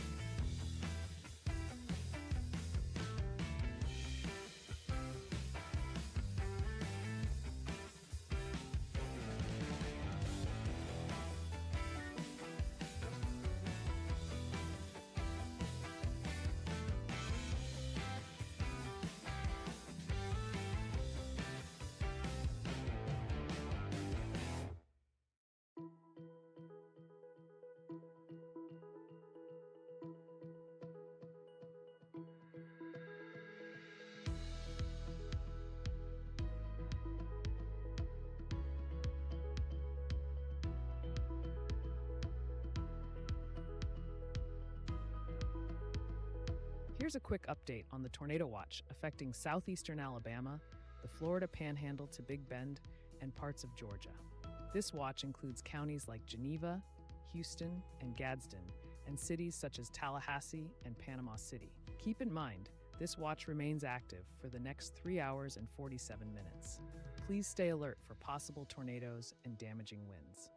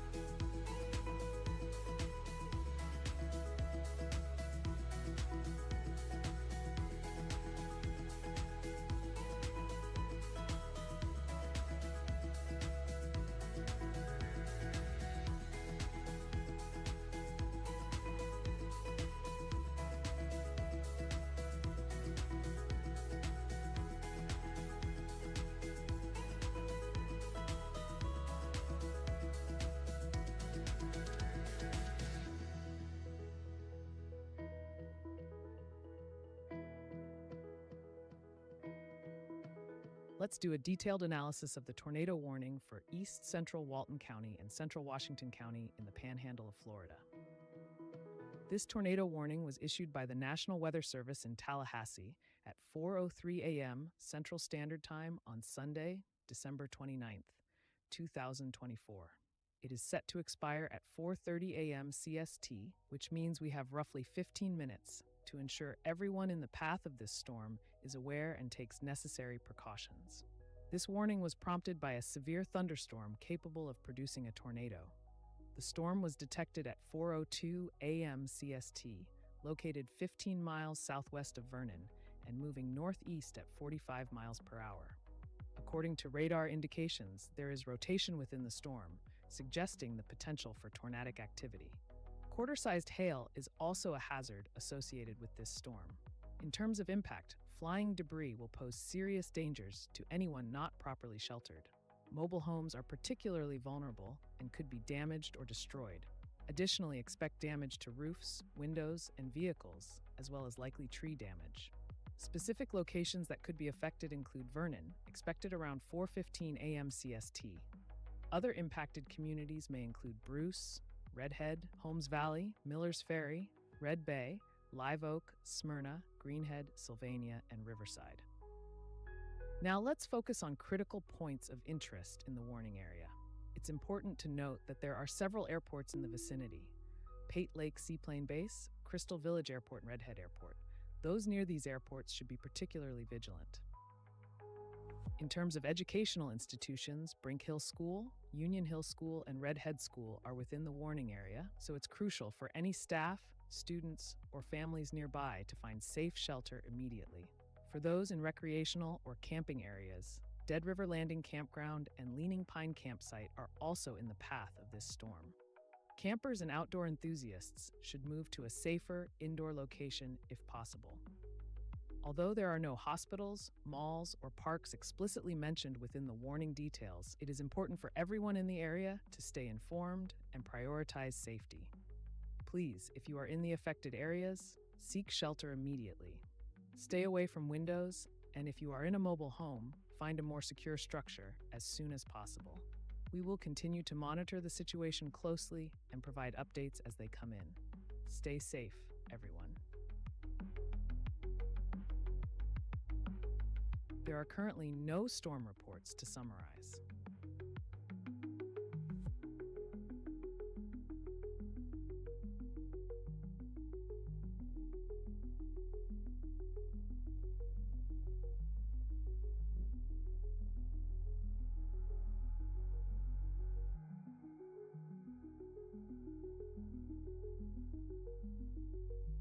We've got a lively weather pattern on our hands, folks, particularly in the northwestern and southeastern parts of the country. Starting in the northwest, we have an atmospheric river event set to drench coastal areas of Oregon and Northern California. We're talking 1 to 2 inches of rain, folks, and that includes upslope areas of the northern Sierra Nevada. With this heavy rain, there's a slight risk of excessive rainfall leading to flash flooding in southwest Oregon, northwest California, and the northern Sierra. With all this rain, we could see rock, mud, and landslides over vulnerable soils. And let's not forget about the snow. The Cascades, northern Central Rockies, and Sierra Nevada are in for a winter wonderland with heavy snow expected. Some parts of the Cascades and Rockies could see between 1 to 2 feet of snow, so get those snow shovels ready. Moving to the southeast, storms that started in the southern plains and lower Mississippi Valley will make their way into your area. We're looking at heavy rains and scattered to severe thunderstorms, with everything from tornadoes to damaging wind gusts and hail. This is particularly true from the eastern Gulf Coast, northward into the Carolinas, where a slight risk of severe thunderstorms is in effect. Florida, you're not off the hook. South Florida might see moderate to heavy rainfall persisting into the afternoon, with a marginal risk of excessive rainfall. Now, for our friends in the central and eastern U.S., you can expect much above average temperatures to continue until Tuesday. But the West, you're in for a cool down starting Monday as a result of an increasingly troughy pattern. Lastly, for those in the southern high plains, please be aware of a critical risk of fire weather on Monday due to dry, windy, and mild conditions. Stay safe, everyone, and keep an eye on those weather updates.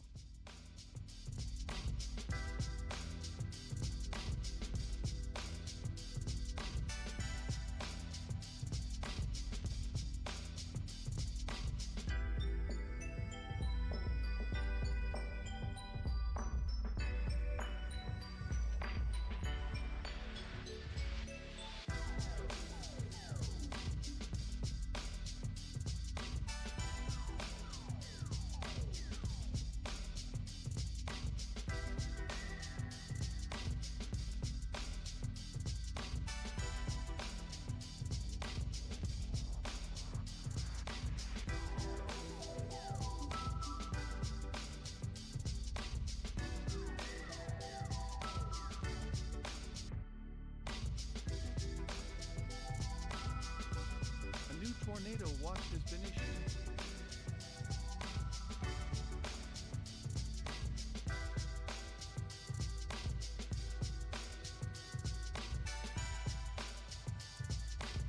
Let's do a detailed analysis of the tornado warning for Washington County, Florida. A tornado warning is currently active and remains in effect until 4:30 a.m. Central Standard Time, impacting central Washington County.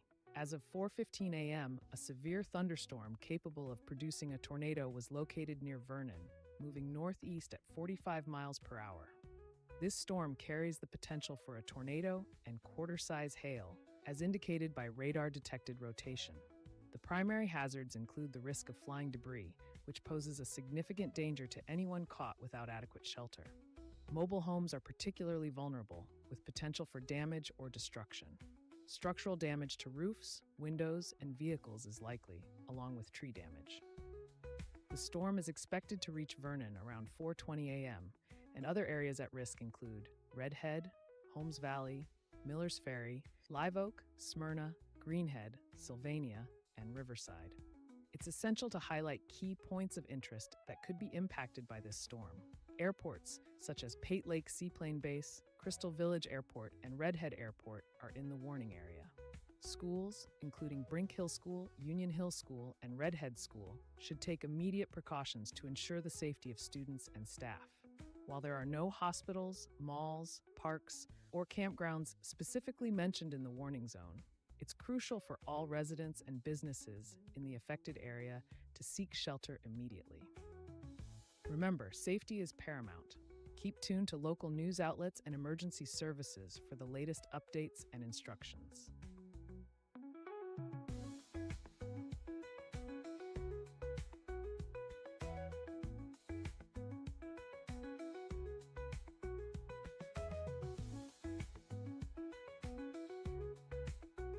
The The National Weather Service has issued a tornado watch for southeastern Alabama, parts of the Florida Panhandle to Big Bend, and areas in Georgia.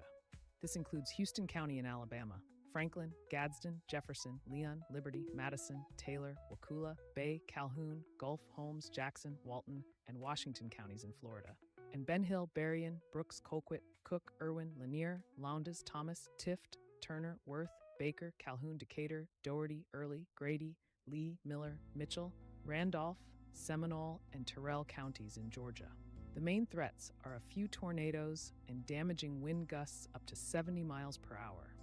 This watch remains in effect for the next few hours. Please stay alert for severe weather and listen for further updates and warnings.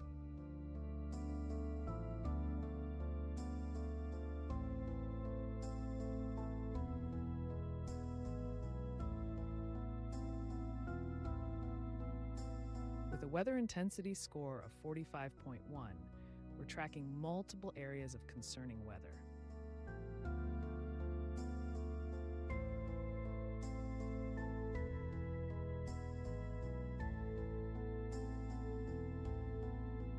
Attention everyone, we're continuing to track a serious weather development in Washington County, Florida. A tornado warning is still in effect and will be for the next 6 minutes. This is a critical situation. A severe thunderstorm capable of producing a tornado is moving northeast at 45 miles per hour and was last reported near Vernon.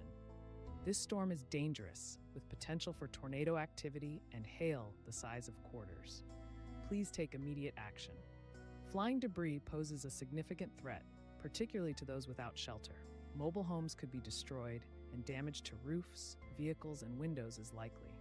If you are in Vernon or nearby locations such as Redhead, Holmes Valley, Miller's Ferry, Live Oak, Smyrna, Greenhead, Sylvania, or Riverside, you must seek shelter immediately. Stay in an interior room on the lowest floor of a sturdy building and avoid windows. Keep watching for updates and stay safe.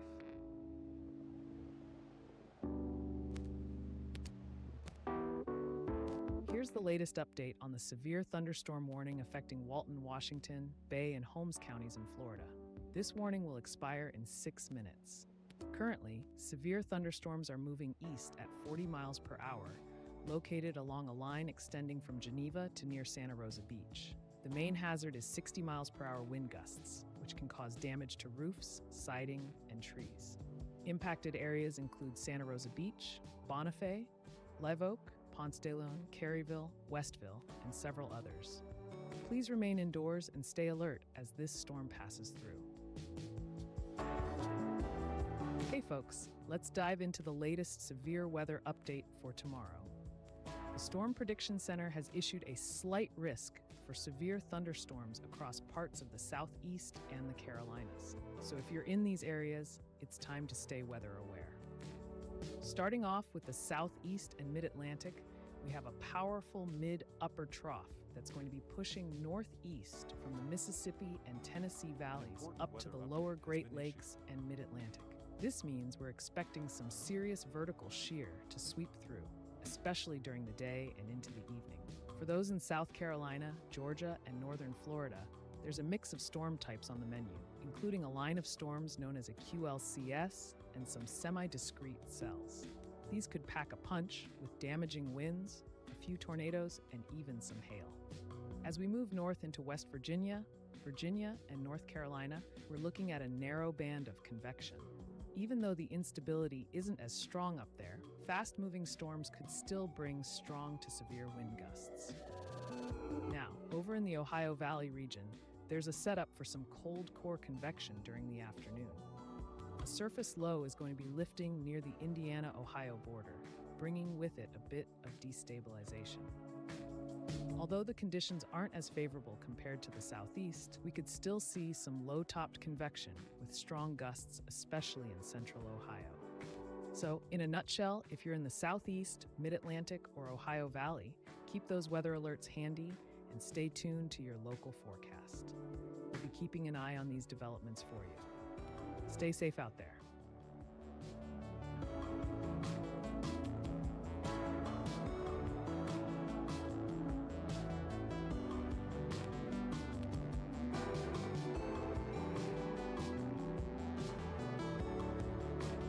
Let's check in on the severe thunderstorm warning affecting parts of the panhandle of Florida, including southwestern Jackson County, Bay County, northwestern Calhoun County, southeastern Holmes County, and Washington County. This warning is in effect for the next few minutes, so please remain alert.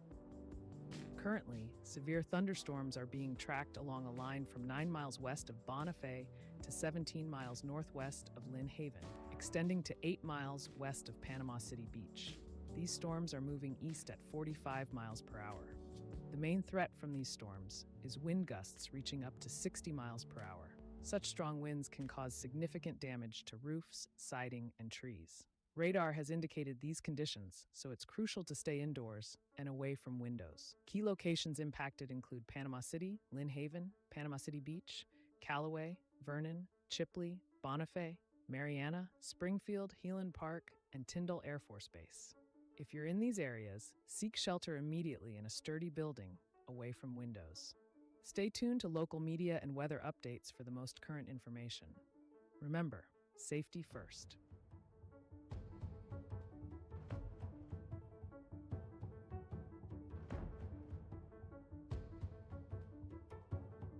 New winter storm warnings for areas in Washington. In Mullen and 4th of July Pass, expect heavy snow with up to 18 inches in higher elevations. In Anatone and Piola, anticipate snow and strong winds with higher accumulations in the mountains. Travel could be difficult in these areas.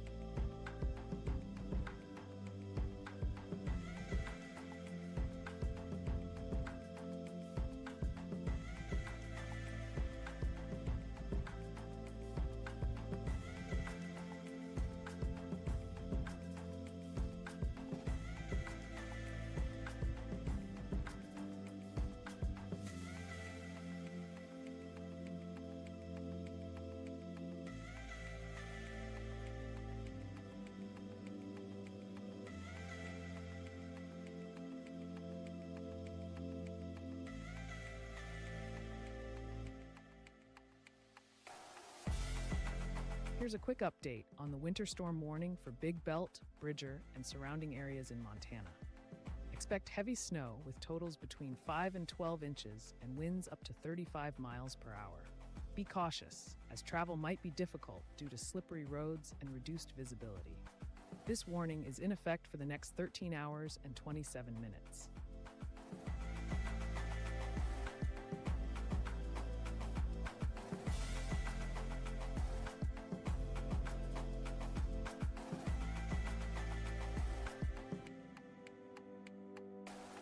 Let's check in on the severe thunderstorm warning currently in effect for several counties in the panhandle of Florida, including southwestern Jackson, Bay, northwestern Calhoun, southeastern Holmes, and Washington counties. The National Weather Service has issued this warning as severe thunderstorms have been detected moving east at 45 miles per hour. These storms are capable of producing wind gusts up to 60 miles per hour. Such winds can cause damage to roofs, siding, and trees. Locations that could be impacted include Panama City, Lynn Haven, Panama City Beach, Callaway, Vernon, Chipley, Bonifay, Mariana, Springfield, and the surrounding areas, including Tyndall Air Force Base. Residents in these areas should remain indoors and away from windows.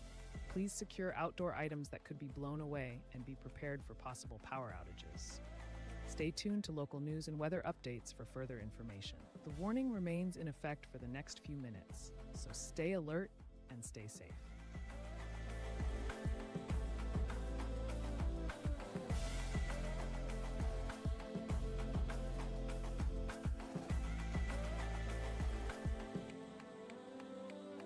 Here's the latest update on the severe weather situation. We're currently under a severe thunderstorm warning for several areas in the panhandle of Florida. This includes southwestern Jackson County, Bay County, northwestern Calhoun County, southeastern Holmes County, and Washington County. This warning is set to expire in about 10 minutes. The National Weather Service has indicated that severe thunderstorms are moving through these areas, with strong winds clocking in at 60 miles per hour. These storms are capable of causing significant damage to roofs, siding, and trees. If you're in locations such as Panama City, Lynn Haven, Panama City Beach, Callaway, Vernon, Chipley, Bonifay, Mariana, Springfield, and surrounding areas, please take precautions. Stay indoors and away from windows, and be prepared for potential power outages. We'll continue to monitor the situation closely and provide updates as necessary. Stay safe.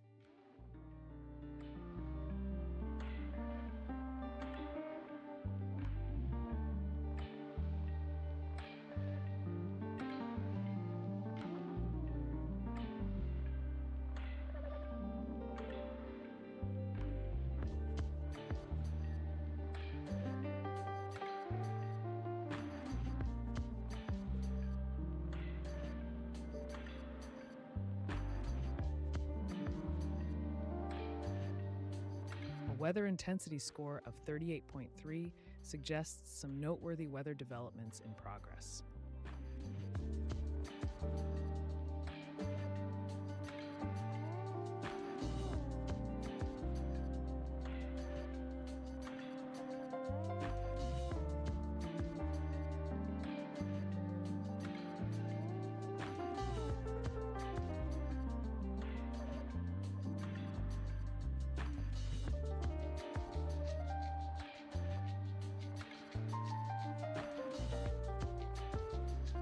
Here's a quick update on the winter storm warning affecting the northern Black Hills, South Dakota.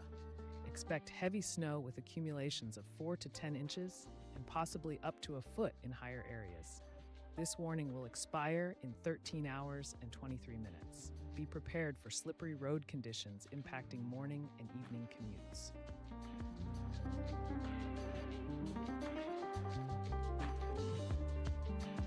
Based on the latest forecast analysis, there is a 35% chance that Ryan goes live on the main channel today.